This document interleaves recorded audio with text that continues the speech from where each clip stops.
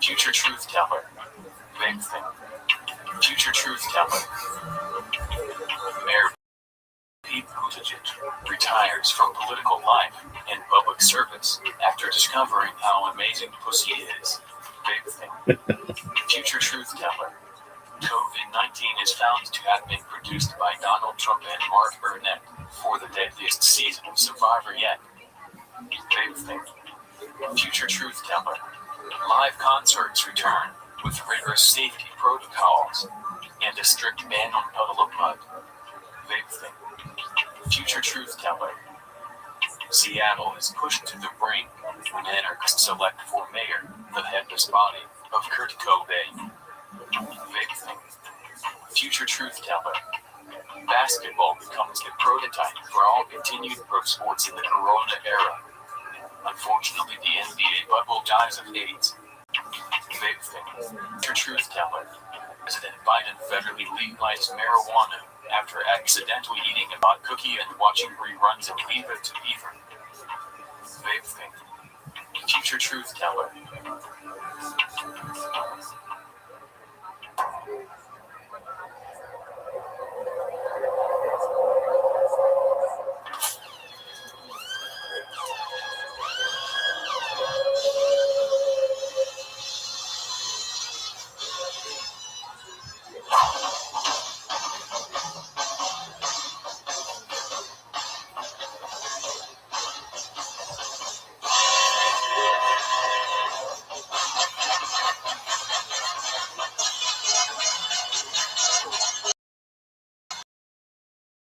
Austin, Texas, make some noise.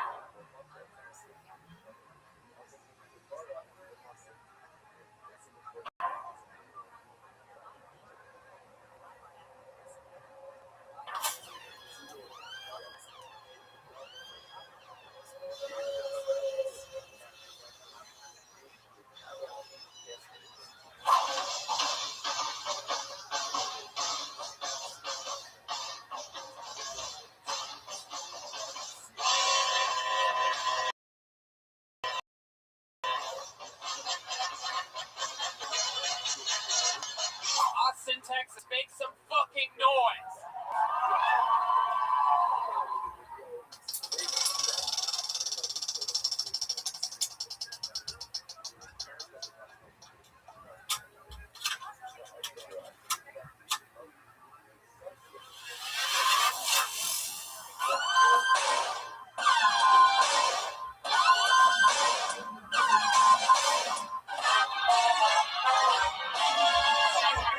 This is Rick coming to you live from the world-famous Comedy Store main room for one more time. Here's Tony Hinchcliffe. Yo, here we are again, back home at the world-famous comedy.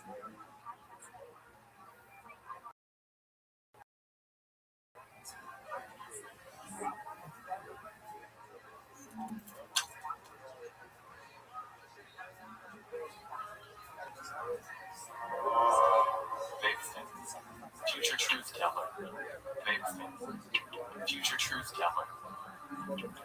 Jesus Christ, our Lord and Savior, returns, admits he's an asshole, and apologizes for offending Michigan. Big thing. Future truth teller. Movie theaters never rebound and become infested with guys jerking each other off. Theater owners rejoice as they now have a new audience to sell popcorn to. Big thing. Future truth teller. After spending several years in prison, former President Donald Trump and opened his own chain of Trump prisons across the Bible Belt. Big thing. Future truth teller. Alexandria Ocasio-Cortez becomes first bartender to meet with leaders of Palestine. Big thing. Future truth teller. The most damaging side effect of the COVID-19 vaccine proves to be 14 feet of CVS register tape. Big thing. Future truth teller.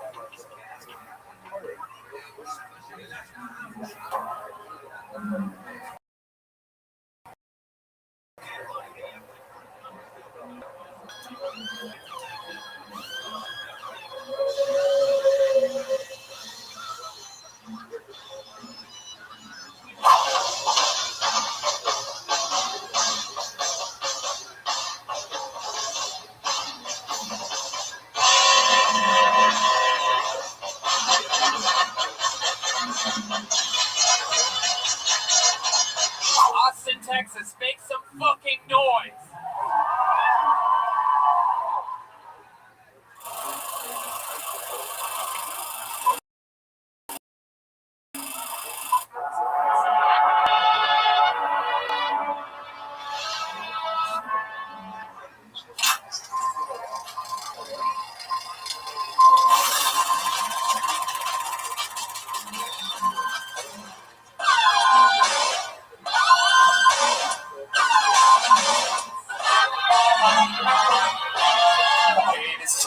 Live from the world famous comedy store main room for a brand new episode of Kill Tony. Give it up for Tony Hinchcliffe. Yay!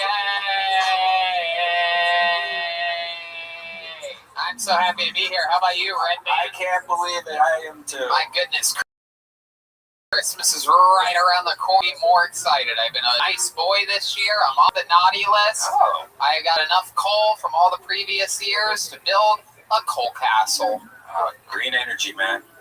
That's it. And now that we live here in beautiful Texas, no, I'm kidding. We're at the Comedy Store in West Hollywood, California. And look who's here, everybody. A former Texan himself, now a resident of the great state of California. It's Ryan J. Ebel.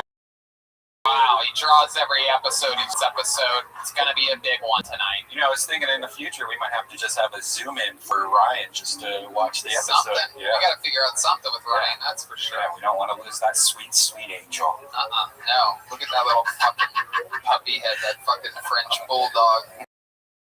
Fucking machismo. Suave king of the Nordic seas. All of the prints are available at RyanJebel.com. He draws every episode, including the tour posters. I want a big hand for Charlie from Vito's Pizza, everybody. Keeping us well fed. Vito's is amazing. It's on La Cienega between Santa Monica and Melrose. Why not grab a slice? They're open during all these crazy times. Get a takeout or delivery or get it on Postmates. We're going to have Vito's flown in. Yep. Or maybe they'll build a location in Texas. Who knows? And the great Gino is here. Yeah. Speedweed Gino. Also the CEO over at Betterbox Studios, which let us camp out there during a lot of the pandemic. And here we go. We're ready for another incredible episode of Kill Tony. But before we start, here's a little bit more about the amazing sponsors that made this episode possible for you here today. Hey, y'all. The holidays are just around the corner. Are you looking for a way to stay connected with loved ones during the holidays? Well, I'm telling you, this skylight frame that I got the other day is unbelievable. Easy to upload, tons of pictures of the family. I feel like they're there, and I don't have to argue with them. It's absolutely incredible. After I got my skylight frame, it was easy to send new photos to it all the time. It's absolutely incredible. You know about this. Yeah, Skylight Frame is a photo frame you can update instantly by email from anywhere. You just send a photo by email, and they get it on their picture frame. It's a great way to love, even when you're separated. It sets up effortlessly in under 60 seconds. Just plug it in, use the touch screen to connect to your wireless network, and enjoy. Sending photos to Skylight is effortless. Everyone in the family can just email them to your personal Skylight email address, and they'll pop up in seconds. Multiple people can send photos to the frame, so it's a great way to keep large networks of friends and families in touch. It has a black frame and a white mat, so it looks like a real photo frame that adds a beautiful touch to your home. For a really special gift for the special people in your life, you've got to check out the Skylight frame. And I'm telling you, we have them. They're super cool. We have sent him pictures of me with a rubber ducky right through his frame. Now, as a special offer, you can get $10 off your purchase of a Skylight frame when you go to skylightframe.com, enter the code TONY. That's right. To get 10% off your purchase of a Skylight frame, just go to skylightframe.com and enter the code TONY. That's SKYLIGHTFRAME.com, promo code TONY. It's good to be back. I'm so excited. You guys ready to start this show? What, huh? 9 people in the room built for 600? Let's do this. Tonight's guest, one of my favorite human beings on the planet, famously the host of the Tinfoil podcast, and a bunch of other incredible, Sam Tripoli this, Sam Tripoli that. He's the first guy to ever take me out on the road, sparking the ignition to one of the most incredible youthful comedy careers ever, the career of Tony Hinchcliffe. A lot of people say this man is responsible. Ladies and gentlemen, it's the great Sam Tripoli. Here he is, everybody. Wow. What an honor. One of the funniest human beings on the planet. This is a true Comedy Store killer right here. Thank you. It's an honor to be here. The Comedy Store documentary. I was so happy to see you referenced so many times in that because you're such a powerful force. You are what I consider a true Comedy Store comic. No fear, spitting fire, changing paces, faster, slower, working the fucking crowd, killing when it may be, no matter what they saw earlier, a relentless fucking murder. Keep going. I often say you're the Dexter of the Comedy Store. I've been known as saying you are the Genghis Khan of late night comedians. Perfect. I think that's good, right?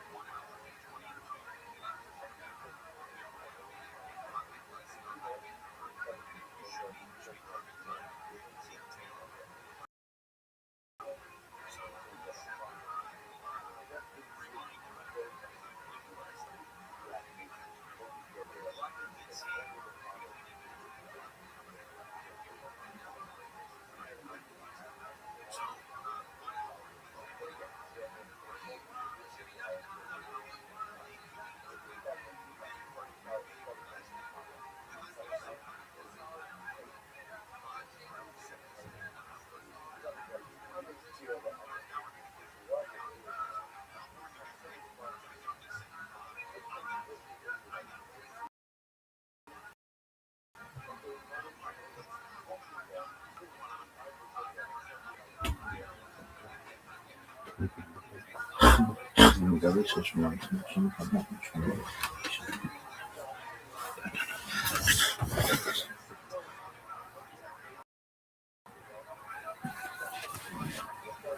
all the comedy careers that you've sparked, including mine. I didn't know how to go on the road until you took me there. That was for, I believe, a 3 or 5, I think it was a 5-minute spot, cold opening your shows. Me, Sarah Tiana, Steve Simone, and you. Thank you, dude. And Sam brought me on the first paid gig ever to Santa Barbara, Velvet Room. Yeah, dude, that was a fun gig too, dude. They also famously took me to open up for him at a corporate gig of 7-Eleven owners in a dining hall, a round table, a microphone connected to a podium. And when I did that show, there was only one person laughing in the back of the room filming it. It was Sam Tripp. He was cracking up. What a different time, huh? Halfway up to Modesto for that 7-Eleven owners convention. Christmas party for Indians. Yeah, exactly.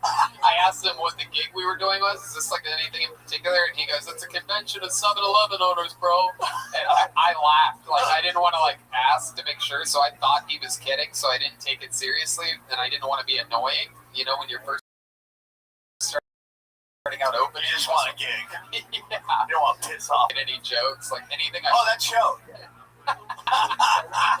Oh my god. No, it was horrendous. It was the best.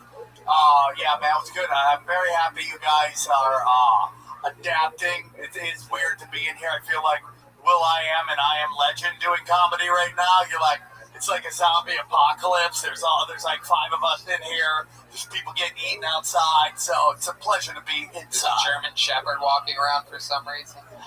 We have a band on this show. Every single episode, they commit to being different characters. You know about this. Super wacky. Sometimes they're milkmen. Sometimes they're out of control. Sometimes they're, postal people. Anything can happen. Let's find out what they are tonight when I introduce you to the best damn band in the land. It's the Kill Tony Band, Jeremiah Watkins and Joel Jimenez. Here we go. Uh-oh. That's music I haven't heard before, I don't think. Oh my goodness. Wow, I do believe we have bird watchers for the first time ever. A lot of people have been asking, when will the band be bird watchers? The answer has happened. I believe, my guess is that this idea for being a character started after Jeremiah found that hat. And then I guess the rest just wrote itself after that. Hello, Birdwatcher. What's your name? Nathaniel Thornberry. Nathaniel Thornberry has arrived. Welcome to the history books of Kill Tony, my friend. He watches the birds, and I breathe them. Nathaniel Thornberry. And who's this little whippersnapper behind me on the drums? Hi, Tony. The name's Bob Henry. Henry, what's your deal, Bob? I'm just a bird watcher. I'm president of the Aviary Society of Men. Wow, what do you guys do at that society? We watch this guy try to breed with birds. I was a 13-year-old. And married. Iron jungles. On its period. Okay, there we go. Nathaniel Thornberry and Bob Henry joining us with a great Sam Tripp from the band and his soundboard. Ryan J. Valvito's Pizza, everything's happening. So let's just start the show, shall we go? You guys ready to kick this fucking thing off, huh? Oh, hell yeah. Even though there's 9 people in the room, I'm gonna do the cheesy thing and say you guys can do better than that. You guys ready to start this fucking show or what? Alright. In that case, here's a surprise for you. Things around today and start with a fucking super bang. As I present to you a regular on this show that is absolutely blown fucking minds. This guy trained in the art of... Wait, just wait. Just hold on a second over there. You're really jumping. I mean, Christ. From the great state of New York, trained in the arts of improvisational activities over at Second City in Chicago. It is the one and the only Michael Lehrer, everybody. Here he is. Wow. He's a tank. It's a fucking tank. Wow, that's a real tank. There's a claw attached. Look at this. This is absolutely... Whoa!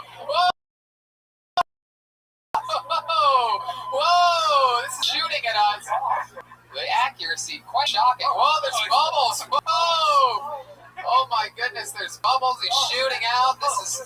My mind is completely blown.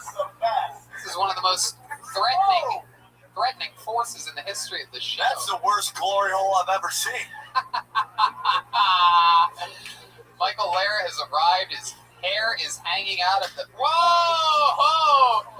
Oh my goodness. Wow. I do believe we're going to watch him catch on fire here today. This is very exciting. I think they ran a test on devices. Wait till the cup starts falling out. This is absolutely incredible. This kid. Appears as though there are... there's a hand sticking out. Here he is, Michael Lara, everybody. No, Michael. Michael couldn't be here. I'm Oscar winner, Tom Hanks. I won multiple Oscars, and every movie involves So, give me a suggestion of a movie, and I'll take it and show you my Oscar-winning moment. Okay, how about Forrest Gump? Oh, life is like a fleet of tanks. You never know what Eastern European country is gonna sell it for $500. Wow. There you go. Wow, I love the noise that happens after you make a joke. Hey, give me another one. Okay, oh, you're blowing bubbles. He's excited over there. How about the hit movie, 1994 classic Goodfellas?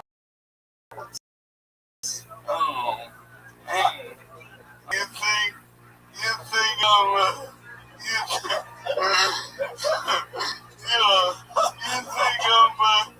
tanky guy? Oh, am I here just to shoot missiles at you? Oh, what am I? Oh, am I a tank? You just roll over the rail. Wow, I remember that. I remember that very clearly from Goodfellas. Can I name another movie? Yeah. Okay. All right. How about the classic Gone with the Wind? I'm in my tank. I rather have this.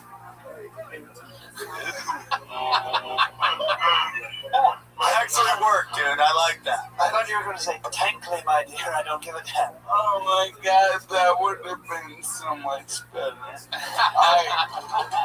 Give me a rattle off. Let's see if I quick fire. More movies? Yeah. Okay. Let's do. Sam, you got a movie you want him to do? The famous movie by Belladonna, My Butthole's Haunted. Oh, man, I feel like I got fucked by a Russian tank.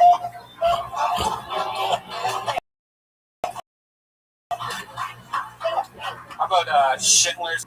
Hey, every tank on this list will not be turned into scrap metal. How about The Color Purple? Open Winfrey, stickers, Spielbergs, let me free my tank. Ghostbusters. Good one. What? Ghostbusters. Ghostbusters. I've been tanked. It's like timed but run over by a tank. Oh, wow. Absolutely incredible. How about Roots? Roots. My name is Tanker.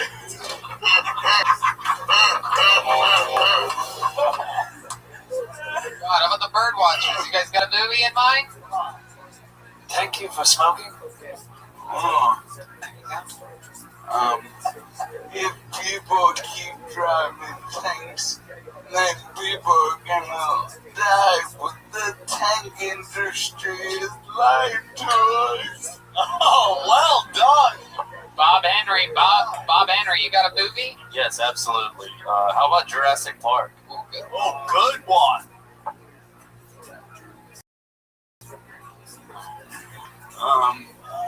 The claw is moving, but they're not much. Don't move. I hear a tank. How about the classic Cheech and Chong Up in Smoke? Man, I feel like I smoked a cruise missile. Wow, absolutely incredible tank.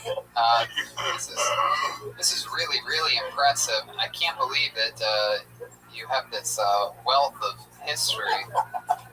What else have you been doing with yourself? Those party poppers aren't working the way you thought they would. No, I keep seeing you individually wiggle and nodding.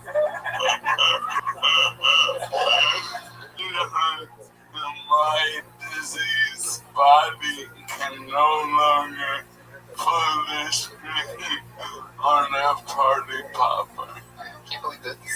I thought you weren't Michael Lair. What, you're a tank with a diseased body? I breast. Oh. How about the movie The Sixth Sense? Bruce Willis, classic. I see jeeps. That's a great one, dude. Very That's good. a great one. What else is going on, Tank? Just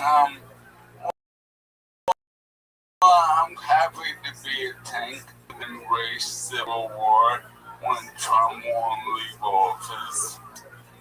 Can I get you to sort of cheat towards that camera? Can you sort of just turn? Or are you taking it all? Star Wars. Can I hear Star Wars? Yeah, how about a Star Wars? Not my trademarks. Yes, that's exactly hilarious. I noticed you're the first tank I've ever seen that had a set of eyes drawn on it. It's almost like a weaponized trash can. Early in my life, I was molested by an army. Wow. Oh my goodness, the famous look at that camera in the tank is really priceless. I don't know if you could picture it, but there is, look at you. All right, let me think of another movie here. I feel like there's more that I I'm was missing. gonna ask what he does. Kill Bill. Kill Bill, one of my favorites. Tank is laughing at us. I'm trying the poppers. Kill Bill. I will get revenge. Okay. I would have accepted my name is Buck, and I liked him. My name is Frank, and I like to tank. Ah! There you go. All right. Well, I'm just chilling, waiting for a pilot season. Yeah. I want the interview to go long because I want you to get your money's worth out of all the work that you put into this project. No, man, I'm disabled. I have no job. This is like Netflix for me. I love it. Can you dance for us? Can you do a little jig? Yeah, that's a great idea, Brian. I've never seen a tank dance before, Yeah. and we're about to make Take history. the microphone from me. Here he goes. Here comes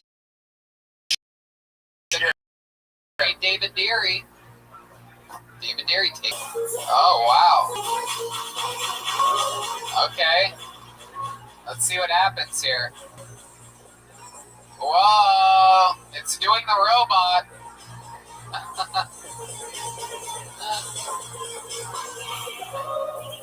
Wow. Oh, wow. wow, it's sponsored by the Home Depot. It's like a NASCAR, this thing. Uh-oh. Oh, he's backing that ass up. Look out. Uh-oh. What's going to happen next? Oh, my goodness. This is incredible. He's stuck. Yeah. Seems to be some technical difficulties going on over there. The Home Depot. There's a flaw in the design of this tank. Just bubbles. Going into the darkness. The opposite side of camera. Wait, what just happened? Something opened up down there. There's a fly. There's a fly.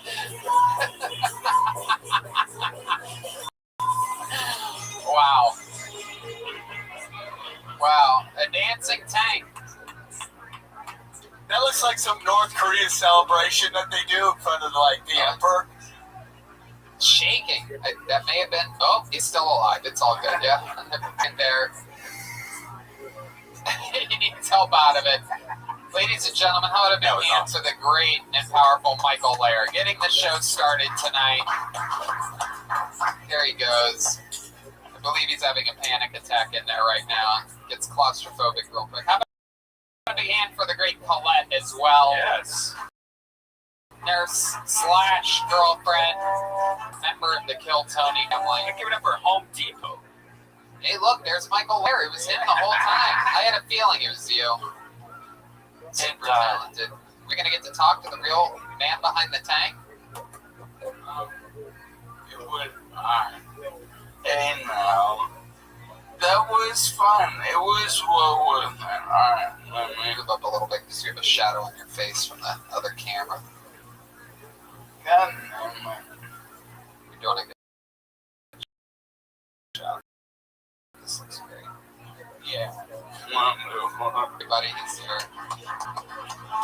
Alright, let's waste more time. That was sexy hair. Look at that sexy Yeah. hair. Yeah, someone's got some bedhead looking there like they just Great boned hard. motherfucker. I for Catholics in Chinese culture, that's good luck. Wow, I also have four. Really? Yeah, it sucks. I hate it. This guy. Indeed. I have 4 bird legs. It's very different things. Real fun. And I'm really crafty. That tank did not take me long to make. Really? Not to brag. 3 half days. Damn. That's amazing. Now, is that 3.5 days or 3 half days? It's about a day and a half. Yeah, I mean, that is like Bill mentioned. And cardboard, you can make it. Wow, look at you. It's true. Cardboard is a malleable substance. Indeed. Some homeless guy's wondering where his house is right now. Right. And now we're returning, and it's a weapon of mass destruction now. So we gonna. Wow. I sell that shit at some downtown bullshit museum for fucking 10 G's. Goddamn right. Fucking banana and have that bullshit down there. Went to a museum. This kick's as big as a room. Fucking kick museum. Michael, we love you so much. Thanks for getting the show started with a bang. Michael Lair. All right.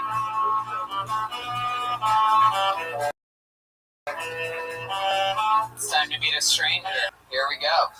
Okay, we've seen this young lady on this show before, famously friends with our resident horoscope. What do they call that? A psychic. She's here. Nikki Fuchs, everybody. There she is, Nikki Fuchs.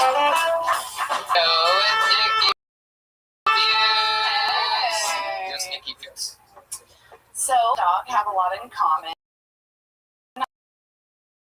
She's had 6 litters of puppies and I've had 6 abortions. Actually, since having a dog, I felt really empowered to walk at night. Not necessarily because of the dog, just because I'm carrying a bag of shit in my hand, right? Nobody's gonna rape you with a bag of shit in your hand. And I know somebody's like,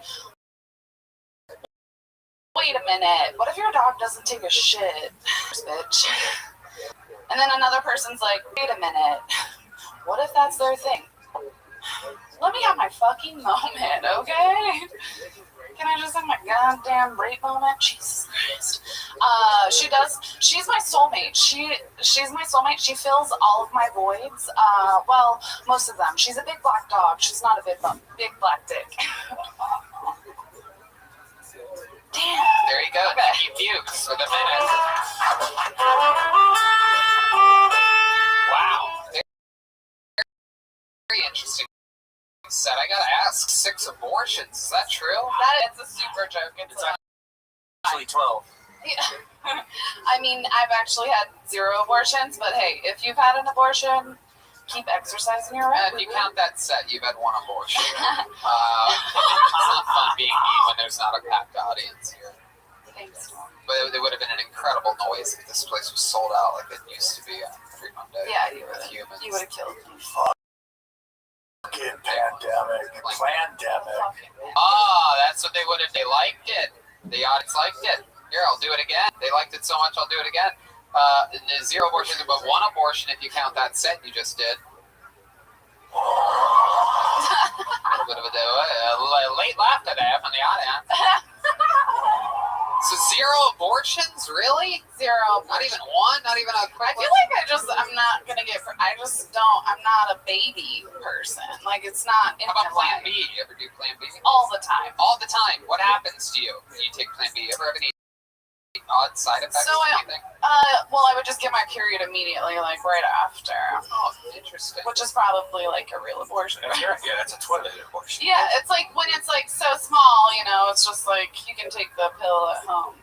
So nobody's pulling out anymore, huh? You young kids are just blasting away and hoping and praying. That's it. What a wonder to be alive. I mean, Yeah. you said you just made a baby. How do you do that? Didn't pull out. You made 2 of them. You made. Hey, you call me the M word, I'm gonna blast away. That's all I gotta That's say. it. That's all it takes. I like your set. Here's my thing, man. You kind of hit all the young girl things in the set, and you're new, and you kind of want to do simple stuff. But like when you I didn't have any abortions. My biggest problem is you should be as authentic to who you are, and because the abortion joke, I like it.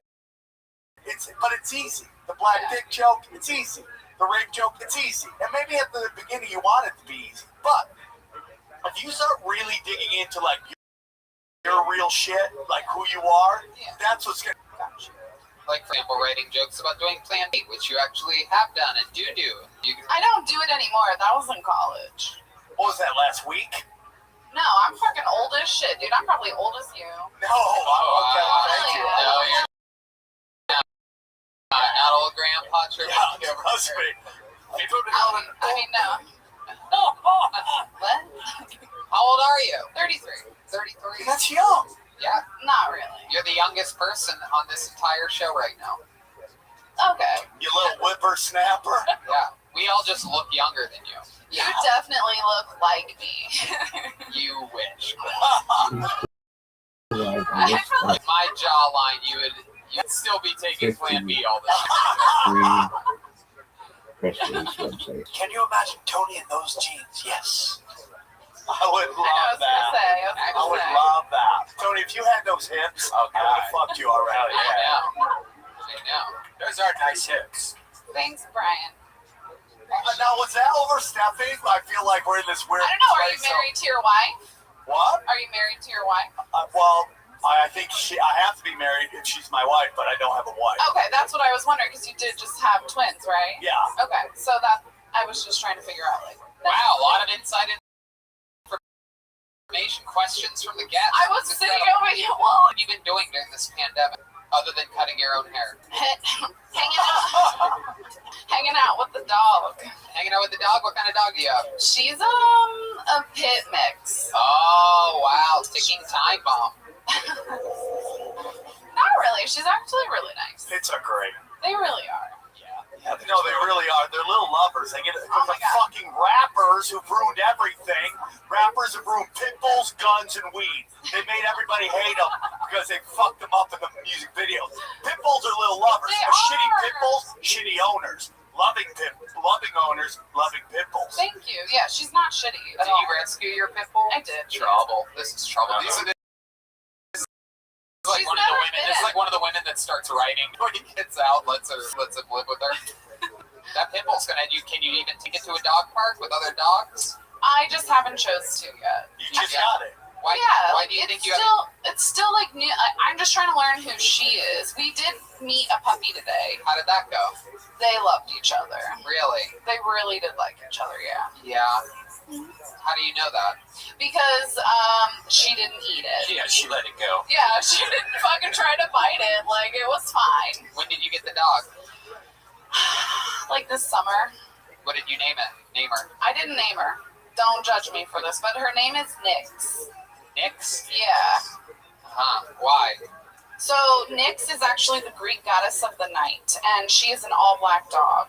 She has a little Nyx bit is of also something that you do not get with the new Manscaped 3.0. There's no nicks, no scratches. It is incredible. Go to manscaped.com, drop the promo code KILLTONY. There's a 90-minute battery life. Save 20% off your free great. shipping.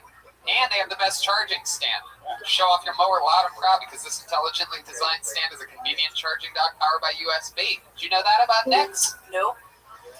So, how old is the dog? She is almost 6 years old. 6 years old. You're taking in a dog halfway through its life. Yeah, man. Thank you. Like, I just wanted to help something. You know Like, why it was I had the time. surrendered? Was it because of a problem? Bad So with it was kids. actually, she was homeless, and then somebody rescued Bad her. with kids. It's great with abortions. Okay, go ahead. Sorry. It wasn't worth it. Slogan. It wasn't worth it. No, so somebody rescued her who had her for an entire year before they were like, all right, I have to rescue another dog now. Like, I need to get rid of this one. And I was just like, this is awful. Like, I'll take her Right. immediately. Yeah. Like, you know, she's literally the sweetest dog. You would probably like her. I love it. One in the pit, two in the shop. Have you ever baby birded food from your mouth into the pit bull's mouth? Oh, Have you ever baby dog it where you poop inside the dog's butthole and it poops inside yours? All right. Human centipede it? Yes.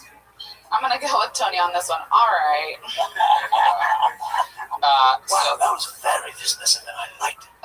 Nikki, what else? What have you been doing to pass the time other than hanging out with that? Trying to fucking do a set on this show. Right. Okay. How about other than that? I've been doing some like open mics. I was trying to date in the beginning, and then I was like, not happening. Why? Why didn't it happen? Because dudes are real shitty out here. Really? Like how? Why?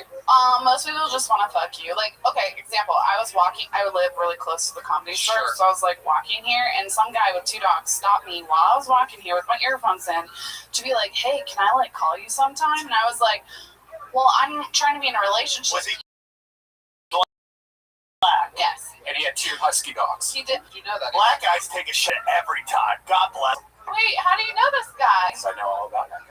Nobody Is he knows. just alive? Nobody Am knows I more not about. special? Nobody knows more about being a husky. That's right. And he ate How the huskies. fuck do you know? Wait, I'm so curious now. Did you talk to him too?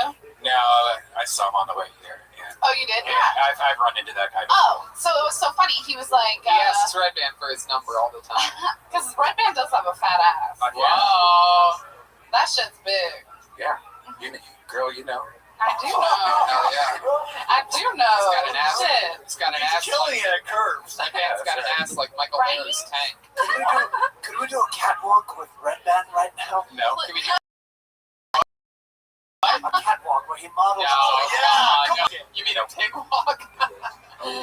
Oh, did you give your number? No, so I wanted to tell the rest of my story, but if you're not interested. Go ahead. Tell the Okay. story. All right. So I was like, no, I'm like, actually, I'm like looking for a relationship. That's but what I you don't said to him. think- It scares people. Wait, Stop. listen. Don't try to fucking talk like we're Okay. best friends or anything All right. like that, Nikki. So he says, hey, can I get your number and call you sometime? and you go straight to, I mean, there's nothing else. Or you cutting the story short? You went straight to. So I was like, I'm no. looking for a relationship. Yeah, I was like, no, I'm actually trying to like Jesus, date what right a fucking, now. what type of librarian bitch are you? Hey, well, I mean, if you don't want it, that's a great way to get somebody to run off. Right. I'm looking for commitment. Are you in? Fuck. He's like, and he's Right. gone. The Huskies just start dragging like he's on one of those sleds. Go, boys! He's got Heelys on. It didn't end up like that. But basically, he was just like, oh, well, I'm not trying to date. And I was like, well, I'm not trying to fuck. And I walked away. Yeah. Damn, Yeah. look at you and your boring ass. I know. I used to not be like that, but it's just, I'm 33. Like, I gotta have something controlled. I love white women when they get sassy to go straight to black chick, right? And I ain't looking to fuck, you know? Look. It works. The haircut says you bang black guys. That's what the haircut says. Well, that's what he started with. Right. He's like, I fucking love your hair. And Yeah. I was like, okay. Yeah. Might be going for like kind of fucking like punk rocker, but that says I love black dick. That's I mean, what that says. I do.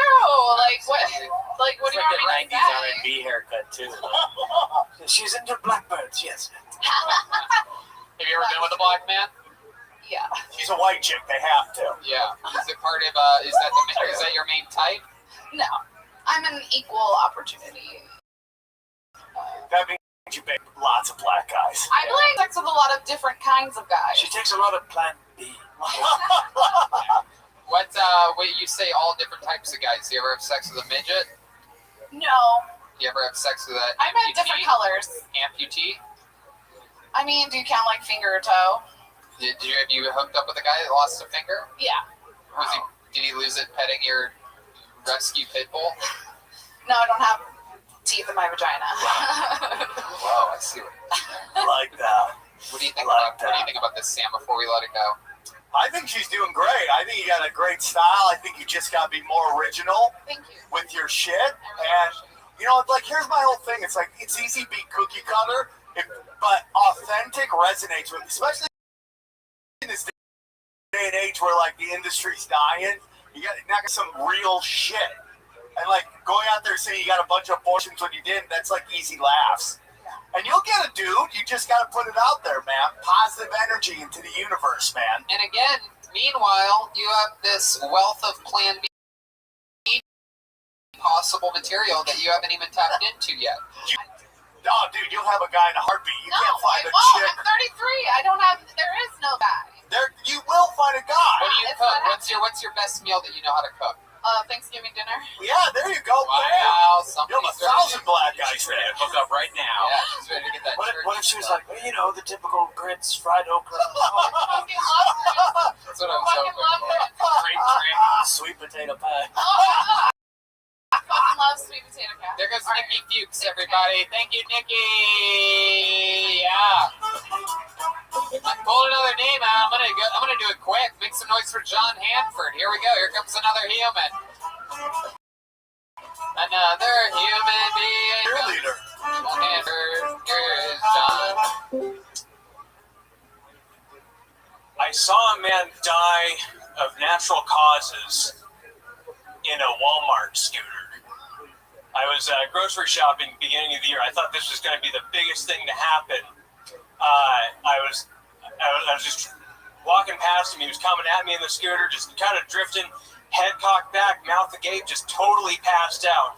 I had to fucking sidestep him, and it wasn't until I doubled back about 5 minutes later, he's crashed into the end of an aisle where the mayonnaise is. Mayonnaise is all over the floor. He's surrounded by about 20 Walmart employees, one of whom's on the phone breathing. The rest are there because they also think it's going to be the big shit they see all year. And it made me think, like, that man dying right there, there was stuff in the basket. That man was living the American dream. He fucking lived the modern day American dream to the fullest. That man should have a flag draped over his casket and buried in Arlington.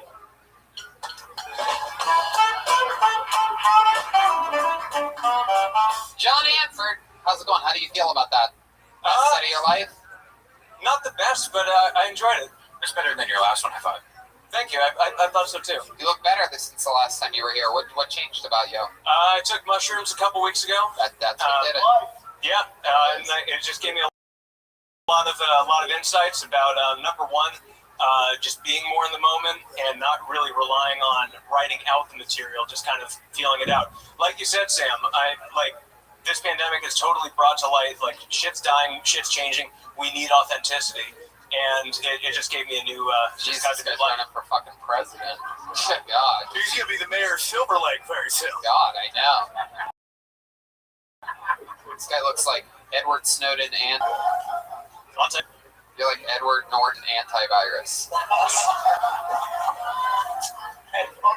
Edward jokes, everybody. Very rarely do I get to squeeze a bunch of Edward jokes in a row. Remind us of you, John Hanford. What do we need to know about you? Well, I used to work in baseball. I quit to pursue stand-up. And from Moneyball to Funnyball.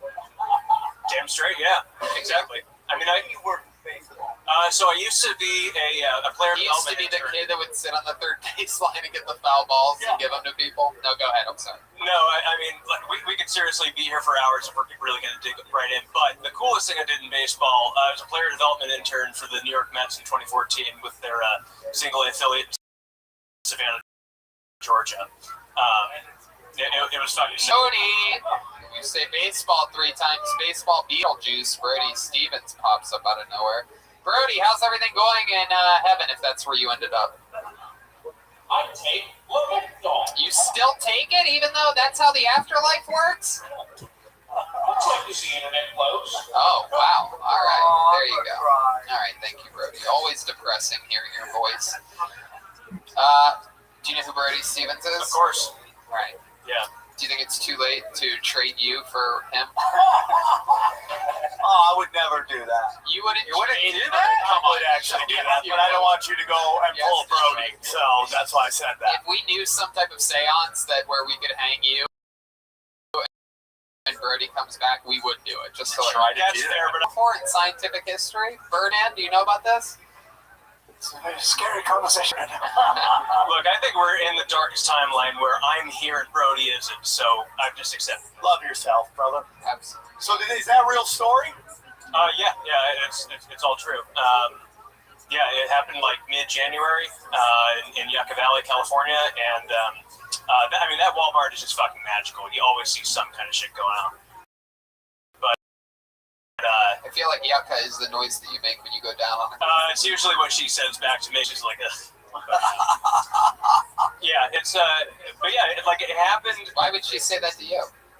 Well, if because I'm a 50-50. When you go down on a girl, do your It's glasses... always 69.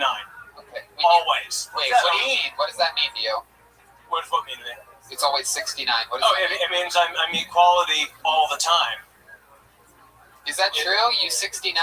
What happens to your glasses when you're doing that? They Oh, just... I don't need these. Like they're Whoa! real. No, they're real. Like you guys are blurry, but I can. Yeah, I do that. Right. Look like Howard Stern. When was that? After I got banned from his show, I interned for him 10 years ago. Wow. And he did not know, but because I had a couple interviews with SiriusXM, and they both went really well, and then they had me back for a third, and that went well. They said we'll be in touch, and then it was Christmas and they're on vacation, but they told me the start date and time. They're just like, look, you get this internship building January 3rd, 2010 at 4 a.m. So I fucking got there, and with no confirmation, I just heard Robin one time. She was like, I like persistent interns. So I figured, all right, I'll get off on the right foot. And I get there, I talk with the door guy, and he's just like, look, dude, you're not on the list. What do you want me to do? And I was like, can you just call them? So they sent me up, and I was just fucking answering phones. And the production staff really liked me. Will was cool. Gary was fucking sick. Gary Delabate. Delabate, yeah. How big are his teeth? Oh, they're. I mean, you know how big they are. They're giant. Shit. Hard mic drop for you. Yeah. People listening while in bed on your Yeah, that was natural. They've stopped 69 is. Yeah, I tried to be on the show, but then time rolled around, Tracy Millman, the producer at the time, I was like, yeah, that's me. She's like, yeah, you gotta leave. You're not one of my interns. So I cowered, and I just like fucking crumbled. So I got back on the Long Island Railroad. Oh, God, I didn't fucking like that. I know I didn't fucking fight for myself. So well, there you go. Yeah. How old were you 10 years ago? I was 19. Wow, Yeah. Look at that. What opportunity that would have been for you. But then you got Stranger Things.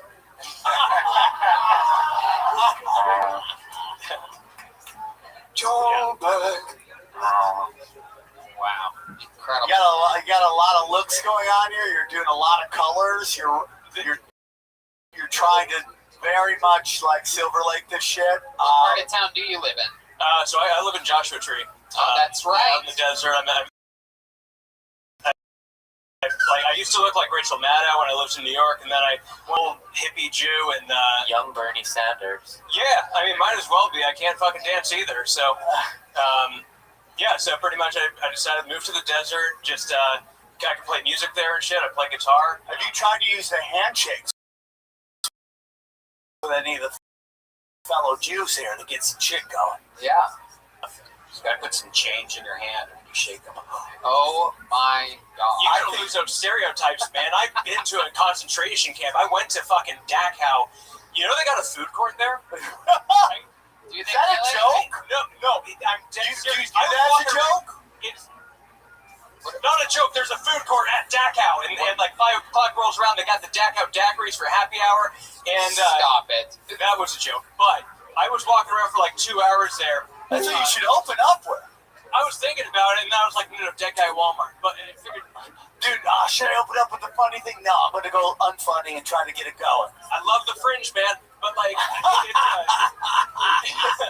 no, but What did they sell at the food court? What did they have Well, they there? got fish and chips, and like, they're never thought I'd be able to say this, but Overcooked? no, the food at the concentration camp Burnt to not a half crisp? bad. No, it's like good. Wow. Yeah, it was like it was. Chips at a concentration. I grew up in Seattle. Yeah, I missed Ivers. Can we look up those Yelp reviews, please? That's so funny, dude. What do you They say? got merch there too, but that would have been cool to get. I would totally get a fucking concentration camp fucking t-shirt. Yeah. Absolutely. I I survived the summer. I survived the summer at Dachau concentration camp. on Gildan shirt. My whole thing with your jokes is that you got to trim a lot of fat. You kept saying he was living the American dream, and I know why. Why live the American dream? Yeah, it was getting at the consumerism of it. There's more to that bit that I'm like, trying to work out and feel out. There you go. Fresh off of mushrooms, though, you're being creative. Ladies and gentlemen, thank you for your time. John Hanford, everybody. There he goes. Last time I did Shrew.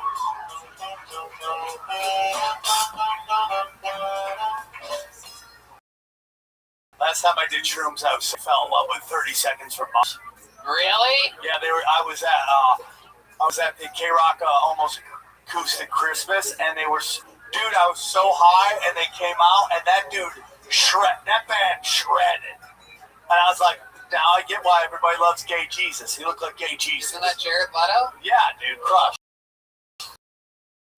Prophets of Rage, the best live band I see. Prophets of Rage, which is like Public Enemy. Now that's awesome. Yeah. On Shrooms? Fuck yeah, dog. Well, ladies and gentlemen, your next comedian, a guy who works at the Hollywood Improv. He's been coming here, signing up for years. Ladies and gentlemen, here he is, Brandon Bricks. Here he comes. Here comes Brandon Bricks. Brandon Bricks. Before I begin, can you guys follow me on Instagram at Diabetes the Second?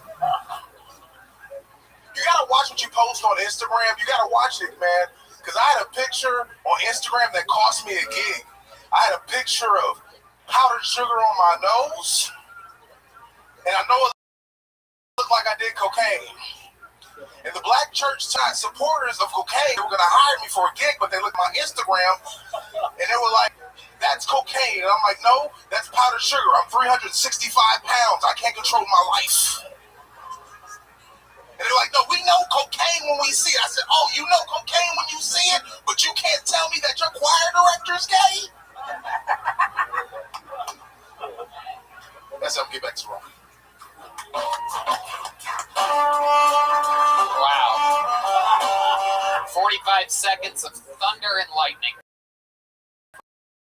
Brandon Bricks. How are you, man? I'm blessed, praise Allah. Absolutely, absolutely. There's a minute right there. So let's talk about it, Brandon. How long have you been doing stand-up? 7 years. 7 years. All of it here in Los Angeles? I'm from here, yeah. Started here, Wow. yep. Wow. You're like low blood Suge Knight. That was original. I'm gonna give you that. That's Thank original. you. Thank you That's so original. much. You can have it. You can use it. I'm You gonna can use use that. it. I'm gonna write down my fat I note. love that you use the inside, when you buy a pair of Fila shoes as a jacket. You stitched it all together. Man, this is the actual Fila bag. Look at that. Wow. Look at that. Look at that. You just called me the N-word. Congrats. I wish you called me that. All y'all niggas are artists. Wait, Who's the second who are Jew? Who are the Jews? Who are the Jews? Zach, you're not Jewish, that's what you know. No, dude. Who do you think the other Jew is? I'm Armenian. No, because every time I look at you, I swear to God, I think you're Jewish, dog. Everybody does. I'm So it's not just me. I can't tell. Are you looking at me or him? That eye's all over. I have cancer. That eye is looking out the fucking exit door. I got a brain tumor, so it causes my Oh, really, dude? Is that true? No, he's trying to make it feel like a Yeah, I don't feel. How can it come with a tumor, Jeff? He uses a brain tumor as an excuse for the new extra weight. 3 more pounds. Tumor's getting bigger. No, 365 pounds you said that you are. Is that correct? You have Actually, a pound for I'm each. 450. 450? 380. 380? This guy. What? Seriously, you have a number for us? 380, probably. I gained over the COVID. I was in the house because I was going to kill myself. Like, What kind of house were you? Oh, come on, don't house- kill yourself. No, man, I worked so hard to get a show at the Hollywood Improv. They finally gave it to me, you know, and then motherfucker, the Hong Kong food came, and then Jesus Christ. Yeah. So let's talk about what you were saying. You said That you fat gained showed up? weight. yup, You said that you gained weight living in a house. What house was that? the house. What'd you go from Dave Please Chappelle make a towards list B.I.G.? What of- happened?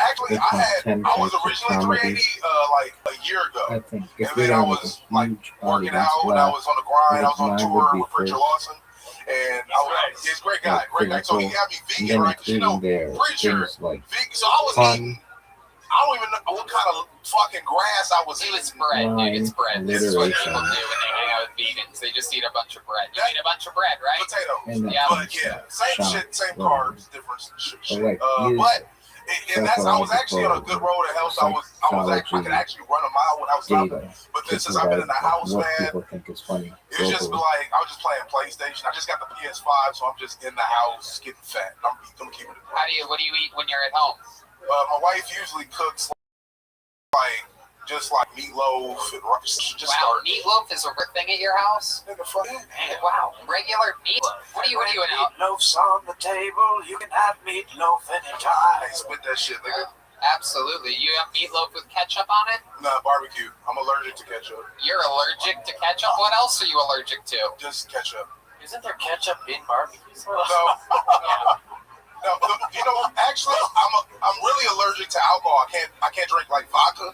So they put vodka and ketchup. A lot of people don't know they put vodka and ketchup. They What put, the fuck are you talking about? Okay, because I can eat pizza with tomato paste, We know. but I can't eat ketchup because it has alcohol.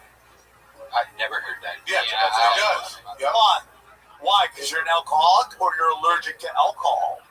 I don't know. I just every time I eat it, I break out. What? Drunkenness? Fat white chicks? Funny. What do you mean you I've never break fucked out? a white chick. What do you mean you break out? Like I break out in the eyes on my face. Oh, interesting. I didn't even know black guys could get high. I'm not that bad. I'm medium black. Now, just a moment ago, That's not what a police officer would say. You damn right about that. never had Never had what? Yep, never had what. Why do you think that is? Well, I love Hispanics and blacks have always been my forte. Wow. racist. Yep, my dick is. My goodness. Sticking up for you in the back there. She got a haircut for your people. Respect that. Bruh. Have you ever done anything with a white woman? Argued with one or anything? Because I'm from LA, so most of the white women out here are not good. They're like, but when I was on New York, when I was on tour with Preacher, if I wasn't married, I would have tried it because I met some people out there. You met some people. I like that. I met a couple people. I had a couple business meetings. His eyes straightened out when he said that. Yeah, There is. For those of you listening, he has a very large Forrest Whitaker vibe. He's like, honey, I didn't mean to cheat. I just had ketchup that night. I don't remember what happened. He's the only guy that can look at both Joel and camera one at the same time. Hey, man, hey. All my credits and talents shouted out to the world. It's incredible, absolutely. This guy's got. You're great, dude. You're a good writer. Obviously, you're on the road with Preacher. He's great. You got great writing, and it just, yeah, man, just keep going. It's like maybe you need to stop playing video games and just get out and start working out a little bit. Yeah, you're right. But I'm married. Let's be honest. When you're married, you understand that it's a job in itself. So it's just hard because I have to motivate her. Because if she doesn't do it, I won't do it. And you know, Is your wife a big lady too? Yeah, but she's lost weight because she actually has diabetes. So I have to make sure she takes her medicine and all that. Because she actually has it. So Right. The nutritionist from David Lucas might help. Yeah, look at that. David Lucas is on a great diet right now. because he got money. He does? He has money. How does he have money? He has money. This motherfucker be flying and doing all His kinds of. dad's like a senator. He actually stayed in my room in Vegas when I was doing the Jimmy Kimmel Comedy Club, and this motherfucker was fucking the whole time I was. All right. We're not gonna throw our friend. Nigga was fucking in my Yes, room. more details, please. David can't even fit under a bus. And you're Bruh, trying and to throw the bitch was bigger than him. All right, stop it right now. Someone's got fucked up. Someone's got fucked up. now. Well, I have a theory about big chicks, tighter vaginas, but that's another show. Yeah. You really believe that? I can get into it. But, yeah. We know you can get into it. We know you can get into it. Fat girls. Yeah, I do. I mean, dude, I'm from the 607. That's what we're all about, dude. Big bitches, keeping it real. I call them first-round draft pick moms. Right? I mean, dude, it's not pro athletes, dude. Nah, they run for dick too. You gotta go to fucking the county fair, fucking county jail, get yourself a big bitch. That's how you're gonna have a D1 athlete, dog. Gotcha. Back to back, we fight crime together. Yeah, Dude. dude. Heroes. Yeah. Tiny chicks are gonna be like, fucking save me. Big chicks are like, move out of the way so I can kick it. I tell every woman the same thing. Listen, gunshots I'm keep ringing. You hungry? Now, I'm saying you sell the same thing to every woman. No, I just tell them, like, if anything happens, nigga, I'm not staying. I'm running. Like, I'm not. What does this look like? You keep saying that you used to run a mile, that you'll run. Like, I don't believe it. Can we get you running, Zach? Can you get on camera one? Can you start over there and then run? Can you run to the table that William's at and then run back? Go lap. Come on, can we keep the spotlight on him? All right, here we go. And go. Whoa. Damn, those knees are sore. I'm more impressed with the stop than They really are. I'm from the hood, so you already gonna die for saving your life. That's what we call a 5-second vote. Or cousin, tree sap over here. He runs a phony. Oh my goodness, absolutely incredible. What part of LA do you live in now? I live in Hawaii, Boyle Heights. Wow. Mexico. So Yeah, for sure. My goodness. Well, Bricks, Brandon Bricks, it was a fun time. I have fun being here. Thank you. There you go. Dude, you know what's nice? Yeah. Inglewood, yeah. Dude, because they're building all those stadiums. Dude, it's nice. It's all nice out here. I'm telling you, when I moved here from fucking Youngstown, Ohio, I'm like, hey, let's drive through Compton and Inglewood, all these songs that I listened to on the Tupac albums that I had back in the day. And I went there and I was shocked at how nice it was. It was completely everybody's grass is cut. Yeah. There's houses everywhere. It's a regular thing for houses to get arsoned down. That's when you know you're in a dangerous neighborhood, is when there's less and less houses all the time. But everything was there. Real estate for sale. Gates on the windows, but we always used to that too. Anyway, who gives a fuck? Your next comedian goes by the name. We know this guy. He's a wild one. Look out. Trey Peacock, everybody. Here he comes. Uh-oh. Trey Peacock. Come on, one more time for Trey, everybody. If you ever meet a guy with one hand, probably don't shake it. You know, Because that dude uses that hand for everything. Jacking off, wiping his ass, sneezing, all of it. Because then it's only a 50% chance that all that shit's on there. But you meet a one with one hand, and you get down on your knee and kiss that shit like she's a princess. Because let's be honest, she's doing all the same shit, but that's the flavor you want on your lips. While you're down there kissing it, might as well throw a ring on that bitch, because that's the one lady you can be pretty sure that she won't run away with all your shit, you know? She can't carry. I'll share the road with bikers, but they better be There able she to is. handle the fucking speed limit. Hello, madam. Wow. Oh, perhaps not.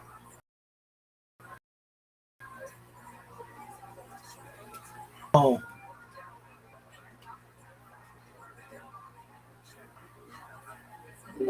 Hello.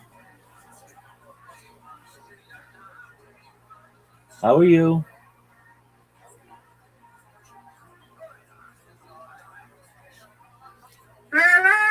Miss Aquarius, how are you, madam?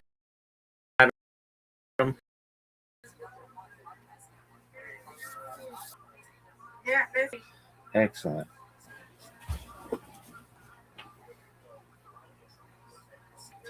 How was your movie? it was good. It was a tearjerker. You cried. It was a tearjerker. That's all I'm gonna tell you. All right. A tearjerker. It was a good movie, but it was a tearjerker. Yeah, it was a good movie, though.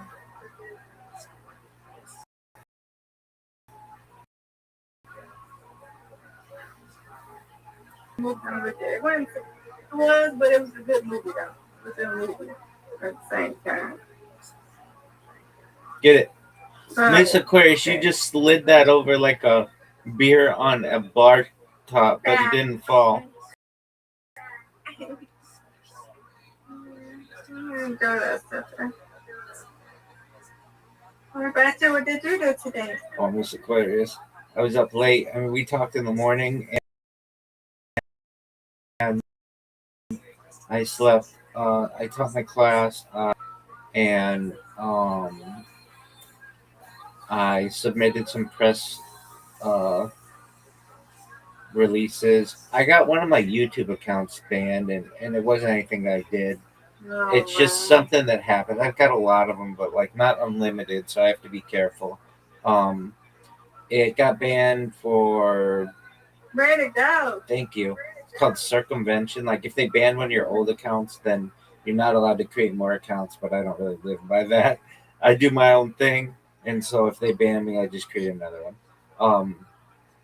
And it's okay though. I mean, I've got the data like backed up, like on multiple streams, so it's not too big of a deal. But that always like makes me cautious. Like, are they gonna? Because sometimes they do that. I just have to be diligent, and hopefully they don't. And yeah. So, give it to me.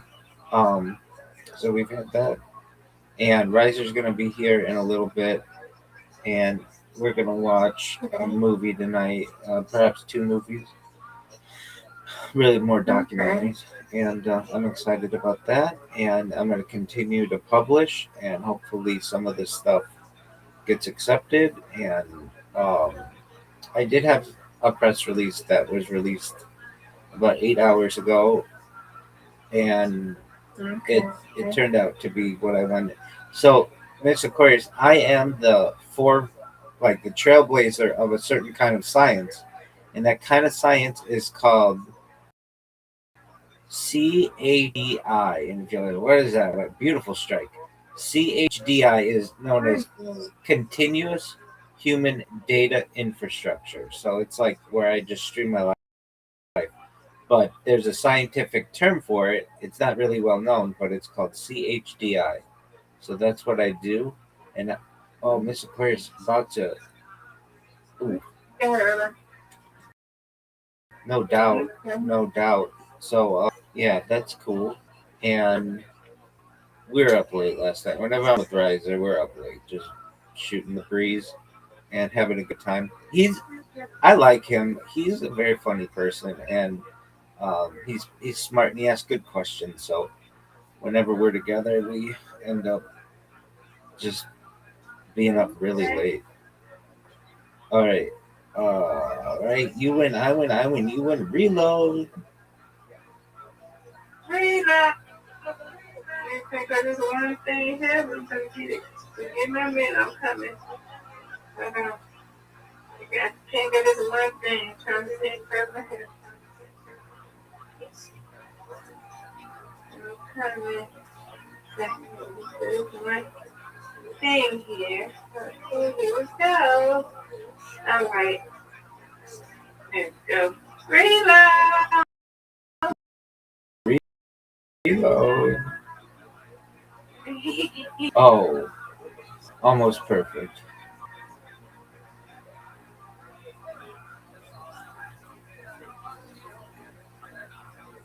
Oh, beautiful. Beautiful. Thank You're welcome. you. Give me this. Not good.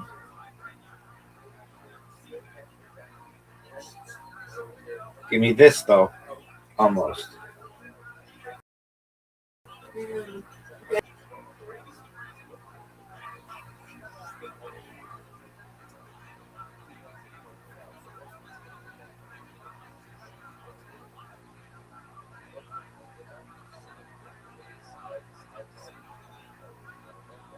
Ah, music. All right, now you got it.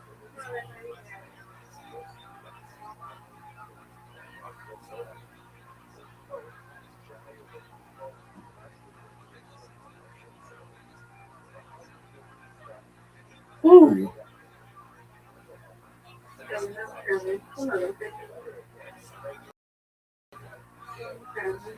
Okay. All right, there we go.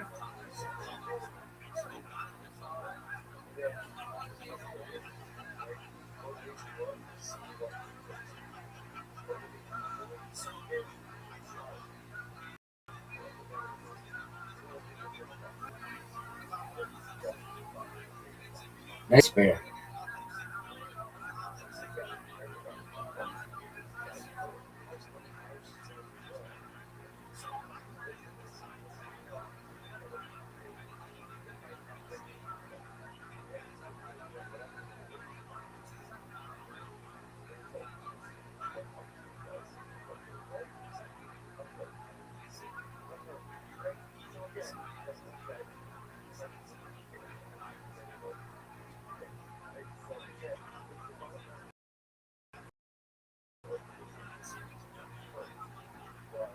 Nice. Yeah. Thank you. Good job. Thank you, man.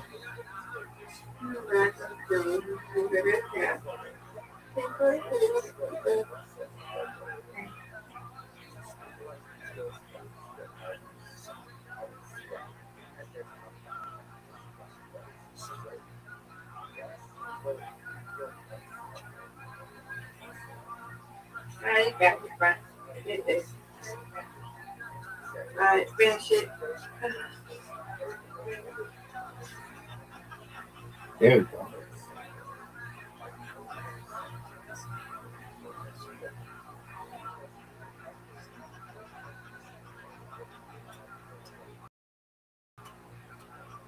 To make 3 in a row.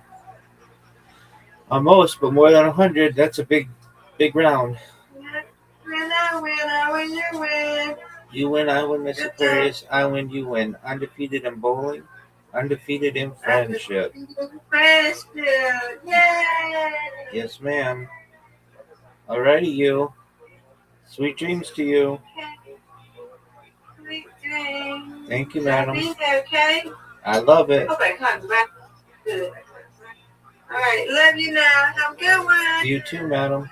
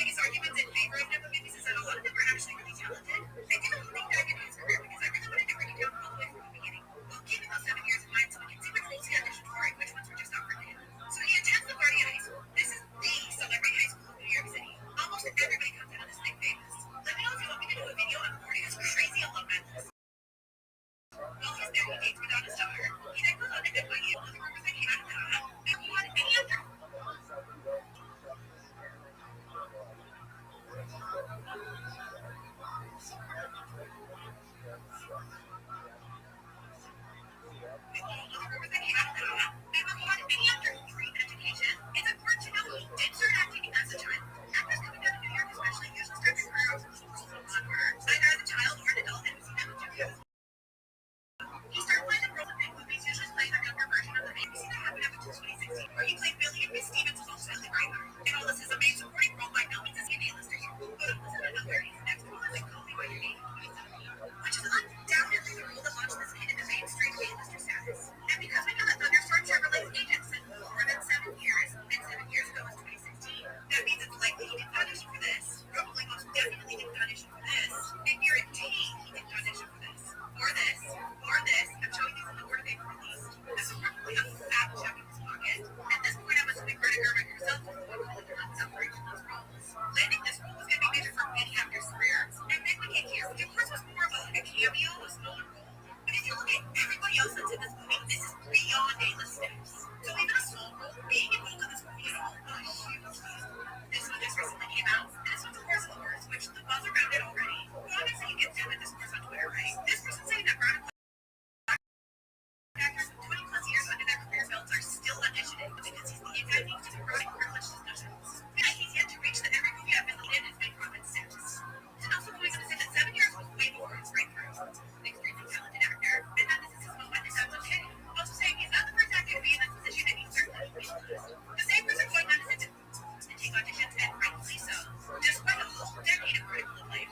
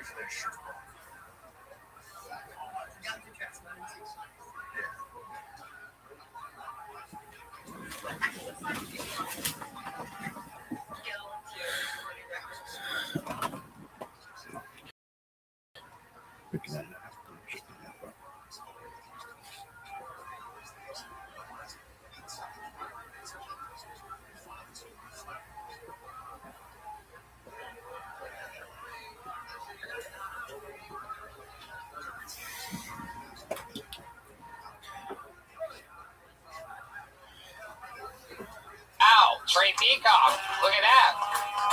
I mean, this we watched start. Didn't we watch the beginning here on Kill Tony? Yes, sir. A few months ago in this very room and that on that very spot. Am I correct? Yep. And then you came on again, and then again, and now this time? Or is this is your fourth time? Yes, sir. Clearly your best time, correct? I believe so, yeah. Yeah, it was by a lot. Thank you. You're welcome. I mean, we've seen this before. You've come to term in a few months. You were a premature baby. Where were you born? 7 months? September 11th. Wow, look at that. That's the saddest thing to ever happen on September 11th in the history of civilization. It was your birth. Yeah. That's a tough one. I don't know. Probably that. Yeah, it wasn't even a question, Trey. Okay. So, give us a day in the life of Trey Peacock. Where'd you drive from today? Modesto? Well, I've been out here this weekend, but yeah, I'm in Modesto. What have you been doing here this weekend? Trying to do comedy, hanging out with friends, you know. Yeah, what have you and your friends been doing? Hanging around a little barrel fire? Partying, yeah. What kind of partying? Barrel fire, barbecues. Oh, barbecues, look out. Just going crazy. Yeah, like That's what? Tell us about it. Give us a little it is. glimpse into the fucking white Drinking beer, smoking blunts, and the same old shit. You love that shit. You love tempting police officers. Yeah, I actually just passed, I got away from court right before I came out this week. I thought they were going to book me for real, I was actually scared. But then they're like, nah, $500 and you're cool. I was like, sweet. But my license is still suspended. How come? I don't know. I can't figure it out. So you drove here though on a suspended license? No. Jesus, dude. The cops aren't listening to this show right now. What up, Tim? But that drive, everyone knows that's a dangerous drive. Because Yo, dog, are you there? Yo, Zoot, are you there? Yeah. Are you ready to lose? Yeah.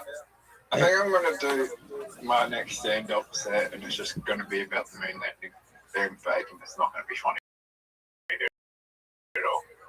Just for fun. People need to know.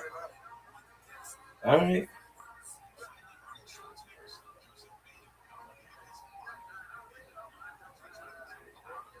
Did you know the moon landing?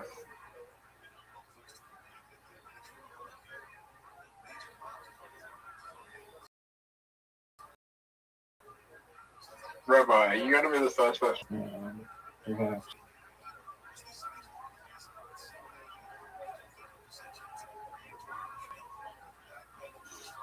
Is there any evidence that against Joe Zoot, we're gonna play.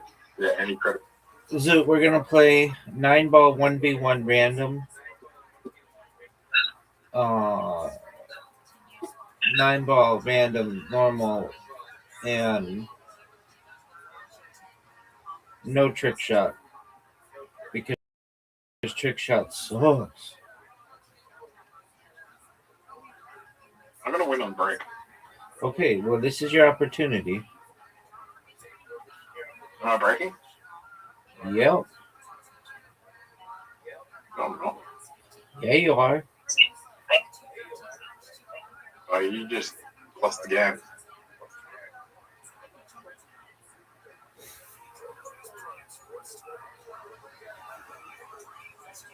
I don't care.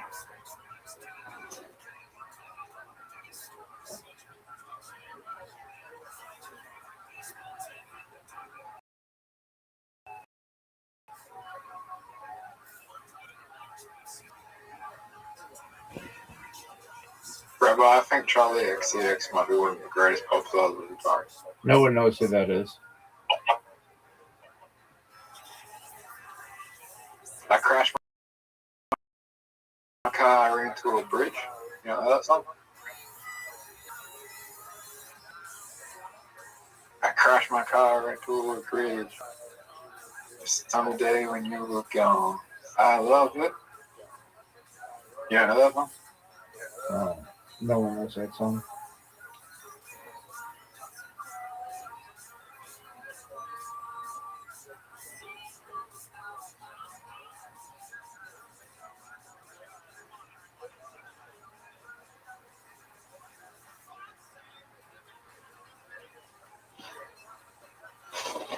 Who's biggest? Taylor Swift or Sabrina Carpenter? Taylor Swift for like 1,000. Why? She's been along longer.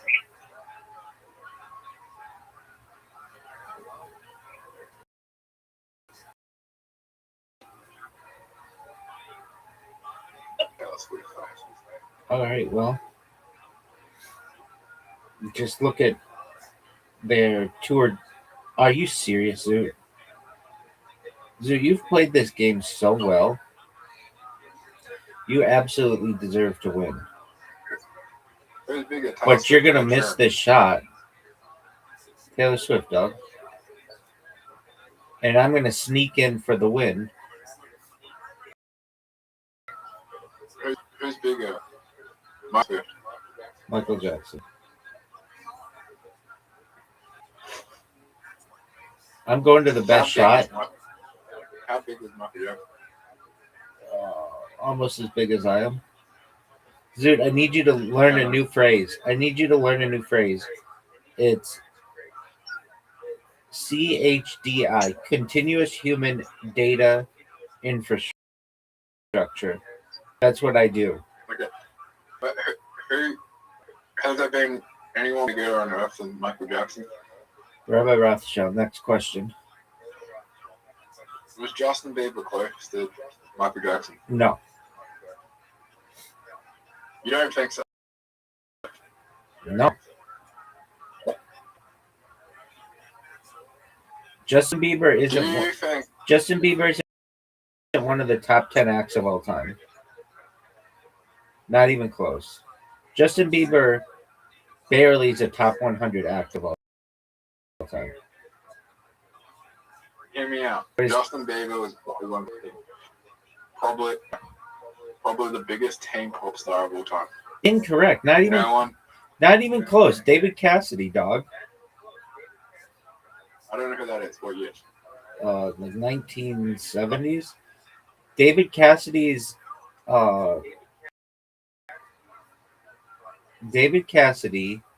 had a bigger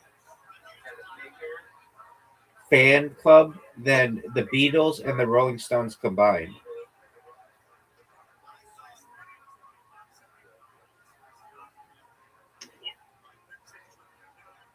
So my generation.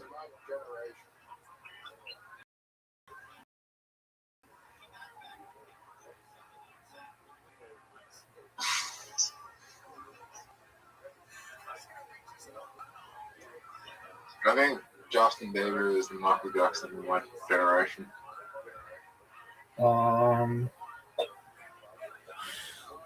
Yeah, probably the closest. But not even close in comparison to what Michael Jackson did. Jackson's movies better. Music is better. Yeah, dog. I would watch a biopic on Justin Bieber, and I think it will happen in the next 5 years. In the next 5 years, but it'll happen. Who do you think should play Justin Bieber? This guy, Australian comedian, his name is Zoot. Though he really should play Magnus Magnus Carlsen. Maybe he'll play both. I'm too old to play Justin Bieber. No. Justin Bieber's older than you are.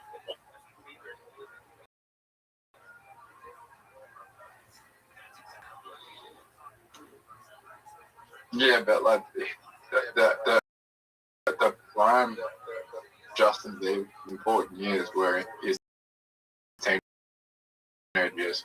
How do you know that? Because that's when he blew up. Yeah, but he could blow up again. He could be even bigger in the future than you even know. But that's when he was going to P. The whole Justin Bieber movie is going to be like the whole 45 minutes of him at a P. Diddy party.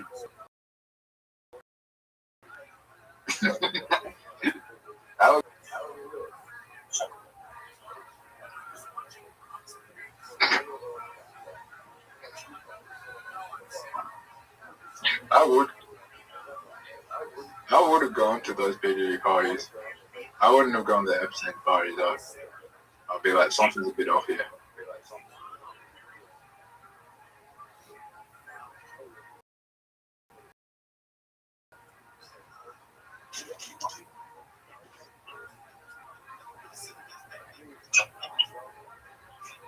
You know, I just kind of thought of it. It's a sick joke, but it's kind of funny. Do you want to hear it? Yeah, sure. So with all the news of the pizza parties of Epstein Island and such, you got to imagine that there was at least one person who was just a big fan of pizza and wanted to enjoy a slice with other pizza aficionados. And can you imagine the disappointment on that person's face when they come to learn that pizza really didn't have anything to do with what was going on that island? It was a bunch of nightmare fuel. Can't you imagine that they would say, all right, so I know that there's all the rape and murder of people here, but when are we going to order pizza? I think that's funny. For as sick and demented of a thing that place was. What did Maybe there was somebody who really. Maybe there was someone who. Maybe there was someone there. Maybe there was someone there who really wanted. Why do people say pineapple doesn't belong on pizza? Is that code for something? I love pineapple on pizza, so I think people who say that I think it's code. It's not code thing. Pineapple is code for something. How about you just shut the fuck up? How about you shut the fuck up? How about you just shut the? I want to know what. How about you just shut the fuck up and I'll tell you what pineapple's code for. Are you ready? Yeah, what?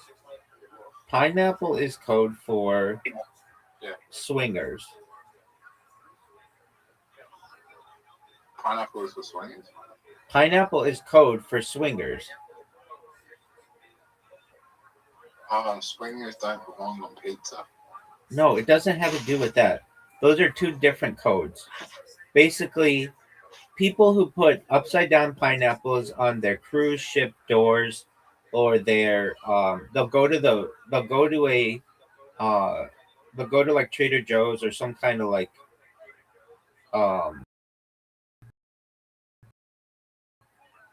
market, and they'll put it in that little basket. They'll put it in there upside down, and that's code that, hey, we're open to we have like an open relationship and we're swingers, and that it's known as the lifestyle. And so there's that. Then there's the whole pizza code, which is like child trafficking and terrible stuff.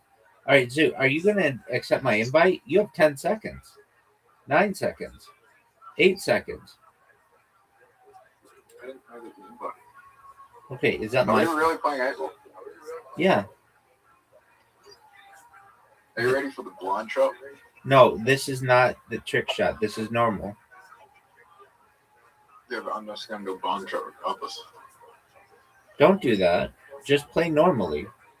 Try to win. You've lost 2 games in a row. At least. Come make on, it. please. Make it. Make it. That's okay. That's an easy shot.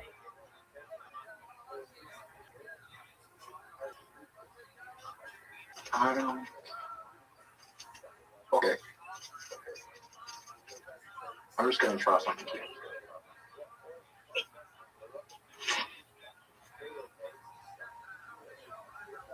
So, you know what? We never lost the game, right?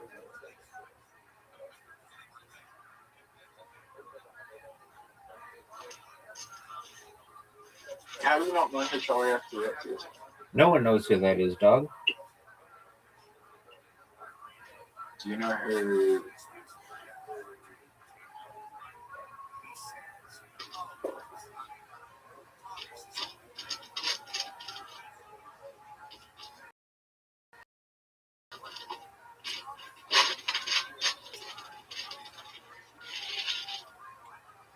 You know who Tyler Jepson is? Yeah, dog. That goes cute. Same man. Why do you keep naming Canadian pop stars? I think she's from the UK. No, Carly Rae Jepsen's from Canada. It's interesting that does Australia have any pop stars?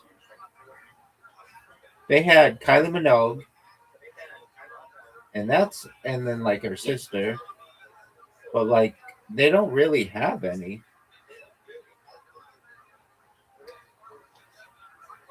Kylie Minogue, though, oh, I used to think she was very. I mean, she's still very attractive. I used to really like her song, "Love at First Sight," and It's popular in the US at all. yeah, she was for a brief period of time. That's how I know who Kylie Minogue is. She had a big song. Yeah, she had a big song called First Sight, and it is still a banger of a song.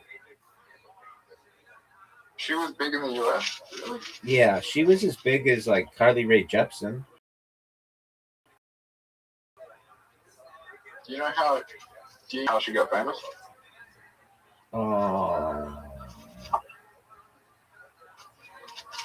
How? She was on a TV show called Neighbours. Oh, okay. Which is the same TV show as who else?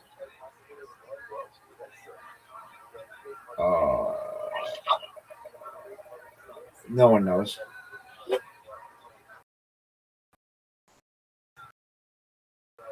The most popular actress in the world. Look at your shots. What's that girl's name? The most popular Australian actress. Yeah. Okay, I was gonna say that. Hold on. Margot Robbie. I thought Margot Robbie was more a model. She was an actor as well. She's always been an actress. Oh, okay. Well, she was a Ford model as well, which is like a big deal.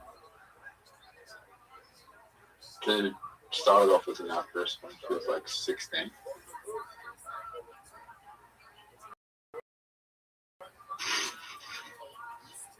She's not.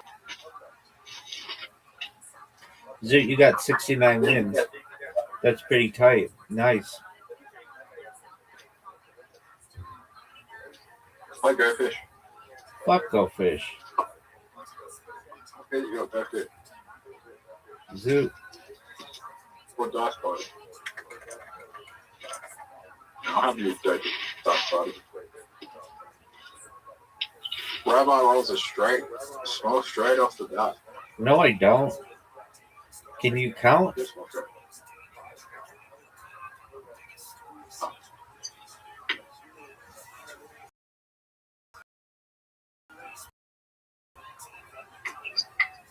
You're going for a full house. I don't know why you didn't know. worked out for you.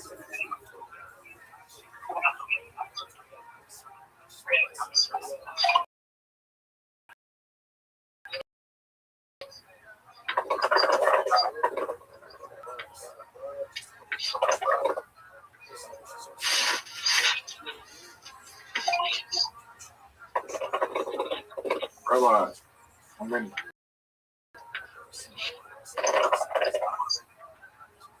Oh, that's not good.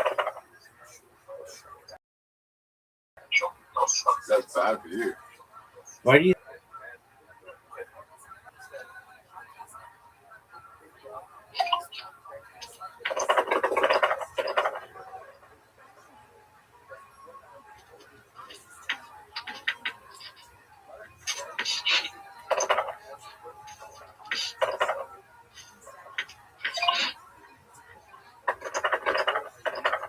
You got the small shirts off yet? No.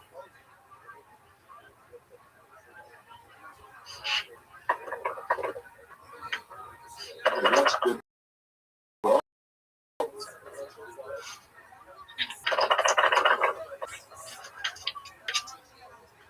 annoying.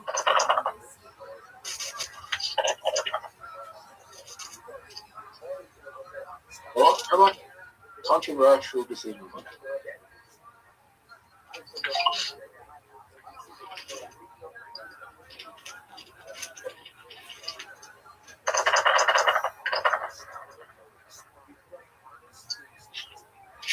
You might be thinking, oh, why is he playing the gun?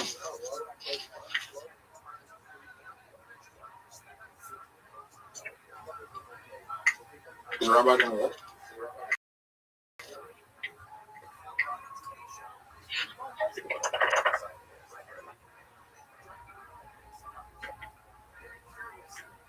I need a 4.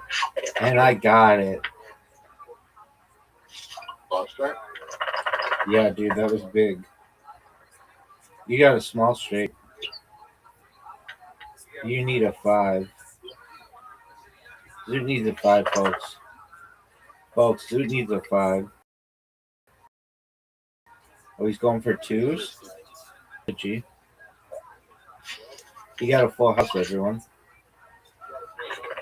Yeah, going for the box strike is seriously. I have no chance. But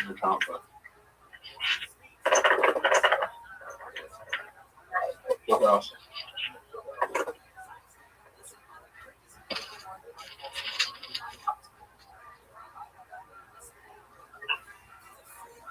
I'd play this 3 times.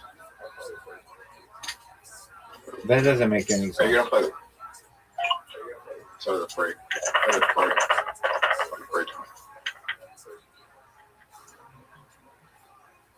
You have 0 on the left side.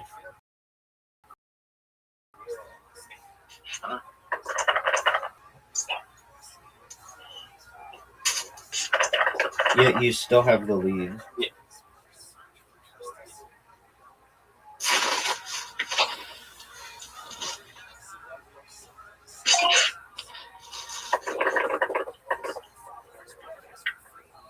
So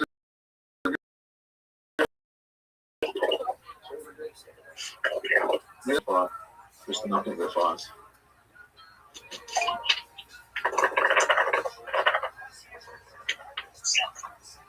Did I roll lunch bet?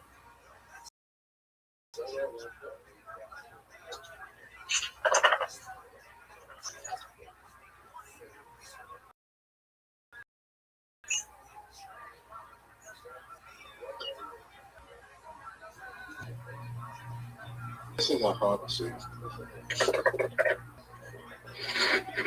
Are you? Rabbi, are you? Going?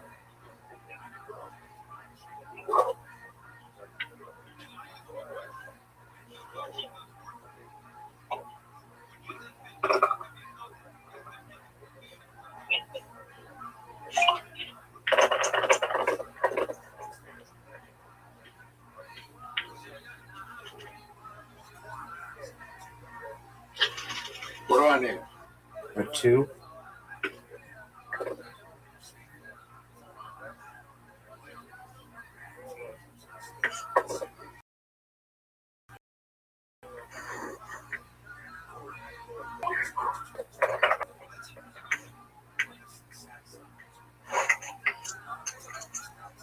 You already played the twos.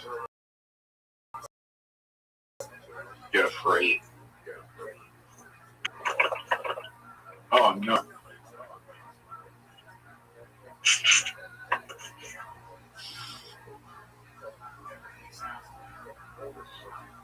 Playing it 4 times here would be the biggest mistake you could make.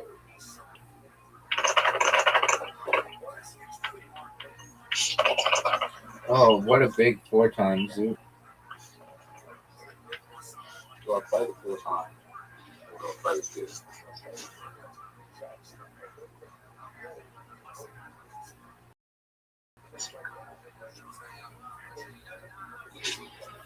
It's not letting me play the 4 times.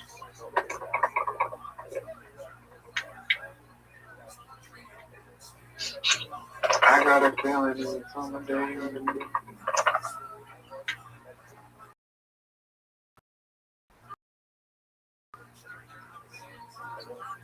Big dog. I know. 2, 3, 4, 5, 6. We're tied, son. You know what I need? You know what I need? What do you need, Zoo? 5 fours. 5 fours 3 times in a row.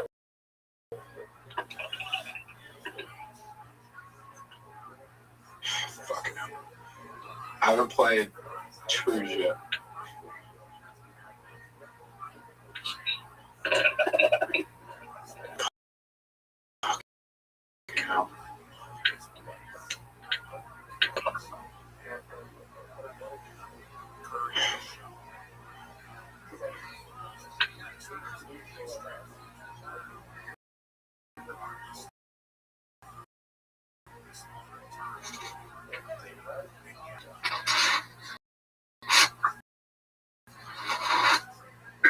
Go for the 4.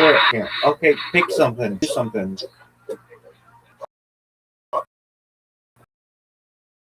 Do something.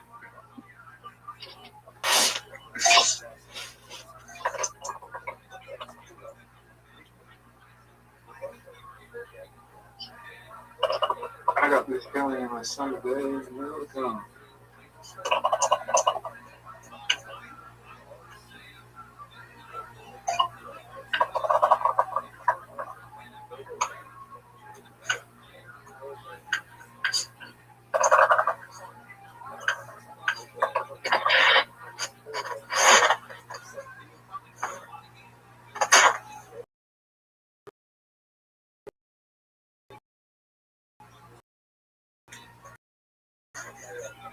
You got 4x, dude. Oh, you're short. Zoo.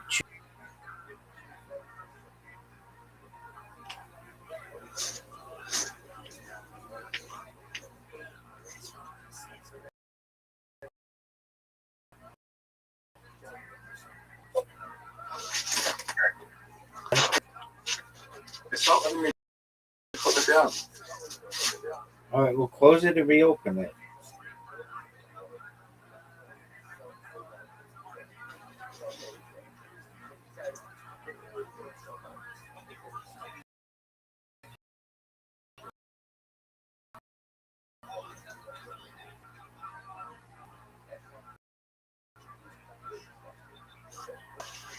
Go. Go. Go.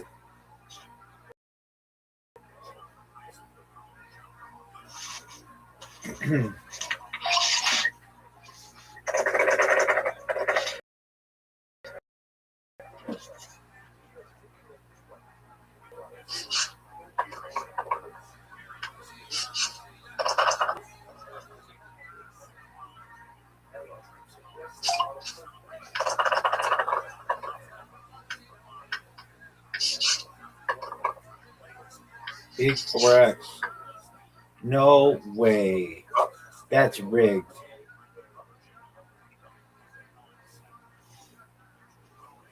Dude, that's rigged. Come on, let me down.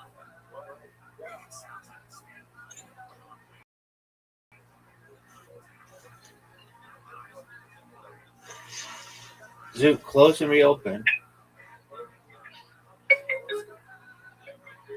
Why did you resign? It's not working.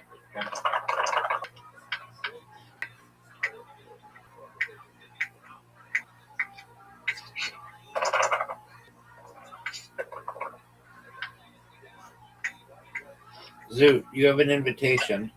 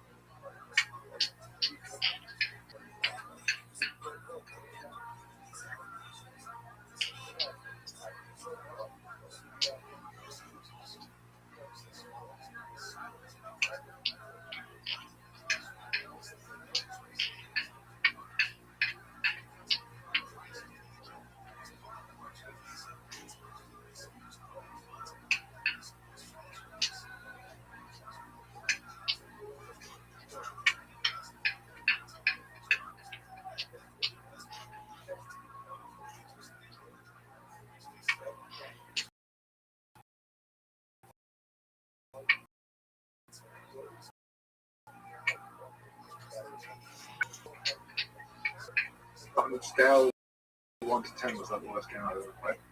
Go.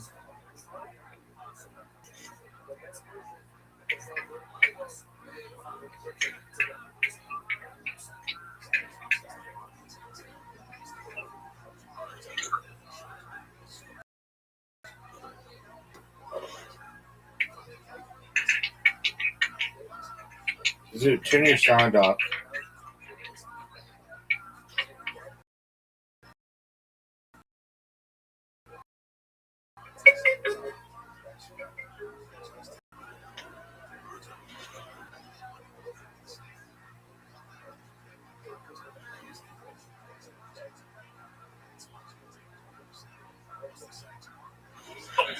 Zoot, you have an invitation.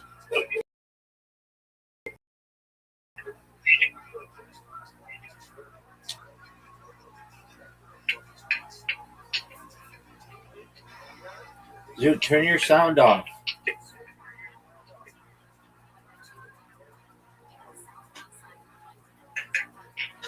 Zoot, turn your sound off.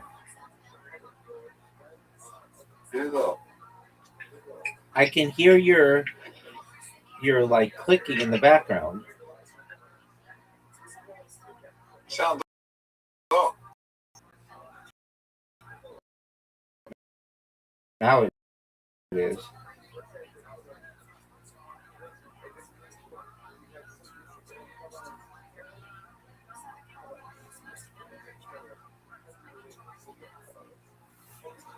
You just helped me.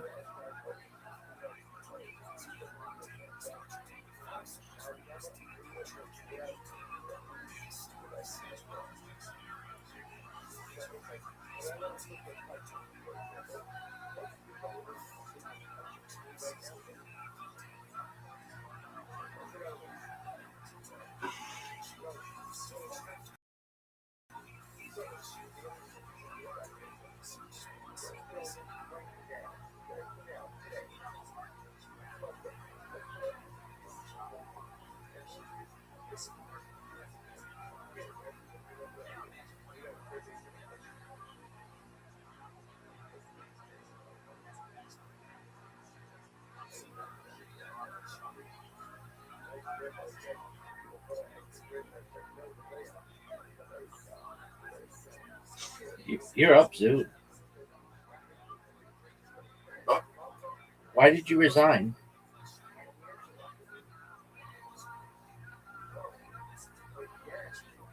Zoot, why did you resign? Sorry. I'll come back later. Bye. Why? Because I think I'm about to go into like a 6,000. Okay.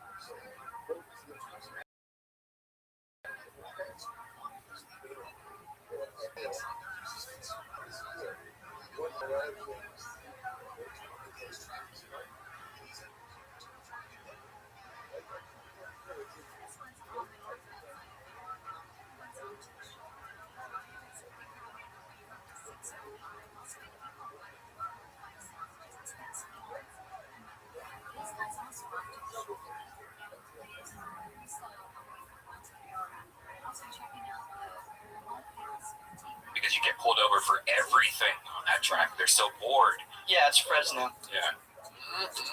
How's your family doing? Any big happenings in the famously white trash family of Trey Peacock?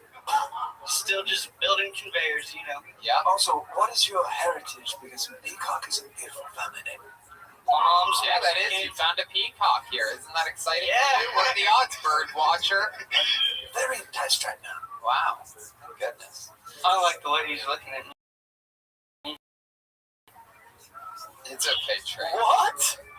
You do a lot of illicit drugs, am I correct, Trey? Sure. What's the most recent drug that you did? Can we take a guess? Can we all guess? You go ahead. Because you're based on the. I'm gonna say there's been a little crystal meth in that party. Right on the nose. Wow, look at that. Right up the Right nose. up I believe would have been a better Yep, I snorted the meth. Yeah. You smoke crystal meth or you No. I snorted. He said it. Wow. Yeah. Look at that. Maybe an hour ago. Jeez. An hour ago? Yeah. Wow, this is so much fun. You're the Trey. laziest I had- meth guy I've ever seen. Well, that's why I smoked the weed to bring me back down, you know. This shit's nerve-wracking, so I gotta, balance it out. Jesus Christ. Dude, doing speed and stand-up is fucking insane, dude. Yeah, we're in here. But yeah, it's like I'm killing. Maybe. Does crystal meth make your head ring? Yeah. It does. Well, That hat and looks being massive on you. For those of you listening to the podcast, the hat is almost covering his ears completely. It's a base. It looks like a Muppet. Yeah. He looks like an animated character from the show Recess.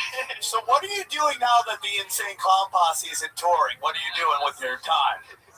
Just more acid. How about your life with the ladies? What's that like? You ever use that peacock for something special? I've been trying. I'm out of a long relationship, so I haven't been too lucky since then. But what happened to the relationship? She didn't want to marry me, apparently. And apparently once she decided that, it doesn't matter after that. So I'm like, all right. You think that was it, not the crystal meth? That probably had a small part. I don't think she knew about it. If you were to describe what your meth looks like, what does it look like? Not blue. It's more like clear. Very interesting. Is there a reason why you're asking that, Birdman? I want to see what meth looks like. I've never seen it before. It just looks like cocaine. There you go. It looks like broken windows. It looks like shard glass. Yeah.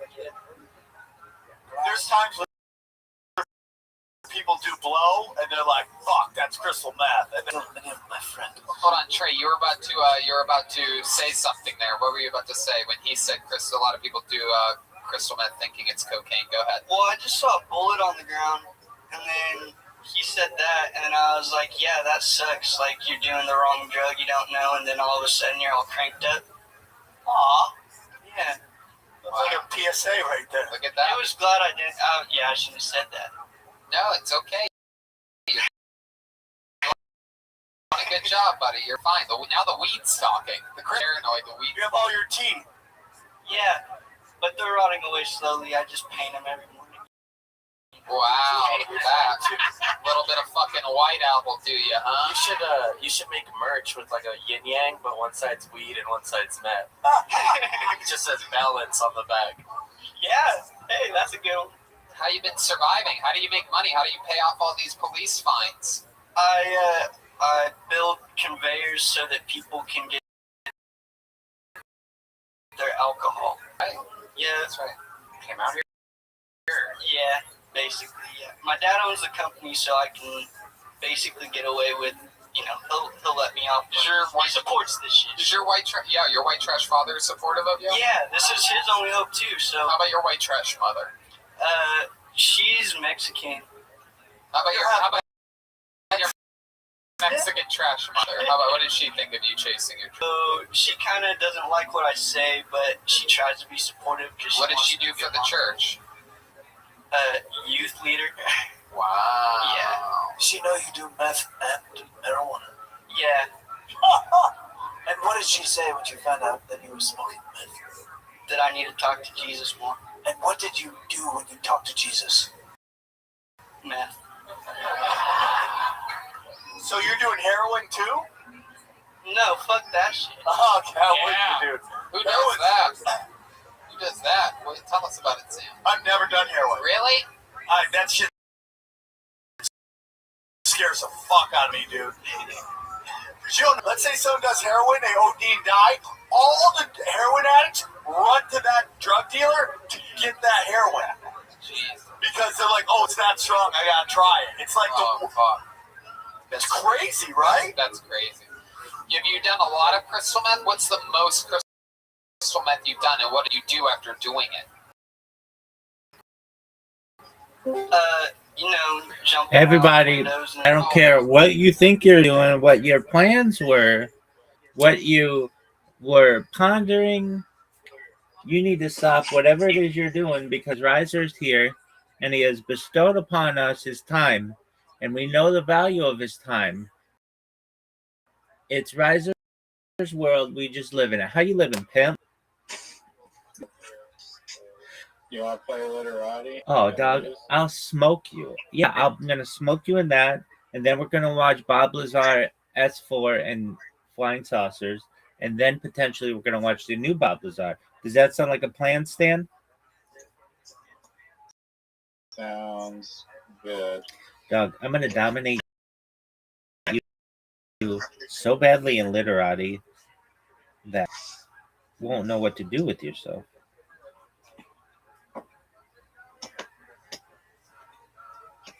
No. Are you better at Literati than Mama Riser?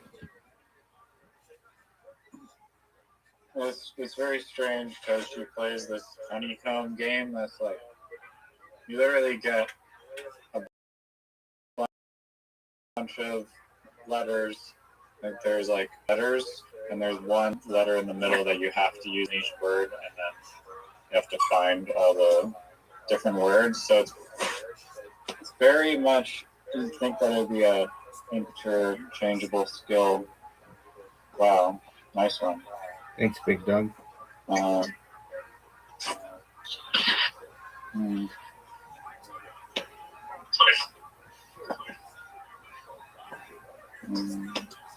So you were saying that you would think she'd be good at it because she plays this game with the with the letter in the middle that you have to use?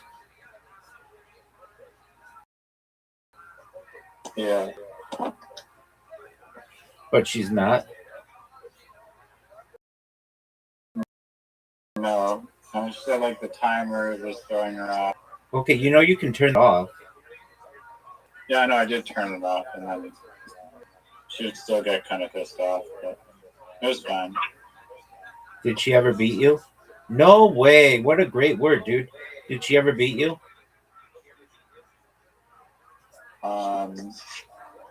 No.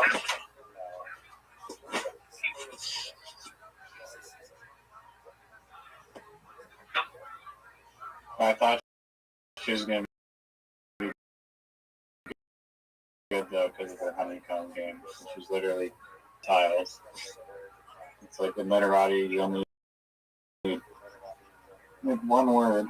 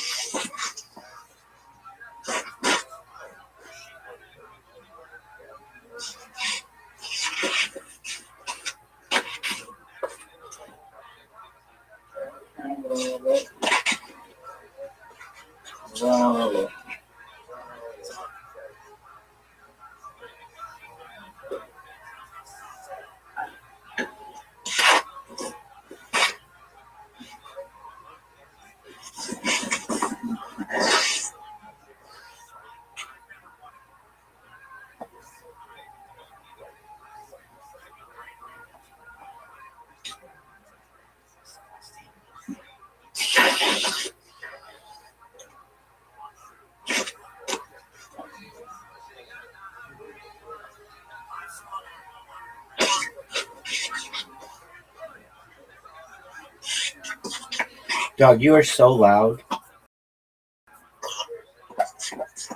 Not even talking. You're like, your microphone is just like.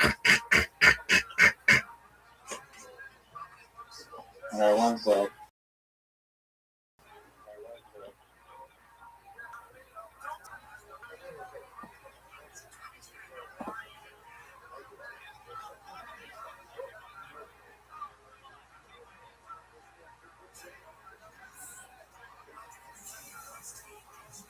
Go. Go.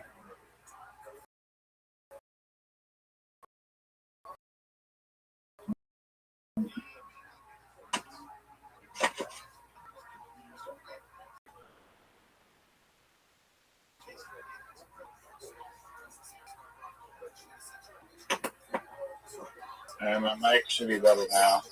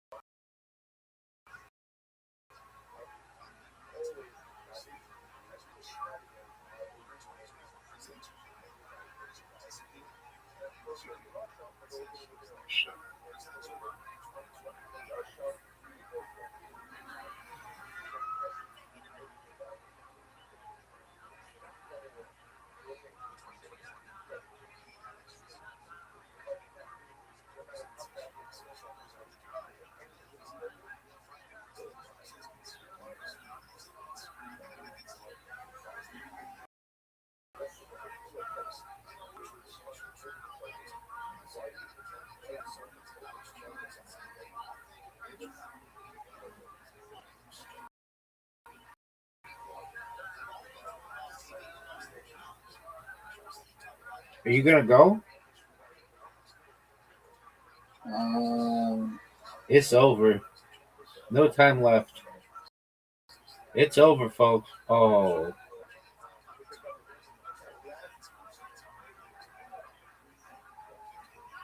Tiles suck.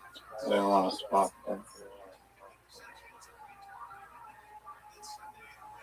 Dude, did you see Rory McIlroy in the Masters? No. Did he hit a good shot or something? He has the largest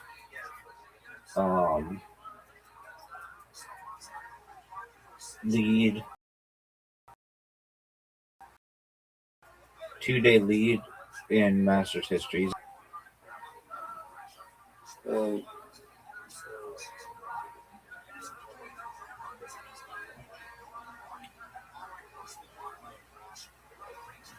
He's at 12 under. Swap.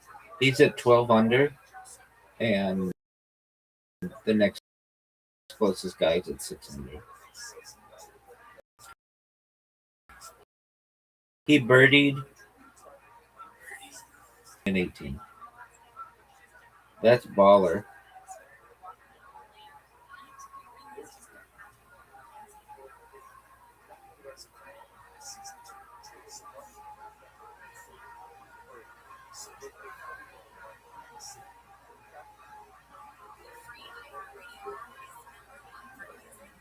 Oh no.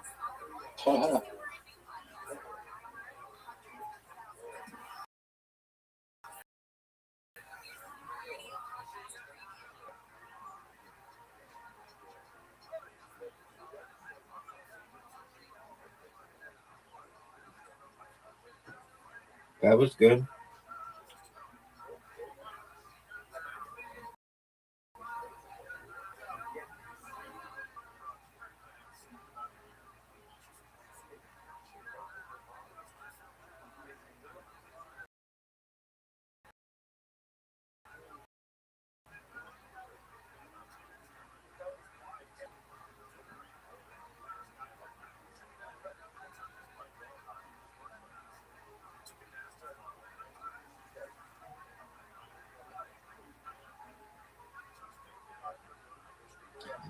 There are 3 documentaries / movies that I want to watch with you someday. One of them is just called S4. It's about Bob Lazar. There's another one, actually 4. It's the Comedy Stores documentary. We should watch that. Though I think I've already seen that, but maybe it was a long time ago, or I've seen something like it. I know I've seen something like it, but there was like an official one they put out. Then there's another one that is a Comedy Store kind of deal. It's called Windy City Heat. Apparently, like Red Band's in it, and I think Tony Hinchcliffe, a bunch of people are in it. And the last one is about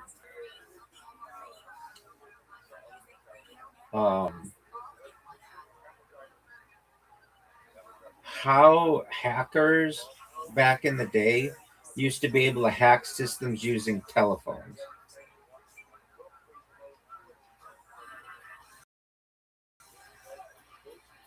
That sounds dope. Yeah, it is dope. It's like back in the day when you'd have to pay for like cell phone calls, they could just go up to a payphone and type in some random number. Like calls. Did I say toll-free calls or whatever?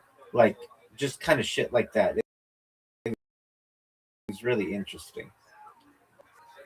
And the thetamine or whatever, that fucking instrument, I was listening to people do that right before you came in. I'm gonna make that instrument famous. Yeah, there'll be a theremin in every room. Oh, it's baller shit, dog. It sounds pretty like ghost sounds almost. Were you listening to Rocky Angel? No more of that, but I joined the subreddit. That's why I listened to somebody play "Time" by Pink Floyd, and it was amazing.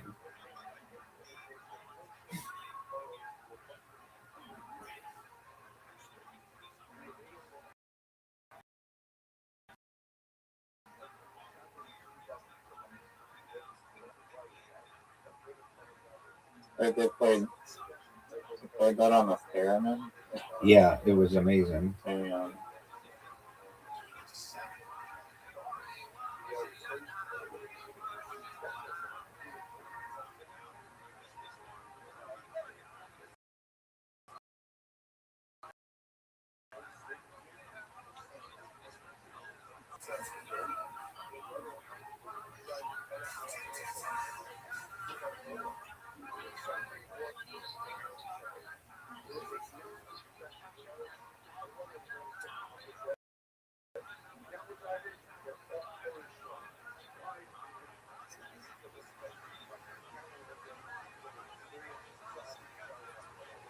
Man, I ordered pizza from this place today. Like the slowest service. That you walked into the last time you got a pizza where that girl flirted with you? I got it delivered, but I know. probably. But what? Okay, so maybe that girl was like, "Fuck this guy. He doesn't know what's up."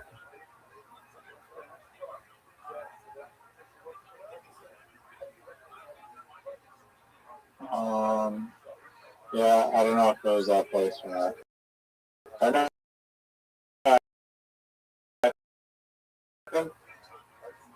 Probably was that place.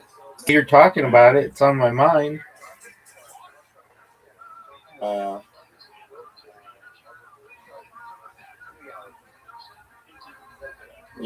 is a word. No, it's definitely not a word. That's not a word. It's never gonna be a word. No one thinks it's a word. Is there any word that ends in easy day? The Reza, who is a member of the Wu-Tang Clan, but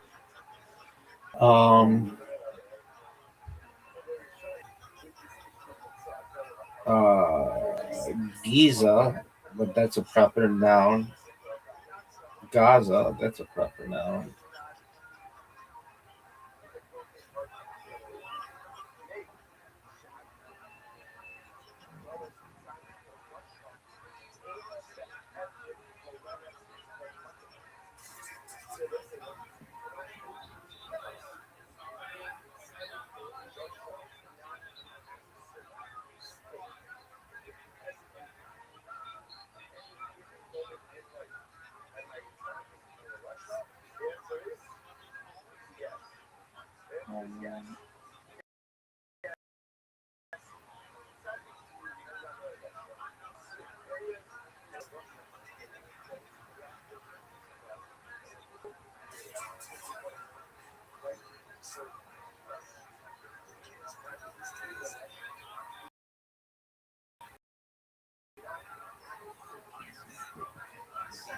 This would be like a 50-point word.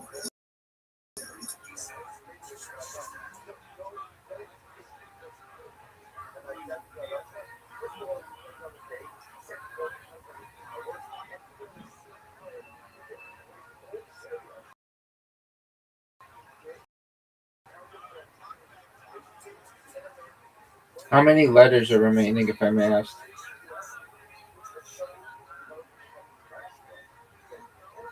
Is your phone not? It doesn't tell me. It used to, and then I did an update to whatever this app is. It's got this app. I did an update, doesn't show me that, and then I did another update, and every single game I play, I have to shut off the sound, even though I've shut it off like 1,000 times on all the settings. It's annoying. There's 2 tiles remaining.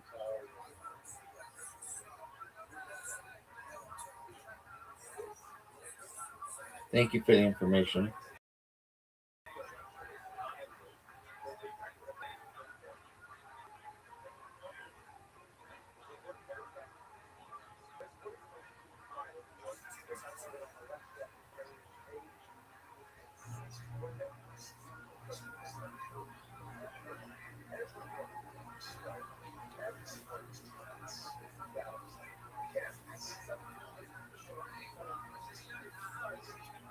Doug, what's my acronym? Aside from MILF and GILF? Human data, something, information. Continuous human data infrastructure. But that was really good. That was close. So good job. Yeah, not really.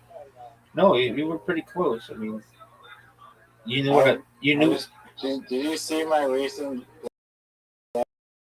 letter there? You played high and got like 20.0 in high. I played idle there. Should be worth more with it. Dude,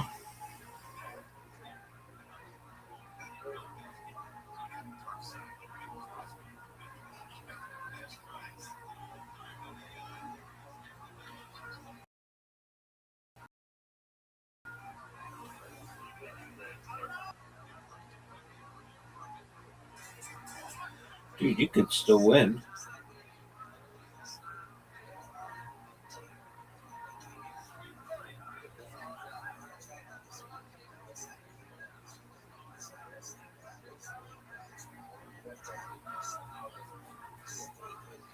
I fucked up.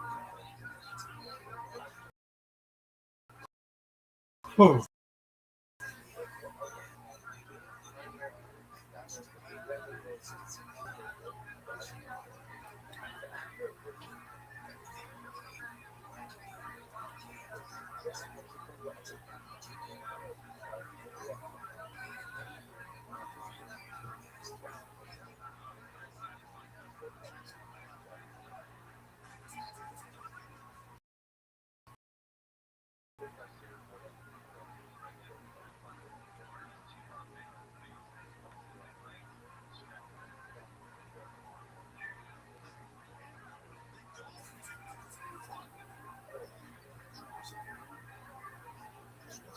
Oh, what the hell? I might win now.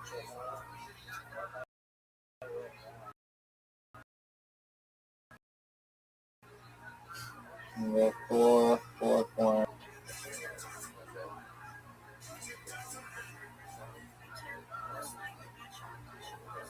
Oh, I won. No way. Wow. Great job. I'm glad that I let you win. If you would have played another word or something. I'm glad I let you win. That's all I know. All right. It is official. Do you need the link to Bob Lazar? It's called, we don't even know the name of it. Bob Lazar, Area 51, and Flying Saucers.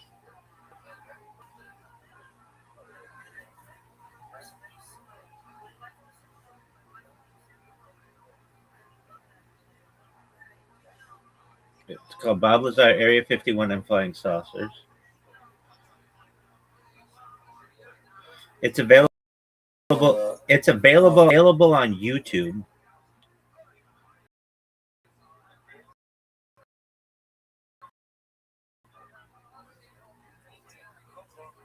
Baby. Alright.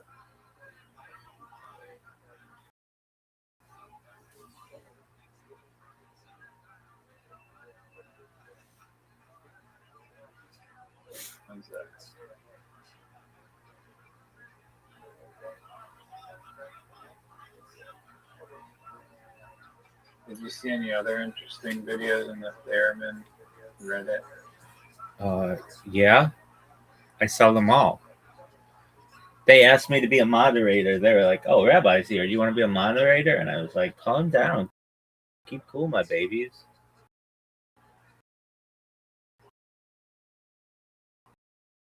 They were like, "You could be an admin." Then Reddit. My mic is gonna not work. I'm gonna be streaming it. Okay, why do you think that is? I don't know. It used to work. Okay, let's figure it out.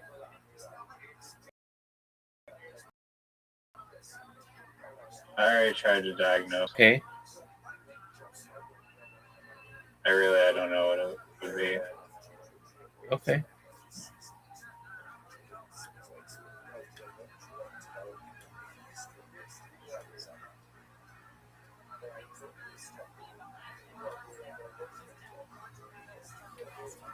Are you streaming?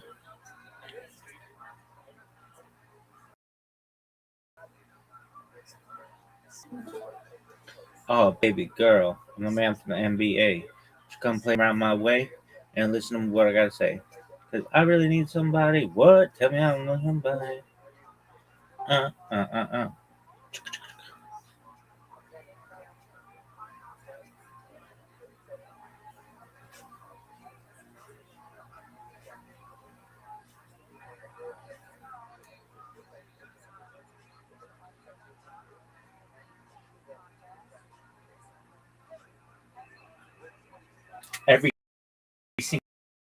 single detail. Bob was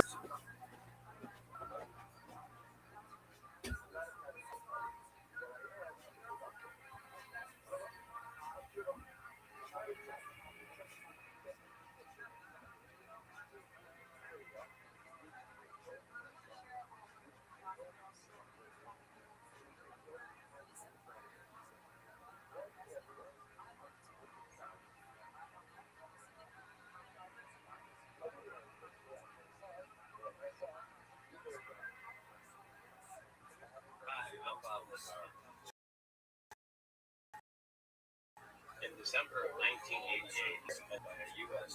contractor called DG&E Special Projects, I was told that I would be working on an advanced propulsion system out in a remote area of the Nevada test site, known as Area 51. Myself and 21 other people were responsible for back engineering and technologies that originated from another civilization. Although this was a highly classified project, I was never comfortable knowing that the secret was being kept. As work there progressed, I began to worry about what I knew of the nature of my life. Wanting to protect myself, I decided to go public and reveal the secrets of S4. Since then, my story has been told countless times. No one has ever been able to show exactly what I saw with my own eyes. Until now.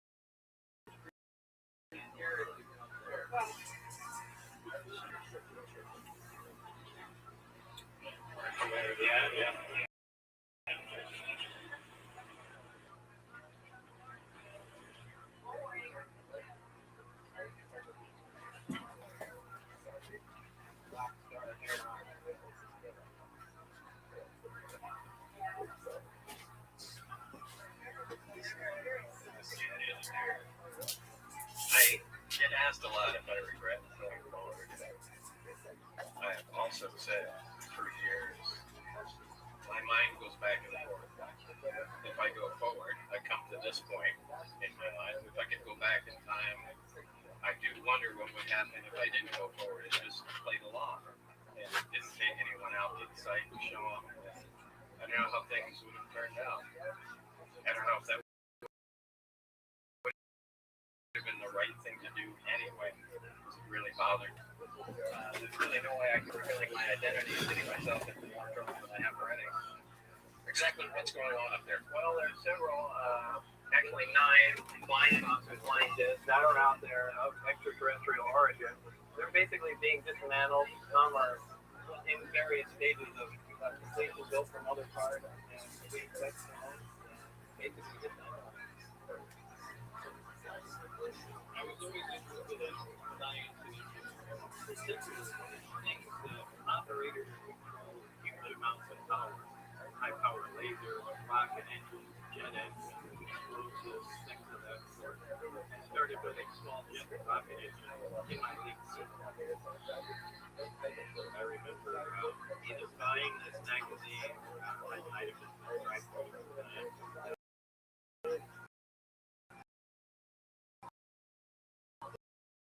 This was back when I was either in high school or junior high. So I was I wanted to know everything about it. Anyway, I became fascinated with that.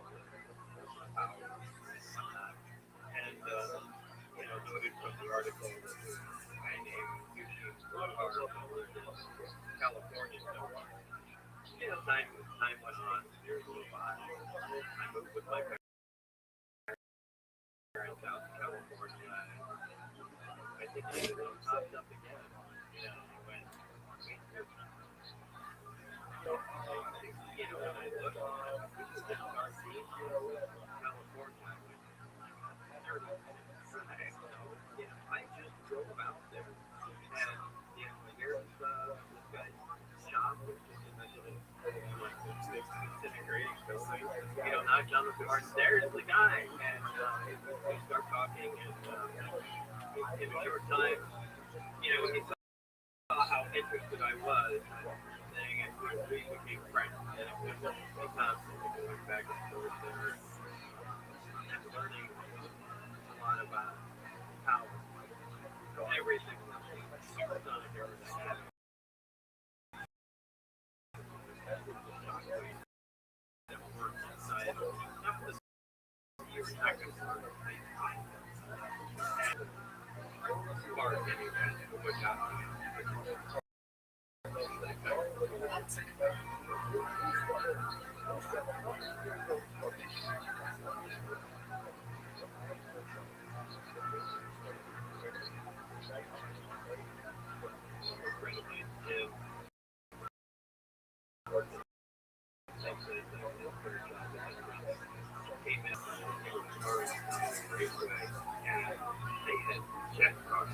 It's just as big as an engine. When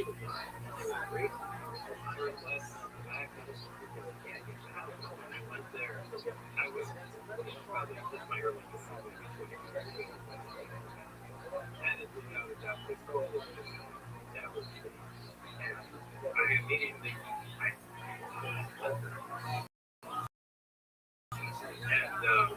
I think that was kind of what me.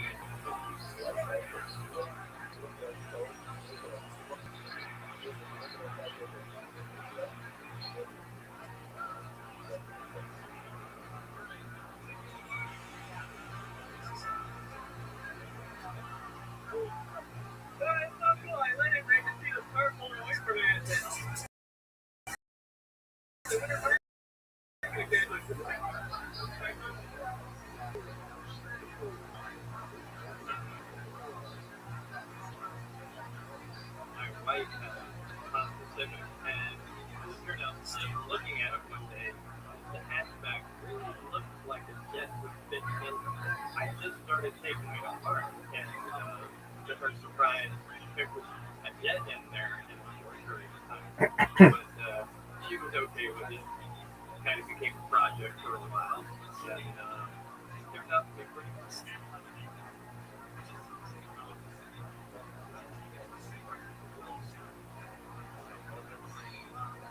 He also said he was with a physicist at Los Alamos National Lab, where he experimented with one of the world's largest beam accelerators, an outlier behemoth capable of generating 700 million volts. Los Alamos officials told us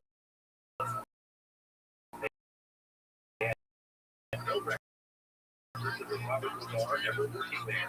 They were even mistaken. Lazar is right there among the other scientists. A 1982 clipping from the Los Alamos newspaper profiled Lazar and his interest in jet cars. It too mentioned his employment at the lab as a physicist. We called Los Alamos again and exasperated officials told us he still had no records of Lazar.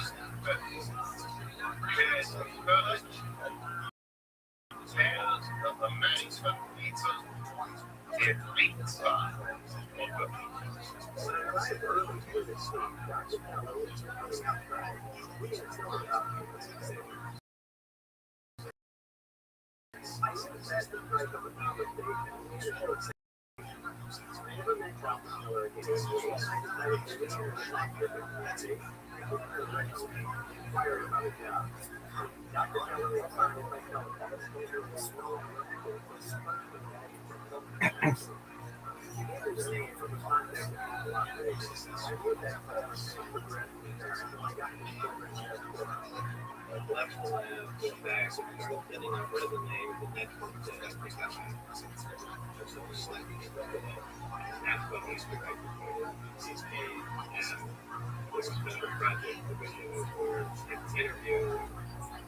actually apparently for and after my interview, actually said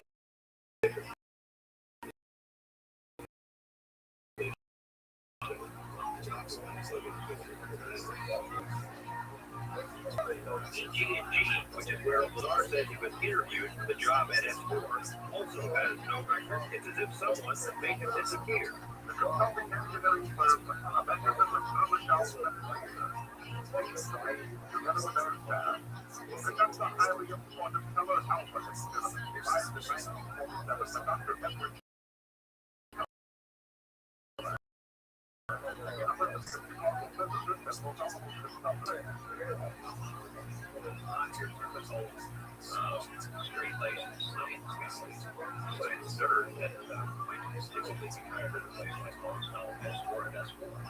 So, you know, if you wanted to hire a guy who can think out of the box to solve problems, but to be discredited if you need to do that, the best person. My name is Jordan Apple, investigative reporter for Major JLS TV. I'm the guy who told the story about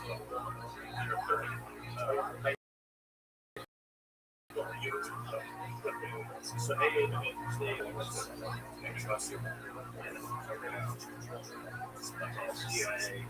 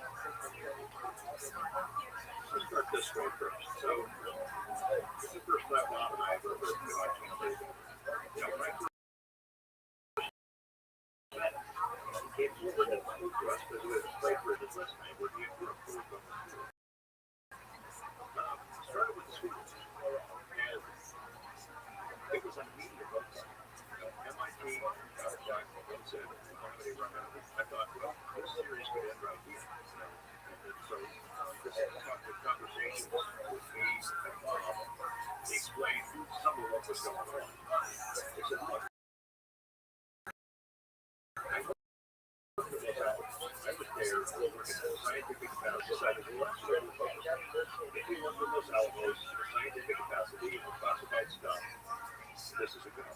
So I started a company correspondence with those elements. I think we're in the ass right there. We don't have any record of ever being there in any capacity. So haven't cleaned up the there he is. Here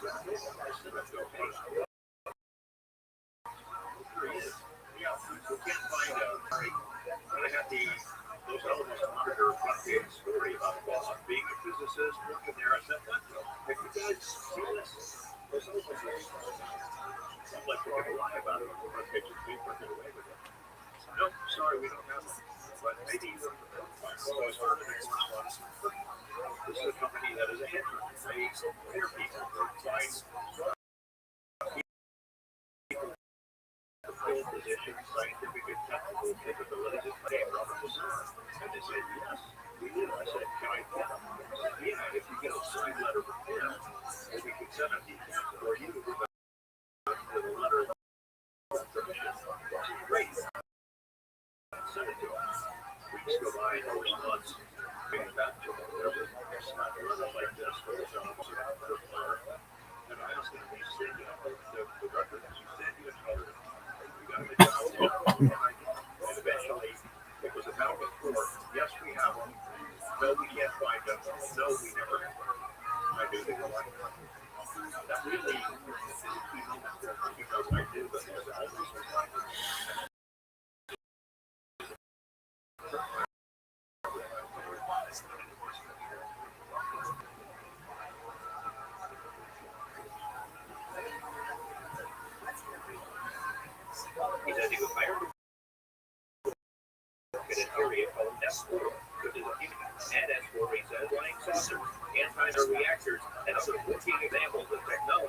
but is seemingly beyond human capability. Right, this came from somewhere else. Bizarre as that is to believe, but I mean, it's there. I saw it in the art and in physics, and it can't be done. Room I very quickly was the installation is surrounded by the Groom Mountain Range, and there's a large dry lake that's Groom Lake. Just south of that, this last quarter, after the dry lake. The way it worked was all the random things just bizarre now. So from the time we need you to come out today, so I go out there, I drive out to each of these special projects, which was right in McCarran Airport at that time. I go through a little security there, and then out on the tarmac, and then we're going to the They were only used by the government for going back and forth to the hill. But they took $31 million away from the line of the lake right now.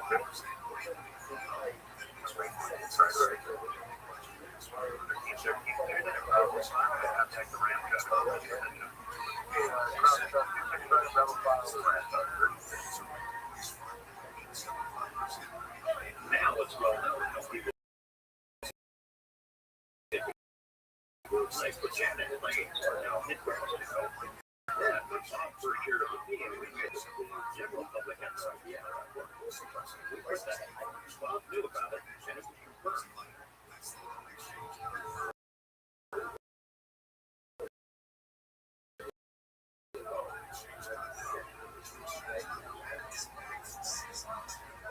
I got the area off the plane and into the facility. Very few people.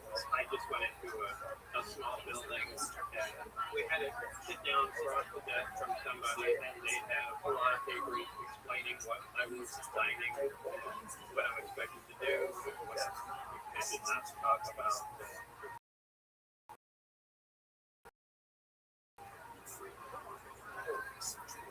I went out there. They had a bus, a blue bus, which was essentially a school bus on painted navy blue with the window blacked out. That I got on by the supervisor at the time, and we drove south.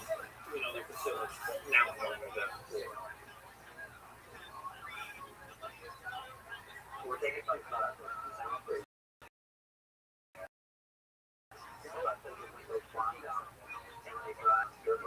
Every time I got on the bus, I walked up to the rack from on the pole that's right by the seat, and pretty much just spun around and sat there, or close to the front. Dennis always sat, never sat next to me, he always sat across from me, and looked at me the whole time, which was really uncomfortable. On the window, we were locked out, but if I see your nose, I could see out the front window. Now, I feel that we're slowing down, turning, saying, we can't stop. I got out of the bus, the desert around us, I could see part of Cascos Lake behind me, and then when I walked around the bus, all that was in front of me, and the security camera above it.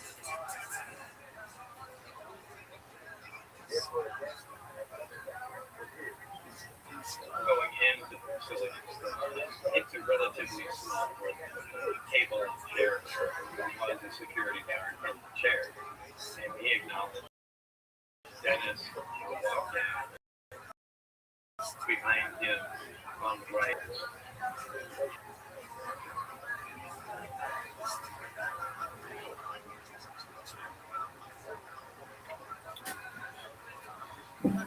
First time I went to the yard, Dennis, obviously I had a so we kind of trained the machine, but subsequent times the light shines through your hand and measures the bone into the finger.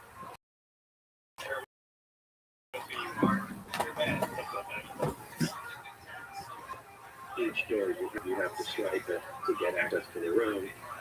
Somewhere that records time you went in, you come out, etc.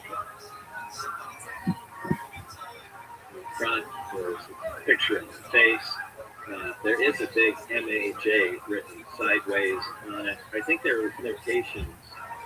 They get punched with a star where you have access to them. There's an employee number on there. There's a dark blue and light blue diagonal stripe up in the corner.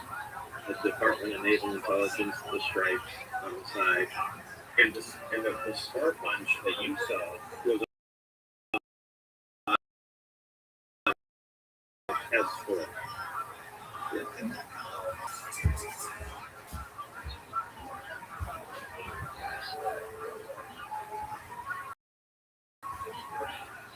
It's a long, desolate hallway. For the most part, dimly lit. Just a two-tone green single block hallway. Off to the right would be the nurse station, which is just several steps down that main hallway. When you open the door and you look straight down, it pretty much goes to a vanishing point. It's a long hallway. And you have doors off to the left that lead to the experimental areas. Goes to the right to the bathroom. Once you pass the main hangar, the big hangar, there's no idea what's next.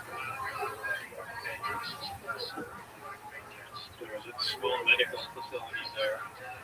The only female I saw at the facility. She explained that we are potentially working with a lot of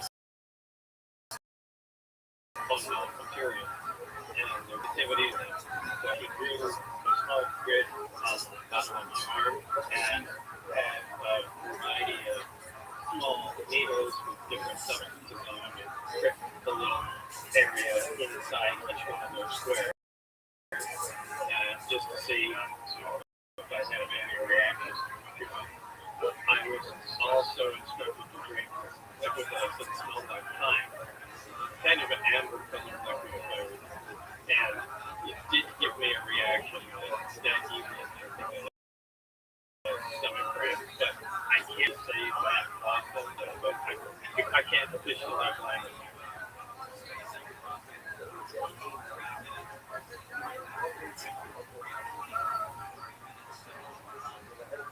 When I first began at S4, I was randomly be taken into a small room, which contained a table and chair and 120 or so briefings in blue folders.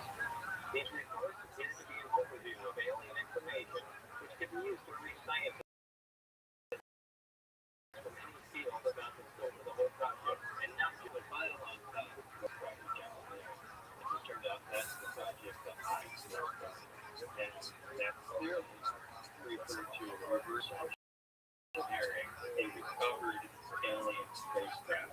My job in this program was to be part of the back engineering team. Back engineering is the act of taking a finished product and tearing it apart to find out what makes it tick. The goal of this program was to see if it could be duplicated without perfection. Dennis brought us into the lab. He said, "This is where you're going to be spending most of your time." See, it's a typical lab set up for stuff and everything all over the place. One guy in there, Barry, who got up immediately and clearly really happy to see me. It seems like he used to work with somebody else. He had a lot to say. He was excited to show me everything and bring me up to speed. And was kind of like a little kid at that point. We see this, and he displayed how the amplifier operate connected to the emitters and how things operate even though they're not connected. And, he was very anxious to show me everything and anxious to make some progress too.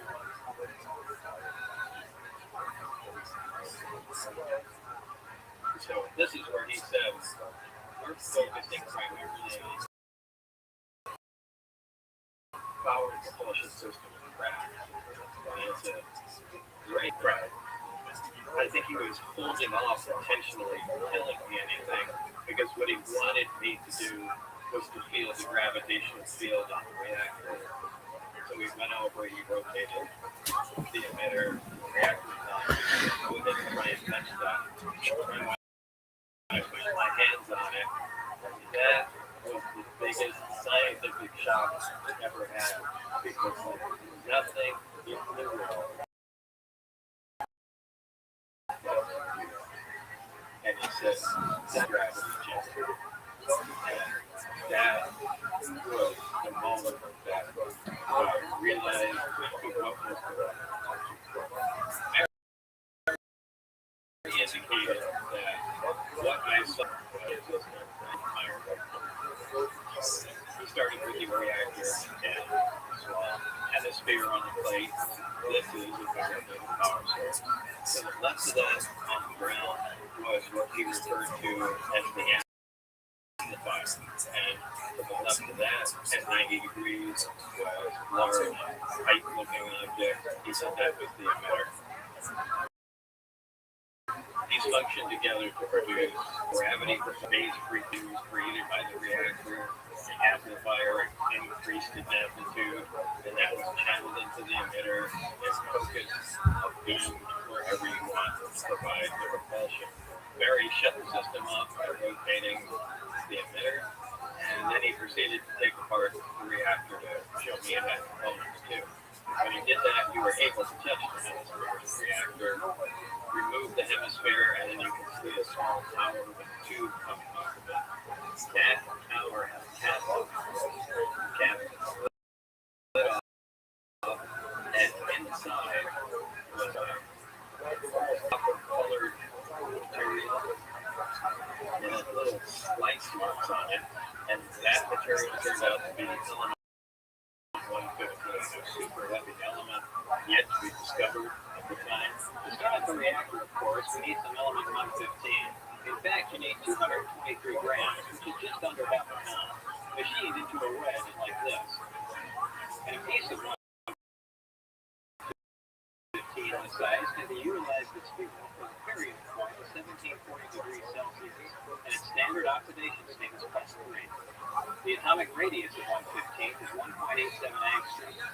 The frequency of the carrier wave for element 115's gravity A wave is 7.46 hertz at a 1 micron gamma.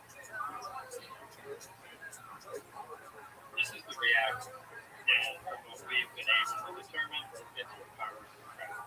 It's made of several components. First is we move the hemisphere, the tower, and a drip tube on the side, a small cap, and inside the tower is what we think is the element 115. The fuel element is placed inside the tower and displays there. And then, as soon as the hemisphere makes a flat connection to the base, it will create its own gravitational field. It becomes operational and will push everything together.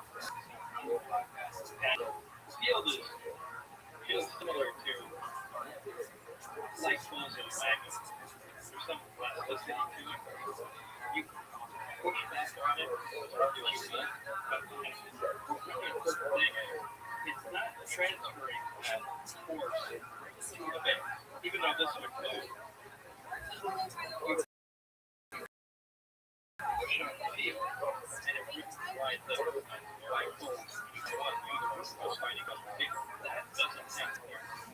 Through X-rays, we were able to determine that there's a hollow tube that goes around the base. We assume that's something like a cycle.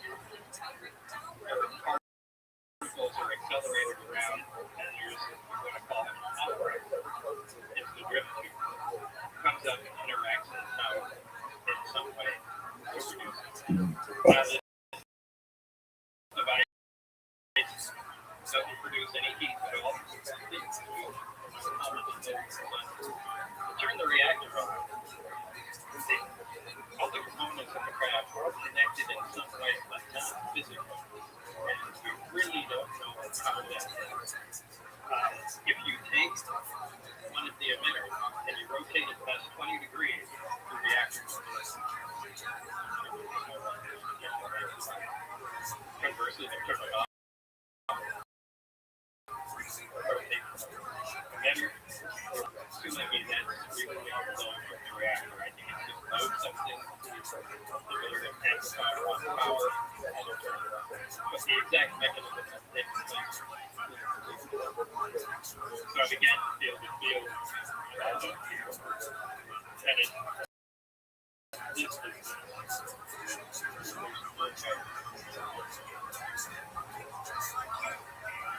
said the most amazing thing is leaning into it, putting all your force with the reactive off. That's really incredible. We call this the gravity, Professor Crab, the gravity generator, and we're calling it that because we know the effects of gravity. And we don't know everything about it, but this produces an effect similar to gravity, so we're calling it that because we don't know of any other person that exists like that. We think gravity is not familiar with, and we're just labeling it with gravity propulsion, gravity.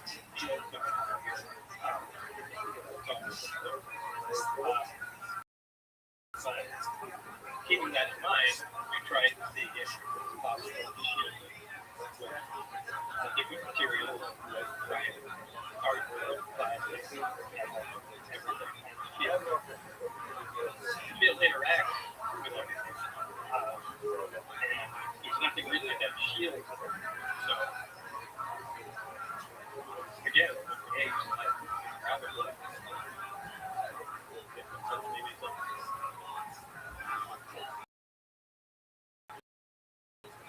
Part of the fear was based on the fact that was killed in the project. They were being pressed to produce some results.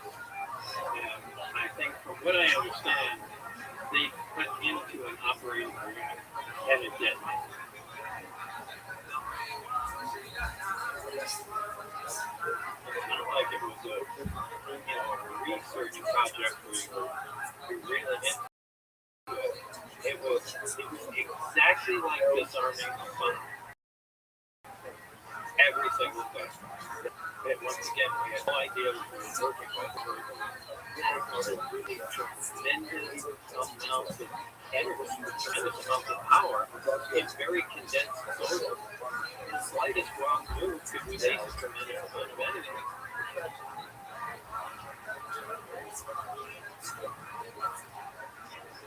As part of our investigation, we went through all the all the contacts we do here at Ellis. We asked a question about areas that we want to make the answer of these. Later on, I asked you on voice lessons on that call to Ellis Airport space for their public information. Somebody I got to know over the years. Do you have any place called S4 on the dollar rate? The answer is yes. And they said there's more than one. No. But it's free. Yes. And I asked them about Pepper's Lake. You got a break there? No, absolutely not. Nothing ever. And I'd asked people who worked out there. Anything at S4, Pepper's Lake, never, ever. We came out here to get there. There's nothing there. We knew that was not good. We eventually got some sense from the road there. Why do you want to go there? Or do a place that doesn't exist and there's nothing there? The S4 installation is built into the mountain, and the hangar doors are built on an angle commensurate with the slope of the mountain. These doors are built with a sand textured coating to blend in with the side of the mountain and the desert floor. So here's the entrance right here. This is the area where the hangar doors are, and then this is, let's say, the side door where the mouse is here. And as of the 25th of June 2024, the terrain here is so, let's call it beige or yellow, which was not like that because if I click time, it will go over. So if I go this one notch, look at the difference in color of the terrain. That's the actual color. And in the 2022 satellite imagery, you actually see stars here. And if you get closer, you even see the Joshua tree and all that. But if I bring that to look on everything that's here, which is clearly intentional, but what it did is you no longer, you can actually zoom out and see this beige look coming. Oh wow, isn't that interesting? It's how incredibly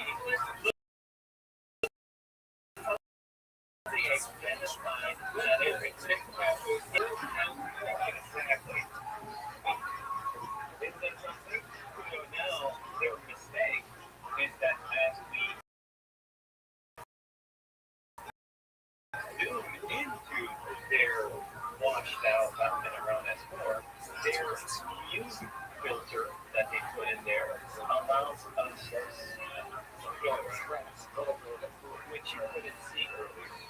So now you have this incredible indicator. Yeah, they were going network drives. And so you even have the terrain area as the trialing. You get really close. Yeah, you see seasons. Yeah.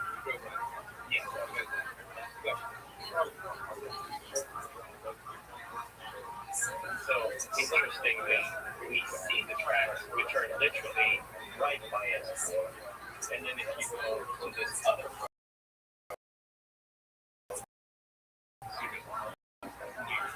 which is very north and here.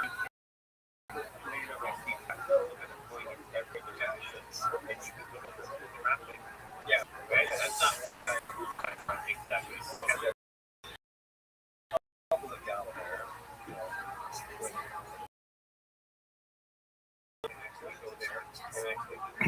If I just click here on 2022, so we do that. There you go. Yeah. And now you can see. Now we'll go into the more interesting part where there's a series of photographs. We already have done through this about a year ago, and there was a person who had flown into the restricted airspace out there and had a very good quality camera on board of his private plane. And snapped about 800 to 900 images of Area 51 to bring like this little area. It's incredible. You can tackle the very sunset with all the craters and all the bombs that blew up. And there's this picture that is publicly available.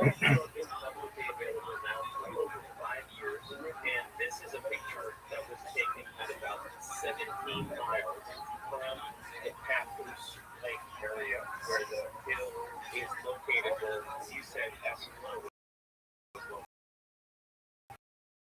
And initially, the picture was utilized to see whatever the officer said was untrue. There's nothing there. Obviously, the picture doesn't show anything. Well, all you have to do is play with the contrast, play with the level and the image. And if you compare these in this version here, where the contrast has been changed, as we zoom, yeah, you can see it. See it clearly right there. Yeah, this line is right away. And what's really interesting about it is that if you look carefully, but like there's, I mean, there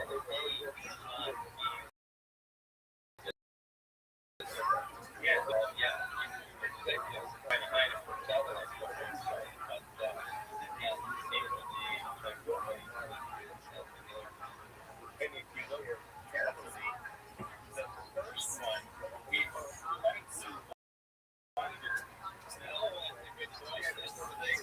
Yes, that's a really good point. You can actually see it. Look at the difference between the first one and the second and the third. Yeah. So, doesn't provide the evidence that's out there. It is incredibly interesting that the image shows pretty much exactly what you had said in 1989. And if you hadn't been there and you hadn't seen that, then you predicting that was pretty amazing. Yeah. Well, you can say that about a lot of things. And you did it. I'll be right.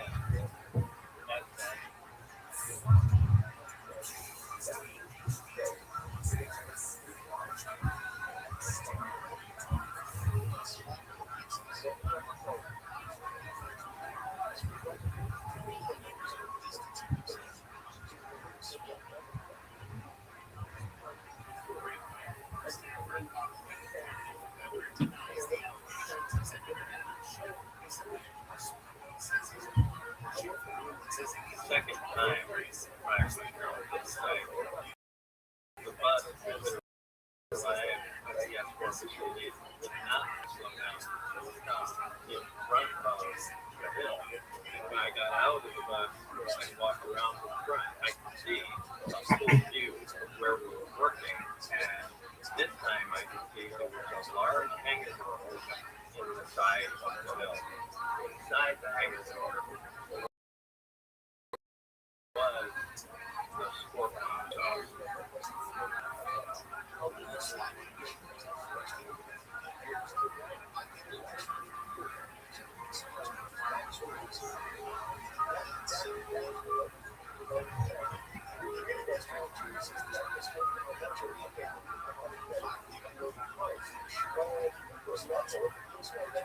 First thing that went through my mind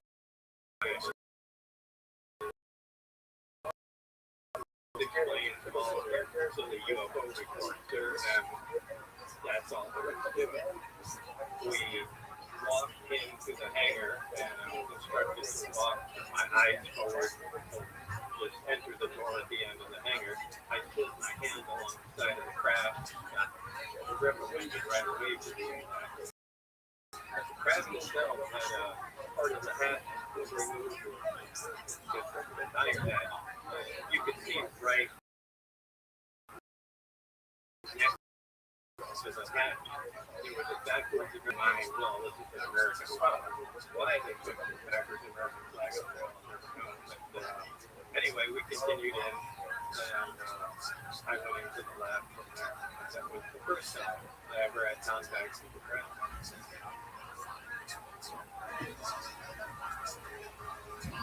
Barry was showing me how you come down to the emitter and what it can do.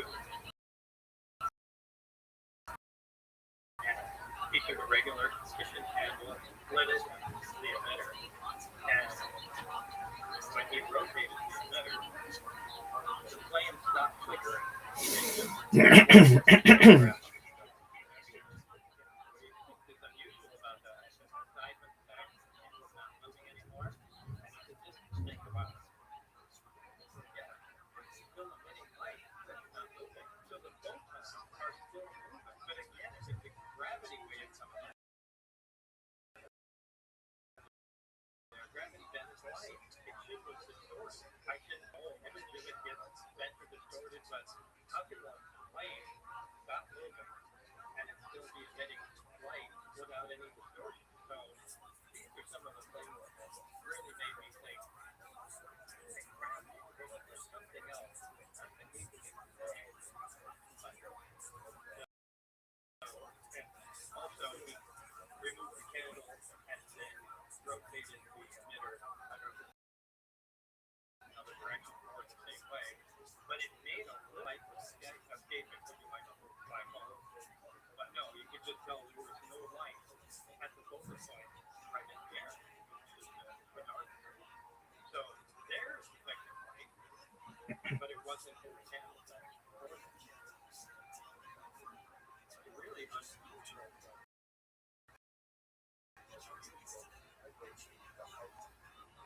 One particular, someone built the reactor operating, and the field has developed a somewhat lens, so you can take try and push on the hemisphere with your hand. You can't touch it. It repels like poles of a magnet touch someone's lens.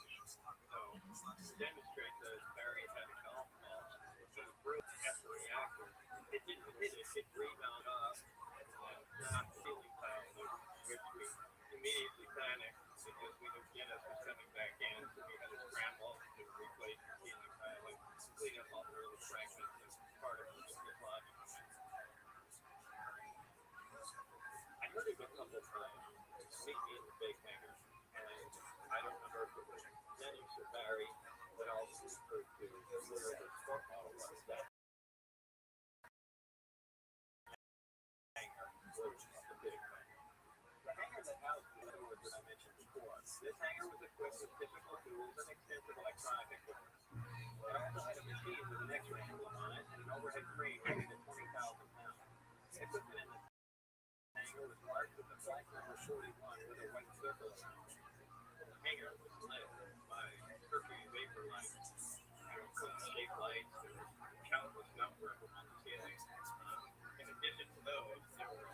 tripod halogen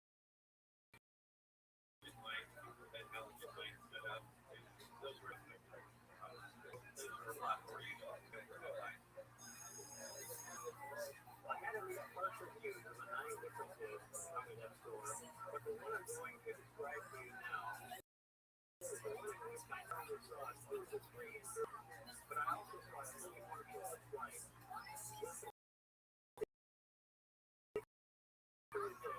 Appears to be an excellent addition. Now, previously, I had estimated the sport model to be about 15 feet high and about 40 feet wide. But since then, I've enlisted some expert help from the field of computer physics, and together we've scaled the disc from the size of this planet to a close look at to accurately establish their actual size. From this analysis, I'm now presenting to you the most accurate information I can convey in recon with 16 feet tall, 50 feet and 90 feet diameter. The exterior fit of the horse is metal, which is the color of unpolished stainless steel. The sport model sits on its belly and does not have sides, but not the stereotypical tripod leg that Coldor usually associates with this type of craft. As you can see, the entry hatch is located on the upper half of the door, with just the bottom portion of the door wrapping around the center lip of the interior of the door provides gravity has tremendous isolation. These are the integral components of the propulsion system that are used to amplify and focus the gravity away. The reactor is located directly above the free gravity emitter on the center level. It is in fact centered between them. The center level of the door counters the amplifier head with notable speed, which would be called to over the floor to be functional for the machine. The walls of the center level are also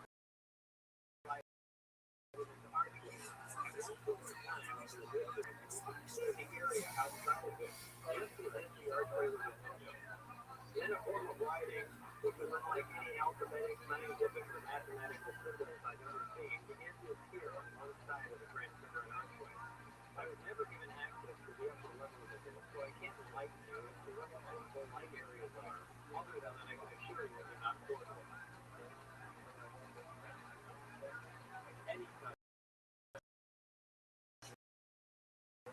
I was going to say that I could put that fire on either side of it, and I would still have just had to get into that calculation. I really focused on the skin of the craft. It looked like an antenna device, which actually wave back temperatures from the top. Two grains, however. It would be quite something. It may not be advanced surrounding the whole time. The body of the craft had three colors to it. One of them we call the insulation ring.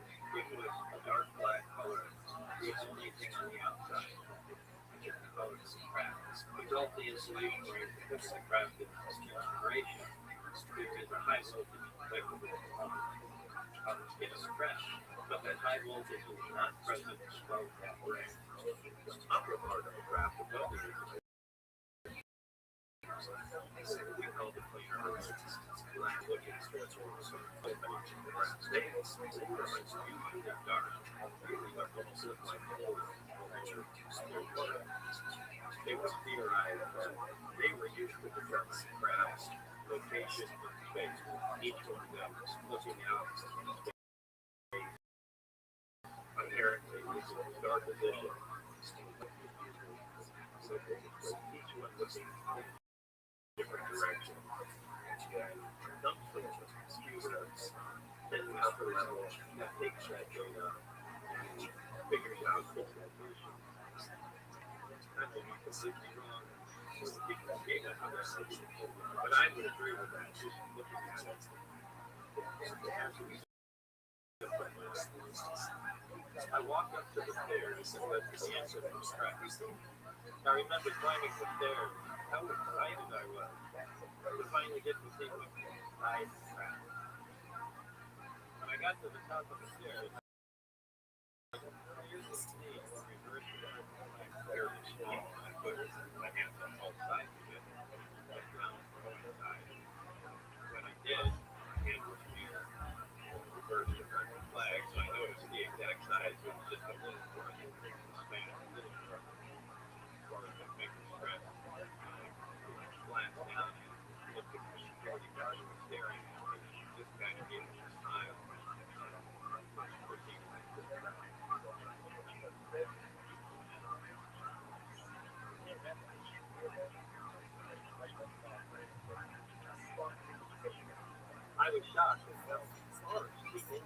the craft was.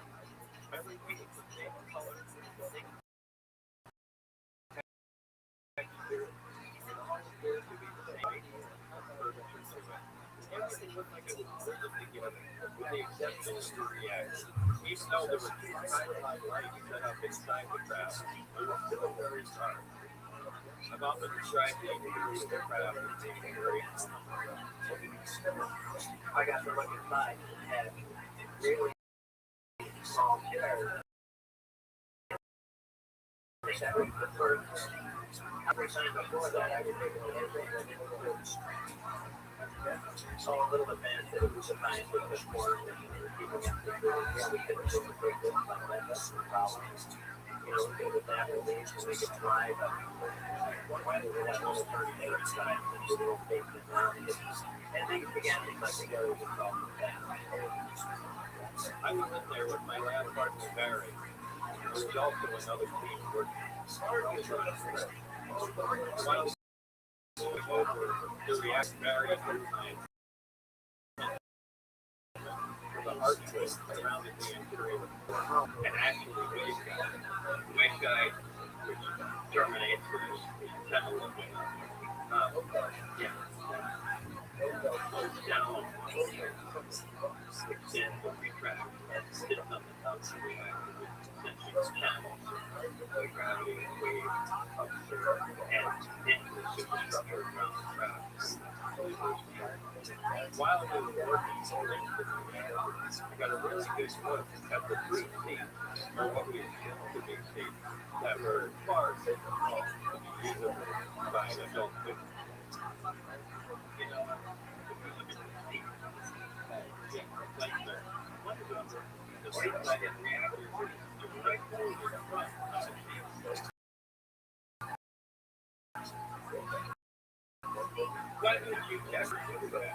I mean, there's reactors in the station right in front, but it doesn't make any, and that's the only one that faces directly as a panel of while we were working on the reactor, I saw one of the archways become completely transformed to see how big and as I focused on it, past that archway would take place, and a black symbol began to appear on that blue portion of the archway. I had never really seen symbols like that before. My closest analogy to it was the small Korean writing. The symbols themselves were not completely scattered. They were slowly building back and forth. While that archway had my attention, the last partner Barry whispered my name to me to get my attention back to where it belonged. And I was impressed. And I was sitting down by the reactor and looked up the street. Barry just said, you know, like, what are you doing? That's not so. Yeah, I broke my but yeah, and but with it, my point was, so there's no loud talking. Bill, yeah, I don't know the reason. I can see that the craft doesn't work. Probably like one of the amplifiers that's needed for working on the craft, and there were light engine cords and other equipment that were all over the inside of the craft.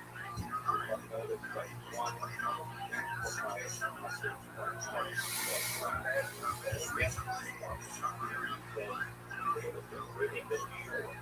you had to be longer for being confident and operation.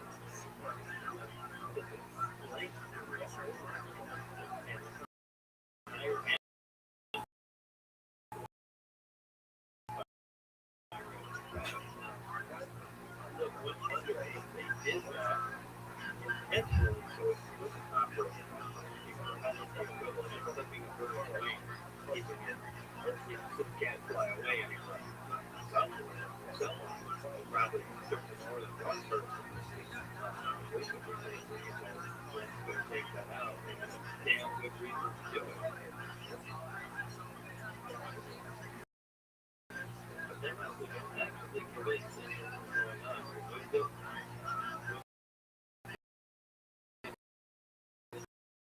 the lab, and we're still able to operate the craft. At one point, Barry and the truck had to go and putting it forward, a small honeycomb hatchway flush with the door. We both crawled over to the hatchway, and Barry showed me where to put something and go backwards. The wood honeycomb hatchway collapsed, leaving an opening in the floor, big enough to barely squeeze through and look down into the lower level.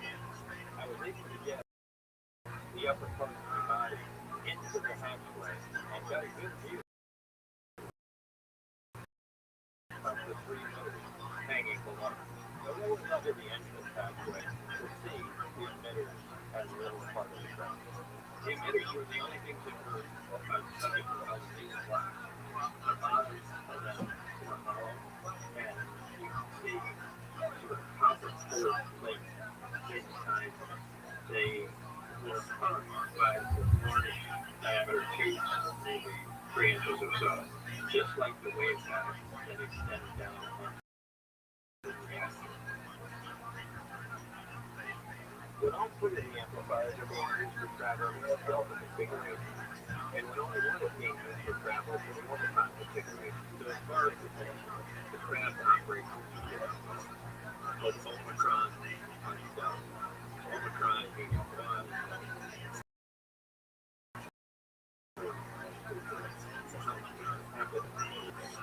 craft lifts off the ground using one amplifier and one emitter.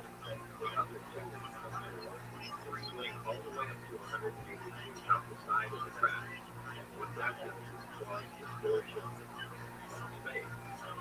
Kind of forces the craft to fall into that distortion. That's not the opposite of the way our aircraft works. Going material out the back is causing some sort of distortion. Front of it where it's dropping. Other operation Delta configuration is really when the craft is outside the atmosphere, sort of sitting in free space. And that the craft rotates on the side because of outlet and faces the bottom of the craft towards the destination. The three emitters that focus on this, they're brought up to power and jump. Now, the amplifiers don't operate on continuous fashion, then require a recycle time.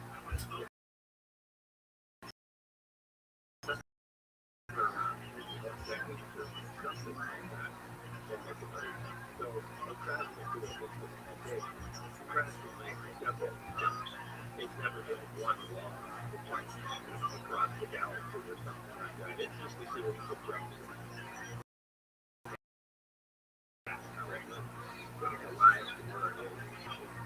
Switch over to Omicron mode. Shut down your cruise around.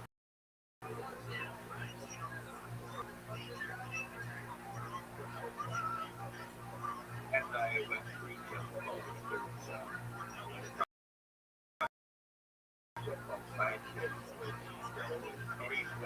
space crash with weapons application. A little bit more about that. The gravity amplifiers are used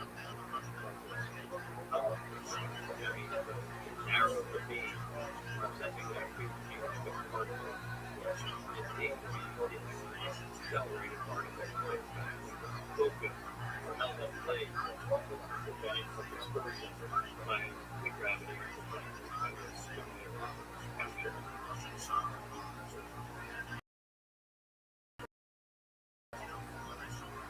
Project Looking Glass, gravity amplifiers.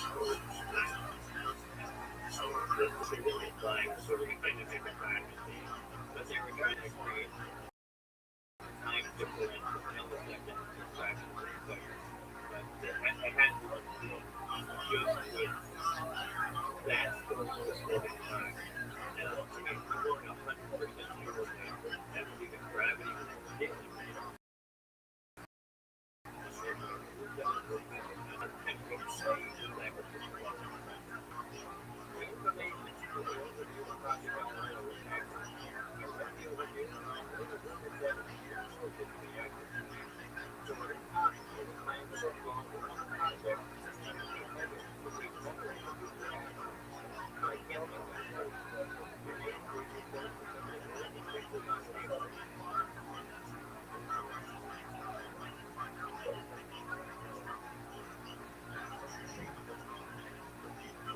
are all connected together. A large bay door between each one. And there were 9 holding them. Each one being different. I was in the lab with Barry. That is me. That's my guy.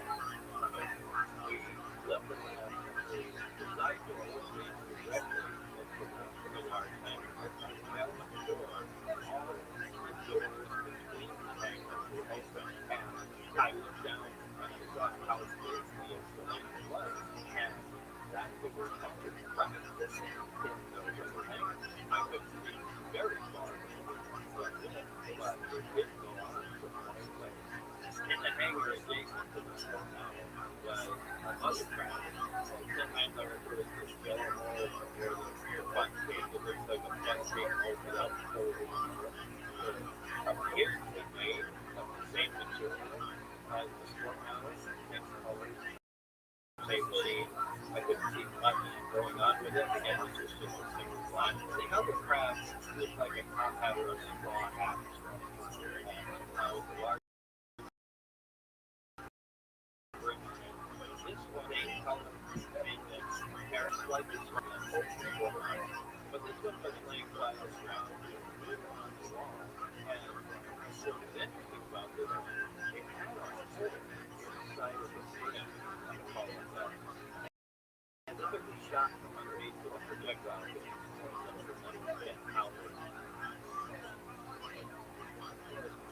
The crowd was already outside of the hangar. There were some researchers and some other security personnel standing at the opening of the hangar. Everybody was looking at the crowd. There was what appeared to be a VHF radio field with they were in communication with some conventional VHF radio that talked to them. And I believe it was 140 or 150 megahertz going on. And that was right on the radio. And depending on the craft, it would be possible radio signal for the gravitational field. We didn't get light around it. It was only a radio. Yet they were talking on TV. So I was really reflecting on that.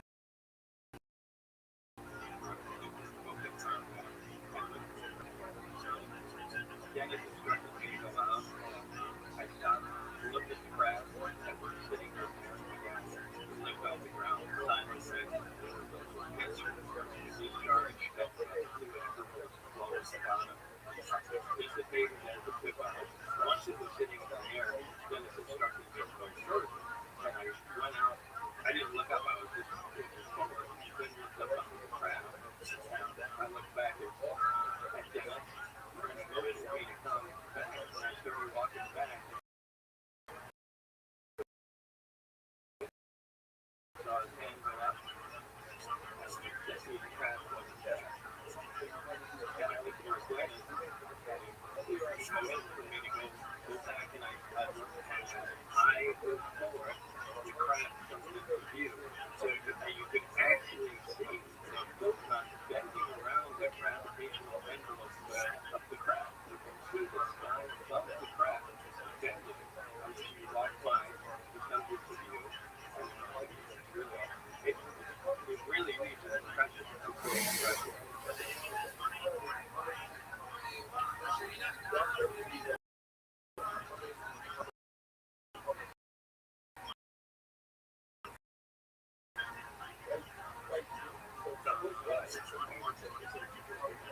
Something along the ground really understood as opposed to a big, complicated, higher condition system. But if you can find a single piece, somebody could have exactly how that works and how it's science, that would be the key. The rest would all fall around like dominoes. It's like, I had to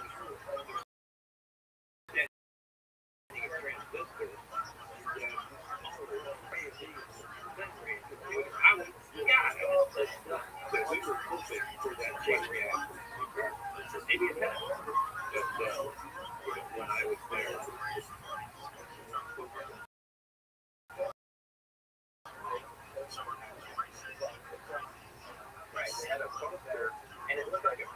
poster on like lithographs, and I could buy it at Amazon. But they were all over the place, and it had the disc was like coins of German sport model, just lifted off the ground about 3 feet at area S4 on the dry lake there. And, the cat mouse that they are here. Just like a above the desert floor that's there here.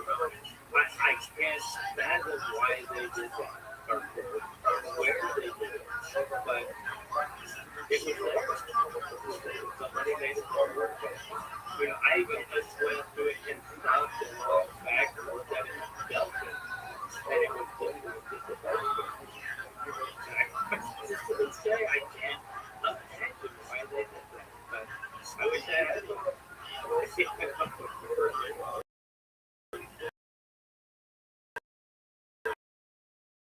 This technology that we've learned about thus far is brought here by radio nuclei, the binary star system between the two stars, located approximately 38 light years apart. These beings are of particular form that is converted planet out from zeta to nuclei. This is what the star system refers to in these reports. They simply designate the name of the star and the number of the planet from the nearest to the furthest from the star. Our star, the sun, is designated as Sol, and the Earth was referred to as Sol 3 because we're the third planet out from the sun. These beings said that man was the product of externally directed evolution. They said that man, as a species, had been genetically altered 65 times. They refer to humans as containers, yet I don't know what containers are. These beings said that they had been visiting Earth for a long time and presented photographic evidence which they contended was over 10,000 years old. There was an exchange of hardware and information in Central Nevada until 1979 brought the program to a problem off. But we're to return to the 1623 date, and I don't know what that date is. With the remaining hardware and information, the U.S. government started the back engineering program. First, the Bob Brad that he was recently going to talk to me about. Even about that. That they had involved with our DNA, with our evolution as species, that they've been changing.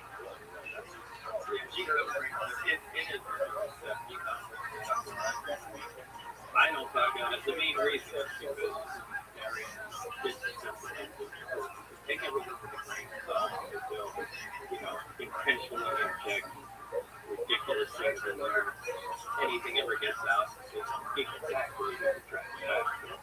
There were references to being pilot and some entities that were related to the craft. They were always referred to as kids.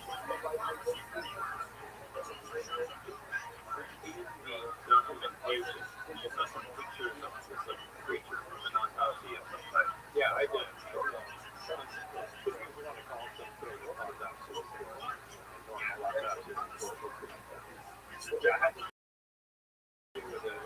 Photograph of 10 drawings of that show from the 2000s.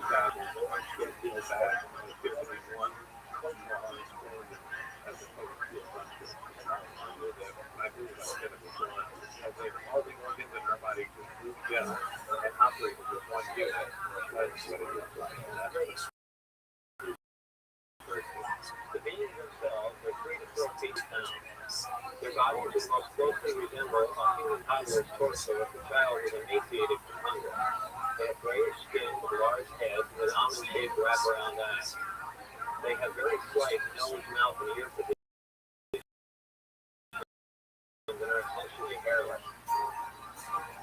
I believe I was leaving the hangar and walked up and glanced through the window of one of the other doors as I was proceeding down the hallway. And what I saw was 2 technicians or scientists looking down and had either one of the state models with what I thought was eye to fit.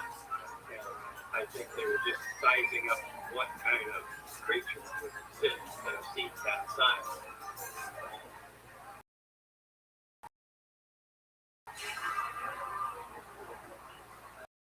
They were Russian before I got from, and apparently there was some big discovery.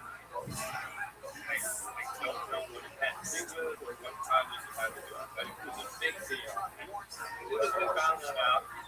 we stopped the rest from working. I got kicked out of the site, and when it was cooperating, we had. So I got into that. For me, other easy information, technology, maybe there was travel that maybe they had craft art, stuff like that we wanted, where we could help with these plans as well. Not just the information, be on site. So there had to be a good work.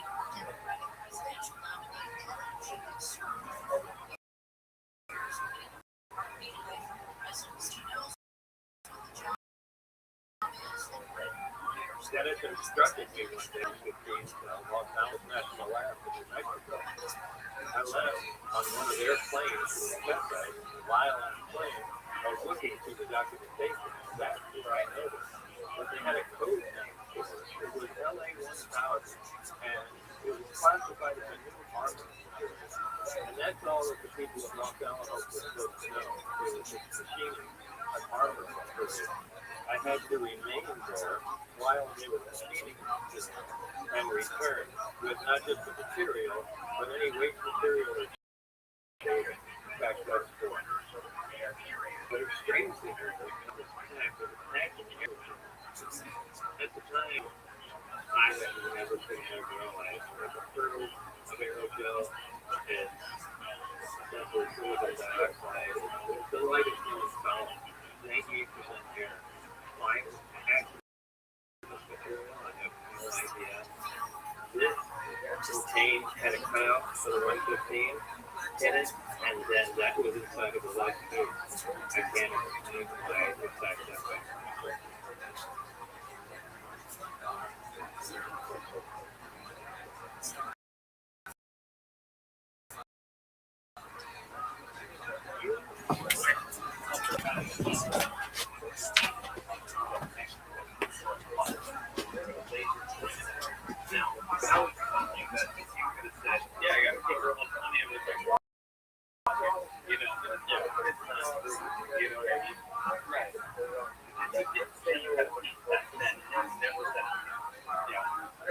Saying it because it was like, yeah, I'm saying it, but yeah, I had it too close to me.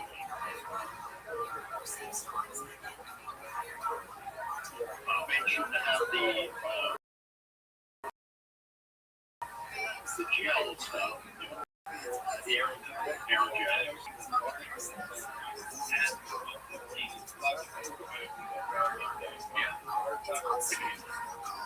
that is real. This is real.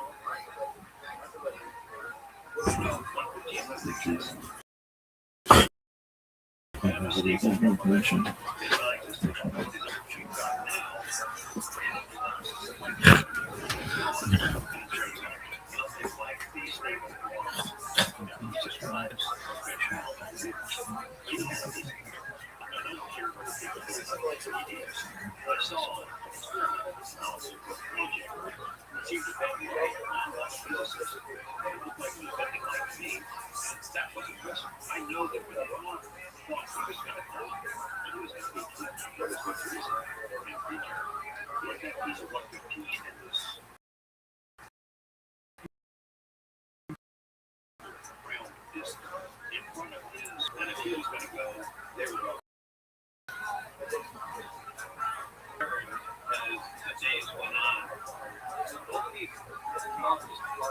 across from my driveway, and normally there's nothing there. And even driving places, I was totally being followed. Even when my friend and I went to the gym, even he noticed every stop the car was following us anyway. I began to get a little concerned, and took a few of my closest friends and told them, now that I had a test site, I want you to see what's going on. Working with Barry, something to do test flight schedule. And on one occasion, he was sitting across from me and had a list of the test flights, the dates, the duration, and exactly what was going on. I saw him working on it, read it upside down, seeing that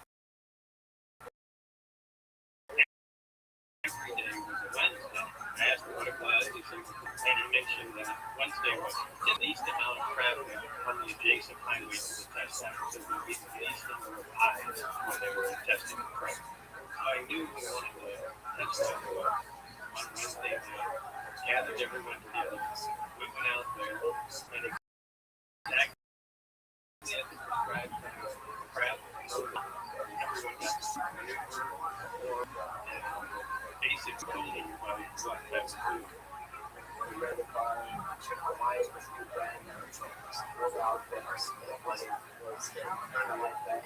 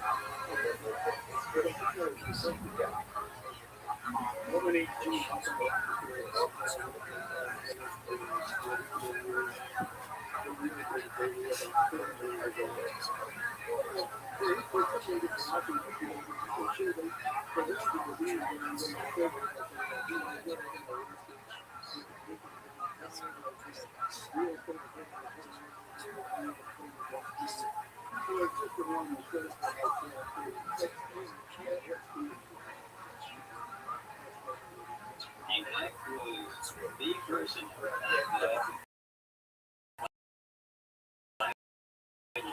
almost on a daily basis was really concerned about talking to people.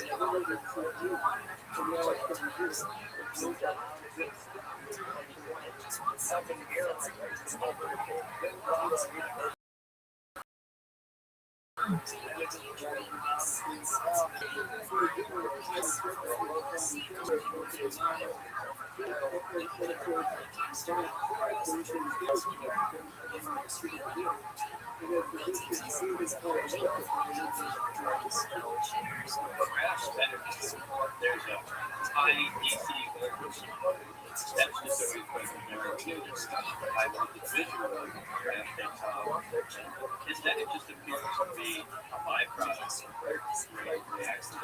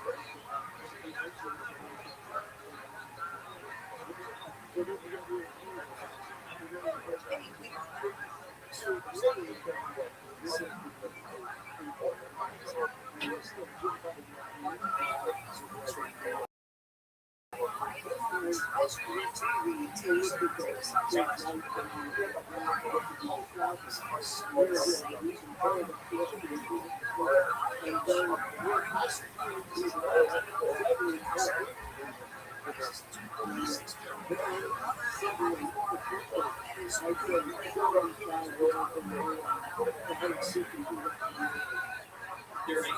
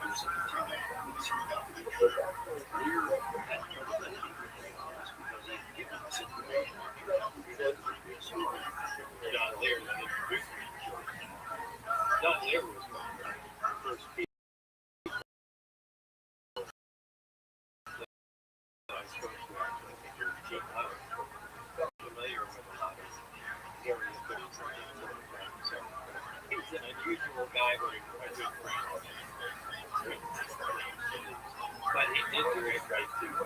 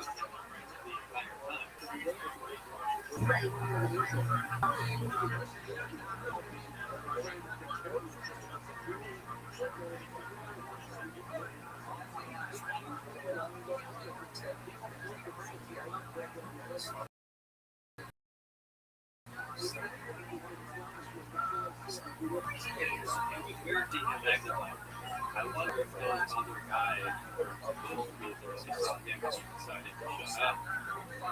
He didn't want to talk to me, or they were going to him. Something. Why did his attitude change so much? When he called me, hey, we got to talk, and I got there, and now I'm like, shit. You don't make me think somebody was privy to their conversation. Here, all got back together, Jason and I went back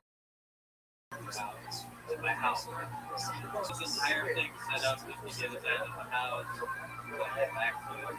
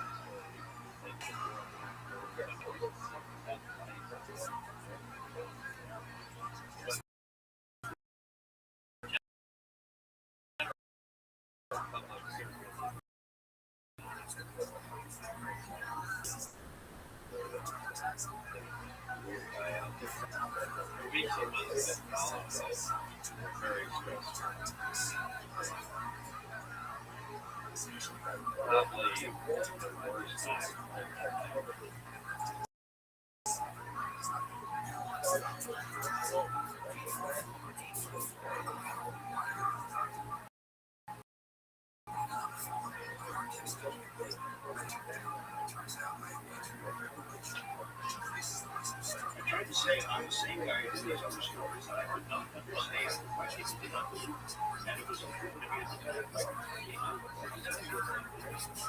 I'm telling you, God says or what's complete something that is our story. And the reason just was not looking at it, there's nothing seriously. And it doesn't understand. And it's honestly, I was rather be more honest with her, but real and it doesn't bother me that people have to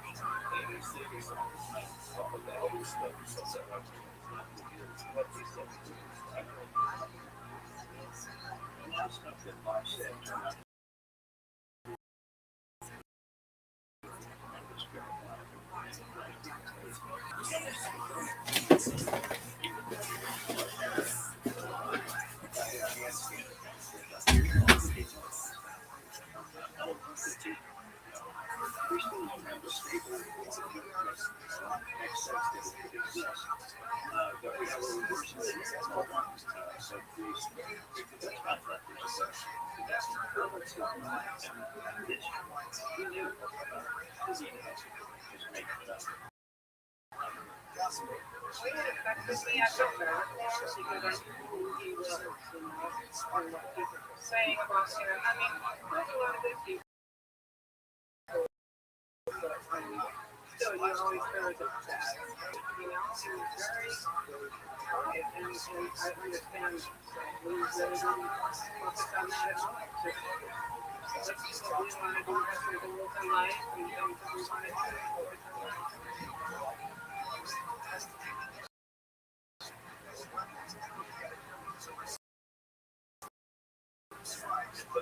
quiet place.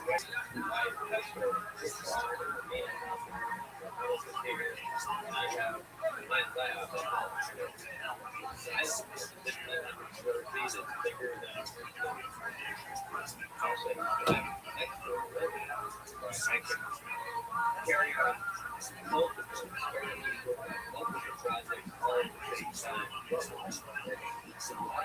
I can be able to live there. The thing is, the open I spend more time here. Yeah, my wife. So she could be I call it her lab. And I'm hang out with each other. Get a good time by ourselves. This is joking. By the way, are you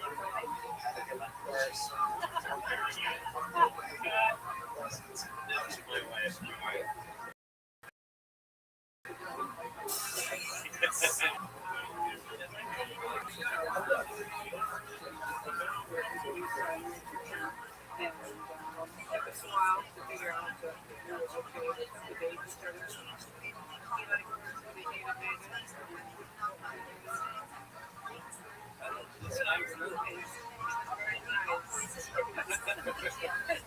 That was the reason the joke on.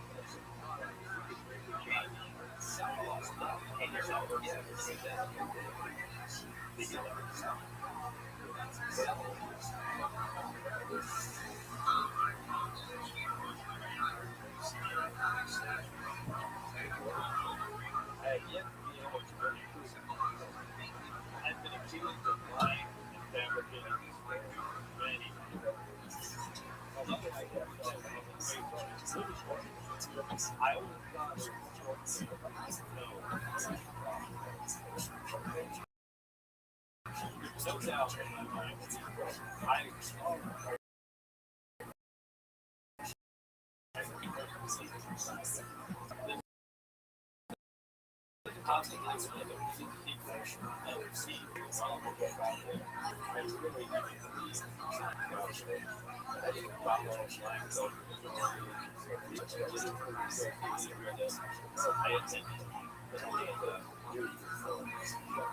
My experience with sports certainly came from that one. And now I have to look back.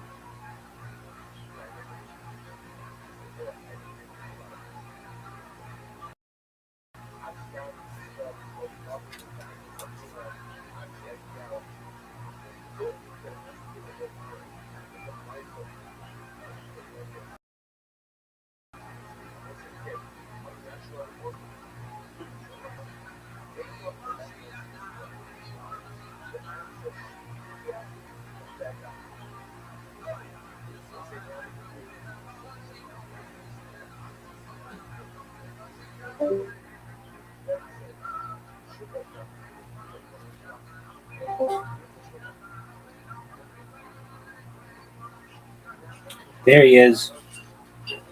All right, what are your thoughts? Yeah.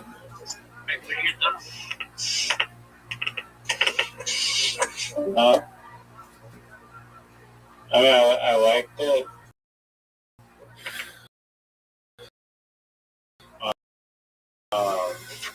Apparently, the budget of that movie was an $80 million production. I don't know if it was that much.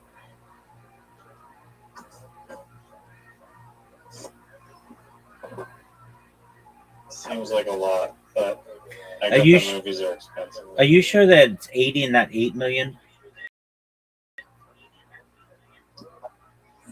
Yeah, no, I just looked it up on Google and it's at 80 million.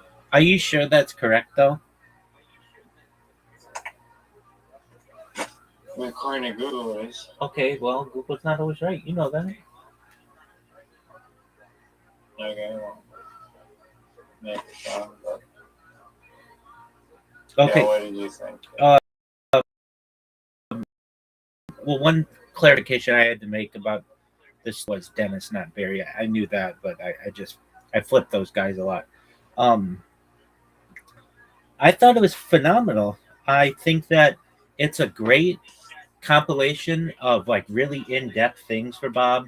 You're seeing that Bob talked about this stuff 30, almost 40 years ago now, and 35 years ago, and it's been accurate. You can tell that the guy's been making changes to maps. I mean, I would say to you, I mean, in the same way, I would be like, hey, did you know that there's this really remote part of Nunavut that has 10 doors that are built into the mountain? And you're like, what are you talking about? Like, nobody goes to Nunavut. I'm like, no, I know. And then things in the mountain, you'd be like, wow, maybe Rabbi was telling the truth. It's kind of like he was able to talk about this stuff in a lot of depth.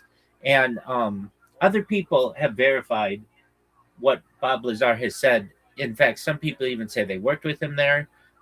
Whether that's true or not, that's difficult to ascertain because he didn't work there that long. I think that's one issue with just what he was able to glean. Not in his story or anything. He just he worked there for like on and off for like a short period of time, 6 months or whatever. But it's more evidence to show that this exists, and I think that there's a type of technology that they review in there. It's really interesting to me that there are some technologies that exist that humanity just kind of never utilized, and we kind of moved past them. And one of them is that bone scanning of the hand. Like, we moved from like access cards and like that stuff. That kind of technology, when he was using it, was still really advanced. But then we moved into like biometrics and like retinal scanning and stuff. And that bone measurer was not ever really utilized in major practice, aside from perhaps these clandestine programs. So like, it's not like we're going to go back to that technology ever, but it's just like this piece of technology that we don't currently utilize, that we moved on from, that was just a snapshot of it. And he would talk in the scientific community had ever heard of this kind of system. So what are the big things that he talks about that no one had ever heard about? Well, he talks about these discs being there and reverse engineered. That was new. He talks about S4. That was new. People maybe had spoken about Area 51, but not S4. That was all new. He talks about element 115. That was new. He talks about the gravity propulsion and all of that. That was at best only hypothesized and not openly discussed. He talks about never been discussed previously, or at least wasn't. Can you hear me? Yeah. Okay, excellent. What else does he talk about? And I think he goes into depth about why he was so scared. They shot at his car. They had ruined his reputation. They ruined his marriage. He was sleeping at John Lear's house. He was at his house going to his car at the gym, even though he had like a machine gun and just like open it up and leave his stuff open. I find him to be just one of the most interesting people I've ever heard of a story. And I think there would be a really cool video game, or it's almost like there's an element of Fallout 76 or Fallout New Vegas or whatever, that Fallout Vegas or whatever that one is. Not that exactly, but it's like this idea of like a desert town that has like a super advanced technology. Usually those two things are contradictory, but in this case they weren't. And it was cool to see more of like Bob's life with his wife now, and like living in Oregon, and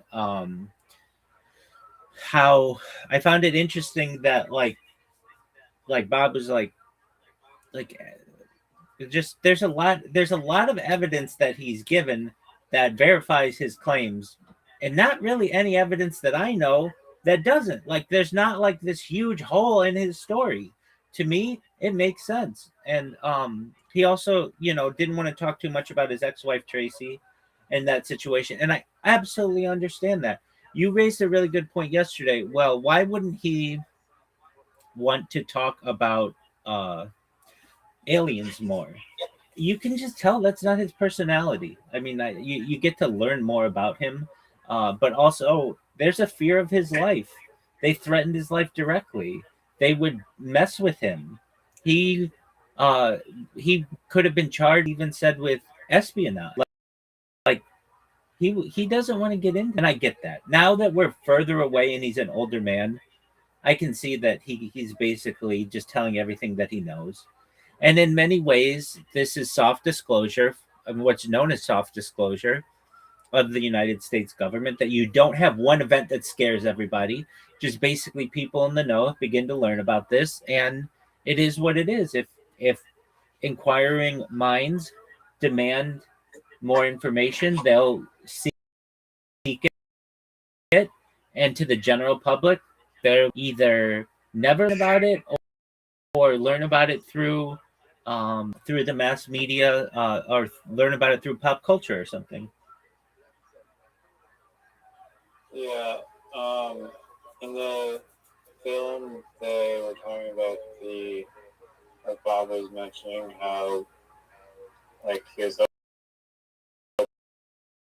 hoping it would be like the transistor, the computer and whatnot, and how they were hoping that one like major discovery on like the engineering would unravel the whole thing. But if you hypothetically have a UFO and like we're humans and we don't have like 10,000 IQ alien brains that manipulate time, I feel like it's like giving like a rat or something like a piece of complex hardware, and it's just like trying to get a rat to explain some complicated thing that's just like, but then at the same time it's like, okay, they're supposed to reverse engineer the anti-gravity, like teleporting time flying saucer. But then in the movie, they're also saying that Bob witnessed the UFO flying it on these like little test rides things, and that to me seems like pretty sketchy if they have no idea how it works, but they're taking them for test drives, like, and literally flying them through the sky in the middle of the day. It wasn't in the day though. Well,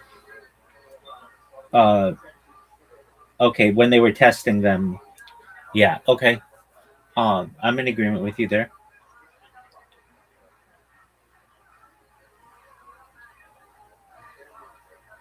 You were saying something else about that though, and perhaps I may need you to re-clarify. You're saying that they were something about them flying these things just during the day.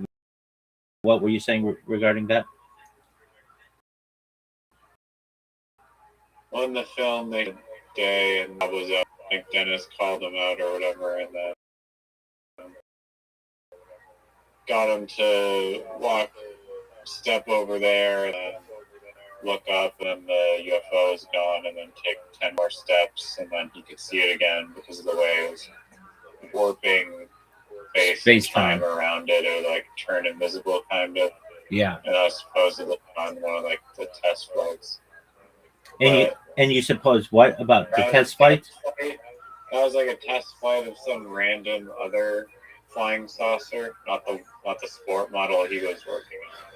I thought he only worked on the sport model. He just saw the other ones. Right. There is is an in-depth. It's actually quite short. It's named Michael Schratt, and of things that I've ever fallen asleep. I like to fall asleep with this stuff. It may be the thing that I've fallen asleep to which it may be the thing to which I've fallen asleep most. It is just it's like 35 minutes, and Michael Schratt goes into more depth. This aviation historian, and what I find interesting about this aviation historian Michael Schratt was Michael Schratt used to not be he used to know everything about planes, but he never got into UFOs or anything like that, and it he didn't think it existed or whatever, and he was a major skeptic, and then he became a believer, which I think is really interesting. Okay, now you said that you thought you could find a place to watch Bob Lazar's new. That's the one we just watched. The new one. No, that's not the one. That's not the new one. That was in 2026 one that I just watched. Oh. Okay. Then that's not the. Oh, okay. So then we have to watch the one that I referenced. I said it's on YouTube. It's called Bob Lazar, Area 51, and Flying Saucers. It's by Jeremy Corbell from 2018. Some other time because I'm all dog. Oh, this is bullshit. Do you hear this, folks? This asshole slips in the wrong documentary in on me and then wants to. Oh, this is bullshit. This is bullshit. Yeah, I've heard this story. There's no new information. It's not like it's some radically crazy different story. It's going to be the same old Bob Lazar story. No offense. No. Oh, so you're going to bed now? I do want to fall asleep. Okay, well, let's watch the Michael Jackson documentary.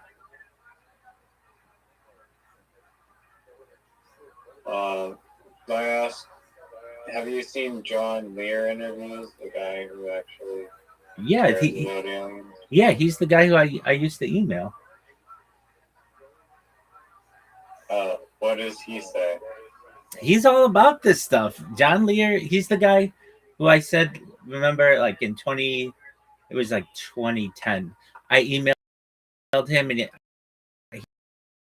he said I made his day. Like basically, amazing life. He's since passed, but may his memory be a blessing. But essentially, he was a CIA pilot. He had more hours logged of a plane than like anybody ever. He was just flying everywhere, and he's the guy who would like fall asleep while flying like major airline. Anyway, he's the guy who got Bob Lazar into all this and connected George Knapp, and he's the central core. He's the one who connected Bob Lazar to George Knapp, and I want to say, like, I don't know, I could be wrong, but I don't think so. I think that John Lear used to John Lear used to sit in front of what's today Harry Reid International, but at the time was McCarran Airport, and they used to just sit and watch planes, the Janet planes, which you don't even know about. They're the ones with the red stripe on the side. All about Janet planes. They're shuffle. They're like little shuffle buses.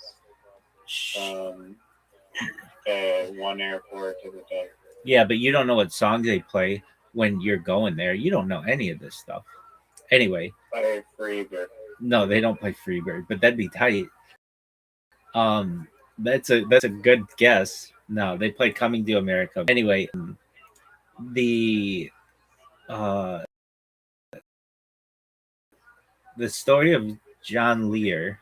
John Lear wanted his house reappraised, and he got Gene Huff to come there, and Gene Huff was like, "Hey, I'm going to John Lear's house." John Lear is the son of Bill Lear, who you know what a Learjet is, right? Yeah. It was Like a shitty version of a Janet jet. No. It's like a Gulfstream. It's like a really nice private plane. Yeah, I know. Oh, okay.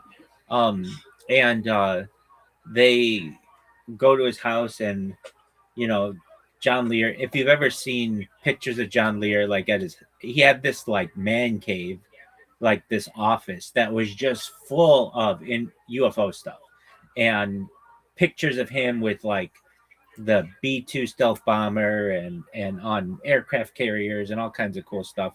And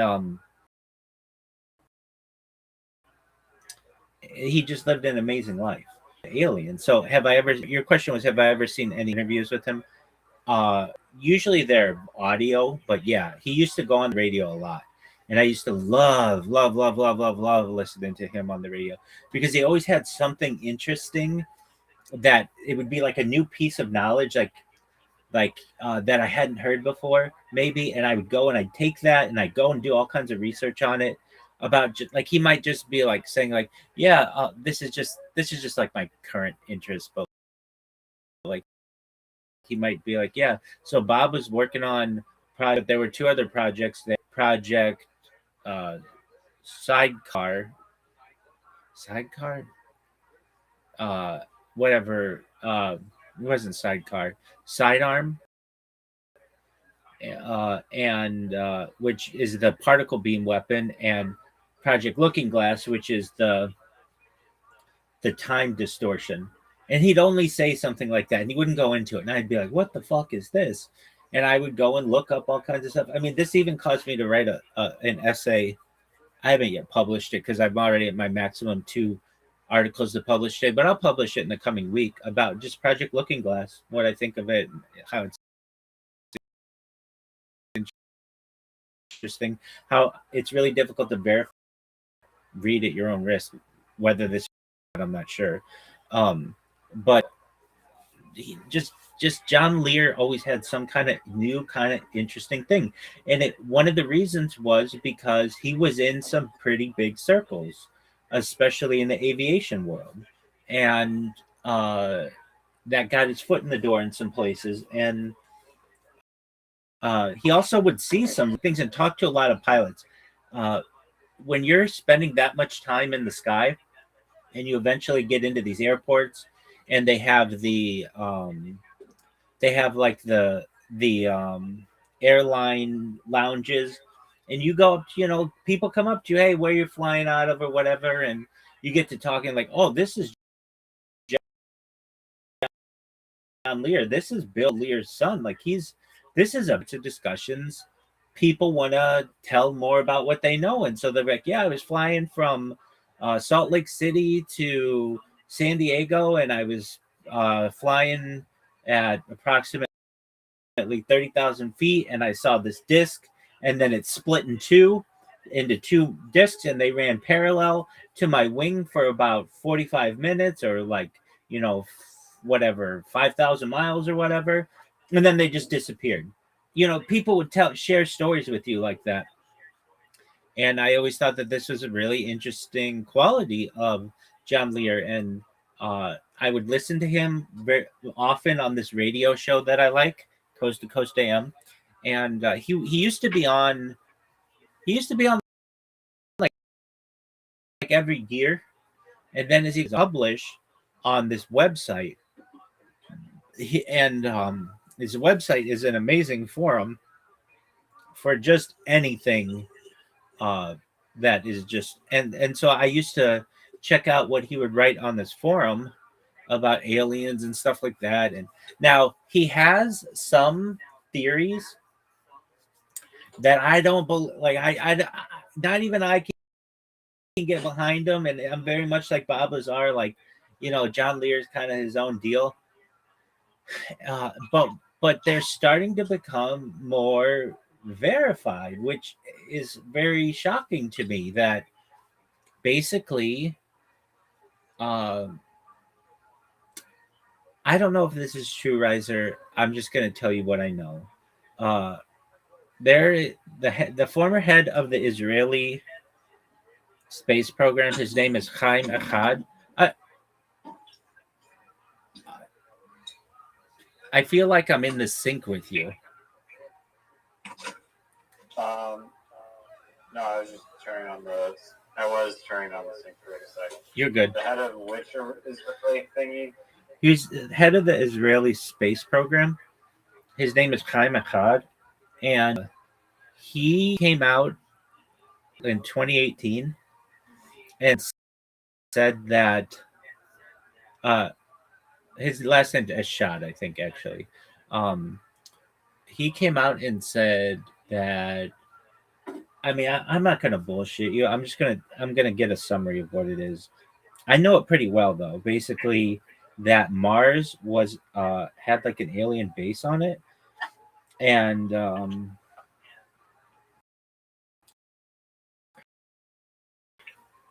yo, dog, the former head of the Israelis in 2018.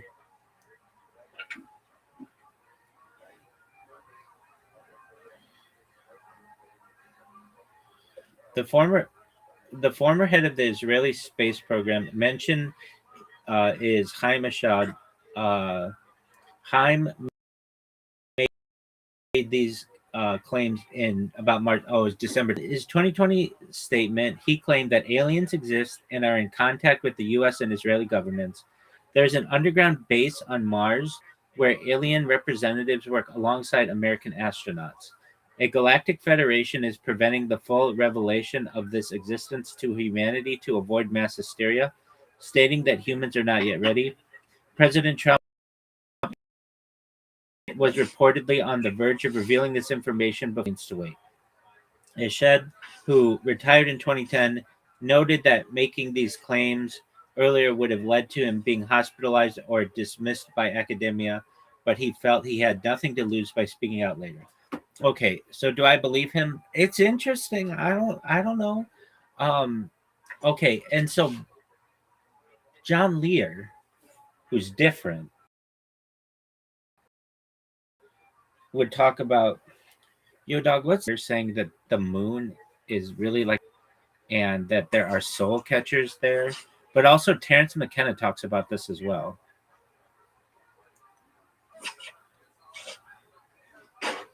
I've never heard Terrence talk about the moon as an alien base. All right, well, you better listen to Terrence some more, my man. John Lear. I listen to a lot of Terrence McKenna. I'll tell you. Dog, I read this to you yesterday about Terrence McKenna. McKenna moon bases soul catchers.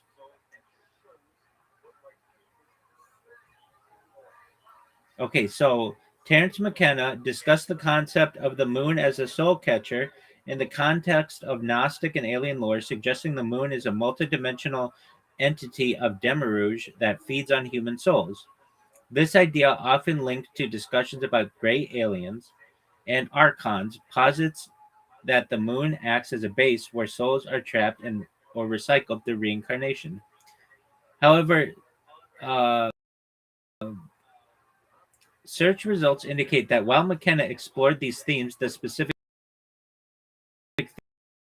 theory about the moon as a physical soul catcher of mysticism and theories rather than empirical fact. Some interpretations suggest that soul catching might not be malevolent, but a mechanism to aid human evolution by looping consciousness through reincarnation. Gnostic view, the moon is seen as a demiurge, a creator that feeds on souls, aligning with modern alien lore about archons, aliens, and bases. Discussions often mention alien bases in Alaska and Antarctica, using Earth's magnetic energy to beam power to the moon. Evolutionary perspective, some argue that the trap is actually a system designed to help souls evolve rather than simply trap them. McKenna's focus. McKenna's lectures covered shamanism, psychedelics, and consciousness, where he often speculated on the nature of reality and the demiurge. While these ideas of the moon as a soul catcher is popular in some communities and Y files discussions, it remains hypothetical and metaphoric concept within McKenna's broader work on psychedelics and cosmic evolution. Um, so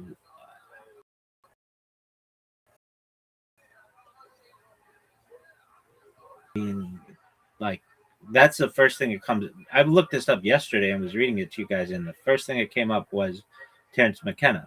Now, John Lear, a former CIA and commercial pilot, became a prominent figure in UFO circles for assertions about secret government knowledge of extraterrestrial life. He claimed the moon hosts alien bases, particularly on its far side, and that it has a breathable atmosphere, force, and civilization. But Lear, these bases are operated by various extraterrestrial species and supported by U.S. government agreements. He also stated that the moon landings were not real, part of a broader cover up to hide the true nature of lunar activity. Lear described a 6-mile high tower on the moon, which he referred to as a soul catcher, a device allegedly used to intercept human souls after death and recycle or enslave them. This idea was reportedly influenced by sources like Val Valerian and esoteric traditions. Whether that's true or not, I don't know. I can just tell you that those are the kind of like esoteric things that John Lear was into. I wasn't so much into that. I was into John Lear talking about faster than like the stealth the F-117 stealth bomber, like, and stealth fighter, and perhaps like advanced fighters, like what's called the Aurora Project, or it's also known as the Flying Dorito, the Black Triangle. It's called. It has different names, but it's basically a secret Lockheed Martin program, and it runs perhaps on nuclear energy and can travel like extremely fast. But anyway, that's what I was into more with John Lear stuff about aviation that I felt was really interesting. But he did have these theories, and he would just drop something on you. Like he might be talking about yada yada yada, blah blah blah blah blah. This is in like, I don't know, 2009 maybe. He'd be on Coast to Coast and he'd be like, yeah, like the Aurora program, blah blah blah blah blah blah blah blah blah blah. And I'd hear that and I'd be like, what the fuck is this Aurora program? And you'd find out that this is a real program by Lockheed Martin. And they'd have sketches of it on some website. And then from there, 5 years later, would go down, and there's a Wikipedia page for it now. And now you read about it, and it's like, it was like this. There's like legitimacy to this. But I would get these like new pieces of information from him. So anyway, I emailed him in 2010 after hearing he had a tiff with the other guy, Gene Huff, and they basically kind of were fighting. And I listened to both sides, as much of a third party as I could, and I thought John Lear handled the situation better. I forget it was about. I mean, really, it's been 15 years since I emailed, more than that, since I communicated with John Lear. But in all of this like esoteric knowledge and stuff, I don't communicate. I don't connect with the people. He's one of the people I sent one time. I had an email exchange with another guy named Jordan Maxwell. Those are the two who I ever and they got right back to me. Like, it was really, this is like, your dad invented the Learjet, and you just emailed me right back.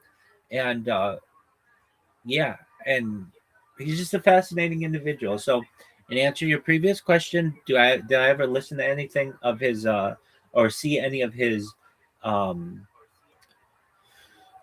interviews? He did more audio interviews. He would go though to different UFO conferences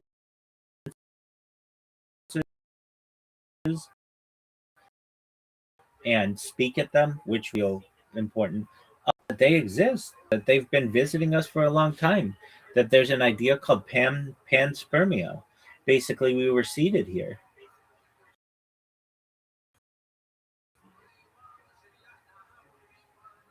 I mean, Bob Lazar was saying that in his movie, wasn't he? Yeah.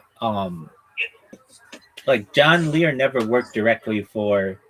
He worked for the CIA, but he was just like running like weapons and drugs and stuff. It wasn't like he was working at the test site.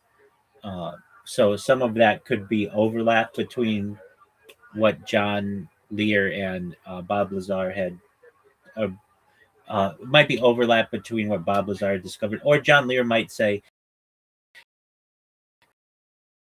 "Hey, I heard about this," and then would tell Bob Lazar about it.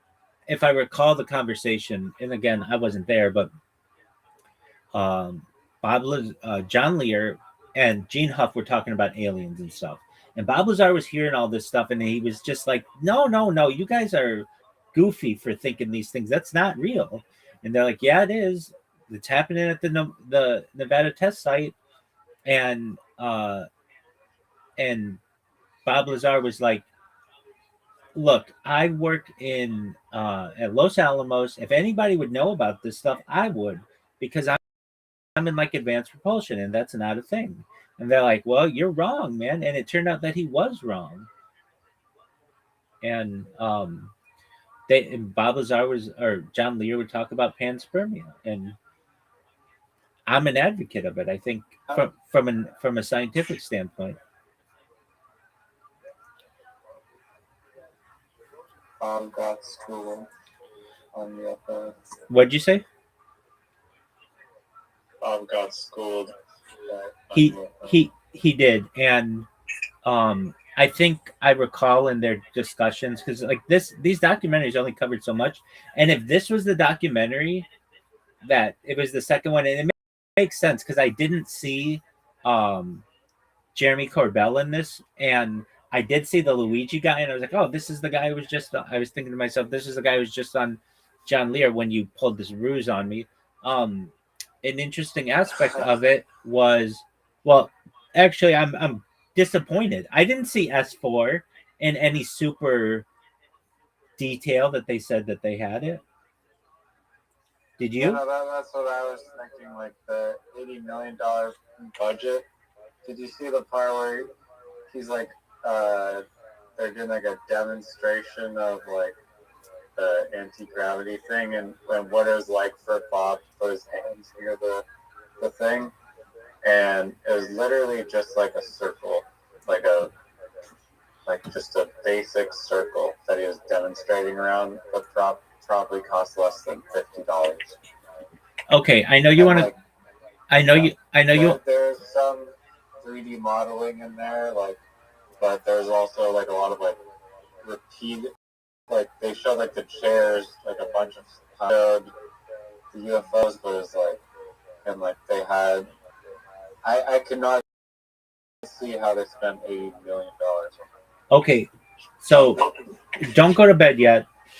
Let's watch this, and then this will be the cherry on top. Just Google. It's less than 30 minutes. It's Michael Stratt S4. I'm going to sleep. Bullshit. This is bullshit, folks. This motherfucker thinks that he knows everything about this, and he doesn't. Tomorrow. Okay, I'm down for tomorrow. That's cool. Do you know what I'm gonna do? Also, I've never seen the movie The Truman Show. Okay, well, we have to watch that, man. I mean, I talk about that all the time. Yeah, I mean, it's on the list. It's on the list, exactly. You know what I'm gonna do right now? What? Watch that Bob Lazar, the one that we just watched. I'm gonna watch it again. The S4 one? Why? The one that we just watched, because I find it. The amount of 3D scenes you saw. Yeah, I want to go back and like make sure that I didn't miss anything. I feel it's important. A lot of times, if I read a book or listen to a podcast or whatever it is, after I watch it, I'll go back and watch it again just to make sure I have a very good overview. I mean, did you watch it the first time? I did, but it's like on my phone and it's being streamed, and like I'm gonna have it on something perhaps like on a bigger device now, and I'll be able to see it in better um, quality. I appreciate that you stream it, so I'd rather watch it on your stream, but I want to go back to see the chairs and some of the 3D modeling a little bit better. No, all good. Yeah, I was just. I don't think I've ever watched the same movie back to back. Oh, like in the same. all right. Well, to each their own. So you got this from it's on YouTube. No, I can send you the link if you need the link. Is it hard to find? Yeah. Okay. Yeah, please send me the link. I appreciate it.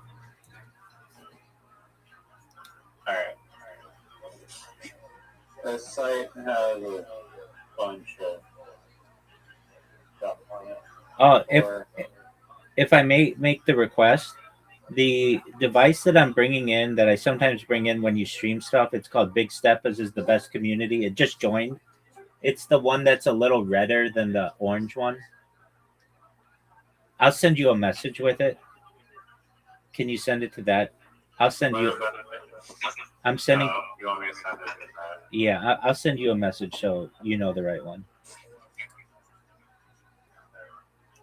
You will receive a message potentially in the next 10, 9, 8, 7, 6, 5, 4, 3, 2, 1. I don't know if it sent. I sent it, but I don't know if it sent. So let me check. Yeah, I don't see anything. Interesting. I can probably message the account.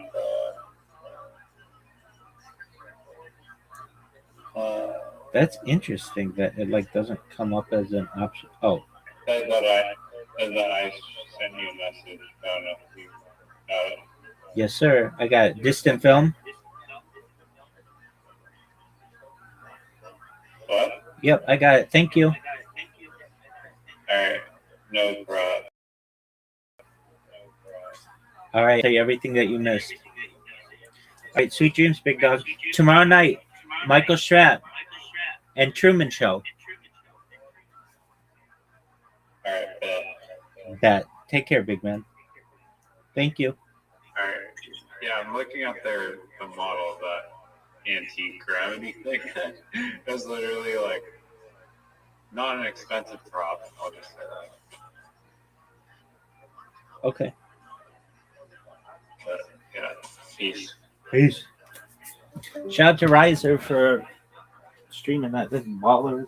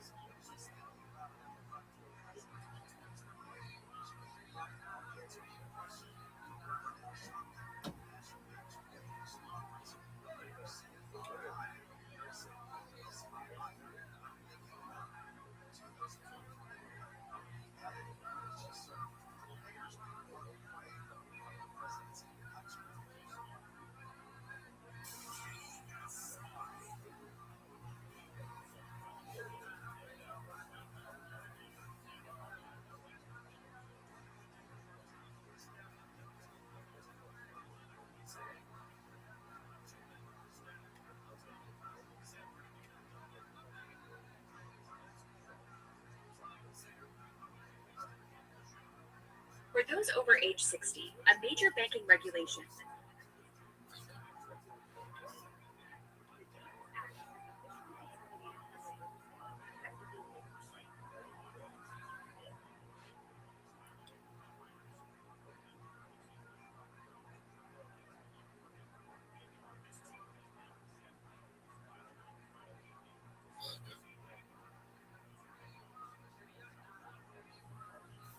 Fine.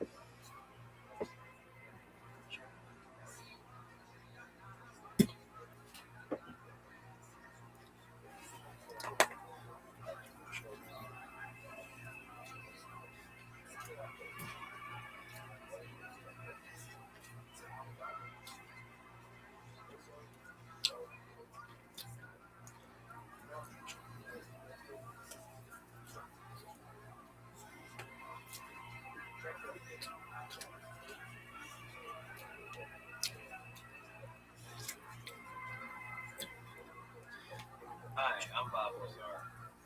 In December of 1988, I was hired as a senior staff physicist by a U.S. defense contractor called EG&G Special Projects. I was told that I would be working on an advanced propulsion system out in a remote area of the Nevada test site, known as Area 51. Myself and 21 other people were responsible for back engineering and technology that originated from another civilization. Although this was a highly classified project, I was never comfortable knowing that the secret was being kept. As work there progressed, I began to worry that what I knew could endanger my life. Wanting to protect myself, I decided to go public and reveal the secrets of S4. Since then, my story has been told countless times to people all over the world. No one has ever been able to show exactly what I saw with my own eyes. Until now.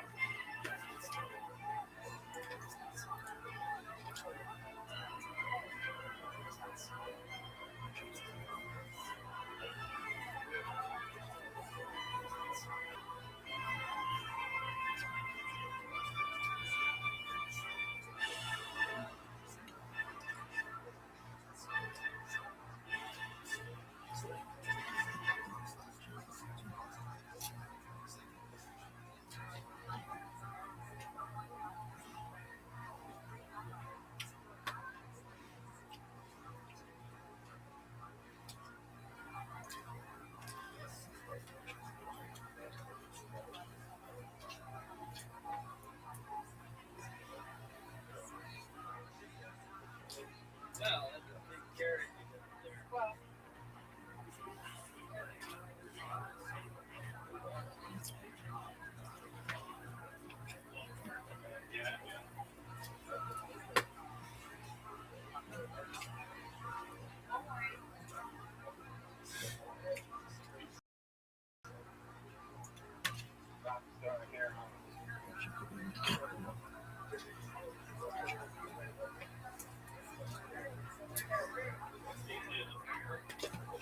I get asked a lot if I regret going forward. I've also said for years, my mind goes back and forth. If I go forward, I come to this point. If I could go back in time, I I do wonder what would happen if I didn't go forward, just played along. And didn't take anyone out to the site to show them. I don't know how things would have turned out. I don't know if that would have been the right thing to do anyway. It really bothered me that all this was being kept secret. There's really no way I can prove it without revealing my identity and getting myself into more trouble than I have already. Exactly what's going on up there? Well, there are several, actually 9 flying bugs with flying discs that are out there of extraterrestrial origin. They're basically being dismantled. Some are, well, in various stages of completion, built from other parts, and they're being test flown and basically just analyzed. I was always interested in science and engineering, particularly things that operate or control huge amounts of power. High-powered lasers, rocket engines, jet engines, explosives, things of that sort. And started building small jet and rocket engines in my late teens. I remember either buying this magazine or I might have been subscribed to it at the time. But this is back when I was either in high school or junior high. And yeah, I saw that, you know, a jet engine on a go-kart going, but nothing is that, you know. That's why I wanted to know everything about that, you know, jet engine. Know the jet engine. Anyway, I became fascinated with all the power and whatnot. And, you know, noted from the article that a guy named Eugene Bluehar who lived in California somewhere. You know, time went on, years go by. I moved with my parents out to California. And, I think at some point this magazine popped up again. You know, and I went, wait, there's guys out here. You know, and I looked, and I think it was in Gardenia, California. I went, I got a 30-minute drive, so, you know, I just drove out there. And, you know, here's this guy's shop was just in this little kind of disintegrating building.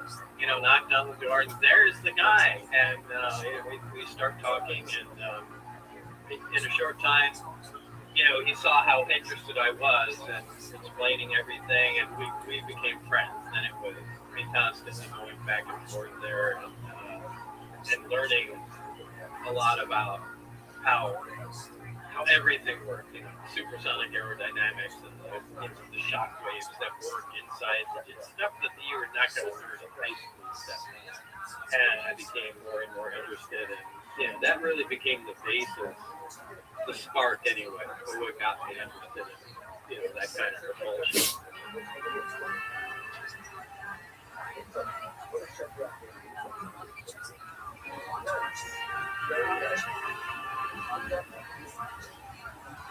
A friend of mine, Jim, who worked in the same place I did, Fairchild Electronics, came in one day and said, I went to the racetrack last night. I think it was Orange County Raceway, and they had jet cars. It's just this big jet engine with wheels on it, and they were racing.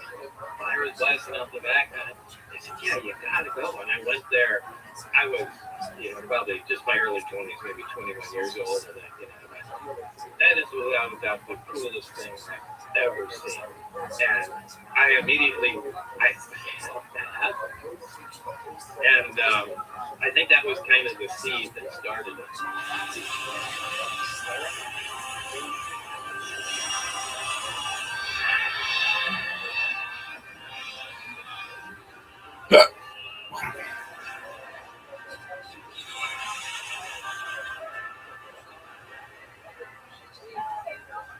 so cool. I landed and I just see this car pulling away from me, and I said, geez, I wonder if I am going to catch it.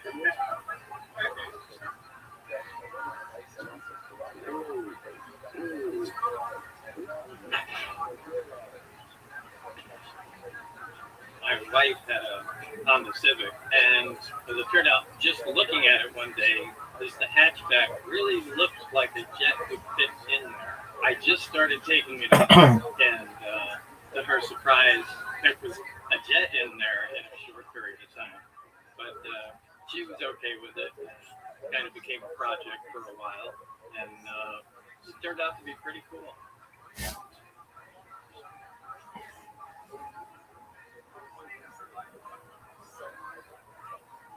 He also also said he worked as a physicist at Los Alamos National Lab, where he experimented with one of the world's largest particle beam accelerators, a half-mile-long behemoth capable of generating 700 million volts.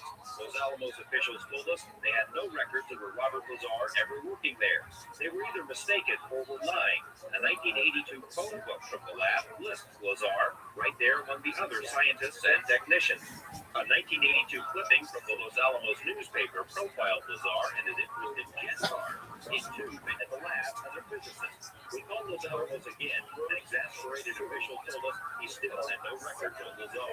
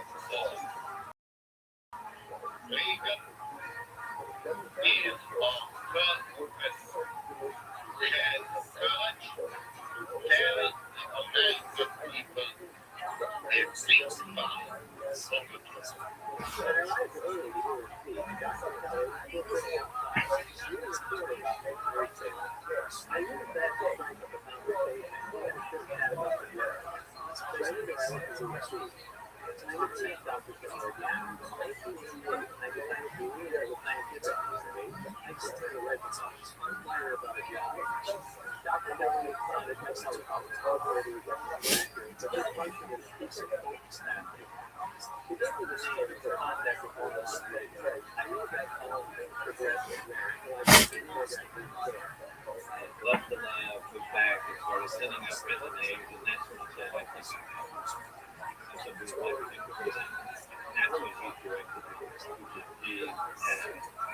special projects division interview. That was actually apparently for an interview.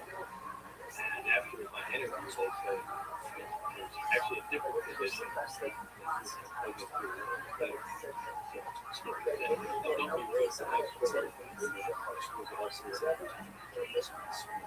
EG&G, which is where Lazar says he was interviewed for the job at S4, also has no records. It's as if someone has made him disappear.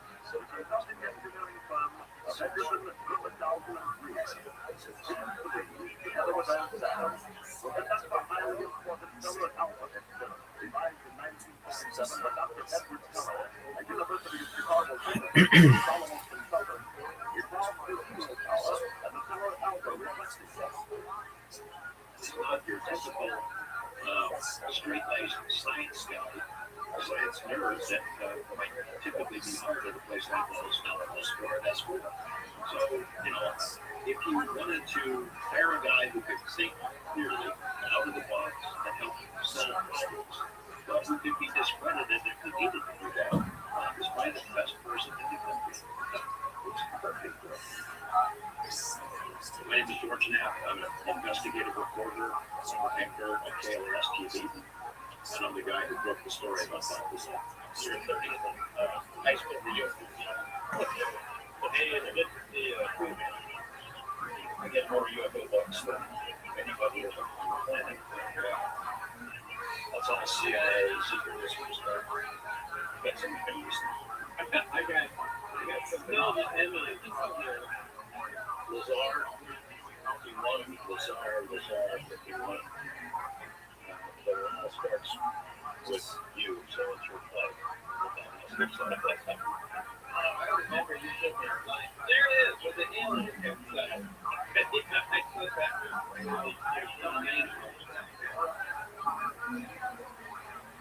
Start this way first. So, it's the first time Bob and I have worked with watching.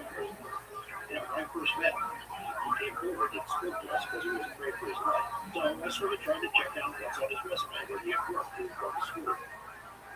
Started with the schools. And it was an immediate local. MIT and Caltech, once I thought, well, you're serious with everybody here.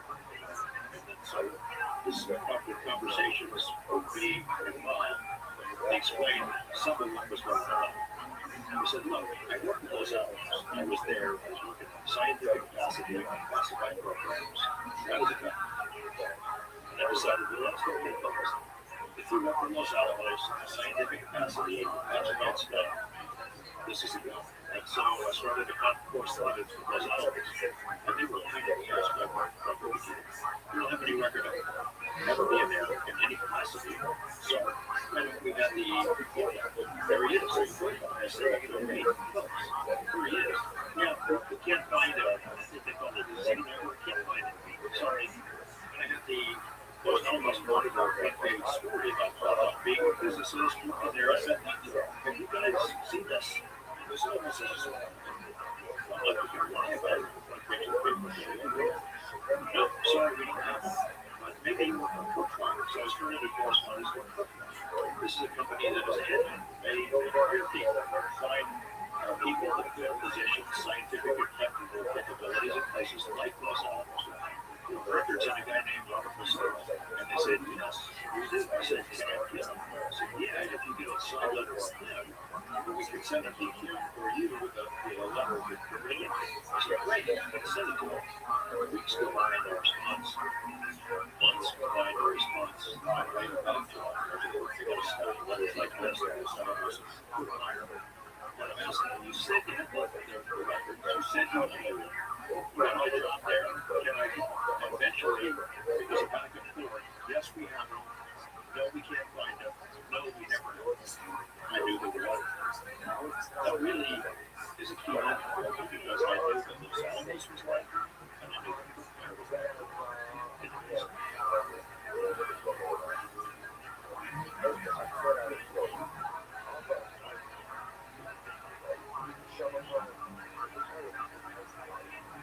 He says he was hired to work at an area called S4, which is a few miles south of Boone Lake.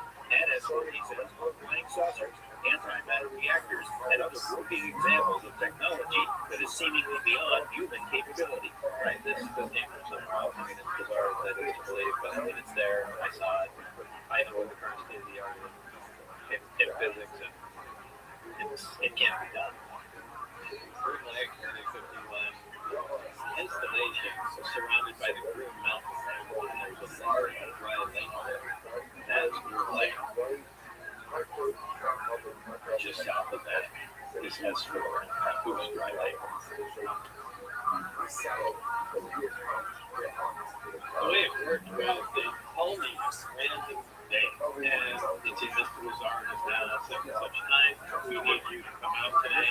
So I go out there. I drive out to each of the special projects, right in Karen Airport that time. I go through building security there, and then out on tarmac and board with the jet.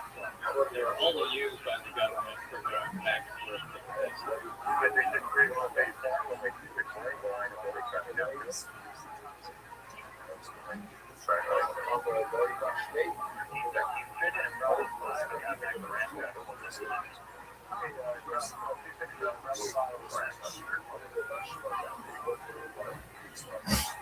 Now let's go. A lot of people get to go like the Janet planes that were infamous. And buses would block out windows. But back then, first year of the meeting, we made it public. The general public had no idea how that worked. So we put that in. We knew about it, and it was confirmed.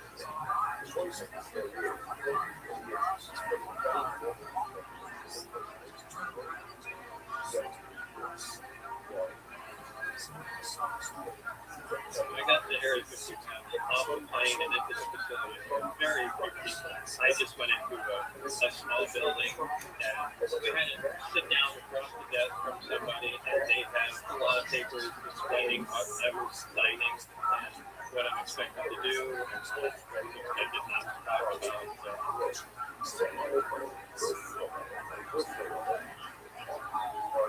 The next time I went out there, they had a blue bus, which was essentially a Bluebird school bus, just painted navy blue with the windows blacked out. That I got on for 5 years time, and we moved south to another facility, now known as S4.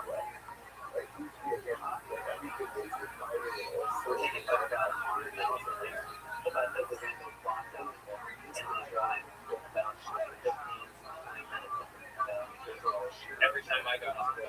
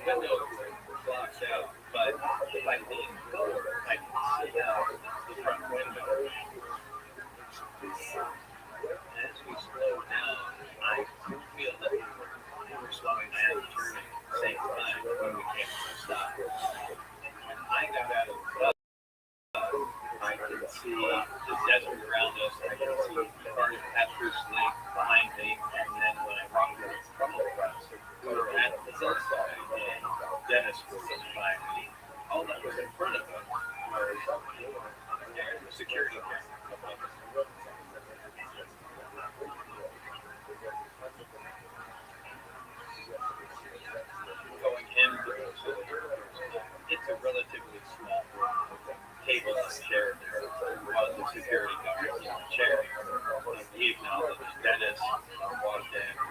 Behind him, on the right, there's the handstand.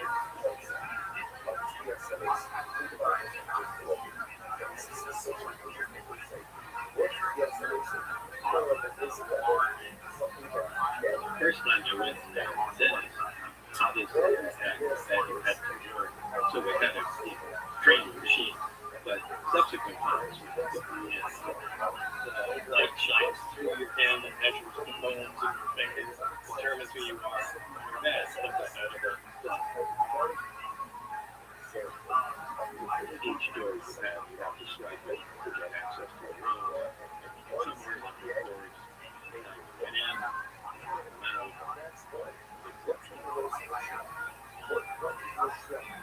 Front, picture of a face. There is a big MAJ written sideways on it. I think there's no patients. They get punished with a star where you have access to them. There's an employee number on there. There's a dark blue, light blue, baggy stripe border. The Department of Naval Intelligence, the stripes on the side. And the star punch that you saw was on F4.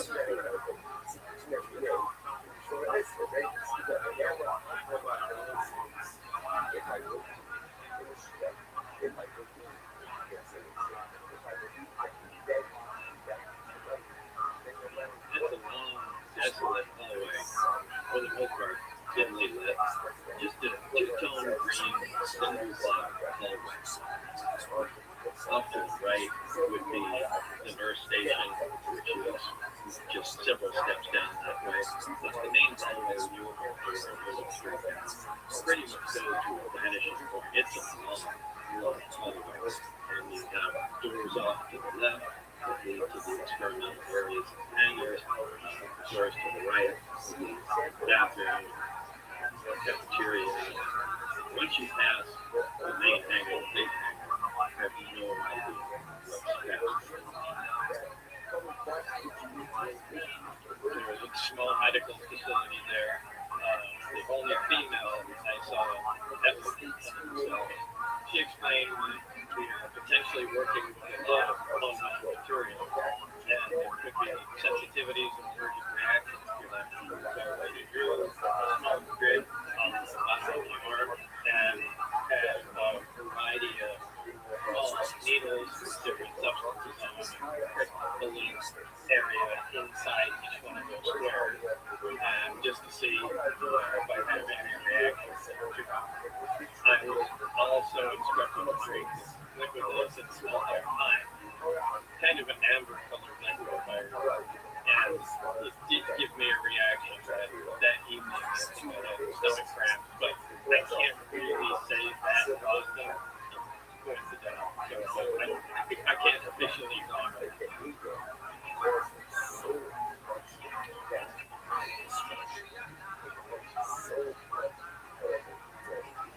But I couldn't get it in store. And it would be taken into a small room, which contained a table and chair and 120 or so briefings with blue folders. These reports appear to be an overview of alien information, which could be used to brief scientists from any field about the scope of their project and not the field of endeavor. The file on top was Project Calculator, and it turned out that's the project that was and that clearly referred to reverse engineering in covered alien spacecraft.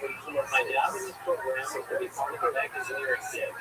Back engineering is the act of taking a finished product and curing it apart to find out what makes it tick. The goal of this program was to see if the technology of the disk could be duplicated with other material. Dennis brought us into the lab. He said, "This is where you're going to be spending most of your time." See, it was a difficult lab setup, stuff, and everything's all over the place. One guy in there, Barry, got up immediately and seemingly really happy to see me. It seems like he used to work with somebody else. He had a lot to say. He was excited to show me everything and bring me up to speed, and was kind of like a little kid at that point. Wait to see this. And he display how the amplifier operates connected to the emitters and how things operate even though they're not connected. And he was very anxious to show me everything and anxious to make some progress too.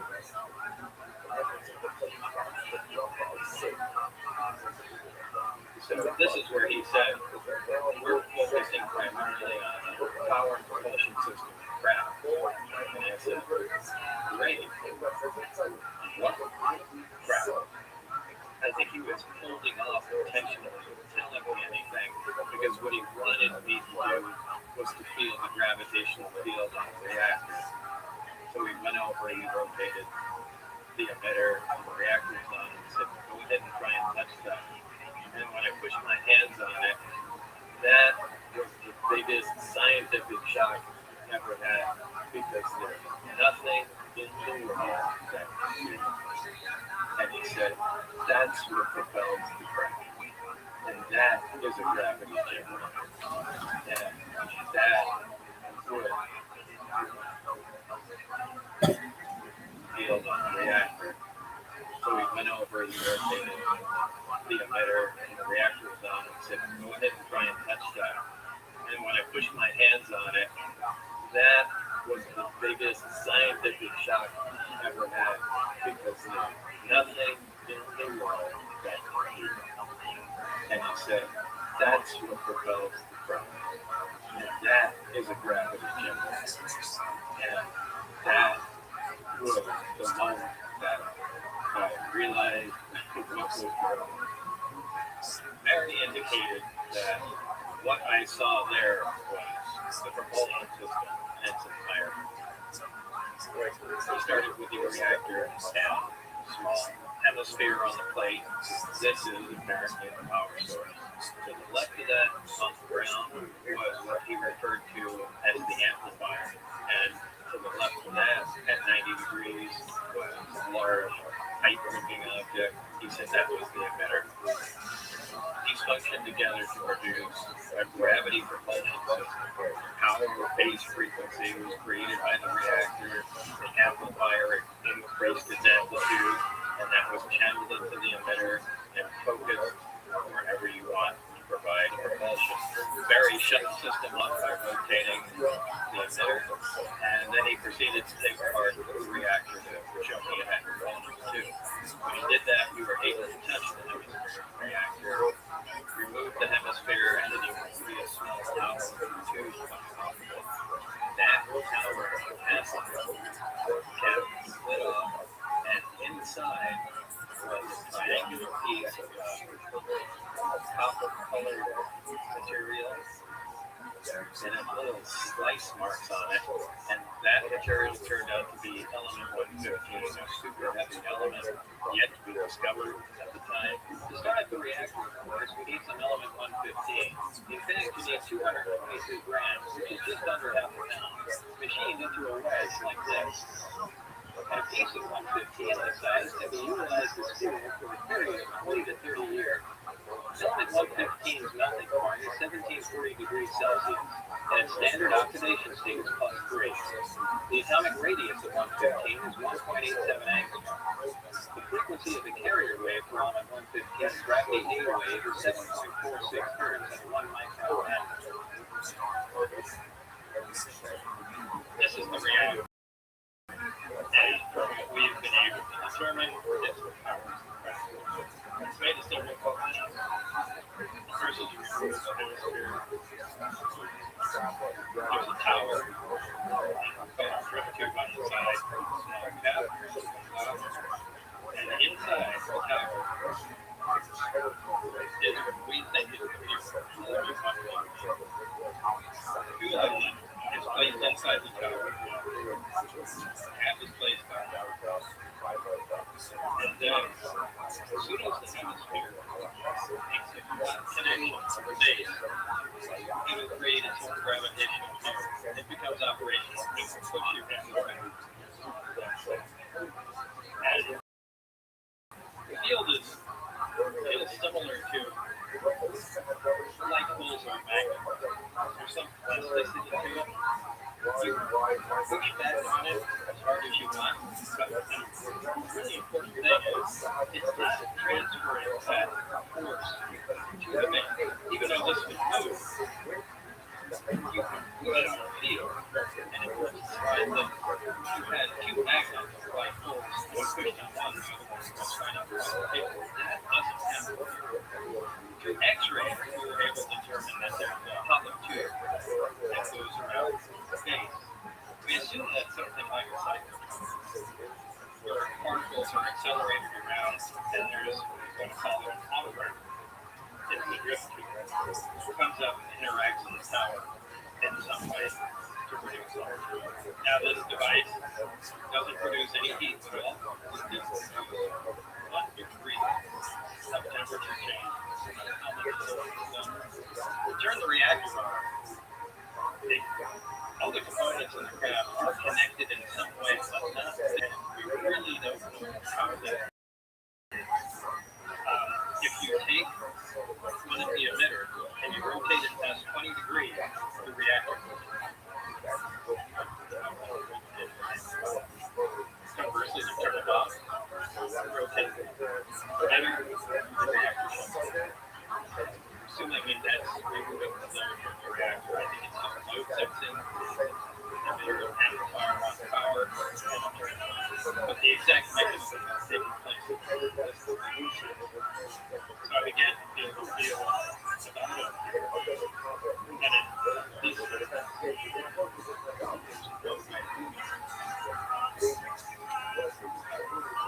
I guess the most amazing thing is leaning into it, putting all your force on that.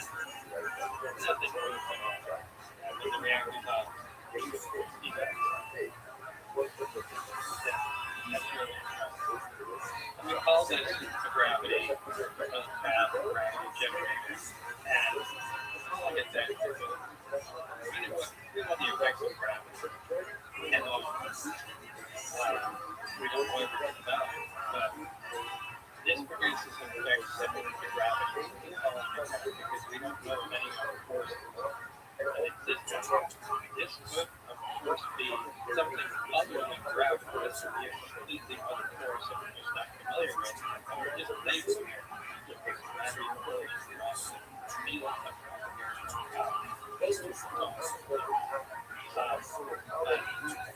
keeping that in mind, we tried to see if it was possible to shield different materials, right? Cardboard, it interacts with everything. There's nothing really that shields it. So, again, it behaves like gravity.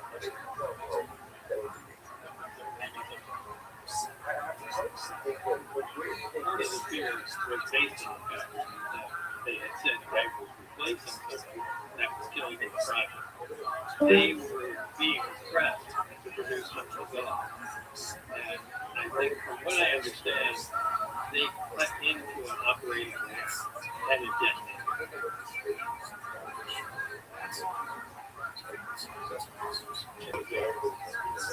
Research project where you're really into it. It was exactly like disarming a bomb. Everything was done. That's what I was trying to do. And once again, I have no idea what it was. It is amazing. What's the thing that they will say? 120 or so weeks. What I'm expecting to do, what I'm expecting not to talk about this.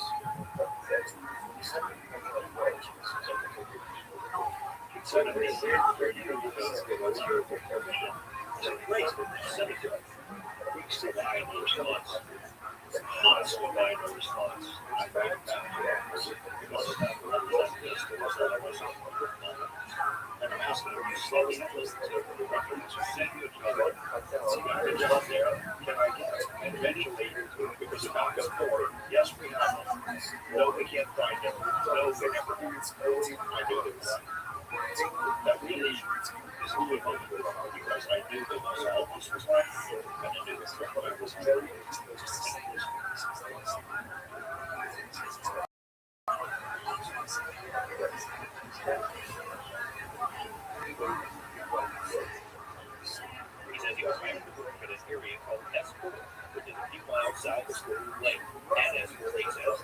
flying saucers, antimatter reactors.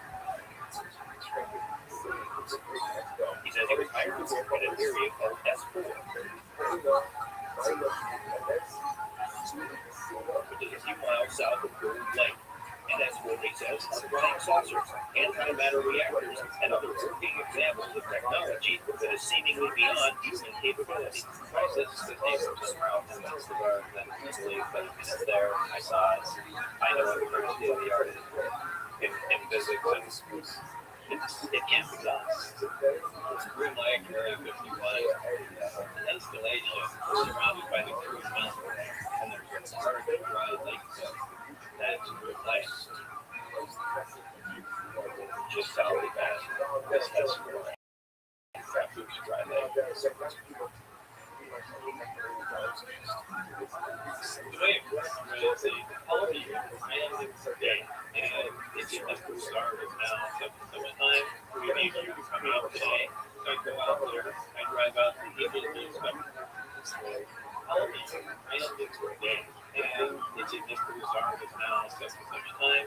We need you to come out today. So I go out there, I drive out to the elevator ran today, and it's in the Cruise Yard is now summertime. We need you to come out today.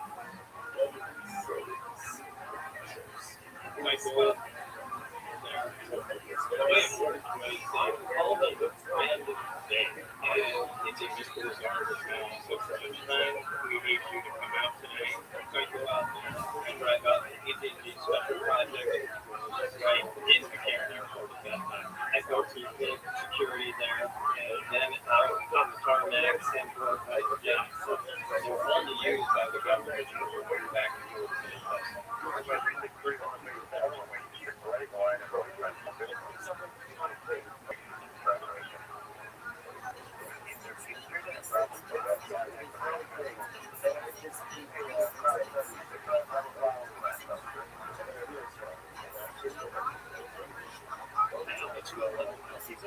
Like the Janet planes are now interesting.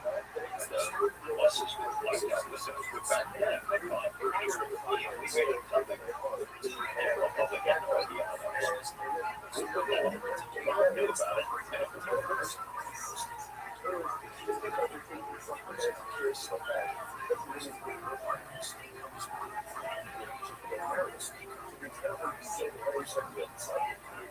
I got to hear it off the plane, and this is very few people. I just went into a small building, and we had to sit down across the desk from somebody, and they had a lot of papers explaining what I was signing and what I'm expected to do. I did not talk about it.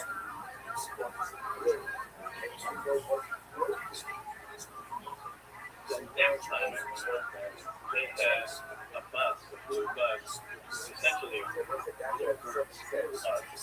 painted navy blue with the windows blacked out. That I got onto Dennis, who was my supervisor at the time, and we drove south, the facility, now known as S4.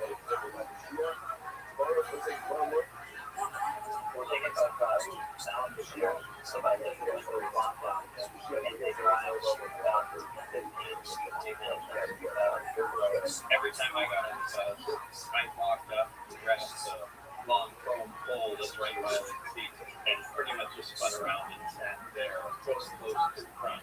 Dennis always sat, he never sat next to me, he always sat across from me and looked at me the whole time, which was really uncomfortable. Now the windows were blocked out, but if I leaned forward, I could see out the front window. As we slowed down, I could feel that we were slowing and turning at the same time when we came to the stop. When I got out of the bus, I could see the desert around us, I could see part of Papoose Lake behind me, and then when I walked around the front of the bus, we were at the hillside, and Dennis was by me. All that was in front of us was the door and security cameras.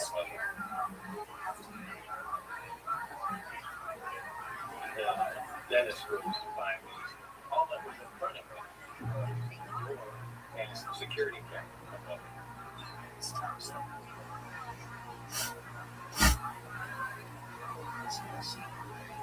going into the facility the first time, it's a relatively small room. Table and chair there. There was a security guard in the chair. And he acknowledged Dennis walked in. Behind him, on the right, there's the hand stuff.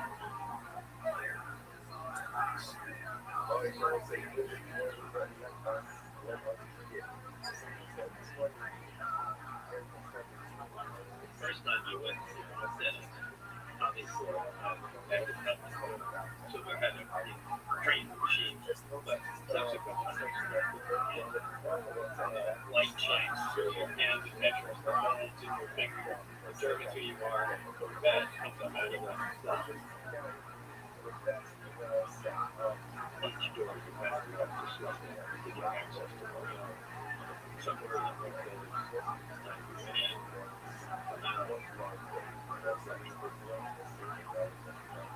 run, picture, face. There is a big MAJ sideways on it. I think there is a location. You can punch through the start where you have access to it. There's a really number on there. There's a dark blue and light blue diagonal stripes. The permanent intelligence, the stripes on the side. And this one that you saw, the one has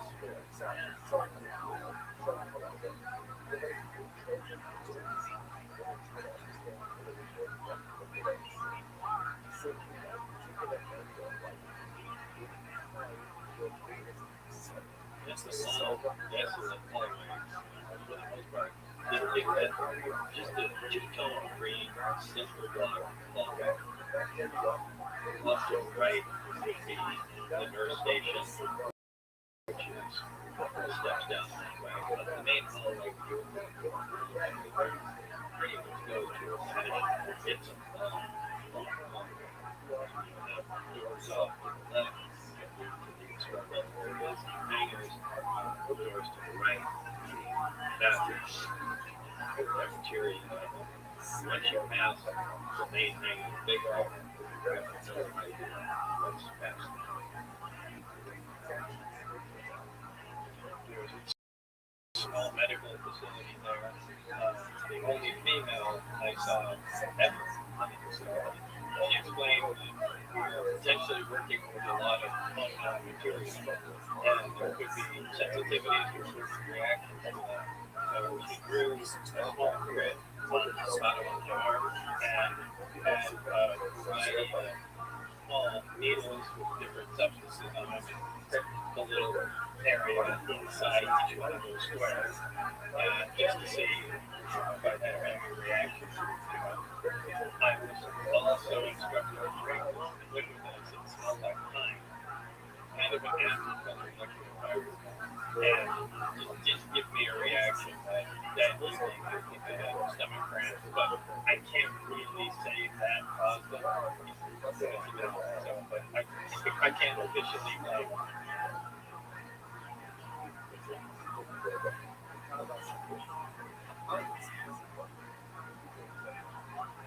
When I first began this school, I would randomly be taken into a small room, which contained a table and chair and 120 or so people to talk about the Senior reports appear to be an overview of alien information, which can be used to bring scientists from any field about the scope of the whole project, and not just their specific field of endeavor. While on top of the words practical there, and it turned out that's the project that I was part of. That referred to reverse engineering a recovered alien spacecraft. My job in this program was to be part of the back engineering team. Back engineering is the act of taking a finished product and tearing it apart to find out what makes it tick. The goal of this program was to see if the technology could eliminate or duplicate their performance. Dennis brought us into the lab. He said, "This is where we are to be spending most of our time." See, it's a typical lab setup. Stuff, everything all over the place. One guy in there, Barry, got up immediately, clearly really happy to see me. It seems like he used to work with somebody else. He had a lot to say. He was excited to show me everything, bring me up to speed, and kind of like a little kid at that point. We see this thing. display how the amplifiers operate letters and how things stop even though they're not connected.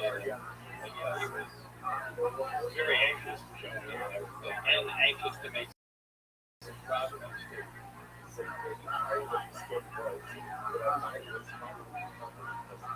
So this is where he said, so we're focusing primarily on power and propulsion system craft. And I said, great. What? Craft. I think he was holding off intentionally, telling me that what he wanted me to do was to feel the gravitational field of the reactor. So I went over and rotated the emitter reactor plug and said, go ahead and try and touch that. And when I pushed my hands on it, that was the biggest scientific shock I ever had. Because there was nothing in the world that's moving. And he said, that's what propels the truck. And that is a gravity generator. And that was the moment that I realized every indication that what I saw there was the propulsion system sensing fire. He started with the reactor and a small hemisphere on the plate. This is apparently the power source. To the left of that, ground was what he referred to as the amplifier. And to the left of that, at 90 degrees, was looking up there. He said that was the emitter. These functioned together to produce power base frequency created by the reactor. The amplifier increased its amplitude, and that was channeled into the emitter and focused beam wherever you want to provide the propulsion. Very shell system up by rotating the emitter, and then he proceeded to take apart the reactor and show me it had components too. When he did that, we were able to touch the reactor. Removed the hemisphere and you can see a small tube coming off of it. And now we're in the cabin. Cabin slid off, and inside was a triangular piece of copper feathers material and little slice marks on it.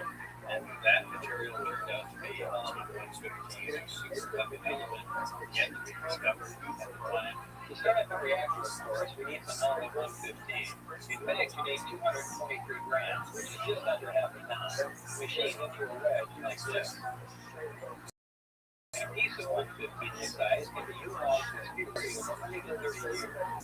Molten 115 melting point is at 40 degrees Celsius, and its standard oxidation state is +3. The atomic radius of 115 is 1.87 angstroms. The frequency of the carrier wave from 115's gravity day wave is 7.46 hertz at 1 micron bandwidth. This is the reactor, and we have been able to determine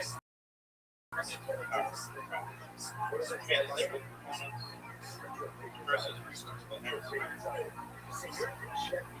here's a tower, drift by the side, and inside the tower is everything that you do. Fuel is placed inside the tower, and is placed on and then instead of the hemisphere, it's a flat connected base. It will create some gravitational field. It becomes operational and will push you out the pressure. The field is similar to like bullets or knives. There's some plasticity to it. Push it out on it as hard as you want. But it's not transferring even though this would move, you push on the steel, and it moves. You kind of two magnets with light poles. You push on one, the other one is sliding across the table. That doesn't count. Two X-rays, we were able to determine that the hollow tube moves around space. We assume that's something like a cycle. Where particles are accelerating around, and there's comes up and interacts with power in some way. Now this device doesn't produce any heat at all. It produces 1, 2, 3 of temperature change. During the reactor arm, all the components of the craft are connected in some way, but not physically. We really don't know how that if you take one of the emitters and you rotate it past 20 degrees, the reactor burns. Conversely, if you rotate negative, the reactor assuming that's the reactor, I think it just notes up some amplify a lot of power. But the exact mechanism that's taking place. So I began to feel the table. And then from his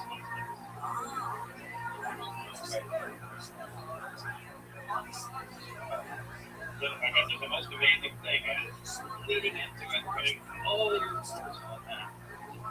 Nothing moved at all. When the reactor's on, you can continue. That's really impressive. And we call this a gravity, propelled gravity generator. And we're calling it that because we know the effects of gravity. We know how it works. We don't know everything about it, but this produces some effects similar to gravity, so we're calling it that because we don't know any other forces that exist like that. This could, of course, be something other than gravity. This could be a completely other force that we're just not familiar with, and we're just labeling it gravity according to gravity. These are here. But keeping that in mind, we try to see if it's possible to shield it. Different materials, cardboard, plastic, metal, everything. It interacts with everything. And there's nothing really that shields it. So, again, cables like gravity.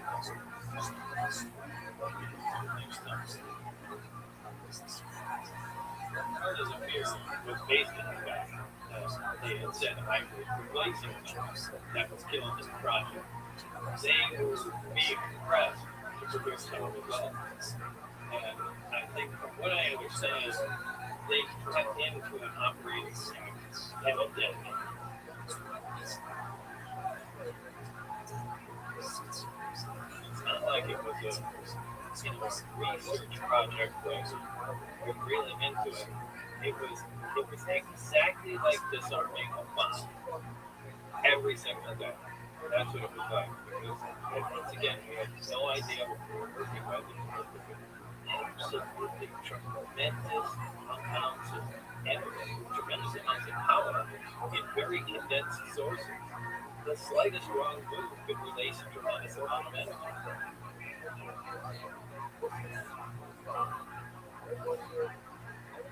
As part of our investigation, we went through all the global protocols. We contacted the U.S. Air Force and else.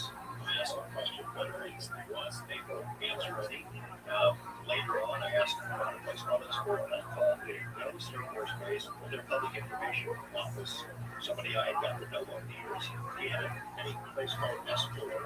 Wanted to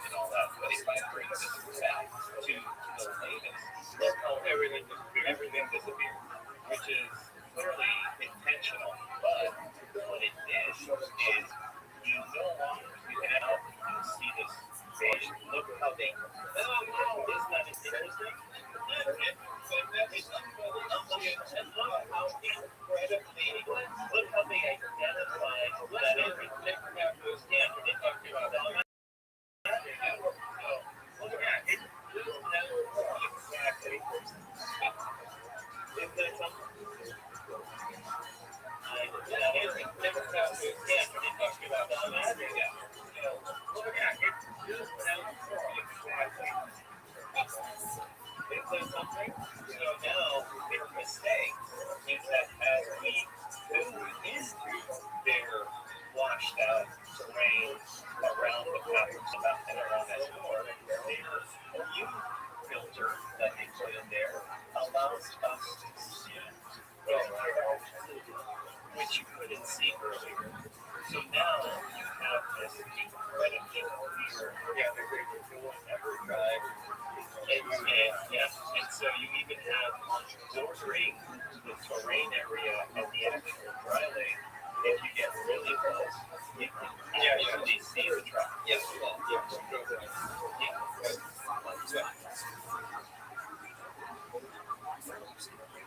So, interestingly, we see the tracks, which are literally right by S4. And then if you go to this other road, see there's a little road here, okay, which is very near S4, and you go here, you can clearly see the tracks. Look at the point in every direction, and you can look at all the traffic. Yeah. Okay, that's not one guy driving. No, that's not one guy driving. Exactly. So, there's no public out there.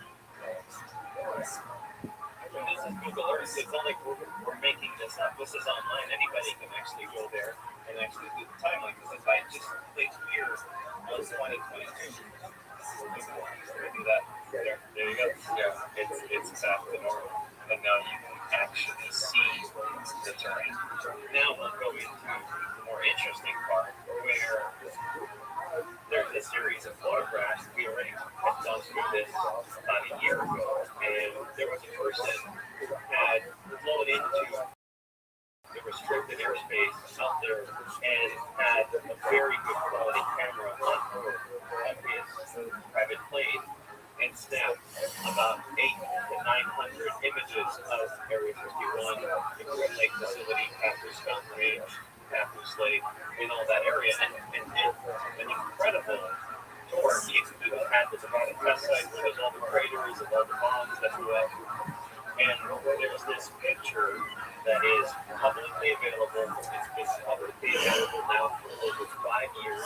And this is a picture that was taken at about 17 miles from the Pathos Lake area where the hill is located, where you said S4 was located. And this picture was utilized by a bunch of people online saying, as you can see, the helicopters are set in this country. There's nothing there.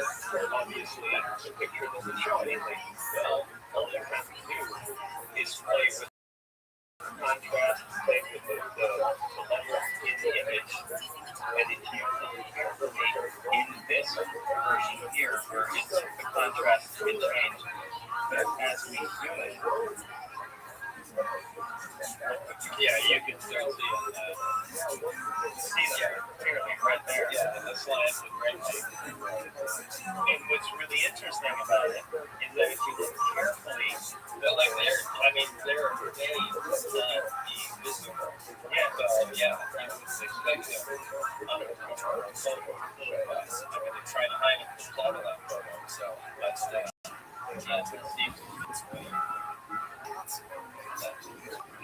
and if you look carefully, the first one is slightly wider.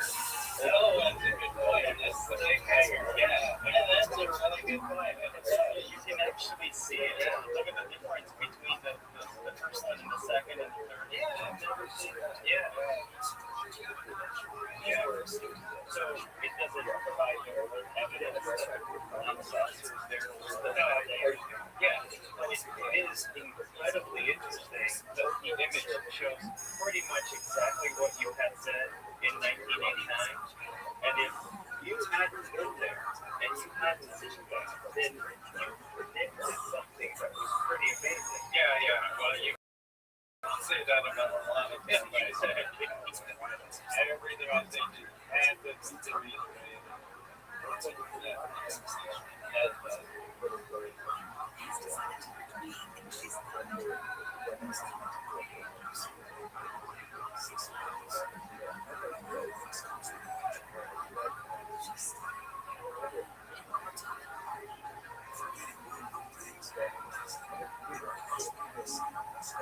The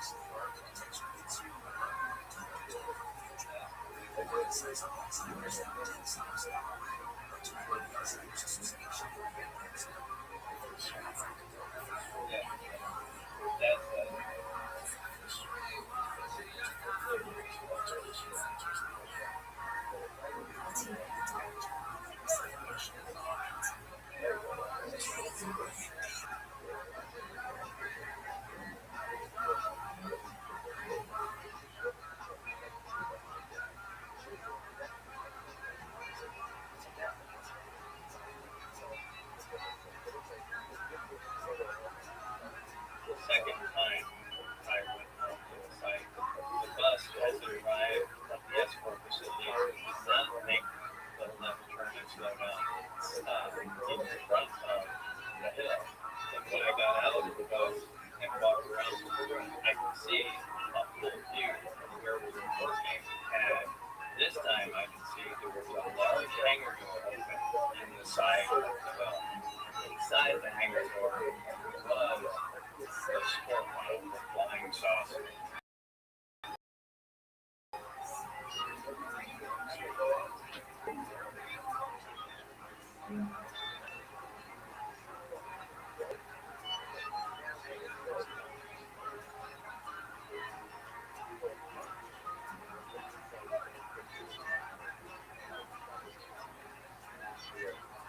First thing that went through my mind is, well, this explains all the, say, the UFO reports where we are making a secret fighter that's in the shape of a flying saucer. And that's all. We walked into the hangar, and I was instructed to walk with my eyes forward and just enter the door at the end of the hangar. I slipped my hand along the side of the craft, and recommended right away for doing that. But the craft itself had a part of the hatch was removed with the entire hatch.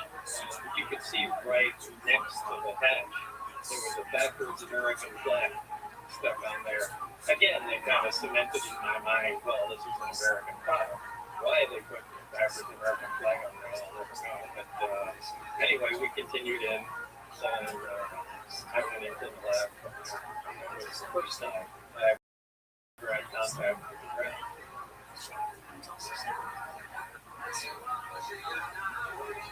Larry was showing me how he comes out of the emitter and what he's doing. And he took a regular kitchen candle, lit it, and put it near the mouth of the emitter. And when he rotated the emitter, the flame stopped flickering. It just stood like it was a photograph of itself. Larry said, what is unusual about that? I said, aside from the fact that the candle's not moving anymore. And he said, just think about it. I said, yeah, it's still emitting light and it's not moving. So the photons are still moving. But again, if it's a gravity wave coming out of the gravity bends light, it should look distorted. I should either not be able to see it, or the whole image of it gets bent and distorted. But how can the flame stop moving and it still be emitting without any distortion? So these are some of the things that really made me think, hey, gravity is something else. It's not behaving exactly. So, and also he removed the candle and then rotated the emitter other direction or the same way. But it made a little black ball in the blue light with the sky escaping, looking like a black hole. I just felt there was no light. That's the focal point in the air. So there it's affecting light, but it wasn't when the candle was up. But in the air, it's dark. So there, it looked like a black hole, but other direction or the same way. But it made a little black ball in the air. Remove the candle and perhaps something else. Something equally exactly. Also, he removed the candle. Flame stopped moving, and it's still emitting light without any distortion. So these are some of the really made me think something else. So he removed the candle and then rotated the emitter another direction or the same way. But it made a little black ball in here. Blue light was escaping, looking like a black hole. But no, you could just tell there was no light at the focal point right in the air. So there it's a technology, but it wasn't for the candle. So really unusual.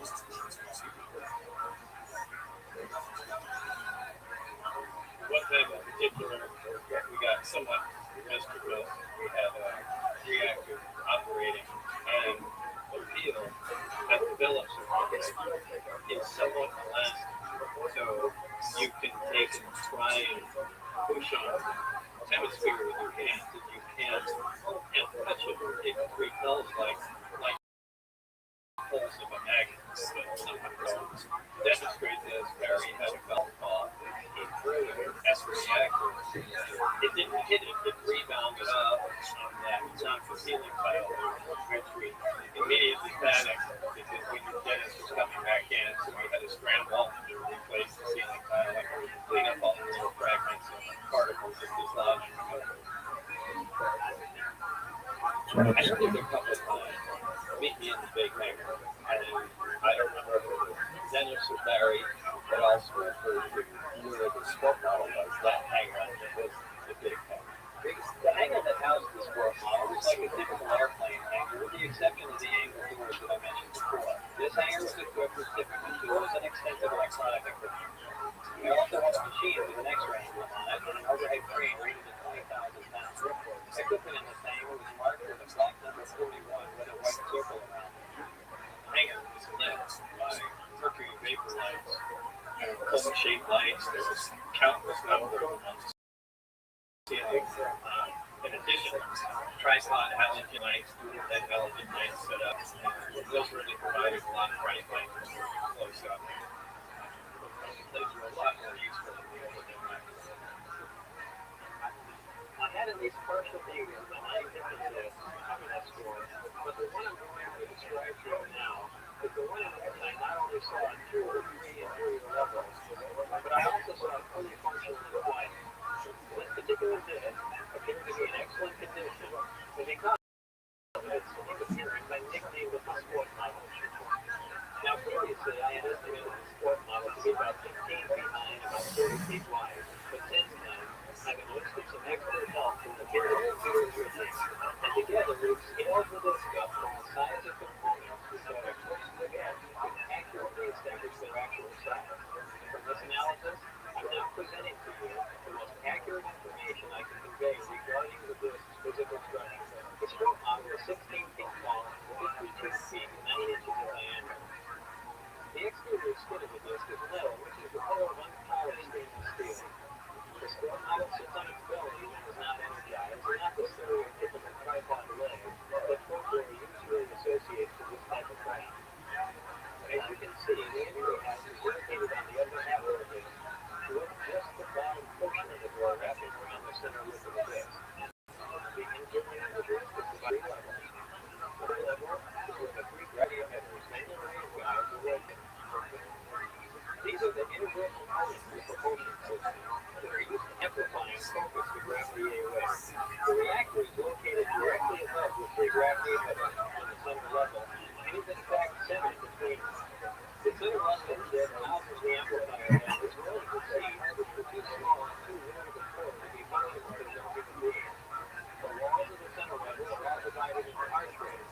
At one point in time, when the disc was energized, one of the archways became transparent, and you could see the area outside of it, just as if the archway was a window.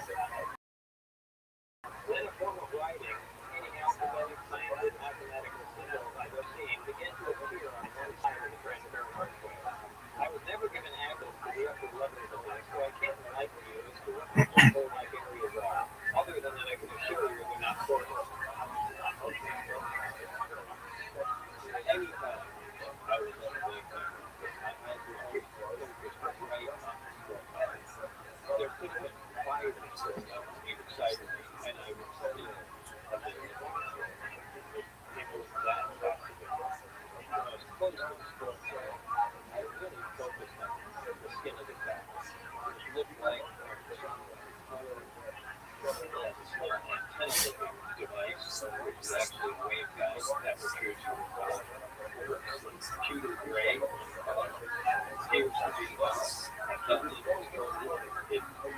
being that piece of bed, so I know it's so the body of the craft has rebels being.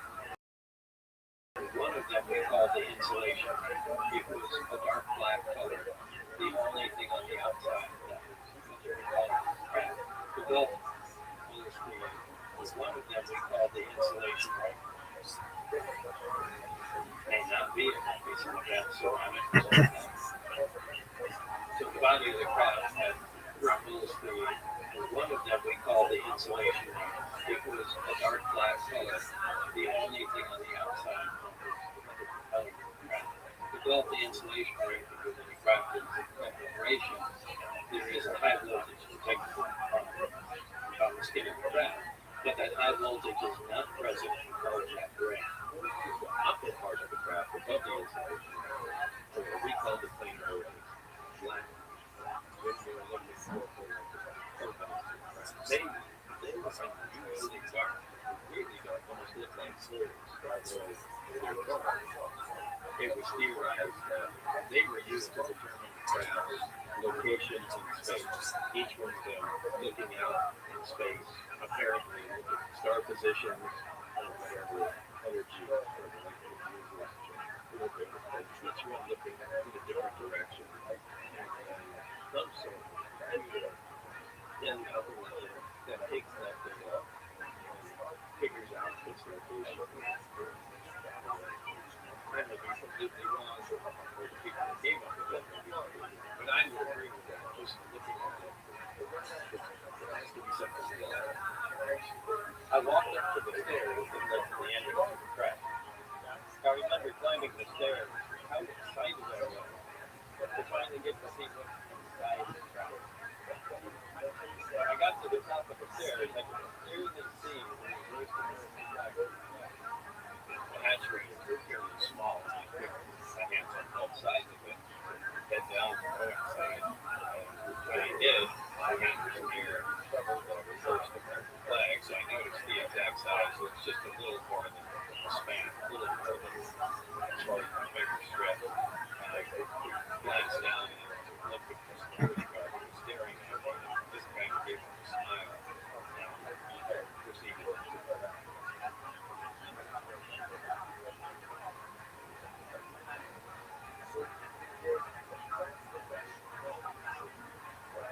I was shocked at the inside of the craft was. Everything is the same color, the same texture, and it all appeared to be the same material. Virtually everything had a radiating curvature to it. Everything looked like it was molded together, with the exception of the reactor. Even though there were two tripod lights set up inside the craft, really hard. I've often described the interior of the craft as being very uncomfortable. I got to look inside and had really long chairs, and I think that was the first confirmation I had of this shocking thing, because every time before that I was able to a little event that a group of scientists had formed, and we're getting into Secret, and we could make this like a looking at the naturally, and we could fly that away with the help of the furniture inside the suit. And things began to come together and start. I was in there with my lab partner, Barry. There was also another team from while going over the reactor placement, Barry drew my attention to the archway that also wanted the interior. Actually, waveguide, which germinates as similar to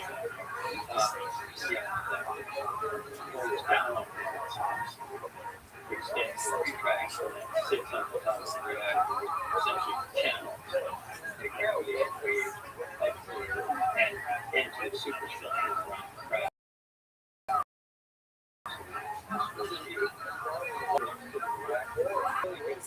At the seats, what we assume to be seats that were far too small to be usable by an adult human. You know, you look at the seats placement. One of them, the waveguide in the reactor is directly in front of the seat.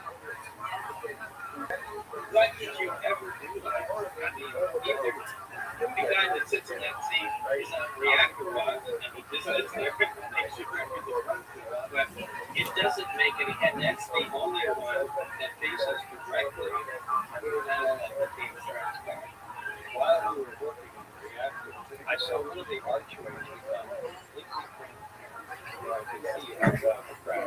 This immediately caught my attention. And as I put it, after that archway, and lights began to appear on that new portion of the archway. I'd never really seen symbols like that before. My closest analogy to it was the Korean writing. The symbols themselves were not completely static. They were slowly filtering back and forth. While that archway had my attention, my last partner, Barry, whispered my name to me to get my attention back to her in the lab. I was in the press, and I was hanging down by the reactor and looked up at the screen. Barry just said, you know, like,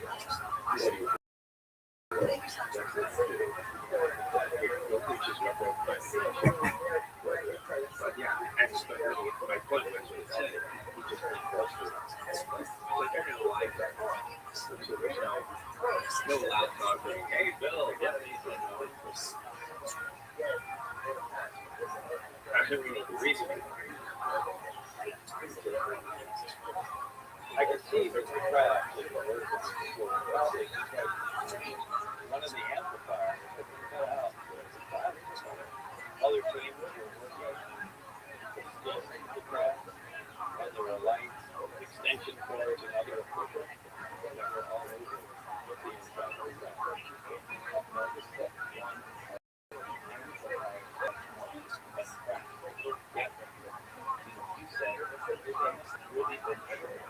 You had to be 100% confident that you were right to leave your operation. Links to them too. And nice amplifier. Look, once you remove that out, the crack can't operate itself anymore. Which makes you wonder if they did that intentionally so it could be operating. Kind of the equivalent of clipping a bird's wings, keeping it, so it can't fly away anymore. Someone, probably certainly more than one person, let's go take that out, and a damn good reason to do it. But they must have been absolutely convinced they knew what was going on. Moved it into the lab, and they were still able to operate the craft. So, clearly a lot went on before. At one point, Barry instructed me to go behind the scenes and pointed towards a small honeycomb hatchway flush with the floor. We both called over to the hatchway, and Barry shook her backward, and the little honeycomb hatchway collapsed, leaving an opening in the floor big enough to barely squeeze through and look down into the lower level. I was able to get the upper part of my body into the hatchway and got a good view of the 300 hanging below. The lower level was very dark. There was just enough light coming in under the entrance hatchway to see the emitters and the lower part of the craft.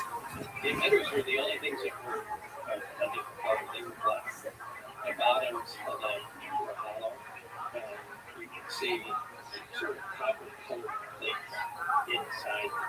They were hung by sort of large diameter tubes, maybe 3 inches or so, just like the waveguide that extends down onto the reactor. When all 3 of the amplifiers are being used for travel, there is Delta configuration. And with only one is being used for travel, it's the Omicron configuration. So as far as propulsion, the craft operates in 2 different modes, called Omicron and Delta. Omicron means 1 and Delta means 2. The common amplifiers and emitters are different. Omicron configuration, the craft lifts off the ground using 1 amplifier and 1 emitter. The other 2 emitters can swing all the way up to 180 degrees up the side of the craft. And what that does is cause distortion in space. And That forces the craft to fall and pick up distortion. And at the opposite of the way our aircraft work, with a flying material out the back, this causes some sort of distortion in front of it where it's flying. The other way of operation, double configuration, this real craft is designed to get sitting in free space. For that part, the craft rotates on its side. It does a belly roll. It faces the bottom of the craft towards the destination. The three emitters at the bottom of the craft focus on the destination. They're brought up to power and the craft makes a jump. Now, the amplifiers don't operate on a continuous fashion. They pulse. They produce a pulse of energy and then require a recycle time. It's somewhere around 10 milliseconds or something like that. Essentially, you fire again and make another timer start and travel to a distant location. We're trying to make several jumps. It's never just one long jump across the galaxy or something like that. It's just a series of jumps. That's how it is. When it arrives to where it is, it'll get close to the destination, switch over to on-time mode, and set down the cruise mode.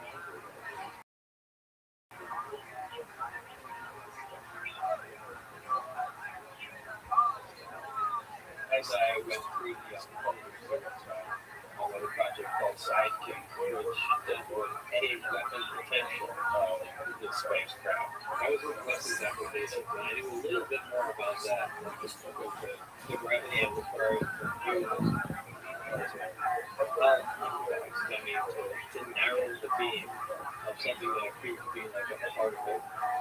It seemed to be dealing with an accelerated particle, and that was focused and held in place. The vehicle was forcing the gravity amplifiers by the temperatures. Project Looking Glass had to use the gravity amplifiers to destroy that. This isn't implying that they were trying to make a time machine, but they were trying to create a time differential. But it was in milliseconds and fractions of a second. But I had to just with that force distorting back. I mean, we were 100% sure that that was even gravity was dealing. And the group that was working on that was attempting to see exactly the scope and slope. The information that the overview of Project God was accurate. I read the overview and overlooked the evidence to be accurate. So it is possible that scientists involved with other projects should have seen evidence that these networks of these were accidents. But I can't be sure. The main news report was simply most of the pictures on paper.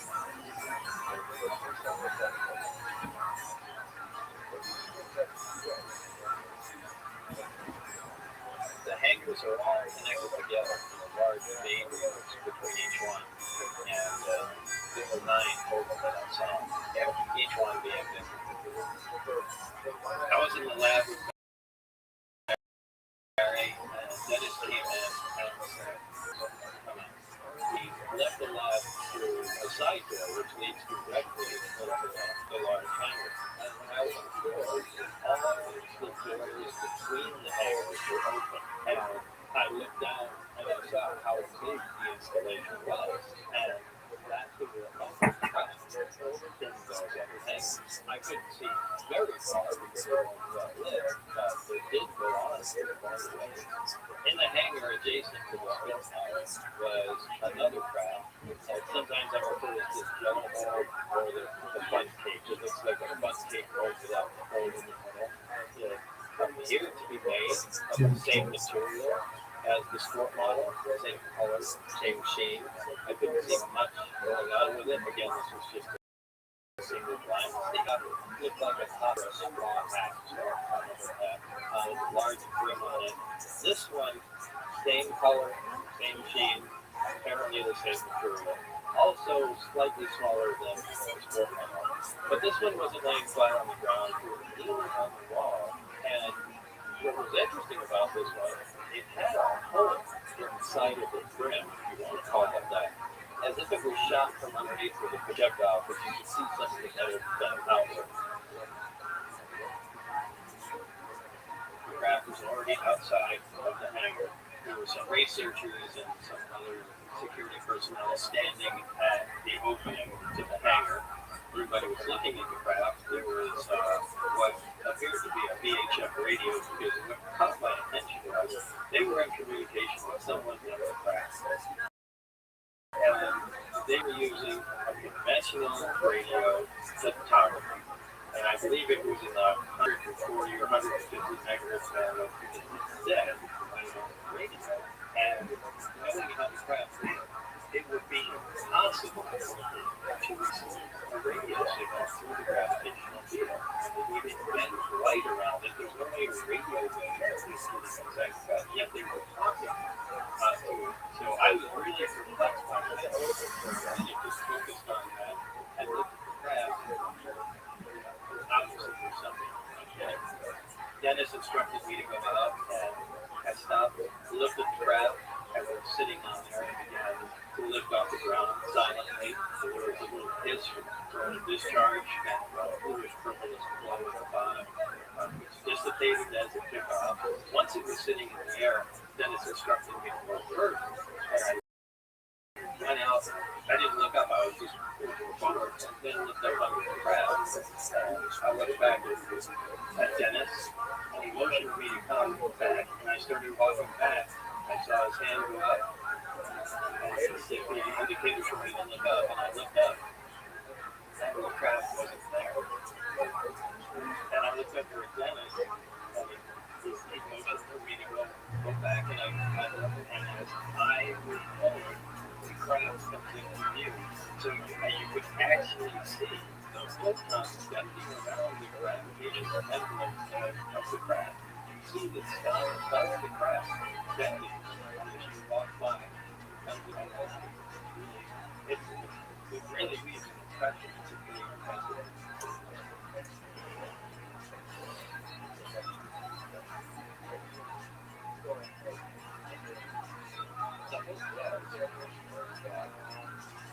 Even something small, something small that would distract big, complicated, if you can find a certain thing, which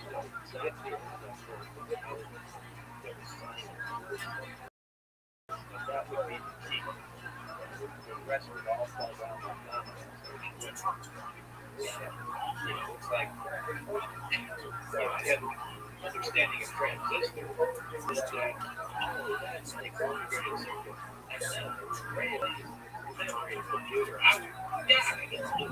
So if we were pulling that chain reactor, so they get hit. But, when I was there, it was just small.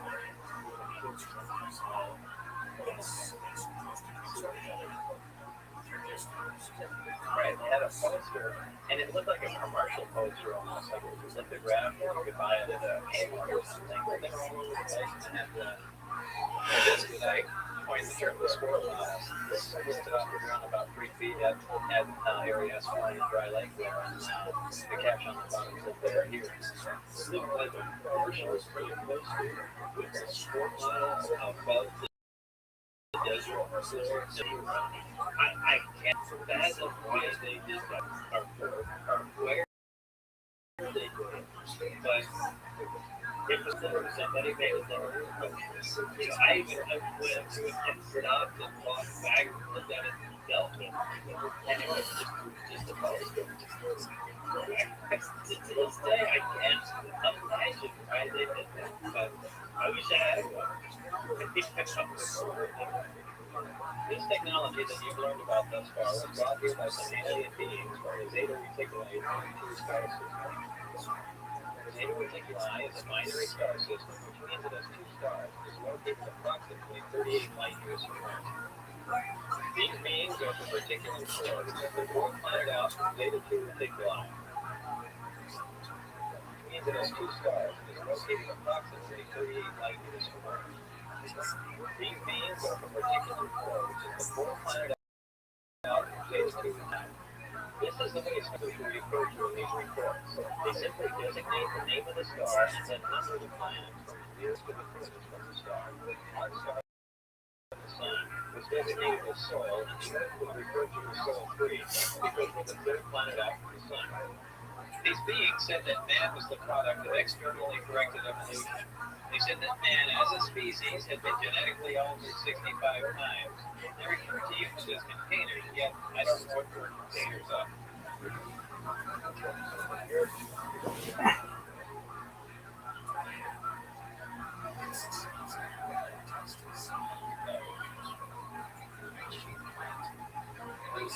They said that man, as a species, had been genetically altered 65 times because we're the third planet out from the Sun.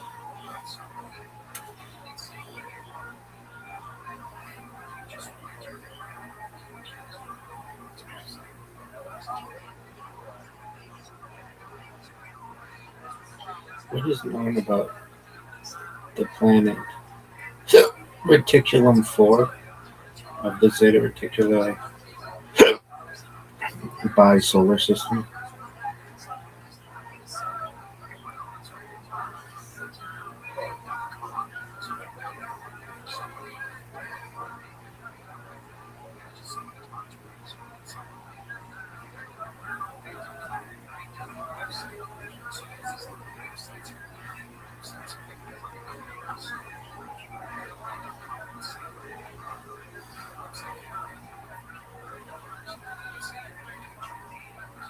These beings said that man was the product of externally corrected evolution. Please tell me about the theory of externally corrected evolution.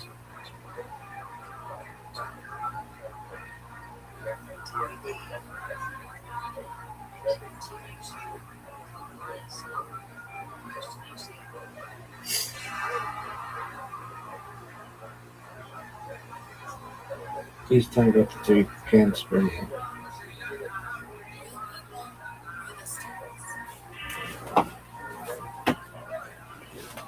They said that man, as a species, had been genetically altered 65 times. They refer to humans as containers, yet I don't know what word containers are. These beings said that they had been visiting Earth for a long time and presented photographic evidence that was over 10,000 years old. There was an exchange of marker and information that until 1979. For a long time and presented photographic evidence which they contended was over 10,000 years old. These beings said that they had been visiting Earth for a long time and presented photographic evidence which they contended was over 10,000 years old.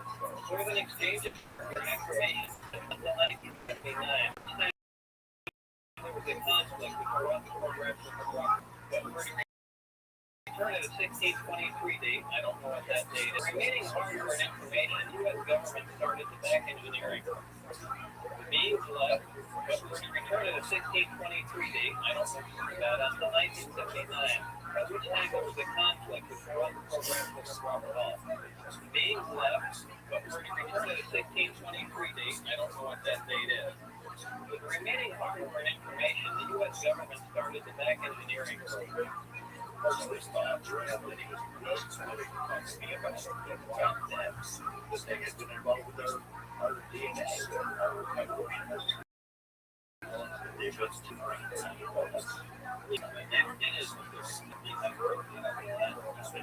I don't talk about it. The main reason is because business law about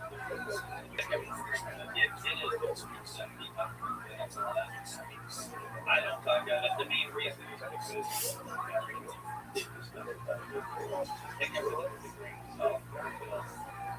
intentionally inject ridiculous things in there. Anything ever gets out, exactly what you're trying to back. Here's a reference to being pilot, and it's some related to the crowd. They were always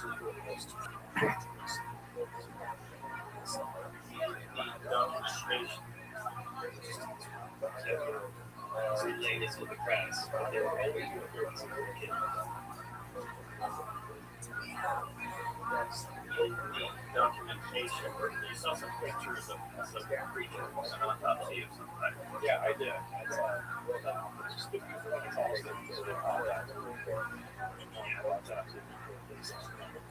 Yeah, I had to put it in. I just grabbed the 10 runs of the creature, just chest cut open, two back, feel bad, give it one like large, like a post left small, and I said, all the organs in my body go through together and operate with one unit. That's what I'm looking at. The beings themselves are 3 feet tall and weigh 25 to 50 pounds. Their bodies are most closely resemble a human toddler's torso, child with an emaciated front. They have large heads with almond-shaped wraparound eyes.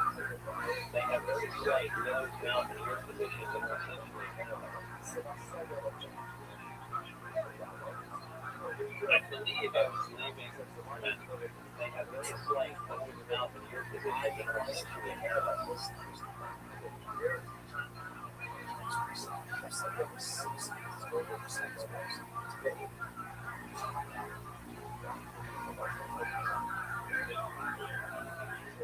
I believe I was leaving a hangar and walked up and glanced through the window of one of the job doors as I was proceeding. And what I saw was 2 technicians or scientists looking down and had either one of the seats or a model of one of the seats with what I thought was a doll, like a small creature or something like that, something that would be designed to fit. I think they were just sizing up what kind of creature the seat that size.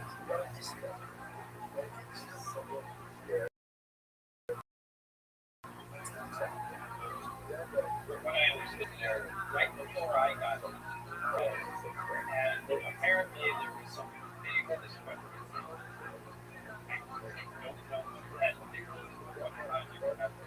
It's a big deal. And as soon as we found that out, we stopped the rest.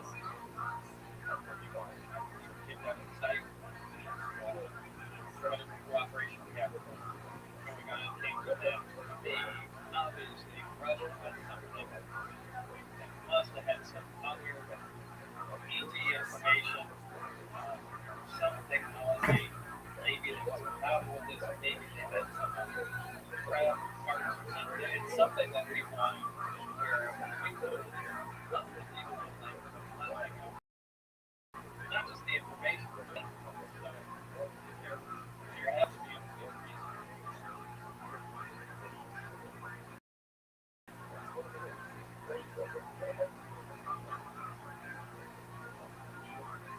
And it's instructed me one day that I can take these people down to Los Angeles National Lab in New Mexico. I left on this while on the plane. I was looking through the documentation, and that's where I noticed that they had a code name that was LA 1000, and it was classified as a new harbor. And that's all that we need for Los Angeles is supposed to know. It was cheating. I had to remain there while they were cheating and return with not just the material, but any waste material retrieved back to us for very strangely how it was packed on average. At the time, I had never seen air go. I had never heard of aerogel. It's essentially silicon dioxide. It's the latest known solid. 98% air. Why it was active this material, I have no idea. But this, you kind of cut out with one footing, you hit it, and then that was inside of the left case. Again, it's why it was back that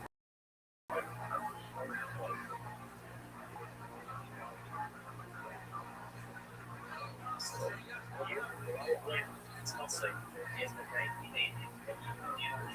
You say try to see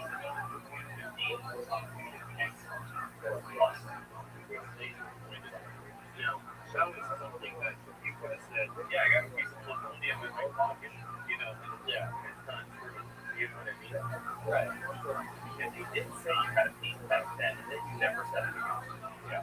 But you stopped saying it because it was just like, yeah, right. You stopped saying it because, yeah, I had it too close to me. So, it's like, yeah, stop. You know what I mean?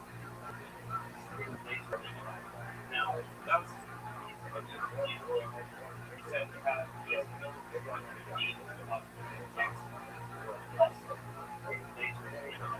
now, that was something that you could have said, yeah, I got a piece of plutonium in my pocket, you know, yeah, it's not true, you know what I mean? Right. Because you did say you had a piece back then, but you never said it again. Yeah. But you stopped saying it because it was just like, yeah, I stopped saying it because, yeah, I had it too close to me.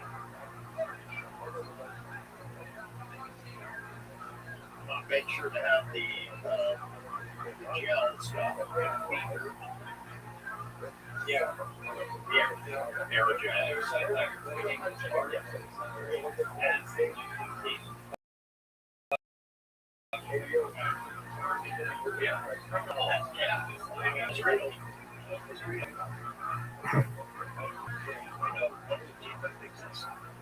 Stable is not existent. Nobody's ever seen it. I think this piece of it that we've got now, it lasts microseconds and then it's gone.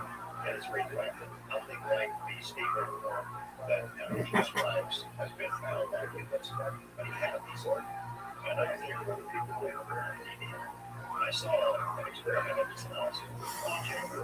It seemed to bend light. Now, I'm not a physicist, but it looked like it was bending light feet. And that wasn't this. I knew that he was out, but he was going to die. And he was going to be killed. And there was no reason for him to kill. And that piece of 115 and this round this in front of his particle failure with an X in the middle. And if he was going to go, there we go. I became concerned as the days went on.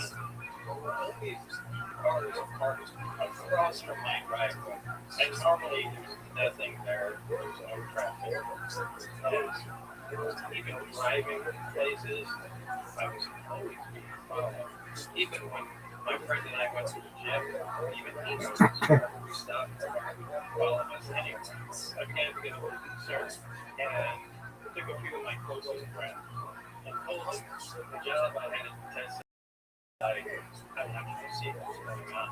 Working with Barry, it came up with something to do test flights schedule.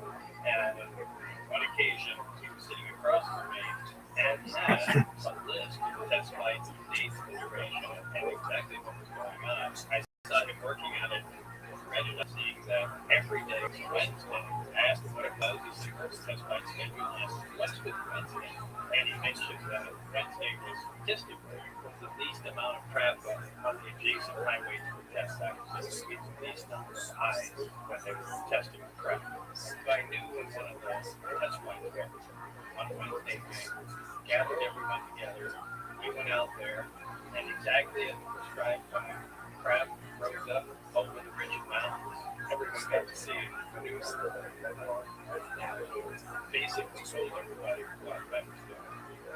We ran the car, away, go out, display, turn the lights out,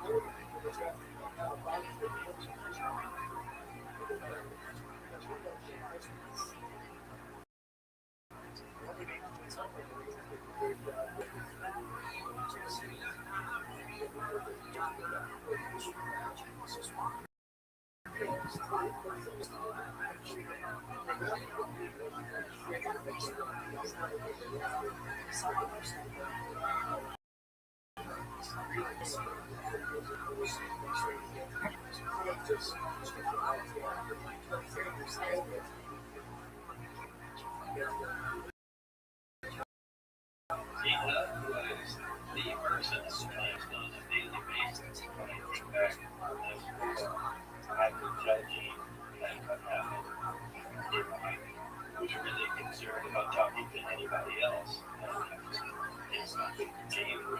his friend in Las Vegas.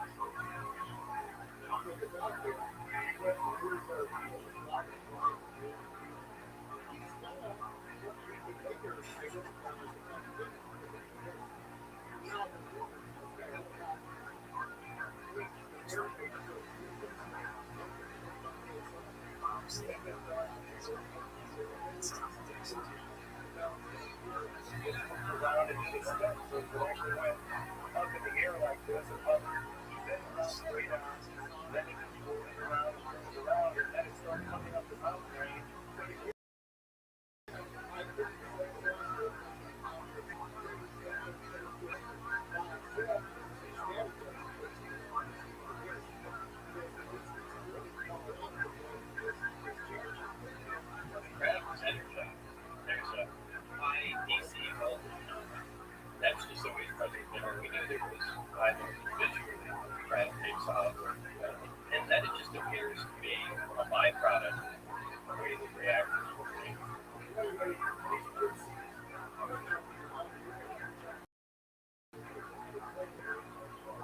This is Joe at the end of today, March 22nd, 2009. Scanning just about 8 miles to east of this secret test site. And just a few minutes ago, we saw the government all watching about 7 minutes. Right here I am at West Coast School. And I have seconds it's off my dog. And vehicles and we're going to stay here. It's easy to reach extraterrestrial license being.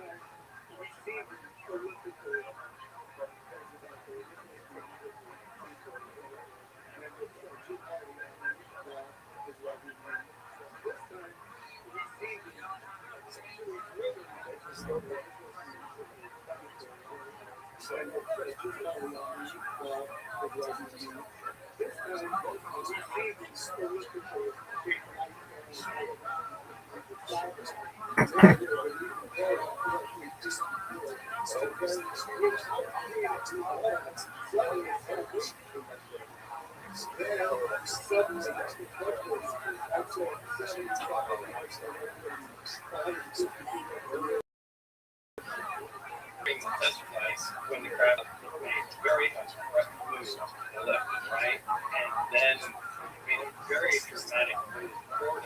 And I remember looking at it, even took a step back, going, "Oh my God!" Because it just came from such a great distance, so close. Did that a couple times. I mean, to the point it glowed extremely white when it did. In fact, so much so, they back artists thought it might be explosives.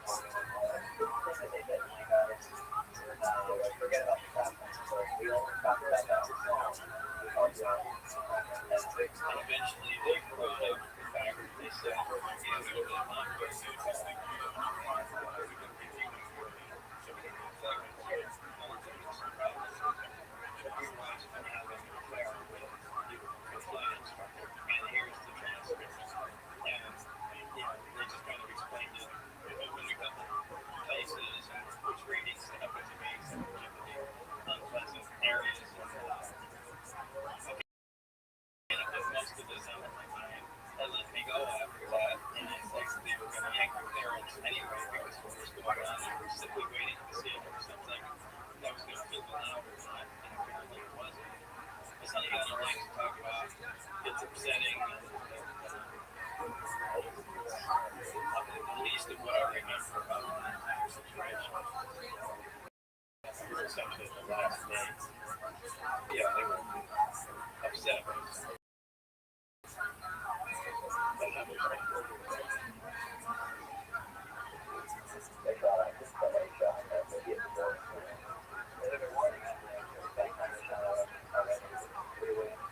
Dropping some real estate photos off the office on Eastern Avenue in Las Vegas.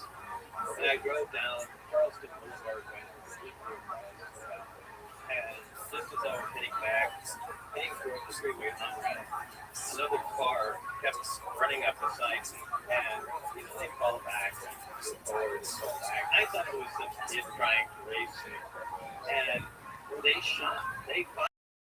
They were trying to race me. They were shooting me. Hit the barrier that were Charleston Boulevard first on ramp that goes on I-15. There's a big dirt area. So instead of following the turn, I went straight into the dirt and stopped and was kind of petrified. And just froze there in the car because I thought they had pulled up behind me, so I was waiting for the shot. And I just sat there for a long period of time and realized they had kept going. So I kind of relaxed. I went out and looked at the tire. I didn't have a spare. I just got started driving up the on-ramp. Shot out tire. Somebody from the government. Was it a random shooting? Was it a gangbanger? I don't know. That happened at that. You said referred to getting into trouble when you had some repercussions. Yeah, I'm friends with I think espionage. My life threatened by them. My wife's life threatened by them. I don't know where else you can go from there. I at that time had people calling me for getting strict care. Someone was able to hiding. And he said,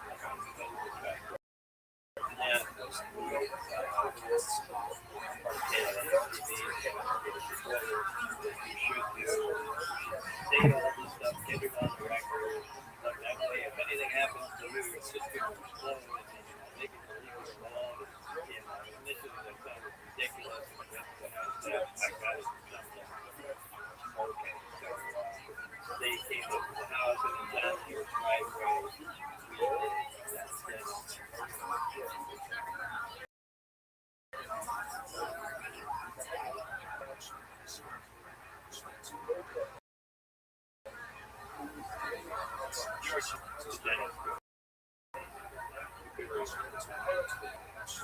I heard about that in 1988.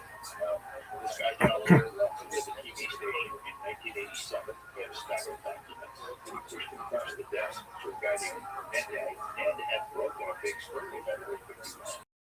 He got this tip from Lear and his associates that there was a secret plane he had developed in the Nevada desert, something that was invisible to radar. It sounded preposterous at the time. It turned out to be true. Lear had credibility with his because he had given us information that turned out to be this really big story. John Lear, that they were the first people that I spoke to, actually, I think it was Gene Hunt.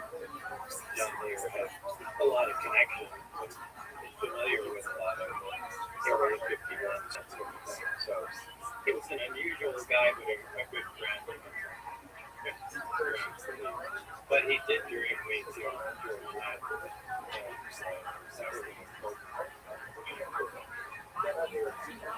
Anchor of the photograph reservoir. And every night we would have a 5-minute live interview segment. It might be a local celebrity, a comedian, a designer, a politician, somebody in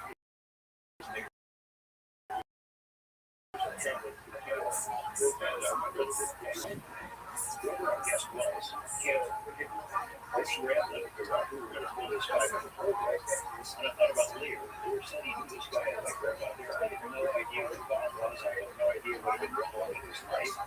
And so I called up Lear and said, hey, you said you were this guy. Before I saw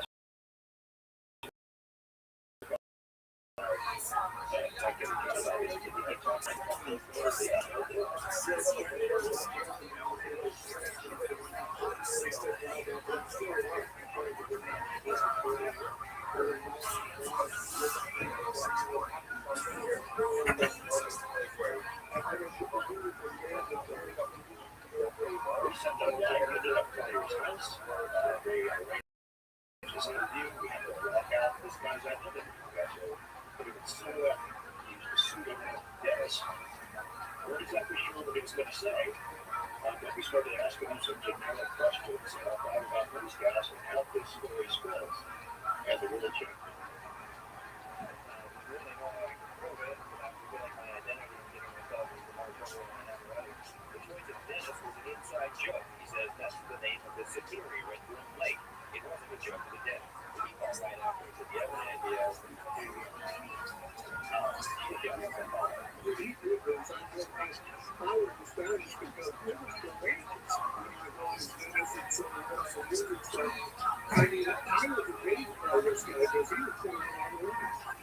They're doing everything they can to keep this information secret. And if they're going to silence me, it's something ridiculous, like trying to hurt me, that would kind of prove that I'm saying it's true. I would just kind of say some way. And it just kind of seems like getting the information out is being suspicious. I used to always travel around and get trouble because, I mean, he's been shot at, and I was aware of it, and I was willing to fire back, and it's too frustrating. Mary was motorcycle, was into racing, he might have got paralyzed by the fact that because he just dragged through his neighborhood, off the motorcycle, immediately got out, talking to me, from that point on, we became friends over time.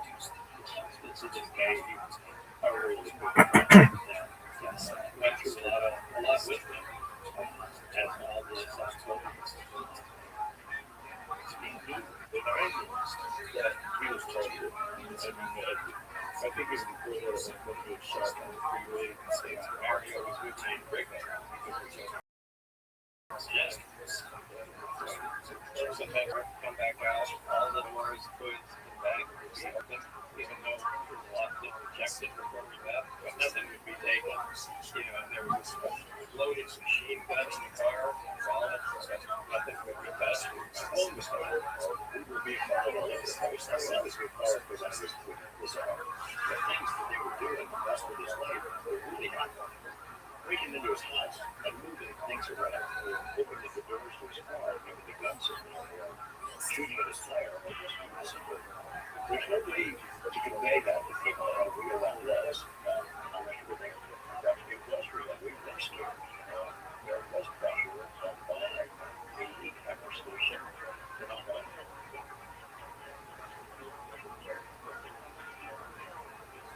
get a call from Dennis Mariano. And he said, we need to talk. Let's meet at the Union Plaza this evening. After I got the call, I heard Mr. Gene Huff, other friend Joe, time and support you. Find this and other witnesses. And we all went to the Union Plaza this evening. I think it was around 8 o'clock or 8:30. As I was walking to where he wanted me to meet him, I passed not one, but two guys that looked familiar, like they were security guards in a school. And that really alerted me. It said something weird here. And I went up and I saw Dennis playing. And I went up alongside him to take him. And he wouldn't even look up at me. And I said, okay, improv device, and connected up with Keith, who had eyes on him the entire time.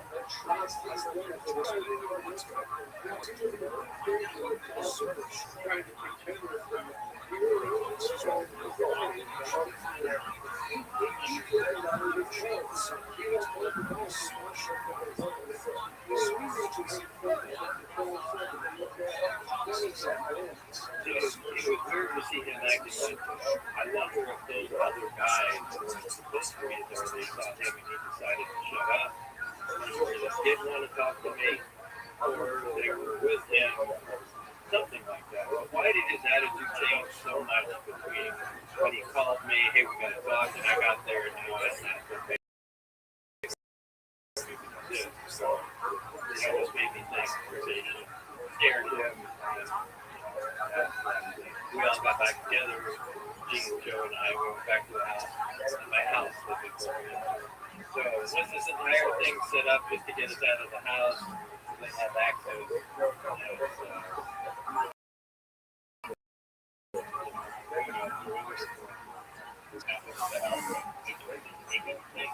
Yeah, they did.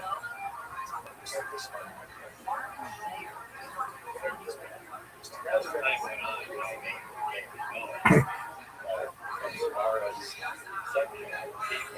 for the most part, only my friends and family really believed me. They knew me before and after some of the closest people outside. But the general public certainly did not.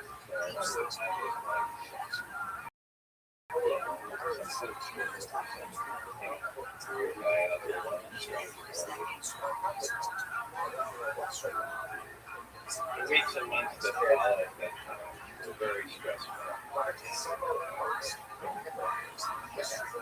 Probably the worst time in my life.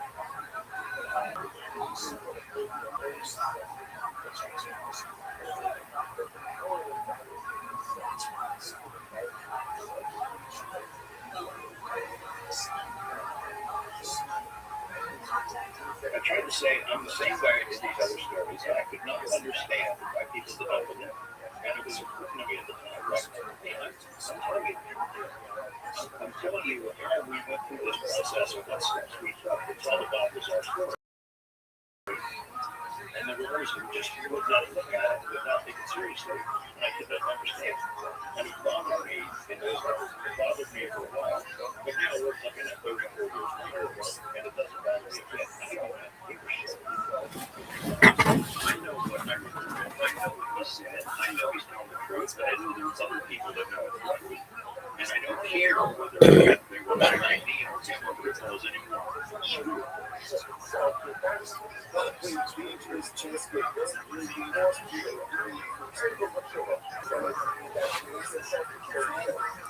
Where to, man?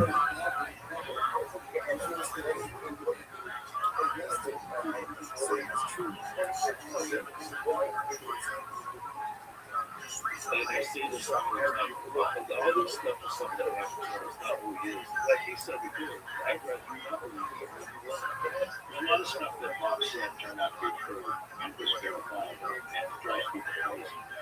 Stuff that he knew my place for that was. That was true. He didn't tell me where it was, but I was scared of it. LRUPT, we still don't have a stable but it makes sense that it could exist. That we have a reverse engineering program that is 50 things not like all that stuff. It is true. He knew.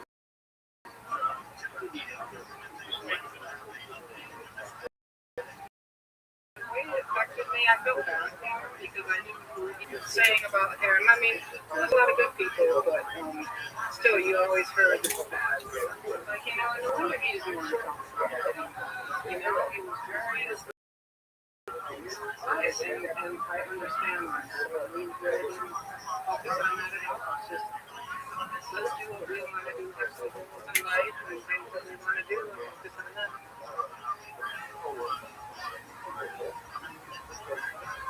It's a quiet place, way up in the mountains, away from everything.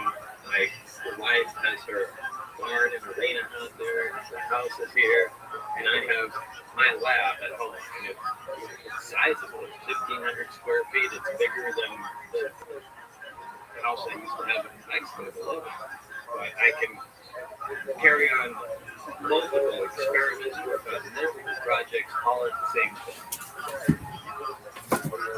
Baller as fuck, dog.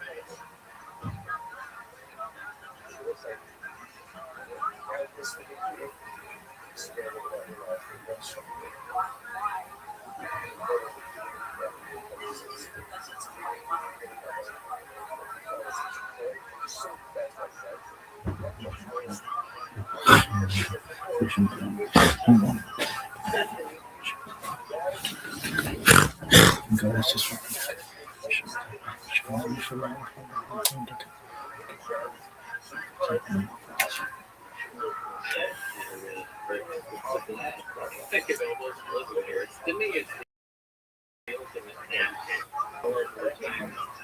And here, it's kind of working towards recovery. And yeah, my wife was really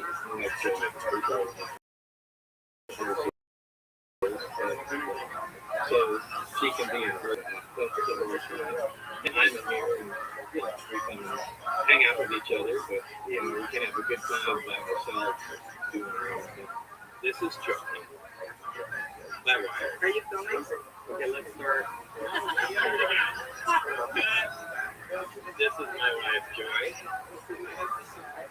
We met 23 years ago. 2000. We were introduced to figure out that we were okay to date each other. He liked horses, he hated Vegas. I don't know, just nice. He was very nice. There was a reason to move, I was nice. Yeah, so we left New Mexico, and then Michigan, and now we're here in the mountains of Oregon.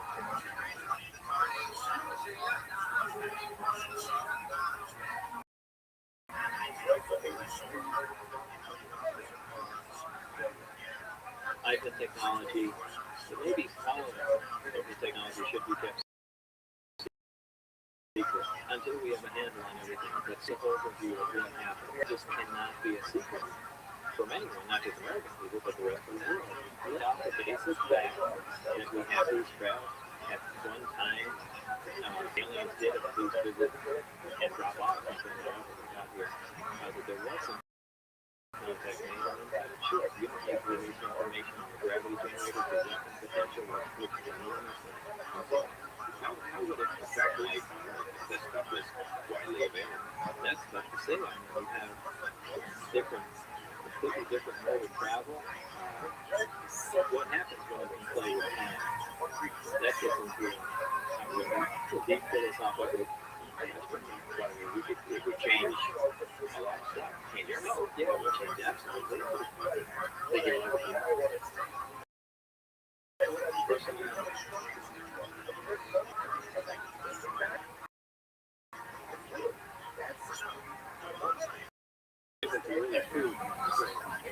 I've been accusing and fabricating the story for many, many years.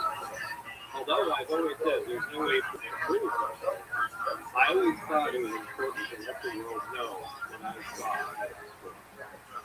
There's no doubt in my mind, like I said, there's no way yet to be able to really prove the story. I've been accused of lying and fabricating the story for many, many years. Although I've always said there's no way for me to prove it, I always thought it was important to let the world know that I saw it. There's no doubt in my mind that these crafts exist. I saw it and was personally inside. This is possibly one of the biggest secrets, if not the biggest secret held in the world today. Prior to becoming involved with the project, I really never believed in flying saucers. I didn't follow flying saucer stories, read the literature associated with it, or pay attention to any of the news reports. My experience at S4 certainly changed my outlook on my life. And now I know for a fact that we are not alone.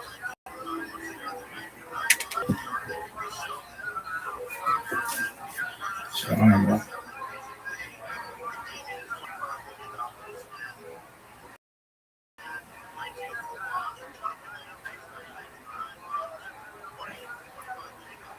How many floors up is this window you jumped out of? Probably just like 2. 2 floors. Yeah. What happened? What'd you land on? Bushes. Wow. Did it hurt at all, or you were on meth, so it didn't? No. Crank helps with no pain. They simply did. We rented a car, took my wife, a few friends, and drove out several jumps. It's never just one long. A little advanced that a group of scientists said, we're those human beings. Area outside of here, they're not portable. Yeah, they fucking sell that. Yeah. Obviously, the picture doesn't show anything. Well, it's effective, right? I was never given active texture. You were to put my finger and pull backwards, and the little honeycomb patchwork collapsed, leaving an opening in the floor. Big time differential, whether it was a millisecond. So you could actually see them, because with the third one,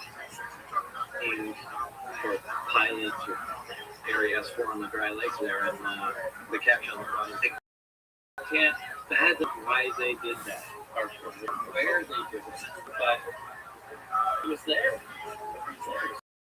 Somebody next day, I was by some alien beings from the Zeta Reticuli. Zeta Reticuli is a binary star system, which means it has 2 stars. Is located approximately 38 light years from Earth. We're taking it out from Zeta to Reticuli. This is the way star system referred to in these reports. They simply designate the name of the star and then number the planets from the nearest to the furthest from the star. Our star, the Sun, was designated as Sol, and the Earth was referred to as Sol 3 because we're the third planet out from the Sun. These beings said that man was the product of externally corrected evolution. They said that man, as a species, had been genetically altered 65 times. They refer to humans as containers, yet I don't know what they're containers of. These beings said that they had been visiting Earth for a long time and presented photographic evidence which they contended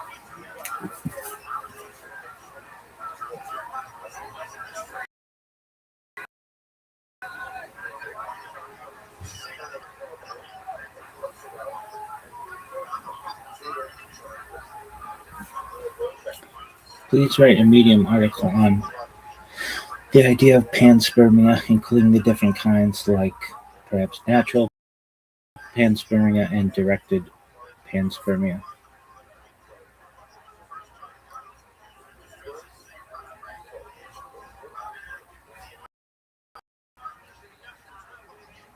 Have you ever seen crackheads on fucking jump off of roofs, dude? Yeah. All the time. Oh, you've seen it live? Yeah. Hell yeah. This is Modesto's finest right here. I've been to Modesto. I talked about it earlier. The 7-Eleven convention was there. Can you believe that? Yeah. Absolutely. We've come full circle. This has been a full episode. We went from fucking tank to crank. Please put the types of panspermia in the title, Trey, anything else and also the subheadings, and also put footnotes and stuff. Chicago. Trey Peacock. All right, David Lucas is out this week. He'll be back. However, to close tonight's show, ladies and gentlemen, actually, you know what? Let's do our horoscope reading. How about that, ladies and gentlemen? Called the potential. Here for our monthly horoscope reading. I want a big hand for Christy Bellich, everybody. Here she comes. 60 seconds from Christy. Right? You want to do 60 or you just want to do... Yep, here we go. Christy Bellich, everyone. So, it's been an interesting 2020. You know, all my life I've looked up to Hollywood and movies on how to look and how to act. But this year, the pandemic has made Harold just sipping cereal out of Jeffrey Epstein's bowl. You know what I mean? Just take all the milk and all. You know what I mean? So, I don't know. But I guess we live in promo code culture, so I guess I'll share this story. I've been on and off homeless for the last 2 years, you know, but I've been what you call bougie homeless, right? Because bougie homeless is when you find yourself ordering Grubhub to an Exxon Mobil at 2 o'clock in the morning on promo code. So you're just eating your organic orange chicken at the same place you're washing. 2020, y'all. 2020. Boom, 59 seconds of heat. Christy Belich also getting stronger every time we see her. That was wonderful. Pacing, delivery, projection, you had it all there. Hi, Jeremiah. Oh, there's a Jeremiah fan up there. This is Daniel Thornberry and the great Bob Henry. Well, thank you very That's much. Bob Henry back there. Thank you guys for what you do. You're fantastic. Oh, really good. Great stuff. Sam, got any notes? I loved all of that. I thought it was fucking funny. I thought that was I hope it's real because it sounds like a funny, real story that only somebody in that moment would fucking come up with. Like, dude, that's fucking using promo, sending it to AMD. That's real. I never heard that before, and it's really fucking funny. So let's do it. It's the second week in December. Right now, right here. Let's talk about it. Let's get our horoscopes and your predictions for our futures. Christy Belich, the resident psychic here on Kill Tony, the first ever gypsy queen, soothsayer, witch, the Kill Tony official witch. I guess so. Do you guys want fortune cards or do you want astrology? I guess, what maybe fortune? Fortune cards? Yeah. I got my. I just gotta ask one question. How are you homeless when you're psychic? Because the only thing that doesn't close down in LA are psychic down, Starbucks, but a fucking this mansion on the middle of Hollywood is it's just some fucking gypsy just sitting there with a fucking boo-boo, and it never shuts down. Yeah, how are you homeless? Because I'm a road comic. Respect. I'm a road comic, and you can't. The only way out is through, bro. You can't write a. You gotta go to be. You can't skip steps as a comic. Man, I really like you. Yeah. You know, and her past material is right up your alley. Like every time she heard, like everything she talks about, you would love her. Yeah. You're really good. All right, I will help you. It's fortune time. Man's hoping that you're going to give cookies that we can open up. These are different fortunes. I'm gonna start with Sam. Ooh. What's your birthday, Sam? October 28th. So you're Scorpio. Hell yeah. The evolutionary. Okay, I'm gonna pick one card from the top because you're definitely a top. Thank you. No, I see where this is going Got already. strong top vibes. Tell me when to stop shuffling. All right. Okay, I'm gonna put it from the top. So I have the 8.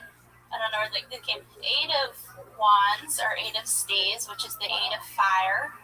And so what's going on in the month of December for you? So 8 of Fire is all about your voice. And we're in the season of Sagittarius, which is all about using your passion and using your fire. Because you are a water sign, which is Scorpio, your job is to take the death and transform them and rebirth them. So your job with your voice is to rebirth a generation. I'm saving hoes. I'm banging hoes and saving souls. That's what I'm doing. And by the way, you've clearly done that with your tutelage of very young comics. Thank you. You have helped another generation. Look at that. Okay, I'll do Tony last because you're a Gemini. I'll save you for last. Thank you. Let's do Red Band. Red Band. Tell me when to stop shuffling. I'll pick from the top because you're learning how to be a strong top.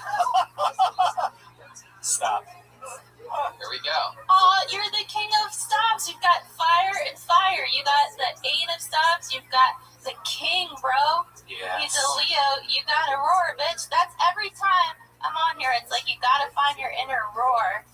But what is a Leo's job? What's a Leo's job, Brian? To be the leader. To be the leader, a loyal leader, and step back from your ego.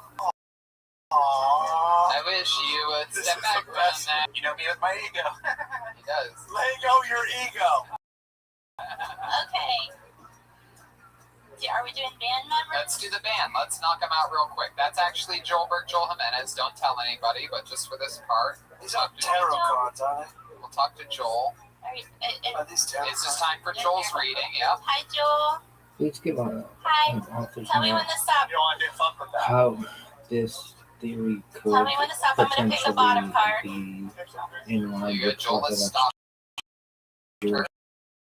You got the Queen of Swords. Oh, because he's a bit. To hone Monday the 30th, put that down on your Just so that calendar the religious because that is people going to that they be wouldn't just an be turned upcoming off. eclipse in the sign of Gemini, and what it's going to do is help you get clarity. Keyword is clarity. Wow, look how close to home this hits with our recent developments, Joel. The Gemini is going to help you get clarity. Gemini, we had a talk before the show. What are the odds of that? No, you're going to do it. I refuse to let him refuse. I only do tarot cards. If he doesn't, it's Tarot cards. It's okay, do me. He's a very weird Christian. He still believes in Jesus. So I appreciate you. just do me. It's crazy to believe it. He makes love face to face. That's how Christian he is. Face to face. Do me. Take it from the bottom because I'm clearly a bottom. I'm going to steal your joke from you because it's so. I'm going to pick from the top. Okay, there you go. You know what? I'm not going to be an asshole to you. Thank you. You're only not doing it because I did it already. You planned on me not doing that joke, but I did it. Tell me when you feel like Ow! The Eight of Pentacles. Oh. So the Eight of Pentacles is the apprentice, which is so interesting because you're a Donald Trump fanatic. So I don't think I'm a fanatic, but go ahead. So the Eight of Pentacles. Is that all on the card? I don't think it's a fanatic. It's right at the top because he's the top, right? So, Pentacles is about crafting your work day by day by day and not forgetting those who help you out and who support you as well. Wow, there you go. Thank you. All right. Sort of a boring card, but I'll take it. You were great. I guess so. All right. Christy, that was incredible. I think you did a great job. Thank you, guys. With our monthly horoscope reading. There's only one thing left to do. With David Lucas out and Michael Laird kicked off the show, so I guess we have to just go to the big closer.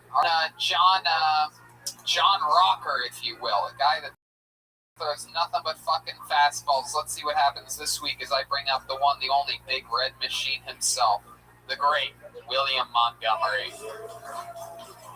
Here he comes. He's approaching the microphone. I'm dizzy as shit. Sounds like what a homeless guy did outside my apartment this morning. I feel like schizophrenic homeless dudes are actually ghost whisperers. They just are using their inside voice. Imagine you're in this fantasy world where you're the king pimp and all the hoes bow down and are bringing you vanilla wafers and preparing a bath made of wine, and then a homeless shelter volunteer interrupts to say, Melvin, this is your bunk. I wish they'd have to rename Sesame Street because it got gentrified and the unemployed puppets had to move.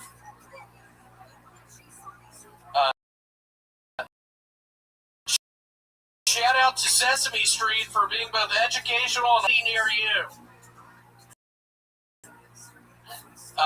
Why did Hunter Biden knock up a stripper? He ran out of dead brothers' widows to beg. Very good. Look at that. I love it. Great job. Couple jokes in there where you made a face afterwards. Yeah, I'm dizzy as shit. Oh, look at that turn. It's very interesting. I am really dizzy. Why are you dizzy? I don't know. I was taking pills earlier. Mitch Burrow gave me some pills. For Tylenol, I told him I had a really bad headache, and I don't know. I met his wife. Oh, the great Lee. Lee's here. Mitch is here, everybody. Mitch just walked in. What are the odds of this? Mitch is having a baby. Hey, Mitch, I just gotta tell you, it's not your kid. Whoa, with a red beard. You should scare. Or if it comes out with a tail. I actually have a tail. You do? Yeah, it's right above my butthole. Oh my god, that's like in your butt crack? Yeah, it's like a brown tail. Why is it brown? It's like a foot long. What? I have to tuck it in my underpants. Can you wiggle it? Yeah, I can fucking wiggle it. It's my tail. Were you born with it? Can I wiggle it? Yeah, I can wiggle it. It's my fucking tail, Tony. Do your parents have tails? Yeah, my parents know about it. Do your parents have tails? Yeah, my parents know about it. Let's call them right now. And should we? Yeah, we should. How many do you think we should call William's parents right now? Of course. Put them on speakerphone. Put the butt end of the. I gotta get my phone. Oh, you don't. Yeah, it's on the bridge. Oh, look at that. Oh, look, it's Mitch Burrow, everybody. Famously, the last guest from the last episode. Phil, Tony, there's Mitch. Let me look up Papa's cell. Uh-oh. Papa's cell. It's a tale of two parents. Tale of two tails. Uh-oh. Put it on speakerphone and put it up to the butt end of that phone. Let's wake up your parents out in Memphis, Tennessee. Here we go. I'm about to talk to the Montgomerys. This is very exciting. Here we go. Zach zooming in on William here on the YouTube. Don't zoom in. Oh, it's hello. Hey, Papa, I was telling him about my tail. What the hell are you talking about? Oh, yeah, that tail. Hello, Mr. Montgomery. It's Tony Hinchcliffe here with Kill Tony. Hey, Tony, how are you? Great. It's another beautiful day. William's telling us tail on his backside, an actual tail that he believes that he can wiggle and shake. He says he's had it his whole life. I have not, but I'd like to, because it would finally be a talent that we could find.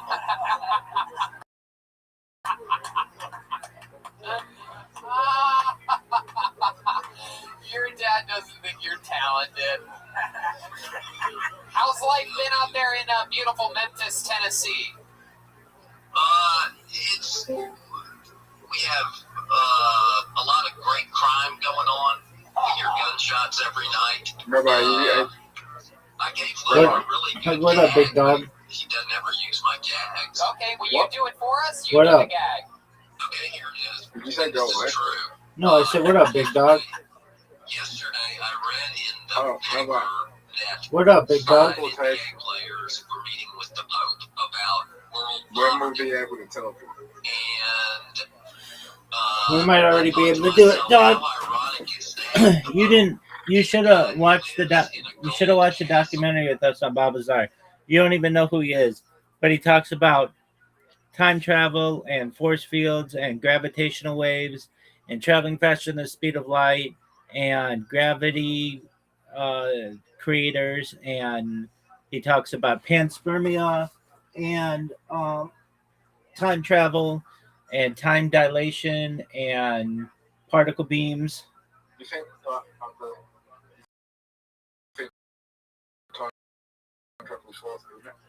Do I think what?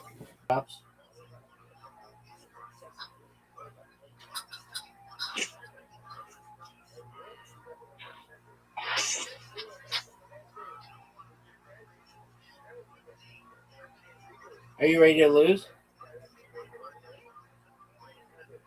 I don't want to play. You what? I don't want to play. Why not?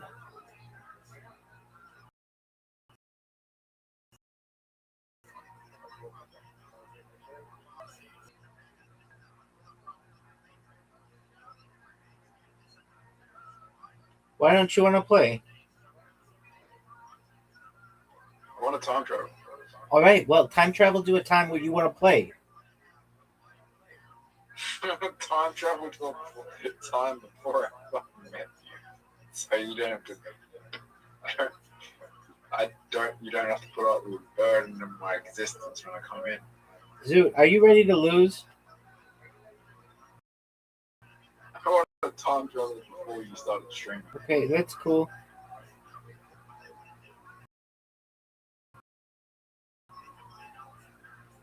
What do you call what I do? It's got an acronym. We learned it earlier. CIOD. It's a continuous human data infrastructure. Continuous human data infrastructure. That's good job. DI.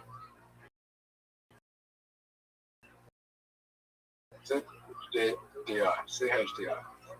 How can we remember that? It could be Coochie has dick inside. Then you remember it.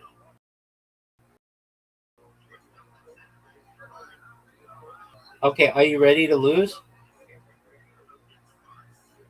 Are you ready to suck dick? Zoot, are you ready to lose? I suck dick at everything. Except sucking dick.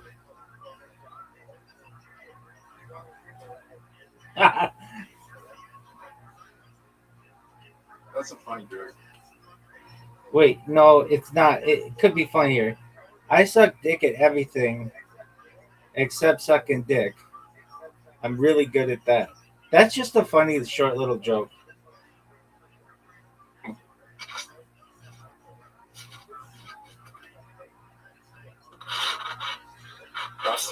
I suck dick at everything. It'd be funny if I found out that I suck dick at sucking dick.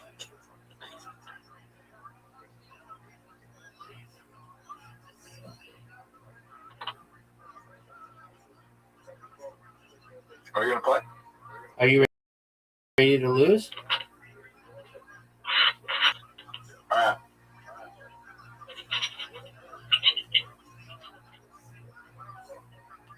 Zoot, I have a question for you. Are you ready for it? Yep. Do you know what? Yep. What's your question? Externally corrected evolution is? Can you send me an invite? What do you want to play? Pool? Hey, Rabbi. Yo, what's up? What if we time travel and we die? I mean, what do you want me to do about it?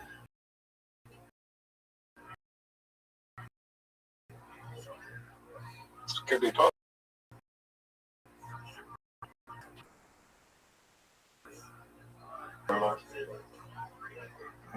I don't really have one. That's all right. Okay, I don't know. Being those fucking giant Australian fucking spiders that you have, those kind of things freak me out.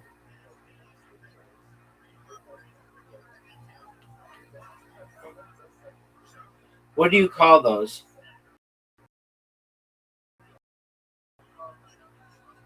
They're called like huntsman spiders. Huntsman spiders. Do you have huntsman spiders? Yeah. There's one on my ceiling right now. Yeah. Okay. But yeah, I've seen huntsman spiders around a lot. Okay. Are they cool?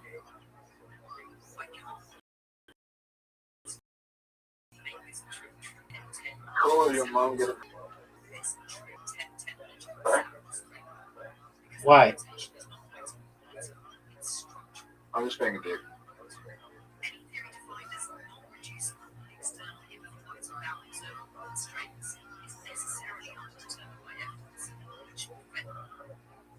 Okay.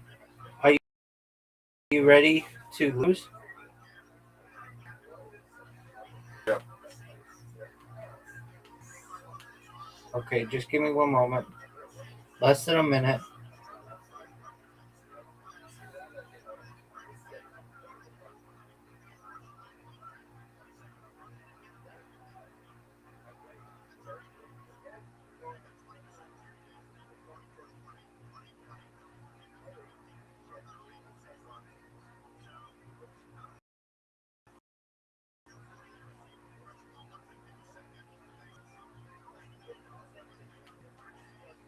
How often do you see huntsman spiders? Not very. Not very?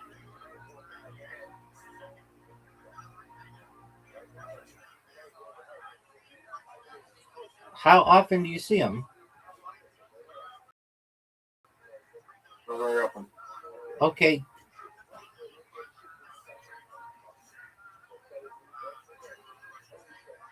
Give me what? Yeah, just give me a moment, dog. Do you have a lot of magpies? No. Yeah. Yeah. Yes, you do. I was a day of my life where I was in America. Do they attack you?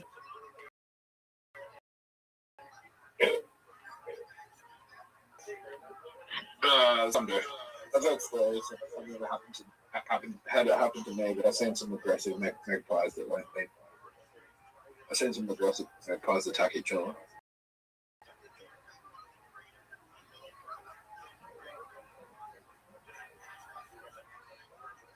Okay, here we go.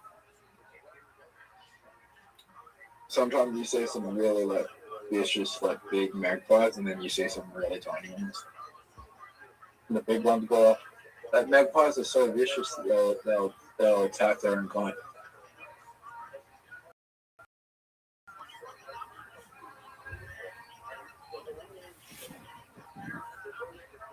Hey, Rabbi.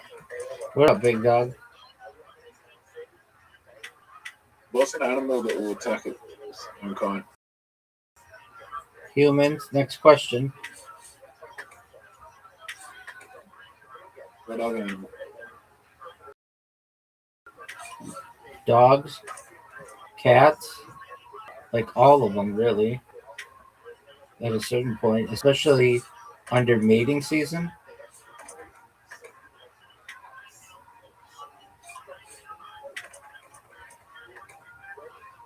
What's an animal that won't attack its own kind? What is one that will not? Yeah. Are you fucking serious?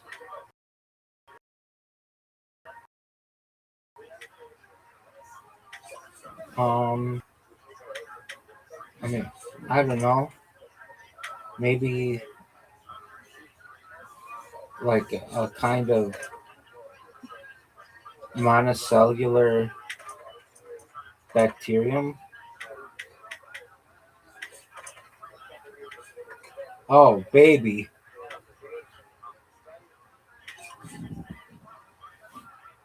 Will snail attack its own kind? I'm sure they get territorial at some point.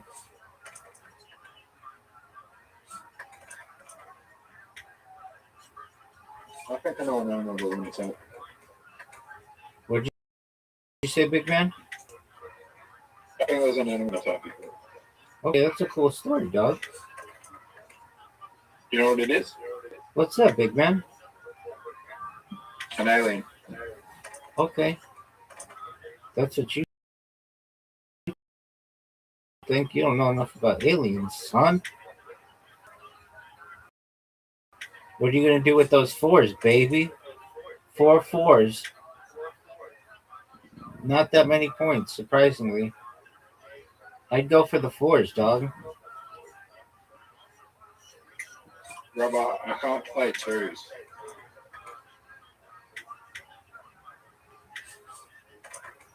My phone's broken.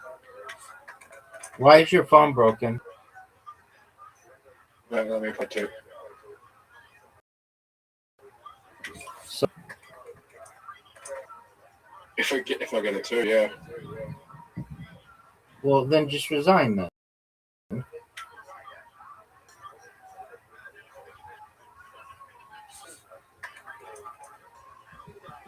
Or just try to win. Could you play a 1?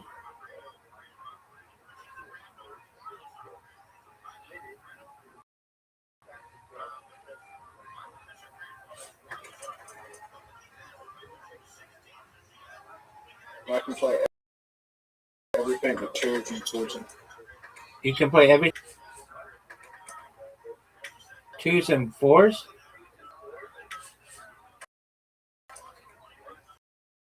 Yeah.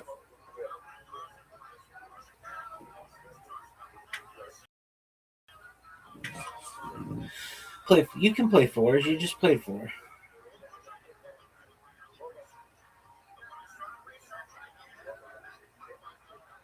Yeah, 4 times.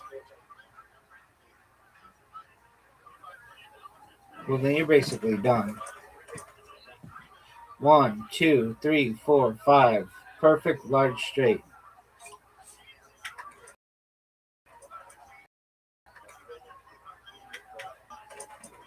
Or if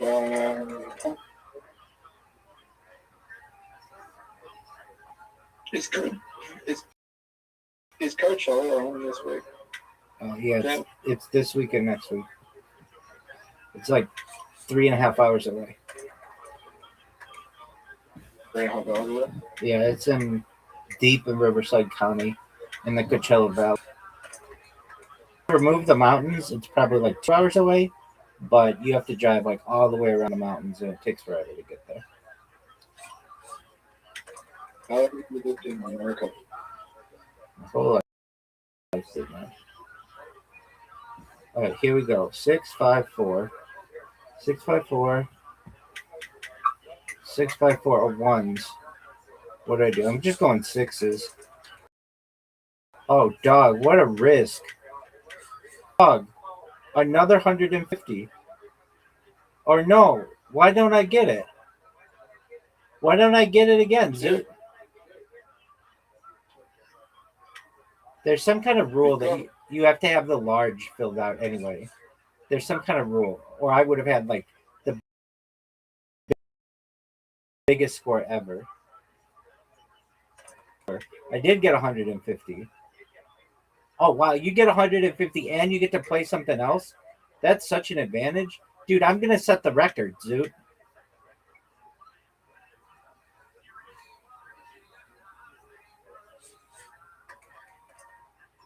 Unfortunately, I don't think I'm going to finish this game. Could be wrong. You're right, because I don't have the timer on. You're right. You fucked me, I'll Zoot. try to restart. Try to restart my something and see if it Okay. works. All right. Because I have a huge score.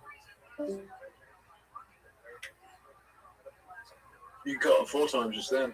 I know, but I'm going for 3s.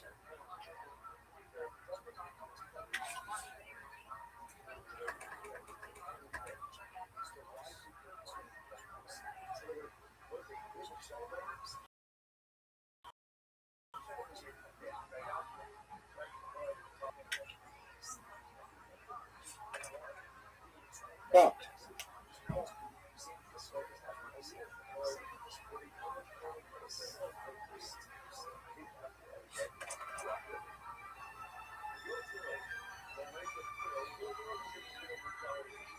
Alright, we'll restart my phone. All right, restart your phone. After this one. Okay. After this, right? What a big roll.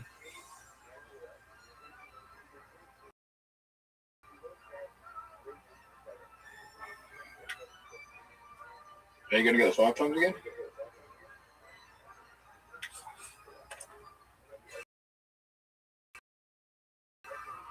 Imagine you get the 5 times again. That'd be wild.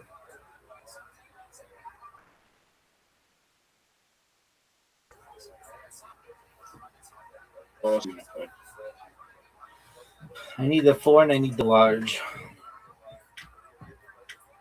We're going for 400. The record.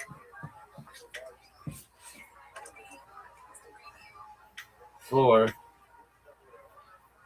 No, just go for the small. Go.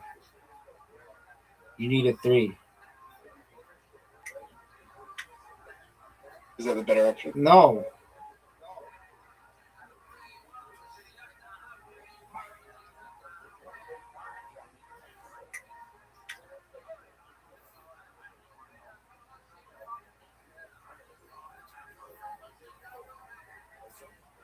Four, 5. 4, 5, 6. You need a 3. And you got it. Small. There you go. 1, 2, 3, 4, 5.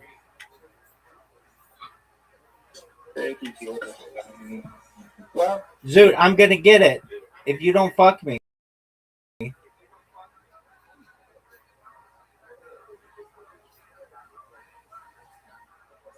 Zoot's gonna fuck me. Kids, no doubt Zoot is fucking. No doubt. No doubt Zoot is gonna fuck me. Zoot's gonna fuck me. Zoot's gonna F-U-C-K-M-E. Zoot's gonna fuck me. Zoot's gonna fuck me. There ain't no doubt about it in anybody's mind. Zoot is gonna fuck me. Zoot's gonna fuck me. Zoot's gonna F-U-C-K-M-E. Zoot's gonna fuck me. Zoot's gonna fuck me. Zoot's gonna F-U-C-K-M-E. Zoot's gonna fuck me. Zoot's gonna fuck me. Zoot's gonna F-U-C. I said Zoot is gonna fuck me. Zoot is gonna fuck me. Zoot's gonna fuck me. Zoot's gonna fuck me. Zoot's gonna F. Zoot's gonna fuck me. Zoot's gonna fuck me. Zoot is gonna fuck me. Zoot is gonna fuck me. Zoot is gonna fuck me. Zoot's gonna fuck me. He's gonna fuck. What is he doing? What? Zoot is gonna fuck me. Zoot is gonna fuck me. Is gonna fuck me. Zoot is gonna fuck me. Zoot is fuck me. Zoot is gonna. Zoot is gonna. B-C-K-M-E. Zoot is a gun.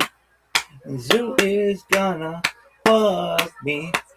Zoot is gonna fuck me. Zoot is gonna fuck me.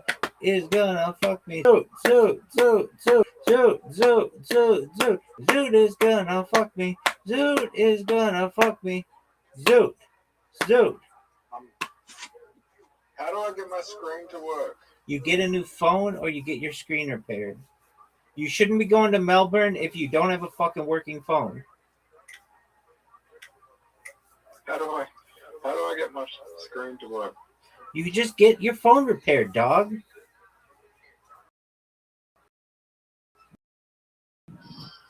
Is there a way that I can clean my phone? Put it upside down.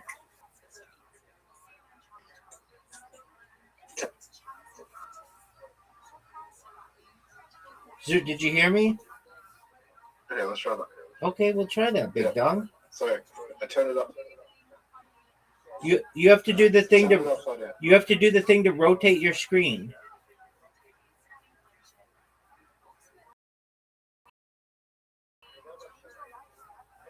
On an Android, you pull down and it's in the shortcuts. It should say rotate screen.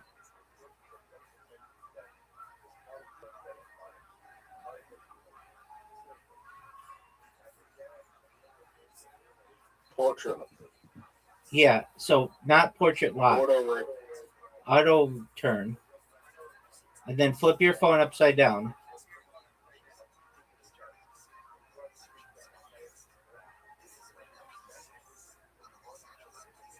Zoot.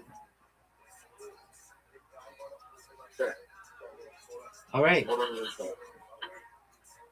What's it called? Auto rotate. Yeah. Now turn your phone upside down.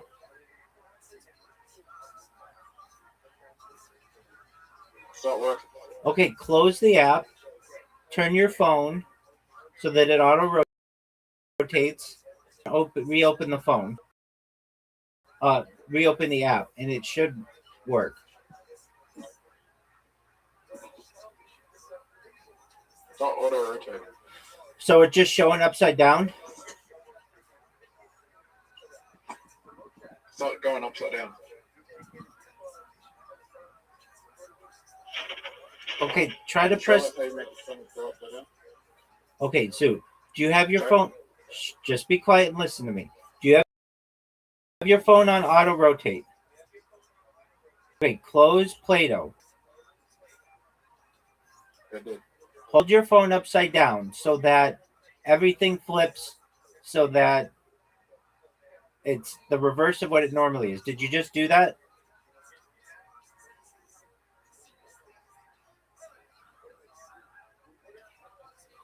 Zoot!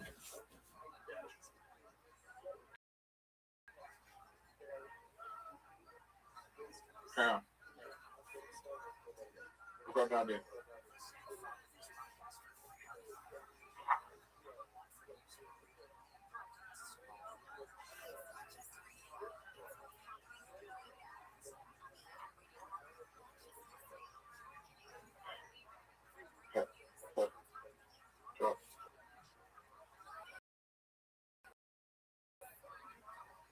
Pedro. What are you talking about, dog? Okay. I just found out that I can't rotate my phone upside down.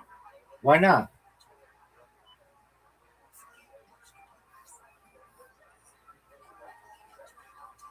So why not?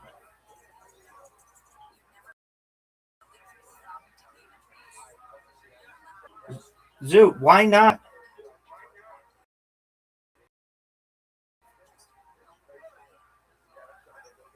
I don't know. I'm trying to look for more. Okay, I think I found something.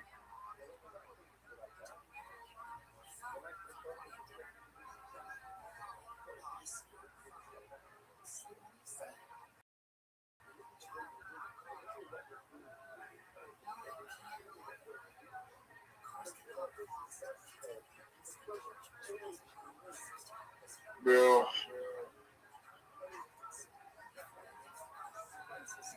I'm adding more buttons. Okay. Do whatever you have to do.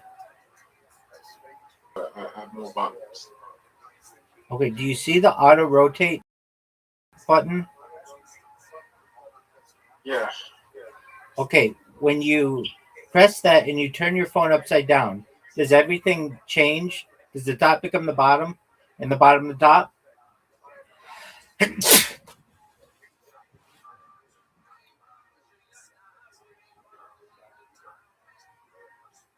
Zoot.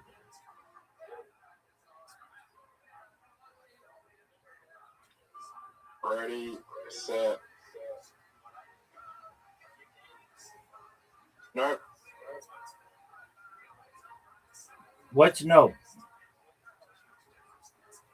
Auto rotate only works in the apps where it's designed to turn. That's true. Can you just try to press the 4X or the 2? What? Try to press the 4X or the 2 in Dice Party. Wait, I got an idea.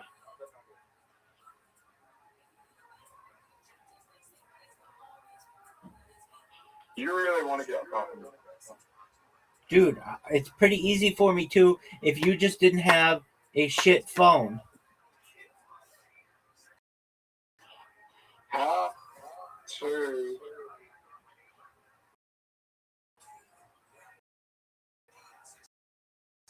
I'll ask you ChatGPT. Dog, we're done. This game's over. Zoot, you need to get we're playing. Don't go to Melbourne. Phone fixed. Don't go see any prostitute. Get your phone fixed. How to fix phone. How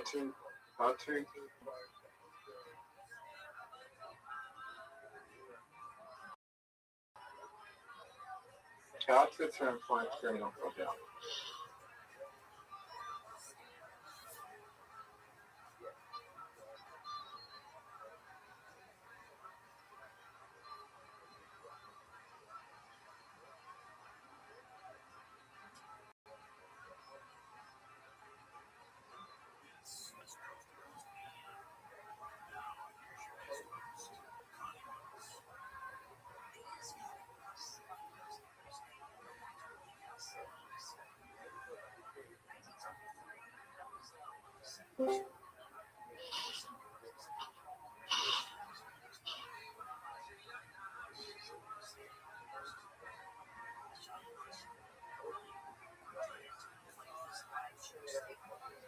Where's quick settings?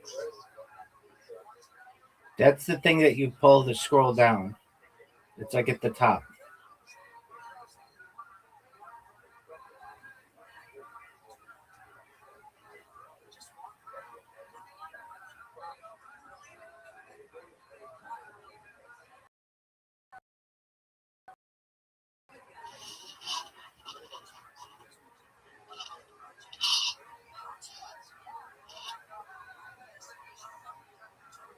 Before I got auto rotate on.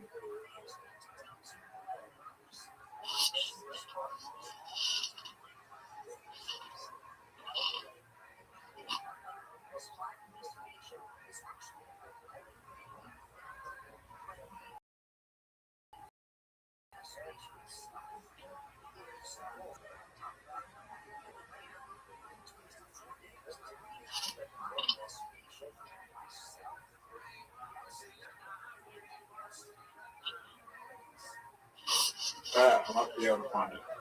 So my phone's going to sit on.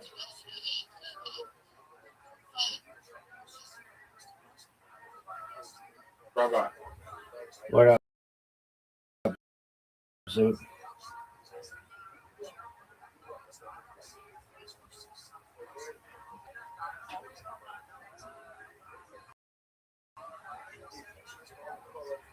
You think it's weird to have a fascination with death?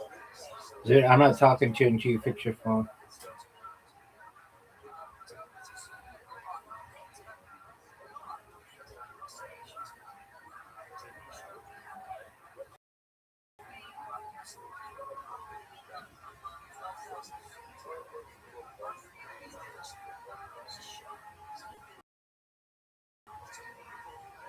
Dude, get your phone. You do. You know how I fix my phone? How'd you fix your phone? I threw it at the wall. I kind of throw it at the wall. See if it fixes. Dude, don't do that. Just get your phone fixed, dude. What are the chances I throw it if it fixes? Dude, stop this.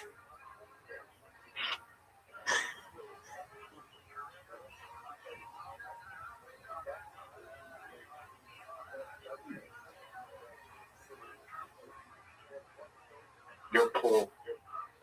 You're poor. My shit works.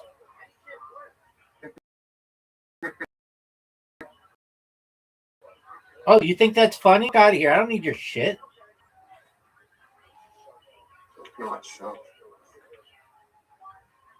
Dude, I'm not here to be your fucking sounding board. I'm not here to be made fun of. I'm here to be your friend. And if you're going to act like a dick, I don't fucking need you here. I got better shit to do than this.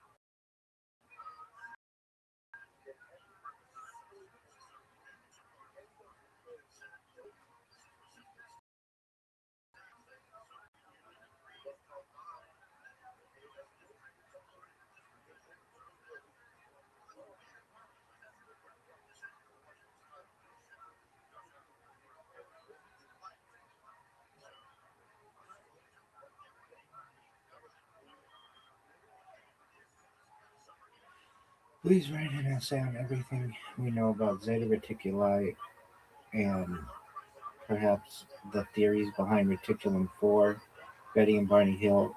Don't use the term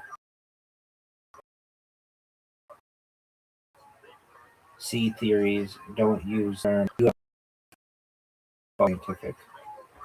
And say that people like Bob Lazar say that this is potentially where we were started.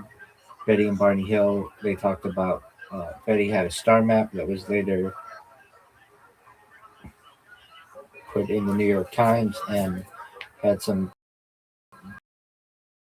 veracity, and said that they would talk about the alien grays being known as the Zetas, all that stuff. Thank you.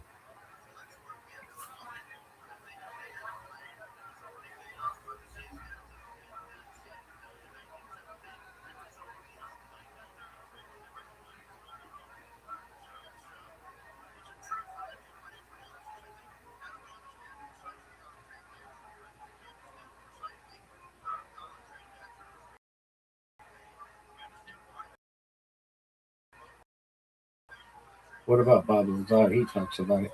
And put alien abductees or anything, but don't make the title specifically about the hills. You could just make it like Zeta Reticuli, what we know, what has been discussed about it, perhaps hypothetical stuff, whatever.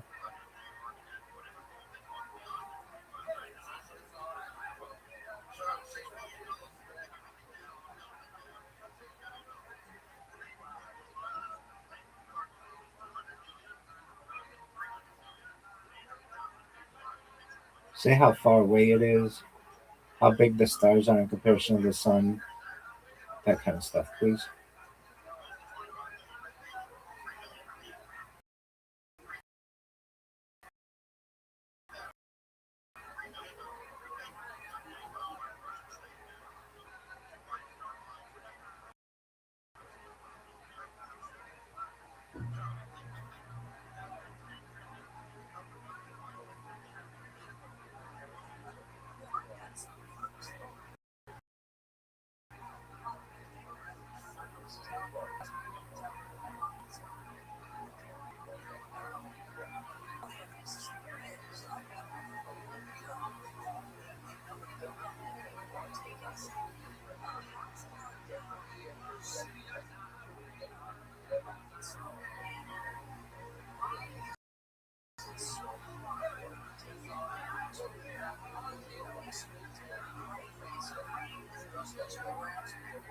Make Chicago Snow some footnotes and talk about, like Bob Lazar says, that perhaps Earth was seeded here by the Zetas.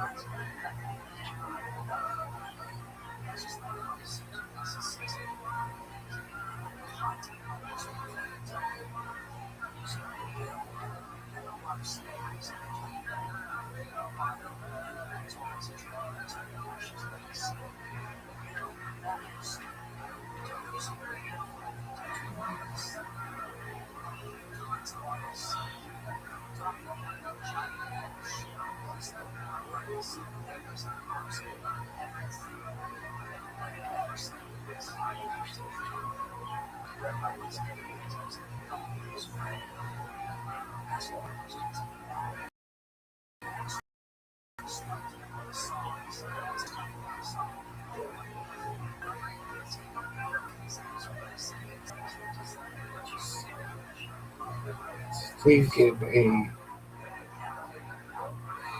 short paragraph about the United Nations.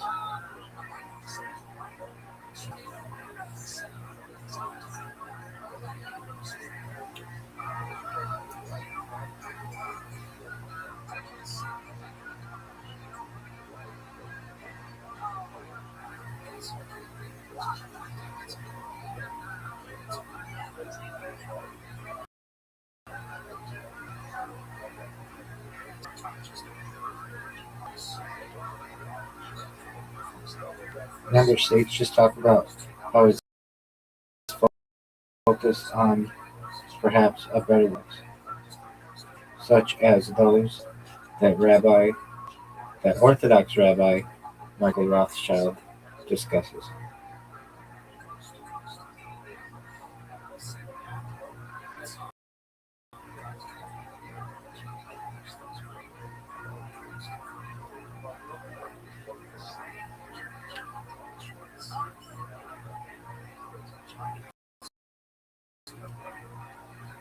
Put in there that advocate for many of the things goals as what Orthodox Rabbi Michael Rothschild advocates.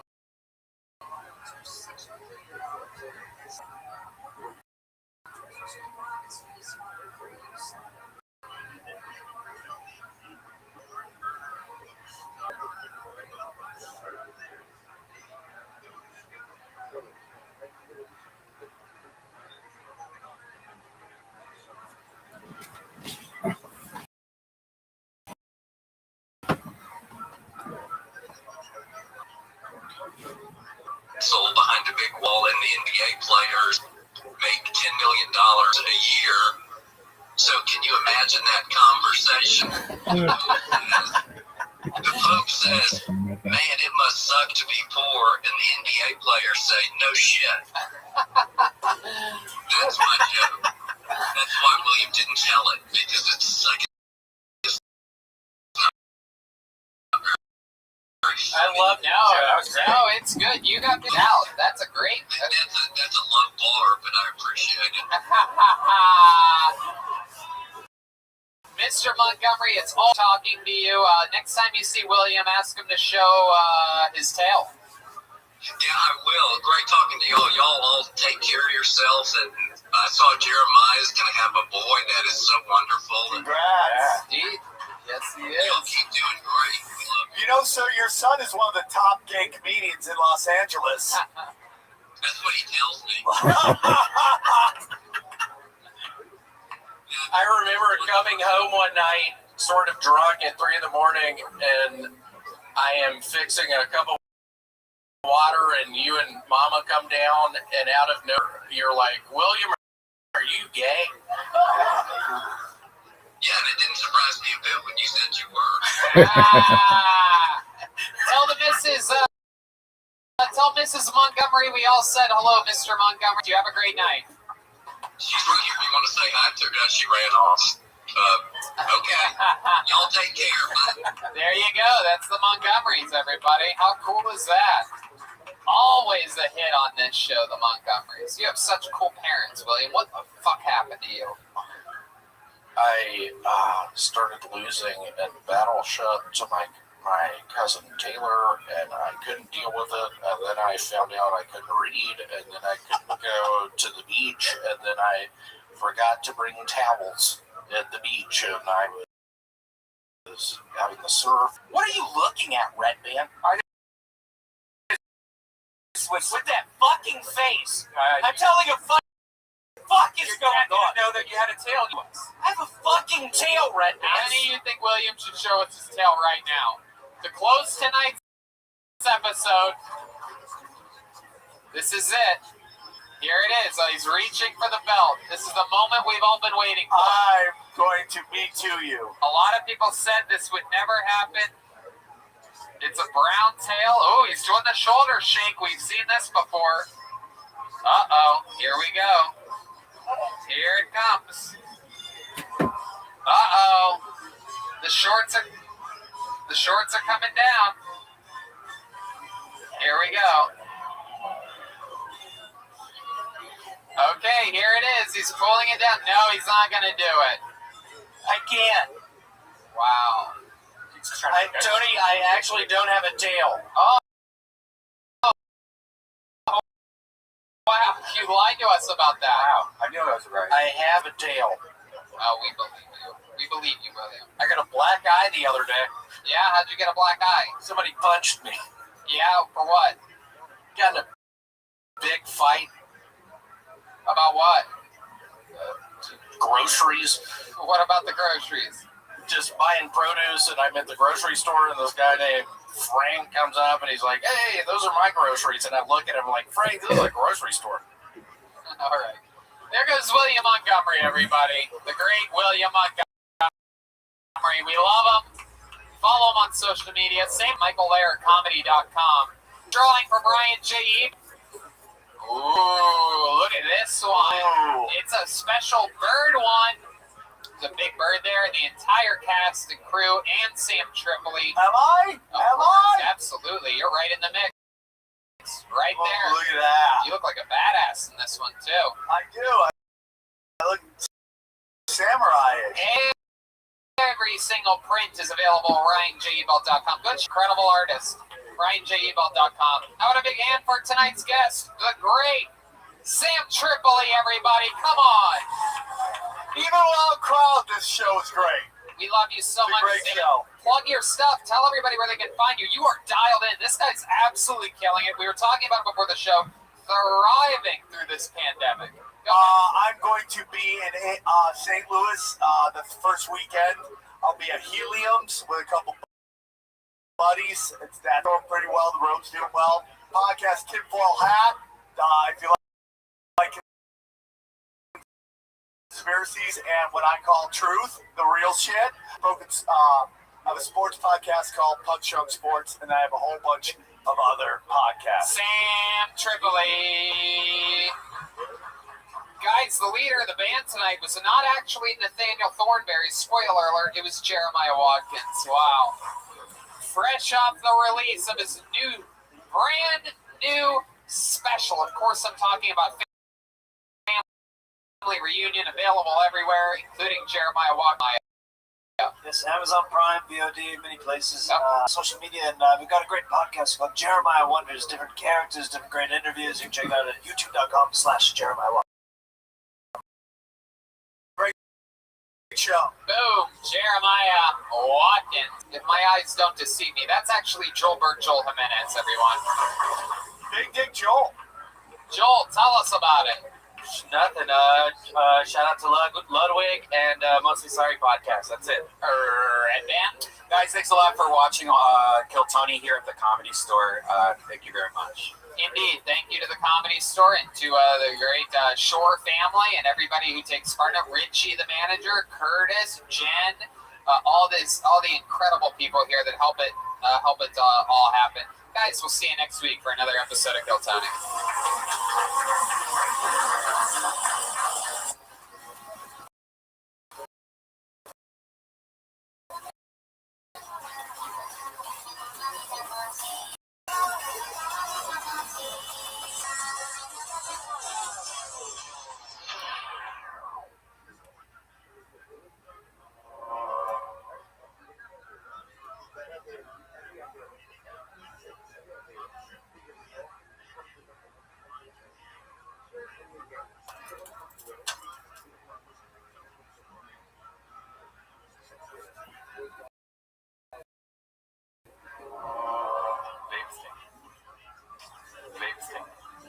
Future Truth Teller. Mayor Pete Buttigieg retires from political life and public service after how amazing pussy is. Big thing. Future Truth Teller. COVID-19 is found to have been produced by Donald Trump and Mark Burnett for the deadliest season of Survivor yet. Big thing. Teller. With rigorous protocols and a strict ban on puddle of mud. Big thing. Future Truth Teller. Seattle is pushed to the brink when anarchists select for mayor the headless body of Kurt Cobain. Big thing. Future Truth Teller. Basketball becomes the prototype for all continued pro sports in the Corona era. Unfortunately, the NBA bubble dies of AIDS. Vape thing. Future truth teller. President Biden federally legalizes marijuana after accidentally eating a hot cookie and watching reruns of Leave It to Beaver. Vape thing. Future truth teller.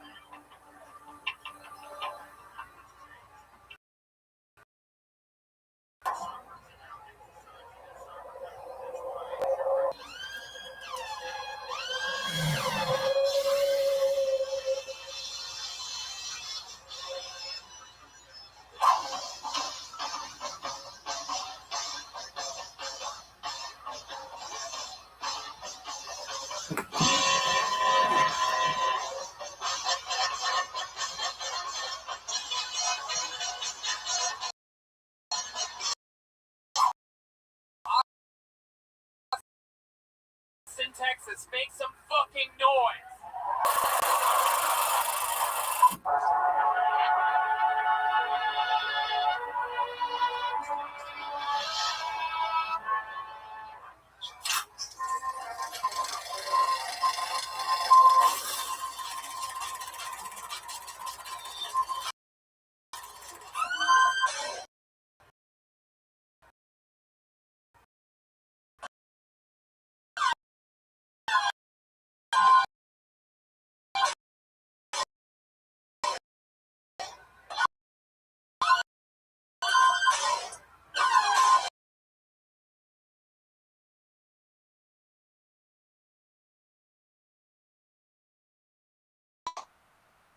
Happy Christmas. Happy Christmas. That's what they say. Yep. Happy Christmas.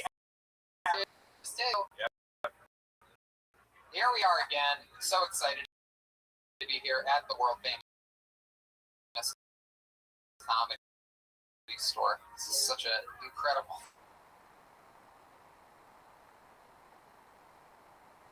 That's fucking stud. There it is. Wow. He leaped deep into that wave and smile this time. He's already drawing tonight's episode. He draws every episode, including tonight's, available at RyanJebelt.com. Big, famous, cool tour posters from past. And any one of your favorite episodes featuring keeping us fed, having fun, kicking butt. Gino Beanweed, Betterbox Studio here. It's a star-studded fucking, just like the old days. Remember the old days when we used to have fucking Nate Diaz and Gary Clark Jr. and fucking Obama's daughter and all these people are here to see Kill Tony. Anyway, we're having fun out. We're plowing through it. But nothing depressing about having 9 people in a room. It's the acoustics, you know? It's about the acoustics. Is what they say, the fucking acoustics. But I'm here, and we're going to have a lot of fun. But before tonight's episode gets full fucking, a little word from amazing sponsors that made this episode for you. Hiring can be challenging, but ZipRecruiter makes it fast and easy. One CEO, Ali, needed to type one who was the right fit for his team and culture, but his search was slow going. So he turned to ZipRecruiter. ZipRecruiter's powerful matching technology identifies the right people for your job and actively invites them to apply, which is why you should try ZipRecruiter for free at ZipRecruiter.com/KillTony. That's how Ali found Savannah Ray. Ali said Savannah's skills and experience were a great match for the role. Plus, she applied within a few days after he posted the job. Through ZipRecruiter, Ali has hired everyone from head of marketing to sales direct designer. But Ali's not the only employer who loves ZipRecruiter. That's right. A lot of them do. 4 out of 5 employers who post on ZipRecruiter get a quality candidate within the first day. See for yourself how ZipRecruiter makes hiring faster and easier. Try it for free. That's right, free at ZipRecruiter.com/KillTony. That's ZipRecruiter.com/KILLTONY. ZipRecruiter.com/KillTony. We have a guest this week. Very, very exciting stuff. This guy, Comedy Store employee when I got here, when I started. Next thing you know, he He's Shrek on Broadway. He has his own show on Nickelodeon, Big Time Rush, one of the stars of it. And he's just an overall great comedian, great guy, one of our good friends, ladies and gentlemen. It's the great Stephen Glickman. Wow. Very exciting. Here he is. This is one big boy, the great Stephen Glickman. Likeable, yes. Likeable, lovable, the host of the Nighttime Show podcast. One of the incredible voices of one of my favorite animated movies I've ever seen, Monster Hunter. It hasn't come. Storks. Storks. That's what I was talking about. Storks. I get them all confused. All the children movies get you confused. How's it going, Stephen? Oh, I'm fine. I'm happy to be here. This is nice. You've been a guest on the show numerous times, so I won't bore you with any of the particulars. But you do remember there's a band here, right? I do, and I love a band. Every single week they commit to being different characters. Sometimes it's the return of some of their famous characters. We never know what they're going to be, what they are. The best stand band in the land. It's the Cootie Band. Jeremiah Watkins, Joel Menez, Jet Ski, Jesse John. Chroma Chris? No Chroma Chris. Uh-oh. Jeremiah, Joel, and Jet Ski, the big 3 J's. A lot of J's. Whoa, we've seen these guys before. If there was a crowd here, they would be going crazy. Because they are the cat burglars tonight. Whoa! Oh my goodness! Oh, she's actually part cat, it seems. Wow! She's more cat than burglar. That's an interesting twist. My goodness gracious!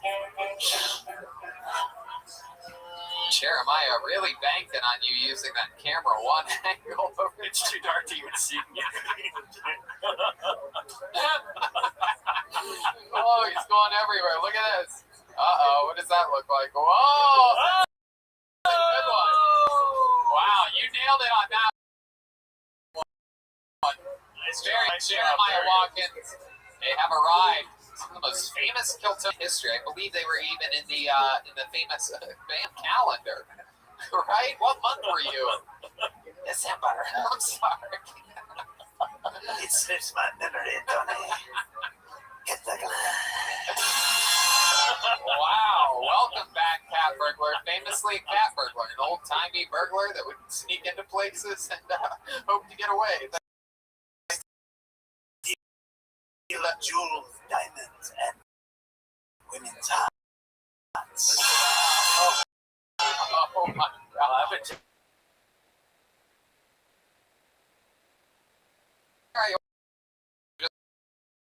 Just killer 2 back there.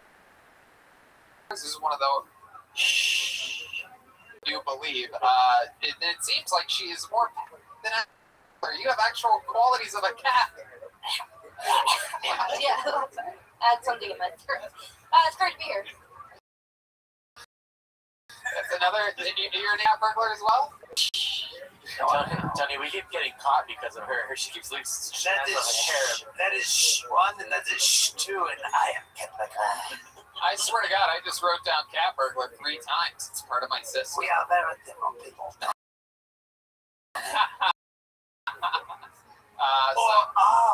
It's so exciting. We have the cat burglars and the hamburglars here. Surrounded us. We have Glickman, Red Band, and the cat burglars. You guys ready to start tonight's episode or what? All right. That sounds good enough. Ladies and gentlemen, we're going to start tonight's episode with a goddamn legend. One of my favorite human beings in the world. One of my favorite comedians. New York, Chicago, LA's own. The great Michael Lehrer, everybody.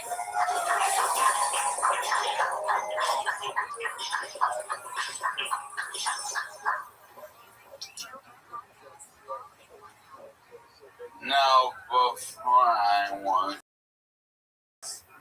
a comedian, or a musician, or a rapper, or a karaoke, I was a Somerset thespian. And as 2020 come to an end, I want to go back to my roots and play a little game for fun to start off this show on a silly note. Ryan, listen, there are names of 50 musicals. Everything Tony will pull out a musical, and I have to sing a song from that musical. When you think I've done enough, pick a new one. If I don't know it, I'll pass. Do you have a Tony Award, Glickman? Glickman, do you have a Tony Award? No, I do not. But you played Shrek on Broadway? Well, yes. It's a long story. It's a terrible.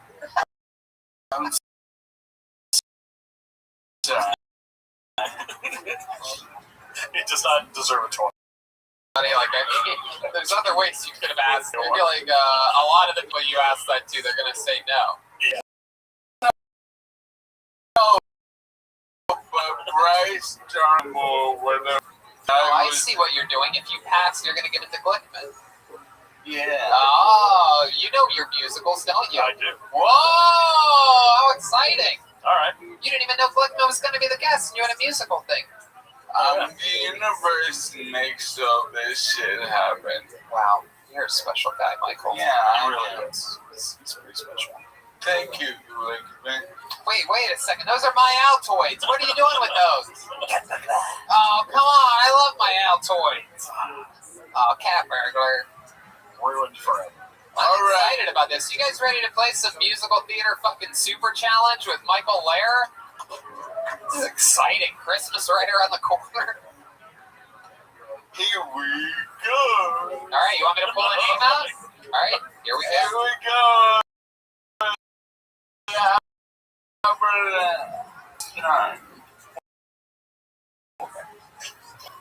All right. He's down the road. He's on down the road. Now there may be times when you wish you were here. All right, hair. Let the sun shine here. Let the sun shine in. The sun shining. That is such a happy song. How about... Love you so much. Love you so much.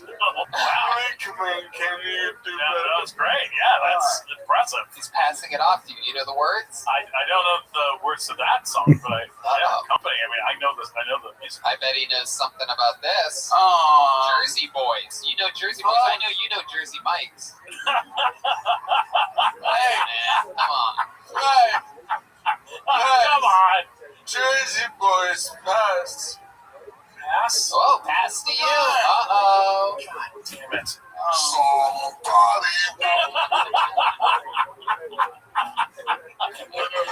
Oh, great, man. That was great. Wow. It sounded just like it. That was great. That was one of my favorite redneck moments in the history of the show.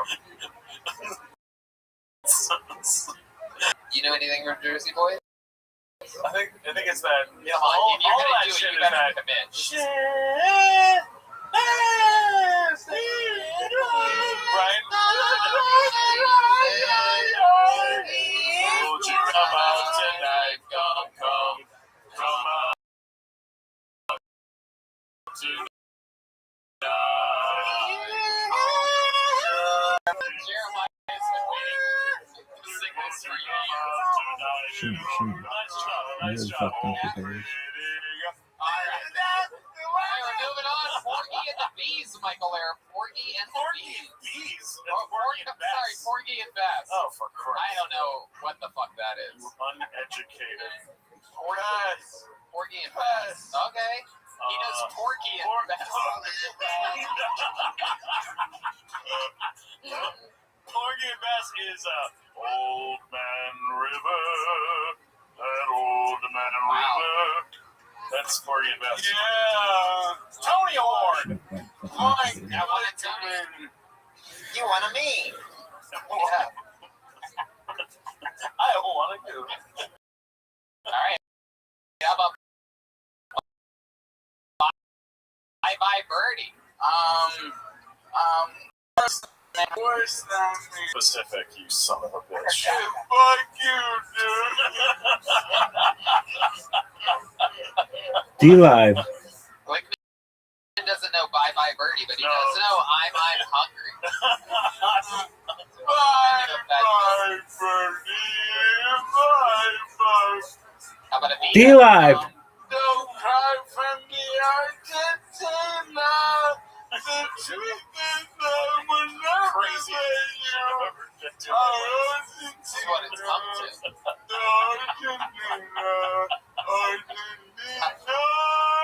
How about My Fair Lady? Every Duke and Earl and Blue is here. Everyone who should be here is here. The dashing.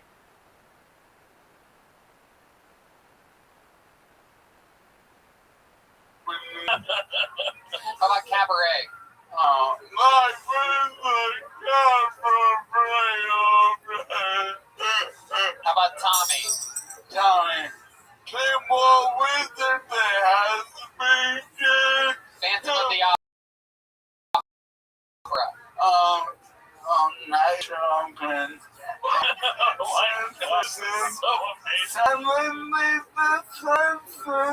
Jesus Christ Superstar.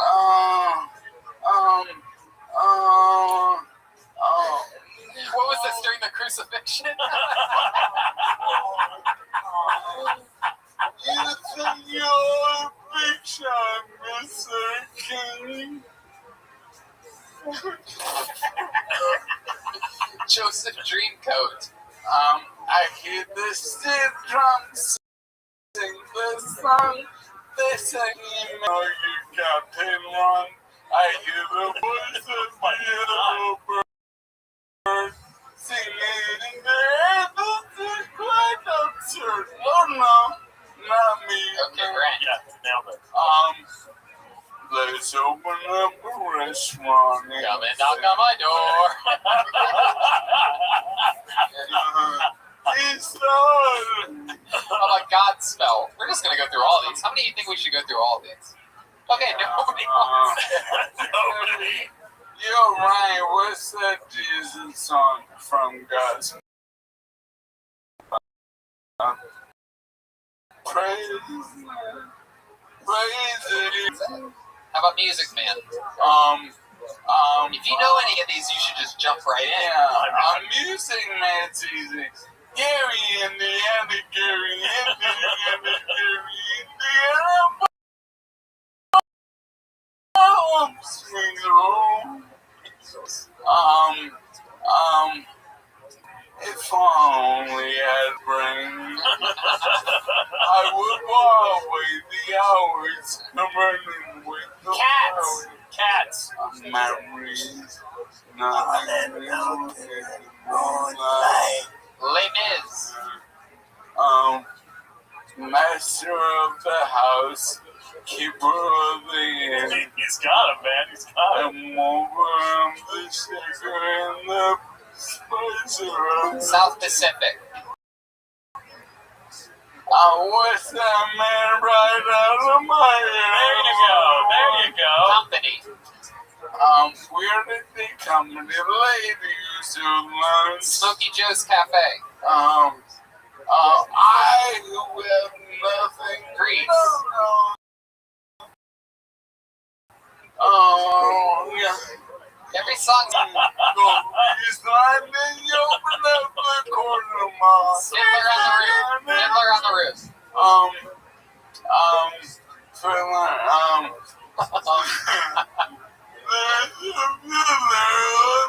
Wait, that's not a song. That's not a song from it.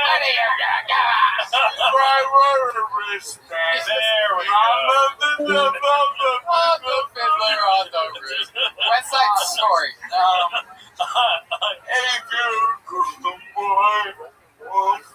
Chorus line. I could be Guys and Dolls. I got a horse right here. His name is Barbara Deer. Damn Yankees. Near to you. Near to you. Annie. It's a hard night for us. It's a hard Miss Saigon. And tonight there will be Miss Saigon. Tonight there'll be your concubine. That was absolutely incredible. That's everything. Michael Ayers just whole went through bag. everything. the whole bag. He's gonna sleep like a baby. I'm telling you, I guarantee you, there's one Kill Tony fan that is just such a weird crossover. He's a Kill Tony fan and a musical theater fan, and he has been waiting for a segment like this. He fingered his ass the whole time. And check out my Patreon for the prostate level. Wow, look at that. I didn't know that was a thing. Is that true? How do you know so much about musical theater? I have 2 theater degrees. Wow. Before I did any of this shit, I did all that shit. Wow. Yeah, I'm old as fuck. I mean, I do remember the time that you beat Jeremiah in an acting competition. That was incredible. We all remember that very clearly. I remember that. But that was so fun. What a beautiful feeling went better than I thought. And what a fun way to open the show. You're goddamn right. You're the best. May I say one thing? Of course. I'm wearing my own merch. Oh. Guess where I bought it? The Hollywood Goodwill. No way. I swear to God. You were at a Goodwill and you found your merch? Another comic did, and I rushed over there and I bought it. And whoever bought this and whatever I did to you, I am not. I have a sales record for every fucking thing I sold. So I will find you. And thank you for buying a $40 shirt. Yeah, Michael, I'm sorry to interrupt you. When did those go on sale? When did you start selling those hoodies? Oh, I thought you meant discounts in. Yeah, that's the point. Less than a year ago. What size is that one? It's like a small? Medium. But someone was a fan of me, and then I alienated them in the last 9 months, and they threw me in the trash. I like how he just slowly turned into John Malkovich right there. Yeah. I mean, that's just so wild. I don't understand how that happens. I guess they could have gotten the wrong size, maybe, but it almost seems like someone got it as a gift for someone and misheard what the person said. Or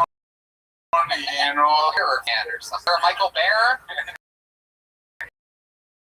No, well, after George Floyd spoke him, and I pissed off a lot of people, and a lot of people burned my merch up. Wow. Somebody just was a big No Doubt fan, and they thought it was from the band No Doubt. They're like, what the fuck? That's not Quinn. Yeah, that's not just a girl. The comic found it at Goodwill and made you go over there to buy it. They couldn't just buy it from the Goodwill and give it to you. Oh, it's this idiot. Well, that's your first time. Quickman, it's your first time seeing the. Pretty amazing. Yeah, I have seen you on Nickelodeon. I know we've run into each other before. Somewhere. Yeah. It's probably a restaurant. It's probably a musical theater. Well, Michael, so so much fun. What a great way to get the show started. Thank you so much. How about a big hand for the great Michael Lair, everybody? Great job. Great job.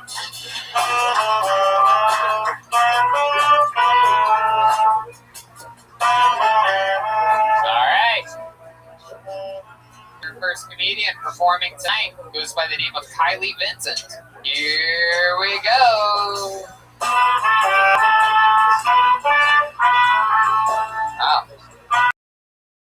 What a lovely song. Here's Kylie Vincent. One more time for Kylie Vincent. Or you guys can clap, people that are in. When my boyfriend and I fight, we usually have makeup sex, and then after makeup sex, we have makeup sex because I choke him too hard.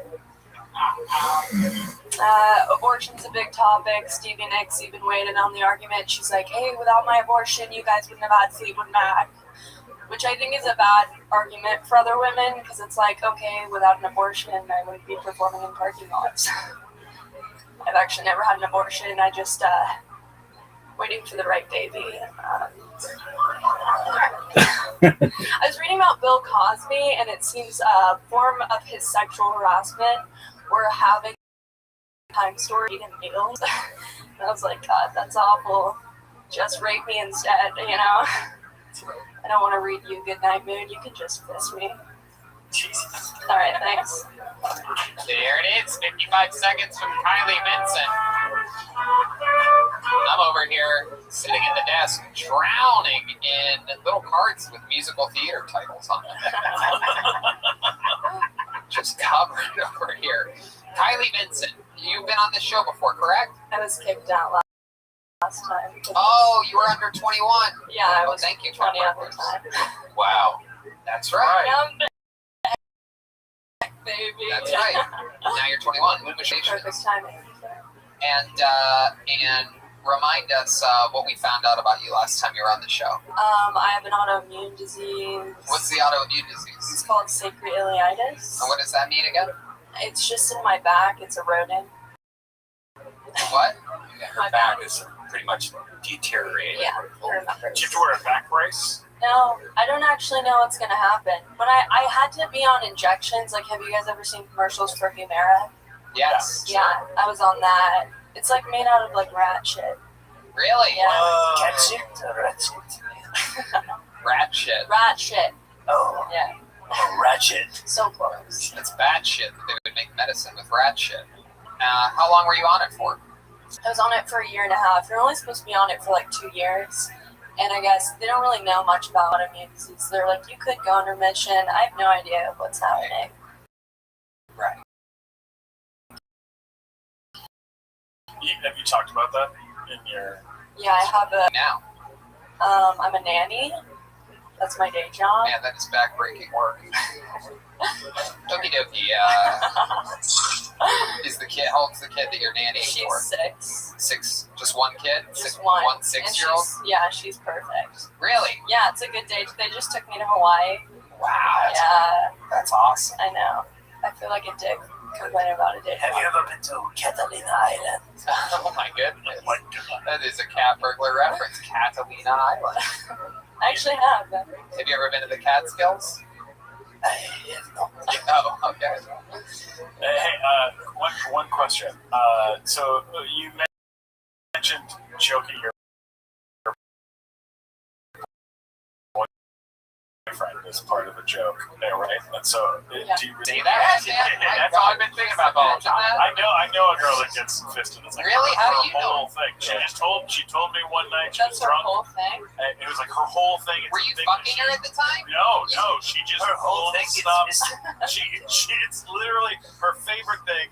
Hold on a second. And she pulls it out with different guys. Hold on a second. Stop. So where were you when she told you about it? We were sitting at my kitchen table drinking. Just the two of you? Just the two of us. Just the two of you and your two big fists. With my two big fists. So hold on a second. So you're at nighttime, your table, you're not hooking up with this chick. No. You're drinking with her. She was my dog sitter. Oh, I bet she was. Yeah. She sat on your dog. It went up her ass. And then she just starts. But the thing. But she said it very nonchalantly, similar to the choking thing, where they just because I've been in a relationship for 9 years. I'm And you're talking about the fist thing. and then I hear someone go, "Oh yeah, big deal. I get fisted sometimes." And then I heard someone else go, "Oh yeah, I love getting choked when I'm getting fucked." I was like, "Those are both things I never heard about 10 years ago." Blankman looks But like they're very normal now. I'd say that girl loved to be fisted. I dated, and she had to teach me how to do the spiral hand thing. Like you can't just roll your fist in. You have to go like this and then get in. What is it? oh my god. It's a cone shape. What kind of It's a cone monsters shape. have you been with, Brian? It's a cone shape. Yeah, it's a twist and then jazz. And you just put a boxing glove. We've been talking about it. Yeah, sure. And there was always like a water line on your arm where you could see how far you got in. Wow, really? Okay. Okay. Red Man already knew how to fist, but it's just like reaching into him and The old last Pringle in the can. All right, so learning so much. So you didn't end up hooking up with? Don't you No. think she was hinting to you to try something? It was a pass. You guys are drinking at your kitchen table. The girl's just like, man, I love to be fisted, which means I love everything else in the world. Yeah, She's just waiting for you to make a move. Could you grab me a Sierra Fist? I'm afraid I need a Sierra Fist. A Sierra Fist. Mark that off on your Kill Tony Baker. Oh, wow. You told me that, calendar 2021. Blow the dust off the Sierra Fist portion of your bingo card. I've been slimed. Wow. Kylie, you're one of those guests that is so good at us all being able to just have fun with each other while you're up here, you know? Yeah. You really bring it around. You spread the energy. I know. Like, I wrote that for you guys. What's a crazy fun fact about you that we haven't found out yet that people would find interesting about the life of Kylie Vincent? Oh, I have a disabled dog. She's in a wheelchair. That's You're back. You're back. You guys are both going to be... No, I get it. How's her made it better to explain the sadness? How many times a day do you take your dog on a roll? Sometimes I bring her to work with me.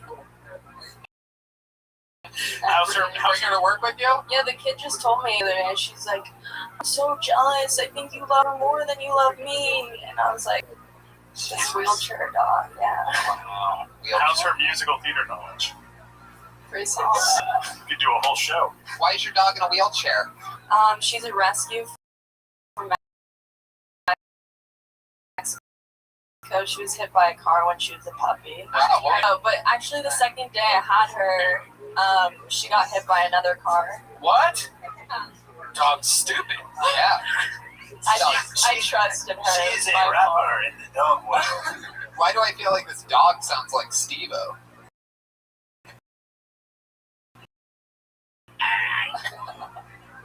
Jump in front of the car. Wow. Whoa, I'm in a wheelchair, snarly. That's exactly. I didn't even know you could do a Steve-O. Oh, yeah. I thought you were setting him up. I was. I'm kidding. Can you ever crack your back? Can you do that? Are you scared to do that? Or? I don't know. I've never gone to a chiropractor. I'm just Try to crack it. Just try. No, don't do that right now. Don't do that here. Oh, No. That's what Steve-O does when he gets older. He just goes to his doctor's appointments and that. Hi, I'm Steve-O, and I have diabetes. So Kylie, do you ever has your dog ever been in position since then to get hit by a car? Does it ever run out? What type of options does it have in a wheelchair? Well, does it poop and pee in the chair? No, it's has a cost me back. It's from a company that designs it for. It's like not Your dog's definitely not autoimmune. Because it's been hit by cars. I loved it. Oh. I loved it. No getting immune to the autos, indeed. My goodness. Bam!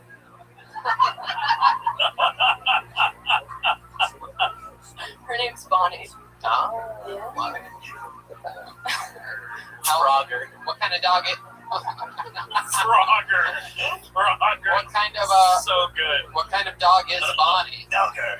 Oh my god, there's so many noises right now. She's a Geno. So that was an episode of Jack. For the asphalt. Yeah. Oh my god. She's 80% front end.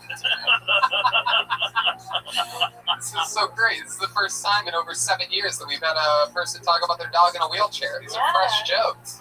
I mean, yeah, people think that on the streets that I'm probably the only person with a disabled dog. They say really weird things like, you know, I just won't. Michael Laird just said, "Hold my beer." Yeah.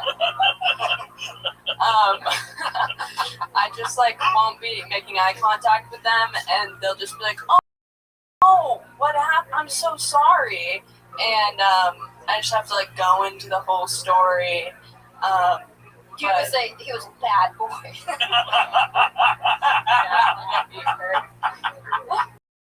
He has Downs on his luck syndrome. She's part greyhound. I mean, she was hit by a greyhound. Oh. Wait, it was incredible. The doctor. Wow. So, how does it go to the bathroom? It's everything's normal. Was it sitting in the chair, or is it like... No, it's like...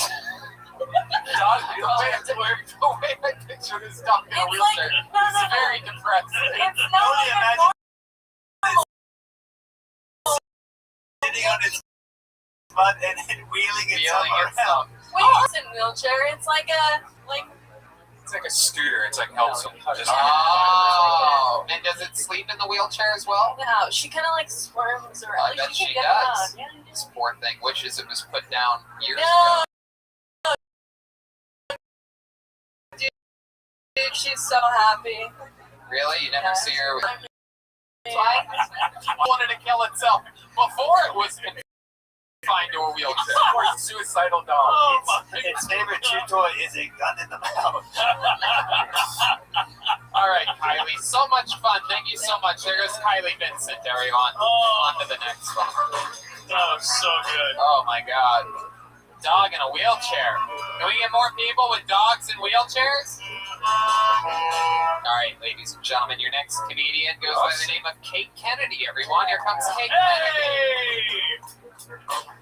I believe this is her debut here on Kate Kennedy. This is as disabled and is too stupid to use the wheelchair. I don't know if you've ever tried to teach a dog how to use a wheelchair, but there's a learning curve. I used to do hardcore pornography. It wasn't degrading enough for me, so I got into stand-up instead.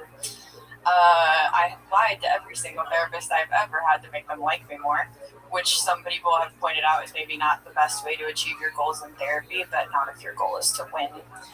I'm just tired of pretending like it would have been absolutely fine on Jeffrey Epstein's island. I've done so much worse for so much less, and I didn't even get to go to the beach. I had to go to Canton, Ohio. And I know that people get really bent about human trafficking, but let me just say, it's not that bad. I get that it's a crime, but nobody ships kids in wardrobe boxes. They do make you fly economy on Spirit Airlines, so it kind of sucks still, but it's not that bad. Do you guys think Salman Rushdie was mad that he had to write the entire satanic verses in order to get a fatwa declared against him when all Mia Khalifa had to do was suck dick in a hijab? I would be mad about that. Kate Kennedy, everybody. Welcome to the show, Kate.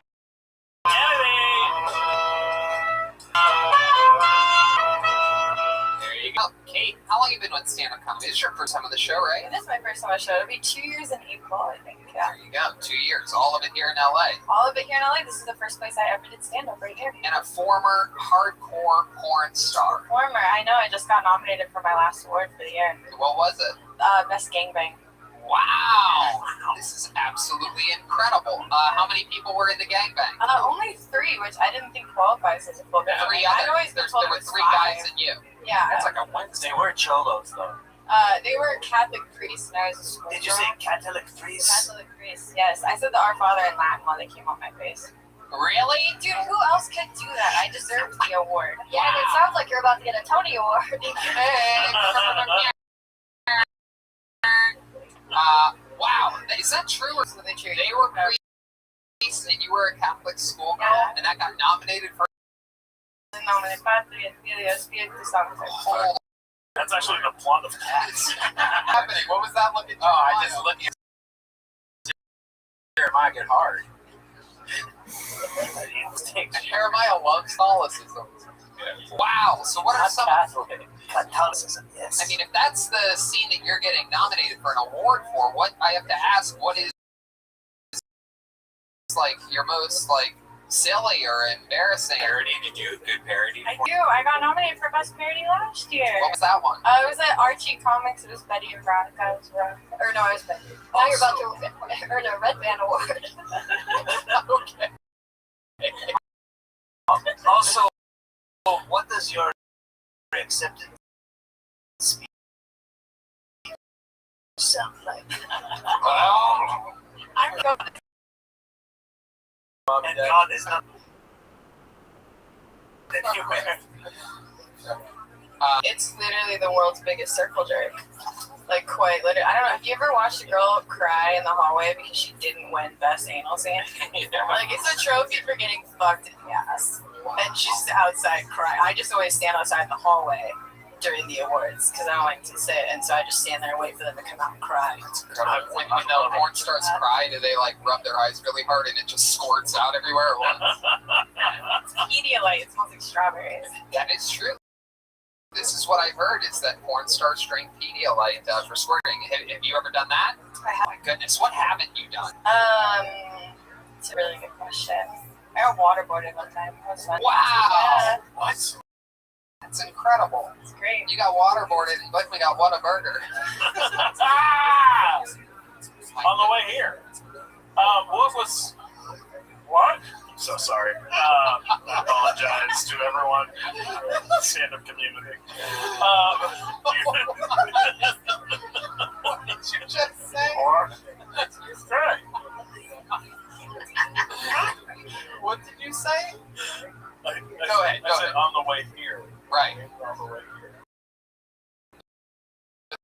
And I just apologize to everyone. You don't even have Whataburger here. That's not believable at all. Oh, your life is here. Wait a second. How is this humanly possible? All right, we got our new sponsor, Whataburger. Let's thank you so much. What was your question? Go ahead. Do you talk about the porn work in your act? Yes, I do. I try to address it, but not lean on it because I don't want it to be a shtick. But I do like to introduce it. That's like what I'm mostly known for. So, I like to address it, get it out of the way. And what'd you say about Canton, Ohio? Yeah, I used to have a sugar daddy. Lived in Canton, Ohio. Yeah, go through that. That's awesome. Canton, by the way. You don't know what He Canton. broke up with me this year. He got a dog, and he doesn't need my companionship anymore. Like, buddy, You know that dog does anal. It's a shih tzu. If you replace this with a dog. that dog's gonna be in a wheelchair. I just feel like he's way less fun to do cocaine with. Like, that's my opinion, but. What did you have to do as part of being having a sugar daddy? Literally nothing. It was the best job ever. Other than what? Had to do something. You had to talk to them? He just liked to hang out with me and drink scotch and do a bunch of coke and go to a strip club, and then he would give me money to get my own strippers. It was great. Wow. It was the best. I would just go hang out in Ohio for a weekend, and I would fly. That's also how I flew home with $20,000 in cash, wearing a pink, fluffy, juicy couture sweatsuit. That's to awesome. Cleveland Airport. Christ. Yeah, dude, that's white privilege right there. What is the most you're allowed to fly with? Like 10, 5, 10. Yeah, no, you're not. So it was like tucked like in books. I was so nervous. Wow. Yeah. How much have you flown with cat burglars? Oh, wow. Where's my camera? Me again. How many what? Inside joke. We had actually had Kate on Brian Holtzman's show. It was an awesome episode. She's also been on Your Mom's House with Tom Segura and Christina Pajitsky. She's very funny. You have your own podcast that you do, and her topic of her podcast is brilliant. You know, so many people come up to me and go, I've never seen a man speak so highly of someone. no, she's very funny. Like, her talk, like, so many people tell me, like, I got this new idea for a podcast, and I'm always like, okay, yeah, I'm sure that's going to work. You know, but I've heard. Yeah, I remember you said this to me after, like, I haven't called my mom. It was like, Brian Redband thinks my podcast is good. It's called The Kennedy assassination, and I interview men from the internet that don't like me about what they don't like about me. Like the people that leave mean comments on Pornhub. Yeah. What a fucking great idea. Yeah, it's like talking to your trolls, like trying to get to the bottom of it type shit. It's really fun. You learn a lot about people. It's been on a little bit of a hiatus. It turns out I'm not quite as controversial as I hoped I was. Do you not like the elasticity of my anus hole? What is it? It's literally, and I didn't my want to personality? say this, Is but it I my just eyes? won an award for fisting this year. Yeah. Let me ask you this, Kate Kennedy. You've been in the porn. You were in the porn business for a while. We've heard of a lot of the wild stuff you've done. What do you think is the most wholesome thing about you? What's the best quality, thing about you? Oh, jeez. I know. I know. Like, my go-to dating move is just instantly tell people every terrible thing I've ever done. I also have a disabled dog. She only has 3 legs. She was born that way. She wasn't hit by a car. She was just $20 cheaper than the dogs with all of them. Wow. She was $20 cheaper. People never ask that. She was only born with 3 legs? Yeah, she's very inbred. Oh. Yeah. What kind of dog? She's a German short-haired pointer, so she's pretty much the poster child. She's inbred? Breeding. Wow, Glickman's inbred every morning. God damn it. Right into the pantry. That dog weighs 50 pounds. She's cornbread, he's cornbread. That dog weighs 50 pounds, and I carry it up and down 3 flights of stairs. That's what Glickman says when he meets a girl. He goes, I really want to get in her pantries. Wow. I haven't had a good fat guy to make fun of it forever, Glickman. I'm so happy. Anytime you want to They always want to start crying and be a baby about it. Yeah, Redman is just on cloud 9 right now. I don't think you heard the rest of it. The other ones are all big babies. It's fucking wild. All right, Kate. Well, how does a 3-legged dog have to live, do you think? She's almost 5. She's really healthy. She just had surgery in April, but she's doing good. So, she seems like she's doing good. Again, she can't use a wheelchair. Are you doing dating, Tinder, Bumble, something that I have on my phone yet? I got kicked off Tinder a couple years ago, and they block your IP, and you get kicked off Tinder. Yeah, you can't rejoin. They just send you a really mean email. That's why you can't, like, ExpressVPN. By going to expressvpn.com and using the promo code KillTony. Yeah, you could be in Japan. All right, there goes Kate Kennedy, everybody. Great job. See you, Kate. On to the next one we go. Heck yeah.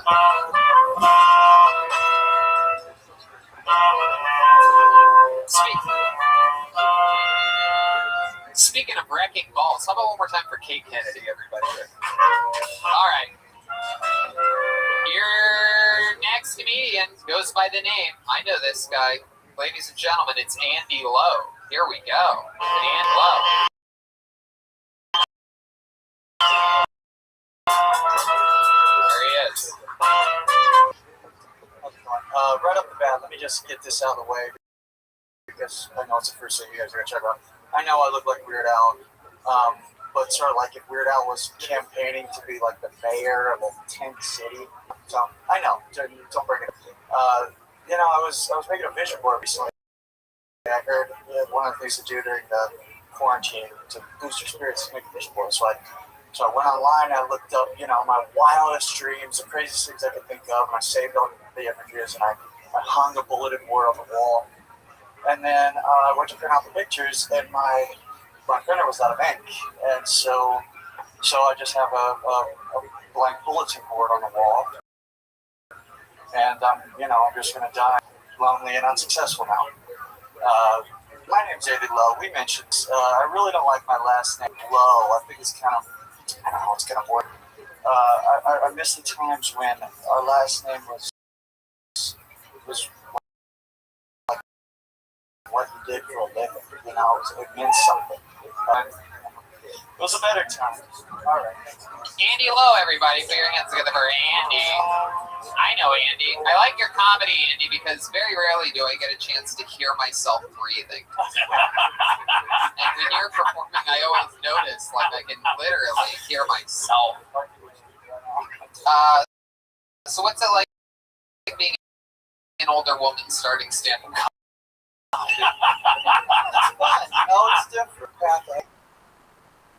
talk about. Is this your first time on the show? You're a charismatic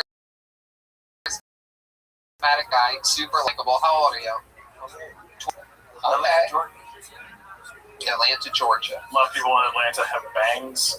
No, I'm about the only one. Wow. How long have you been in LA?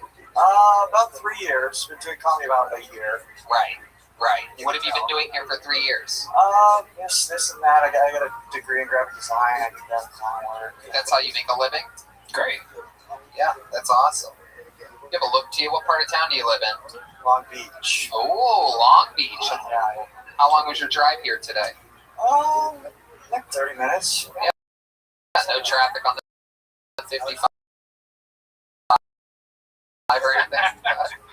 That's cool. So you do. Basically, what you see is what you get. You know, it's.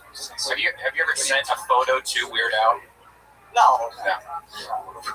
What you see is what you get. What do you mean by that? What do we get? My whole personality is the hair. So I'm trying to find out. I'm trying to dig deeper than that. I know you just fresh out of a Head and Shoulders commercial, but I'm trying to see what else do you do? What are like hobbies or fun things that you do?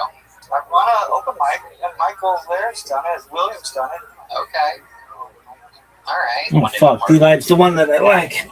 So, like, what'd you do today? You woke up what time?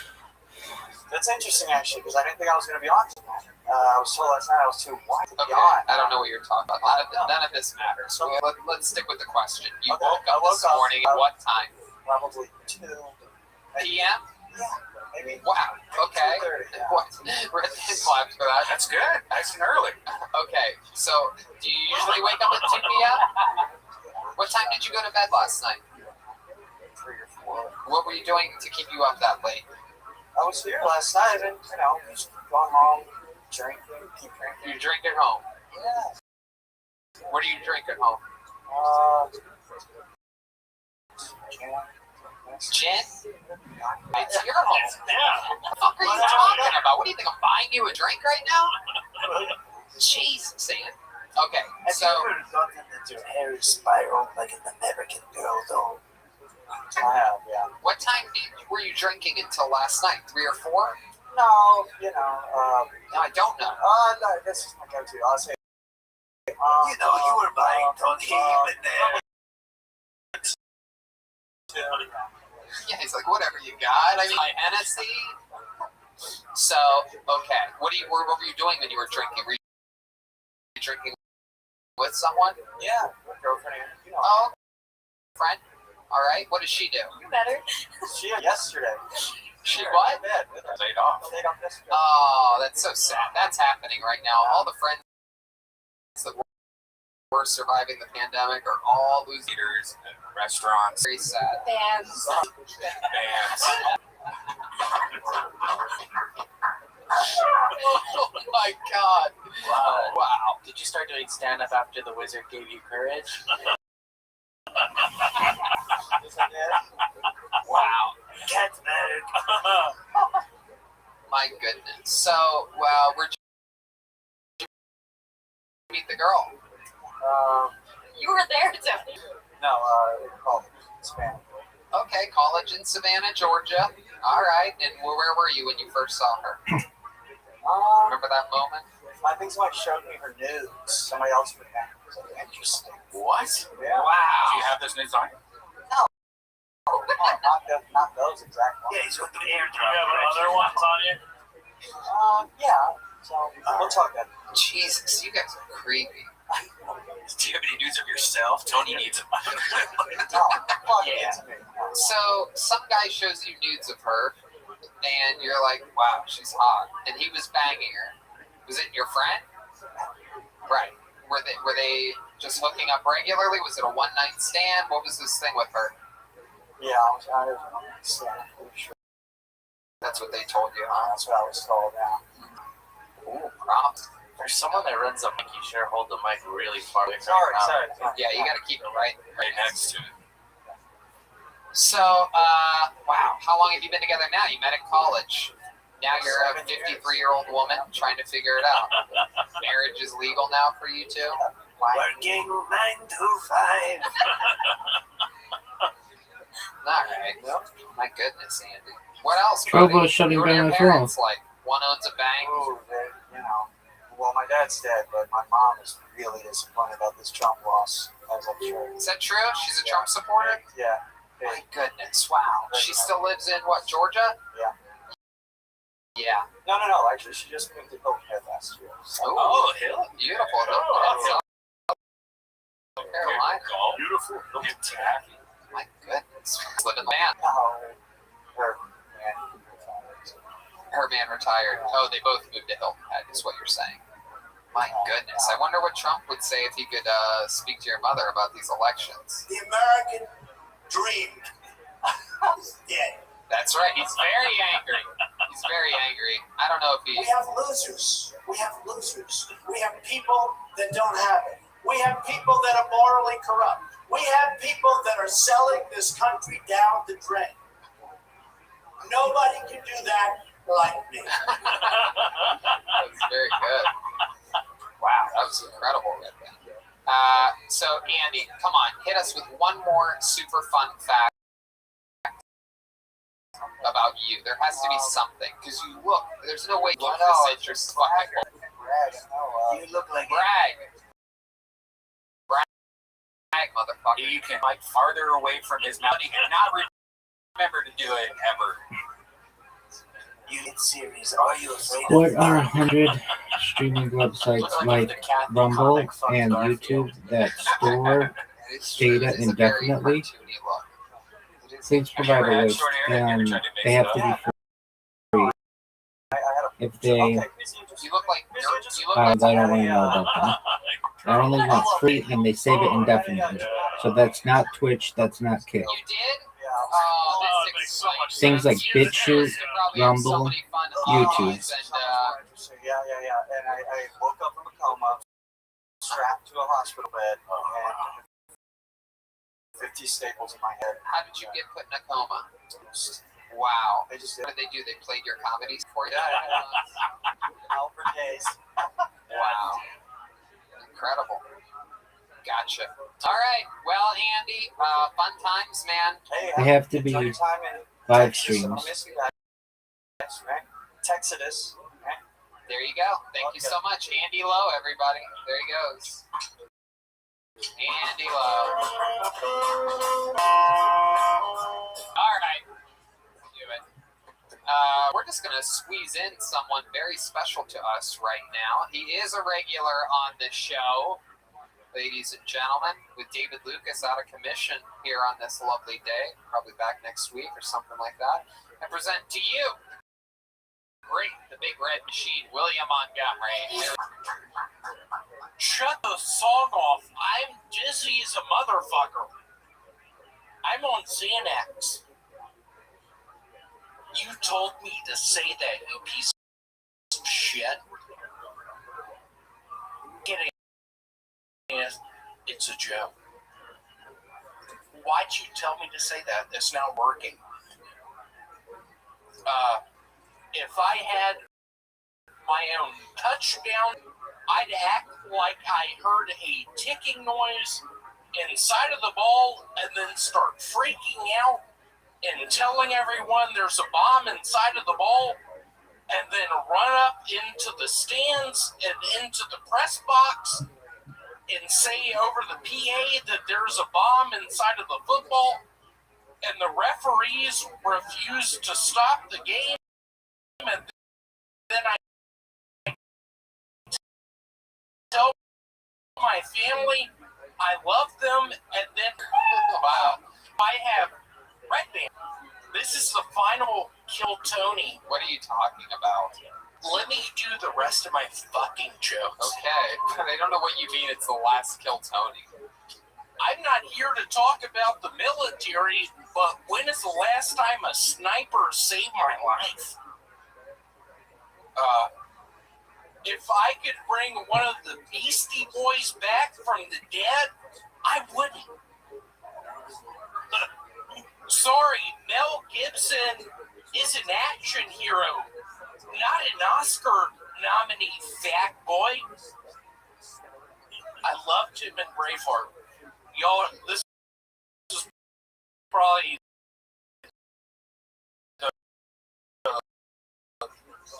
part of my set coming up. But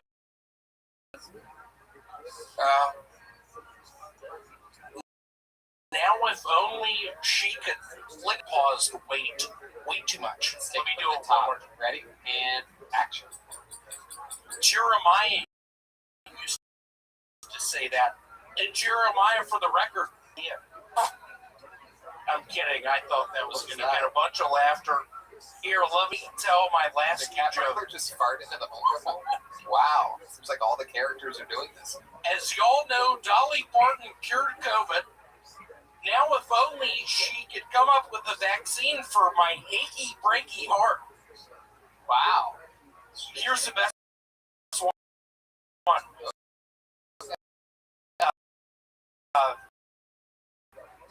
Imagine Dolly Parton. I haven't seen the South had to start paying for labor.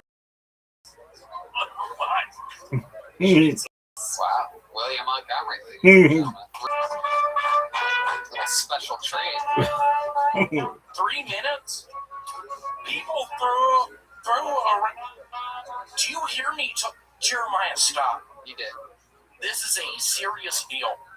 People throw around numbers in my world all the time. I don't understand. Like what? 5150? What are you talking about? I'm talking about playing the game Jaws with my cousin Taylor, and he's like, William, you rolled a 5. Just look at Taylor saying, what do you mean? Do I move my fish? Is this still happening? Tony, I talked to William before the show, and he is just really choked up about you going to Austin.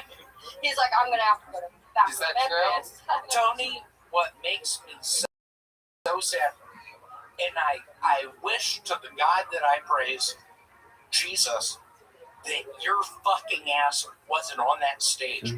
This is maybe the last time I will be on Kill Tony.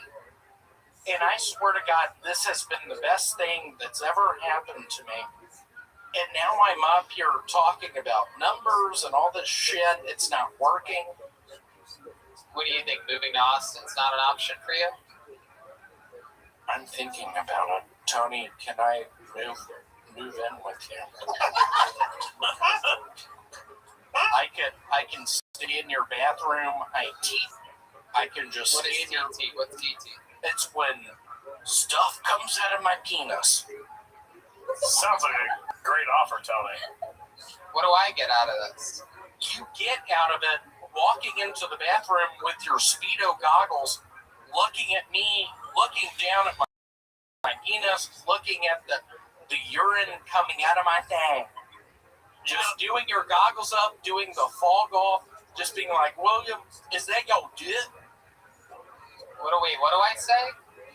Hey, William, is that your dick? Why would I talk like that?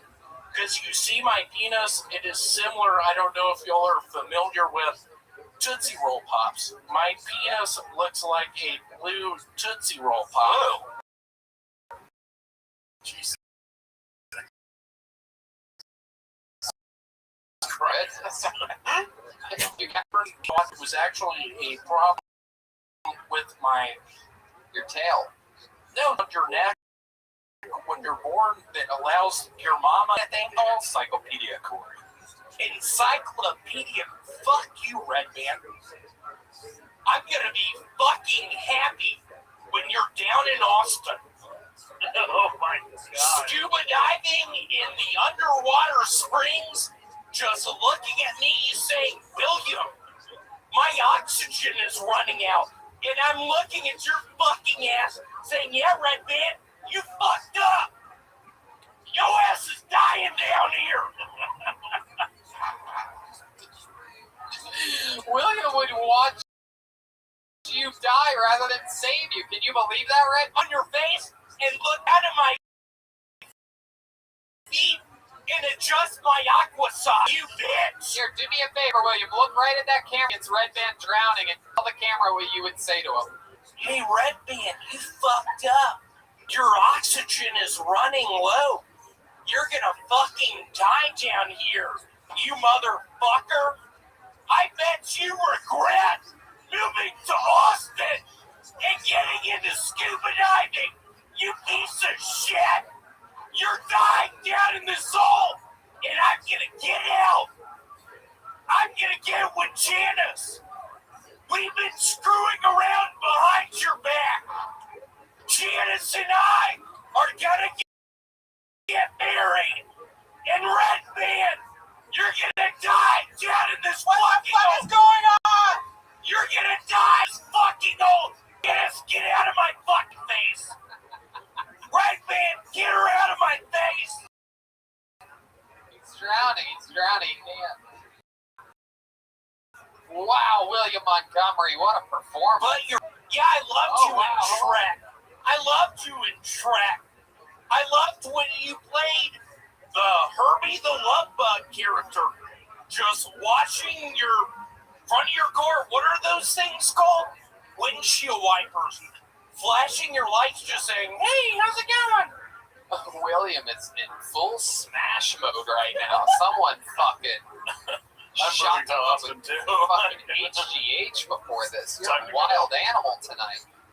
I am just so sick and tired of people talking about spam. Spam, what are you talking about? The food or the thing that gets my email? Oh shit. Joe, you think it's spam? Tony, Are you gonna cry right now? Think you can? Can you do that? Let me try. Okay, here it is, ladies and gentlemen, for the first time ever. Zach, zoom in, you bitch. Zach, zooming in. Let's see if William can cry. Oh, there's some sad military music. That usually does it to a Civil War reenactor type, like William Montgomery. Oh, he's just found out the Confederacy lost. Oh my goodness. William, if you need help, just think about your life. Tony, I appreciate you saying that. Yeah, William, to get sad, think about your life. Yeah, that's what I said.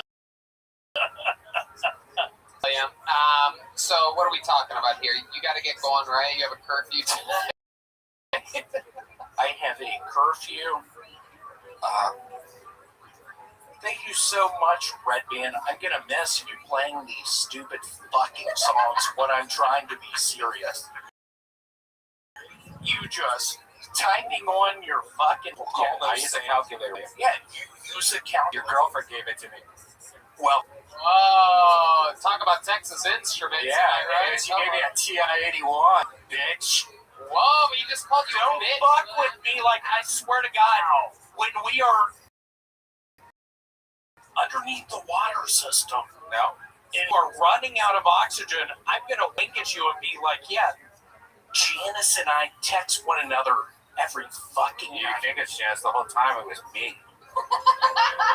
Wow. Well, I appreciate you. We talk about our penises. We talk about looking at our penises with binoculars. I appreciate that. Just me standing at penis via binocular, and you look at my penis via binocular. What if I put the binoculars down on the table? That's really funny. Why'd you fuck that up? We're doing one of the best things ever, and you say bullshit like that. William, I want to let you know that indeed, there is a chance that we will be moving to Austin, depending on what. Could I go down there? Could I still be the regular? Because I am fucking churning out jokes like no one else could. You churn them better than anyone. I am churning out fucking jokes like no one else. I'd like to see your dumb ass try it. You couldn't do it. He's talking to Stephen Blake. Yeah, I'm talking to Stephen Glickman. William, this is a guest of ours. You have to be nice. Wow. But I keep on writing these jokes. Could I move Austin? Keep this up. You know what, William? If you can get to Austin, Austin and you can find a place to live and find a way to support yourself, you find a good. Look at this. You can go down there, right? You can come visit. Look at this. Listen, I say that a bunch. Listen to me. You can go to Austin and visit. You know what you can do? You can scout out some really nice storage facilities for you to work at, and you can just make a smooth transition from working at a storage facility here to there. And you know what? In Texas, you can also find a lot of girlfriends that will be willing to beat you up.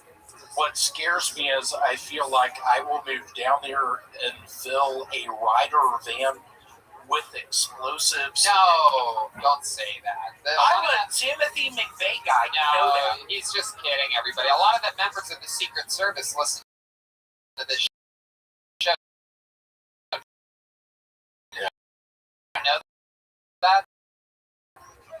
If they ever cut me off. I've been on this show a long time. I always know what Red Band's about. What's your offer? If you come down and continue to be a regular on the Kill Tony show, I'll let there's some cursive Austin edition. Wow, he's going to let you do your own podcast in Austin. Look at this. It's actually, he's thinking. This is what it looks like when he's thinking.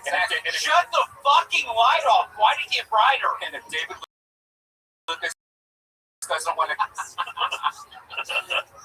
want to come to Austin, you can choose who you want to be your brother in cursive. I sort of don't want to get into this, but no, I don't trust blacks. I know you've been telling me this for a while, that you think it's a bad idea that David's your brother in cursive, and you've been wanting a white guy. It's turned into a literal nightmare where I'm tutoing and to the shower drain, and I'm looking up. Okay, all right, well, that's so much dada. All right, William. I've literally had people say, "I have a job for William that's so easy. He'll be able to work from home. This other job has a car." And I go, "William, this person wants to give you a fucking job. You have to do nothing." And there's always some weird reason why you can't do it, or why you won't visit a doctor, or why you won't get out of this situation or that situation. So I truly believe that this might actually, I feel like you're not going to make it to Austin. I feel like Michael Laird's not going to miss a meeting. Yeah. And you know how many of people that listen to this show that have jobs for you in Austin if you move to Austin? I guarantee it. If people listen to this show, I believe this is the week before Christmas is right around the corner here, and if you can't offer William a job, offer him a job. The economy's booming out there. It's a fucking real red state. I need it. Look at that. All right, William, we absolutely adore you. You'll always be a streaming regular in services our that hearts. save It's been so streams much indefinitely. Not like Twitch, not like Kick, but like YouTube and Rumble that allow for RTP access security. that allow us to live streaming. I have loved All for every free. fucking minute of all of this. I can't tell y'all enough that I appreciate your candid. Shut up, Glickman. Oh my God. Shut up, dude. Make you. Glickman. William, go on. Be nice to our guests. Go ahead. Keep talking. William. Glickman. I believe in you. 2 years ago, I met your mom. You were cool with it. We keep it going. You're on your closing. Glickman and I is a lot like him. Just a bald-headed lady from Memphis. And we made out on the stairwell of the fucking Oak Court Mall, and I'm looking at her saying, you know what, I trust Glickman, I like him. He looked, shut him out. I love you so much. Wow. Oh my God. William, you are such a fucking incredible talent. You absolutely destroyed me tonight for 16 minutes, nonetheless. Absolutely shockingly incredible performance. 3 minutes of stand-up comedy. I'm fucking around. And probably my favorite interview of all time. Closing strong here at the Comedy Store here on this beautiful, beautiful Monday night. Ladies and gentlemen, one more time for William Montgomery, everybody. See you on the flip side, buddy.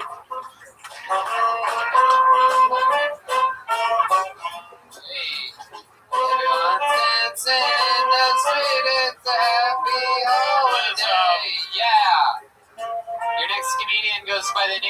Mike Silver. Here we go.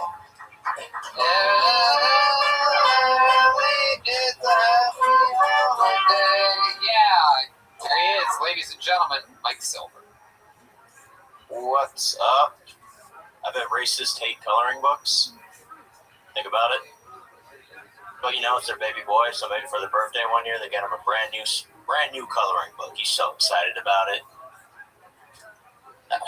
He's so excited about it, but the kid, you know, right away he gets into it. He starts coloring it. He's finished in like 10 seconds. The dad comes back in the room. He's like, "What have you done? It was perfect. It was white." Something like that. I like to get really high and go to Whole Foods, give out samples. Recently I was doing this. I just can't believe it's organic. I was like, nah, it's from Walmart. It's a fantastic moment for me. I've actually been to the suicide ward 3 times. First time I wanted to die. Other 2 times cannot decide if I like the place or not. Want to have an accurate opinion.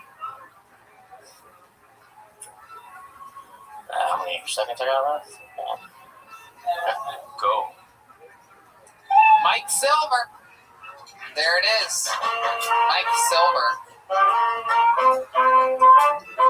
Mike, I remember you. You've been on the show a couple times. You throw fish for a living or something like that, right? Yeah, I actually got fired like twice from it. Wow. It's weird. It's a family company too, so it's very awkward. Very fishy situation. Yeah, that's what I'm saying. Hell yeah. So what are you doing now? Basically, unemployment life. Yeah, what's that look like for you? I bought a dog with my stimulus check and a little bit of the first check from unemployment. That's great. The dog stimulus? No, I didn't. Happy. You know, it's pretty awesome. Oh, that's cool. You smoke a lot of pot, huh? I smoke quite a bit. Yeah. Fuck yeah. Yeah. Do you have a in my car. In your car? Oh, got it. Come on, dude. Like, I know the type of person that's got a bong on him. Basically, yeah, it's just like whenever you leave anywhere, it's just like smoke a bowl. Right before I came in here, smoke a bowl. Yeah. Awesome. Yeah. I get it.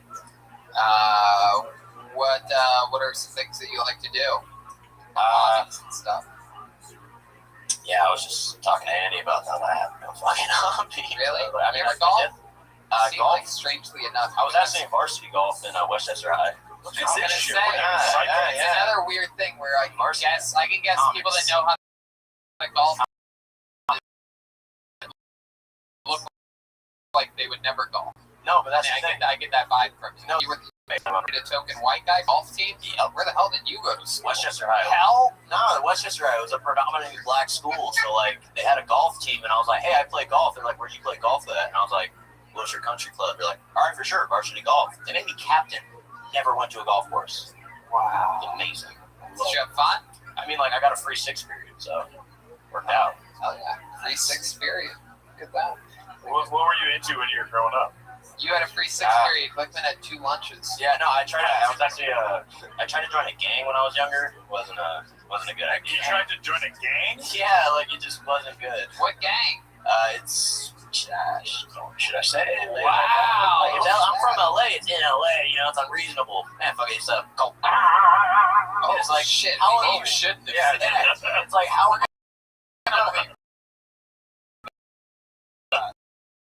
Actually, that's the best gang. Yeah, just believe it, please. But no, it's fun name because they look at you like, that's really your name? You'd be like, yeah, no, saying doesn't really work. I believe that one. Yeah, for sure. Yeah, for sure. I don't think. Yeah, it's just a little bleep. Yeah, because they probably just don't want anybody talking about other gang, right? I don't know. Like it's a weird society because it's kind of like. What the fuck made you think you could get into it though? They must have just laughed at you. They're all standing on the front stoop laughing at you. Yeah, like dude, I used to sell meth on a scooter. Like it just didn't work. Just Westchester Park. Okay. Because everything has come naturally and easy for him. Exactly. Like he's like, hey, can I be in your Mexican gang? You need another white guy. Yeah. I once. Yeah. So where do you live now? I just moved to Koreatown. Nice. How's that going for you? No better time to be near a bunch of Asian people than when there's a virus. I am a chef at a Korean barbecue restaurant now. No, it's awesome. It's just parking's a bitch, but no, I like it. It's way closer to everything, you know. Have they been eyeballing your new dog that you got? Yeah, it makes me really nervous because like I've had people look at and then lick their lips. It's like, what are you doing, man? Yeah. It's frightening. You ever notice that the drivers are bad around Koreatown? I do, yeah. It's pretty crazy. I actually almost got into an accident on the way over Would you here. stereotypes Asian driving? It seems to be blatantly the biggest one, the most true stereotype of every race. It's different because, like, my stepmom's from Cambodia, and like she's just an extremely careful driver. I wouldn't necessarily say bad, but it's like irritating driving with her, you know. I'm not talking about Cambodians, bro. You know what the You fuck said I'm talking Asians. about. Come on, man. Cambodia is a reach. Cambodia's like calling Puerto Rico America. It's like, I guess. Yeah, but it's like if you look at her, you're not gonna be like, you must be from Cambodia. You're gonna be like, you're Asian shit, you know. It's just kind of like. But isn't she sort of darker? I mean, Cambodians have like olive skin. See, the thing with Cambodia is like the whole culture is just a bunch of different mixed people. Like you'll have people who are like half Cambodian, half Thai, half Chinese. God, now I'm starving. Is anybody else starving up here? Jesus. Can I have the half Cantonese, half Thai? All right. What else about you? I mean, there must be something. I deadlift a lot, so get the fuck out of here. What? Really? Can you deadlift Jeremiah Watkins? I was just about to say, I'm pretty sure I can deadlift Red Band. Whoa! Yeah, if you try to lift him, you'll be done. I think I had come to ground. Red Band's not going to do it. Why don't you start off with Jeremiah first? The crazy thing is him deadlifting Red Band would be the most exercised Red Band's done in a while. Part of it. Yeah. Dude, you know what? I'll one-up you. I bet you can do it. But to prove your true strength, I think you should get right at the tip of the stage and deadlift Glickman. Oh, shit. Would you be down, Glickman? You're going to die. Let's do my core is so How strong much right now. can you deadlift? I can deadlift 380. So You think your core is strong? You should see his core. my core is fantastic right now. Deadlift. How? He's got a crust, a mantle, and a 380. I mean, I'm not 380. Alright, so you can do it. How much do you weigh, you think? I'm 308. 307. If you take that cell phone out of your pocket, let's do it. All right, Here we go. Here we go. Here it is. The hold on a second here. What is that? What is that? Okay, stand right out there. Stand social distance from me while you deadlift. Man, is this exciting or what? Please. Okay. Wait, you're gonna pull him up by his hoodie and pants? It's a fetal position. Glickman. This is exactly how his Shrek audition. Steven's fly is already down. He's right. All right, Glickman pulling out. Jeremiah, what do you? If this guy thinks he can lift Glickman, will you let him squat you? I don't know. Who else? Are there any fat people out there that would like to get squatted? All right, everybody's afraid of you, Mike. I'm sorry. Anybody can squat me. I'm not very big heavy. Really? But you're like 6'7" according to you on an airplane.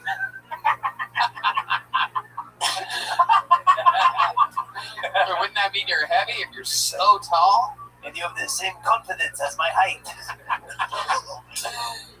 I have confidence. How about you? How many people see him deadlift to Michael Larry and his wheelchair?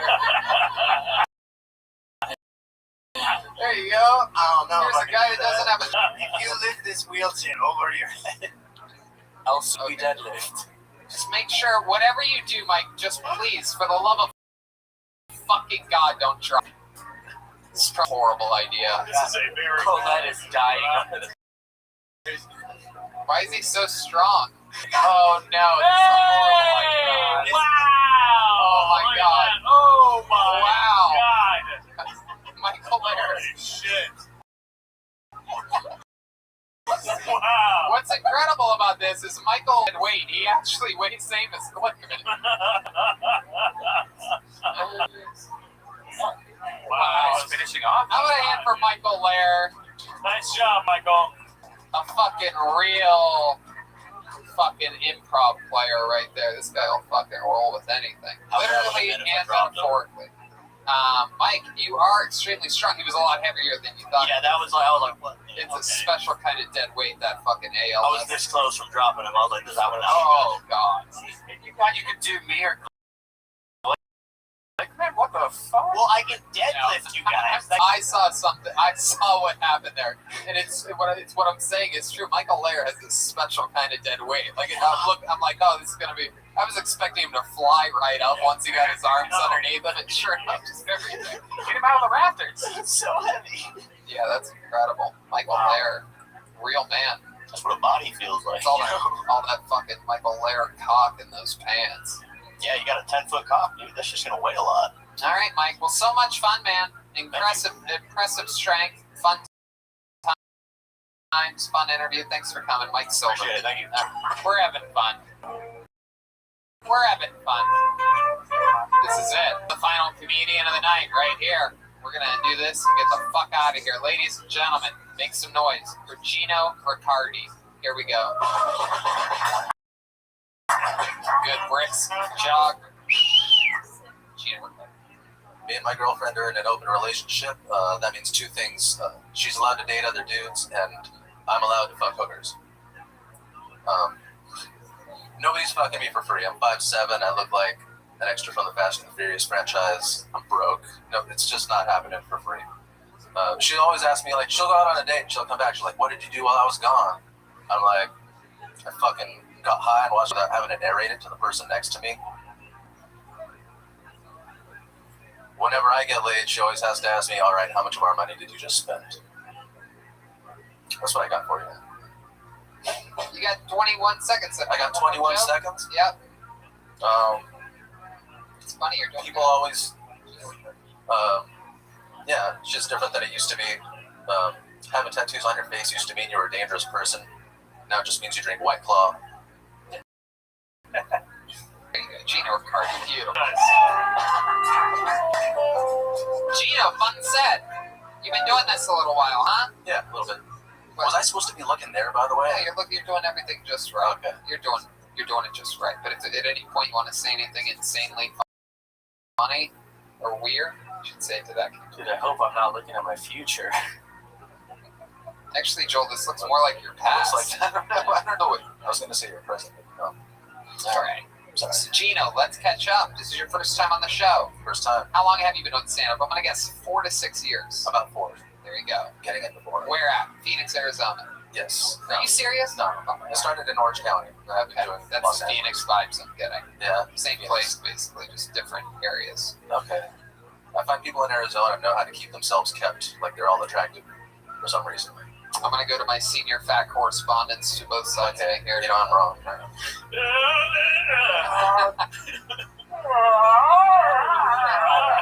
All right, Gino. So you live in Orange County still? Yeah, I still live in Orange County. What do you do for work? In the before times, I was a bartender at a hotel at the DoubleTree. Oh, okay. It's the most laid-back job. Good cookies at the DoubleTree. Oh, they're amazing. They're warm. They let you sometimes have 2 of you sweet talk the clerk at the counter. Wow. You don't just steal them, cat burglar? Sometimes you have to be polite, cat burglar. Wow. All right. So you were a bartender at a hotel. How about now? What are you doing to survive? I'm on unemployment. Right. This is the only time I've ever been able to do stand-up 7 days a week, so I'm taking advantage. Absolutely. And you've been doing it 7 days a week? Pretty much, yeah. That's incredible. Yeah. You're just going everywhere, different places, hustling? Everywhere, yeah. How does it make you feel performing? Cold. It's cold outside. It's weird. It's cold. It's cold. It's exotic. Everything's in a park outside, somewhere in the dark. Right. Yeah. Right. And you drive from Orange County every day? Every single day. What kind of car do you have? I have a Honda Fit. Oh, I hate Honda Fits. I hate them so much. Do you drive like shit? You can't help it. That's why people hate Prius drivers and because there's no acceleration. There's no you can't peel out. It's the worst. Yeah. Do you ever go in the far left lane on the freeway? I mean, when I get up there, you know what? Don't do it anymore, please. I'm an excellent. Can you tell all the Honda Fit people to stay the fuck out of that lane? You just don't belong there.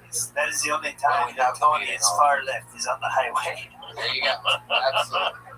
For those of you that remember my political views, I'm not far left very often, except for on almost all social issues. But look at these idiots running this fucking city now. Anyway, Glickman, what do you think? Tell me about this open relationship. This real? Good question. Serious? Yes, this is real, yeah. Why? How long have you been in it? Since we started. How long's that? I don't like to count, but it's been long enough. The ballpark. Like, she started taking my last name. 2 months. Like 5 years. More than 4 years. More than 4 years. Yeah. Do you know when it's closing? That's why I don't like to count. Anytime like people always like congratulate you on just like not being dead or not, being Let me broken ask you up. this: It's weird. I never really got it, Yeah. right? Open relationship. Does that means she can just go out and bang somebody without a condom? No, not without a condom. But I mean, if she's sexually adventurous enough to go have sex with other people, what makes you think she's sexually adventurous enough to not make someone wear a condom? Because she didn't want to die, I assume. What do you mean die? What do you guys still have AIDS in Orange County? No, I assume it's everywhere. He's going to murder her, Tony. That's what's going to happen. It's the same reason I would wear a condom. The same reason I wear condoms. Because you fucking don't. You wear condoms with her? No. You're wearing a condom right now. I'm wearing one right now. It's a long drive from Orange County with a flappy condom. Has she ever met somebody that, like, they kind of, you almost feel like, oh, she's going to leave me for this dude? No. Why do you think that is? Why are you so secure that she's not going to leave you for another guy? Because she's perfect. We're just perfect for each other. If you were really perfect for each other, wouldn't you be fucking so often that you don't need to hook up with other people? I don't know how, have you been in, more than 2 years? After 2 years, you've done everything you can do together. There's nothing else to explore. Jesus. And frankly, I don't want to do a lot of the shit she wants to. A lot of the shit she wants to do, she's super freaky. She wants to get tied up. I'm lazy, dude. She can do that with somebody else, and that's fine. And she comes home, and I'm like, that sounds like it was a lot of work. And it's not like there's no pussy left over for me. I can literally fuck her any moment of the day I want. She's sitting there studying or whatever the fuck she does. I can literally just walk by, put my dick in her face for a minute, and then walk away. And then she'll just get pissed off that we didn't fuck. But I just wanted to put my dick in something for a minute. You just put your dick next to her face for a minute. God, I love love. I mean, this is so romantic. Wow, that's incredible. This is love the way that a shot of love with Tila Tequila was love. Yeah. Wow. So Gino, what else about you? What else do you like? Hobbies or anything like that? I play music. I used to be a drug dealer. What kind of music do you play? I play I just play for fun. So I play musicals, stuff like that on the piano or whatever, or jazz on the guitar. Wow. Yeah. We're dressed up as Jose Aldo for Halloween. Wow. There you go. What was that? It's a reference. No, you look like Jose Aldo. You look like a UFC fan. Oh, okay. Do you sing when you do these musicals on the piano? Sometimes, just to keep pitch. It helps you learn pitch better. Can you give us a little? Can we just hear one little sound of you just doing anything at all? No, because I haven't trained. Come on. I haven't trained in a while. It's gonna sound horrible. Come Come on. If Glickman does it for a second, will you do it for a second? You're saying sing? Yes. No, I'm not gonna sing. Why? Because it's gonna sound bad. What if you move your mouth? I would like to hear Glickman's voice coming out of that body. I just do it to train, for pitch training. It helps. It helps train your ear. Do you know how to pitch a baseball? I throw like a girl. It's horrible. Wow. Where'd you grow up? Huntington Beach. Yeah. Huntington Beach was a bunch of white people that want to be gangsters. They all joined gangs. It's really weird. I was in a gang. The Apple Dumpling Gang. God, you son of a bitch. What gang were you in? I was in a. Weight Watchers? I was in a. Did you say Krispy Kreme gang? Oh, Crispy Pork Gang. It's a restaurant. Crispy Pork gang. I was in a Crips gang. That's Wait, what? 100% true. 7th grade. Wolfgang Puck. I was in the 7th grade in a school. It was really tough. And little junior high school. He was in the Ku Klux Klans. Ku Klux Klans. That's pretty funny. Yeah. You were a blood pressure. There were. Jeez. No, there was a bunch of kids that were all in a gang, and then one of them I was coaching in an acting scene for class, and then he was like, hey bro, I got you, bro. And I was like, what does that mean? And he was like, don't worry about it. Just do this hand signal. He showed me a hand signal, and I was like, okay, what's that? And then he told all the other guys in the gang that he had jumped me in, and then they all showed up. One day, I was working in the room, I bet you were. and they all asked me, and then I did the hand signal, and then they all were like, "This is the funniest thing in the whole world." I was like the fattest little. Of course. Yeah, I was like a little ball of fat Jew. The gang that he was in was the Hell's Angel food cake. I did not last very long. What city was this? Encinitas, California. It's the big city. It's a beach city crib. Beach City Crib. There's a lot of editing I'm going to have to do with all these gangs. No, I think the ones in that one are going to enjoy the show. Those guys are great guys. Great senses of humor. Absolutely. All right, well, Gino, thank you so much. Really great set. Gino Riccardi, everybody. There he goes. Here comes the drawing from Ryan J. Ebel. We had fun tonight. This was good. Wow, look at that one. My goodness, everybody looks fucking stellar. He even made Glickman look good on this. Wow, look at me. Wow, the drawing really does take away 20 pounds. Guys, how about a big hand? RyanJEbel.com for those prints. How about a big hand for our guest, Stephen Glickman, everybody? Wow. Stephen Glickman is the host of the Nighttime Show podcast, available everywhere. Also, check out Monster Hunter, coming out soon. Yeah, Nighttime Show just recorded its 200th episode with Kevin Smith, so you can. Awesome. Yeah, that was a good get. So we had Kevin Smith here for our 420 episode. Fuck yeah! I remember that. It was incredible. Yeah, it's good. He's a great guy. Very solid. Lives right around the corner from here. Oh shit! One more time for Glickman, everybody. Hey, thanks, guys. Comedy Store royalty, former door guy, way up being rich. Ladies and gentlemen, how about a big hand for Jeremiah Watkins? This special is still out. Jeremiah! Family reunions out, available everywhere. JeremiahWatkins.com, Amazon. Get it. What else, Jeremiah? Yes, there is Cat Burglar t-shirts at JeremiahWatkins.com, and I've got a great podcast, Jeremiah Wonders, you should catch up on, and I want to give a thank you to Gino from Speedweed, who has been helping me produce it from a long time from Letterbox Studios, and he's a silent partner of all of us, and a lot of times, so I just want to say thank you to Gino. There it is, indeed. Every single week, Gino, hanging, killing it. Guys, the Queen Bee of the band, Jet Ski Jessie Johnson, was here tonight. There she is. Look at that little kitty cat. She has handmade ornaments available at JetSkiJohnson.com. Anytime ornaments, I mean, Christmas is around the corner. I bet she can get them delivered before Christmas, even. What else, Jet Ski?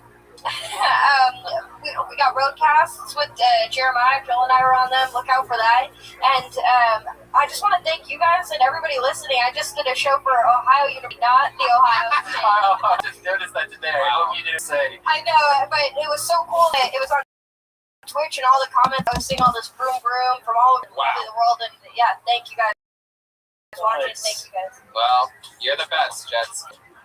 You know what I just realized is that cat burglar behind me was Joel Jimenez. Absolutely incredible. Joel, tell us something. Shit. Thank you to Ludwig.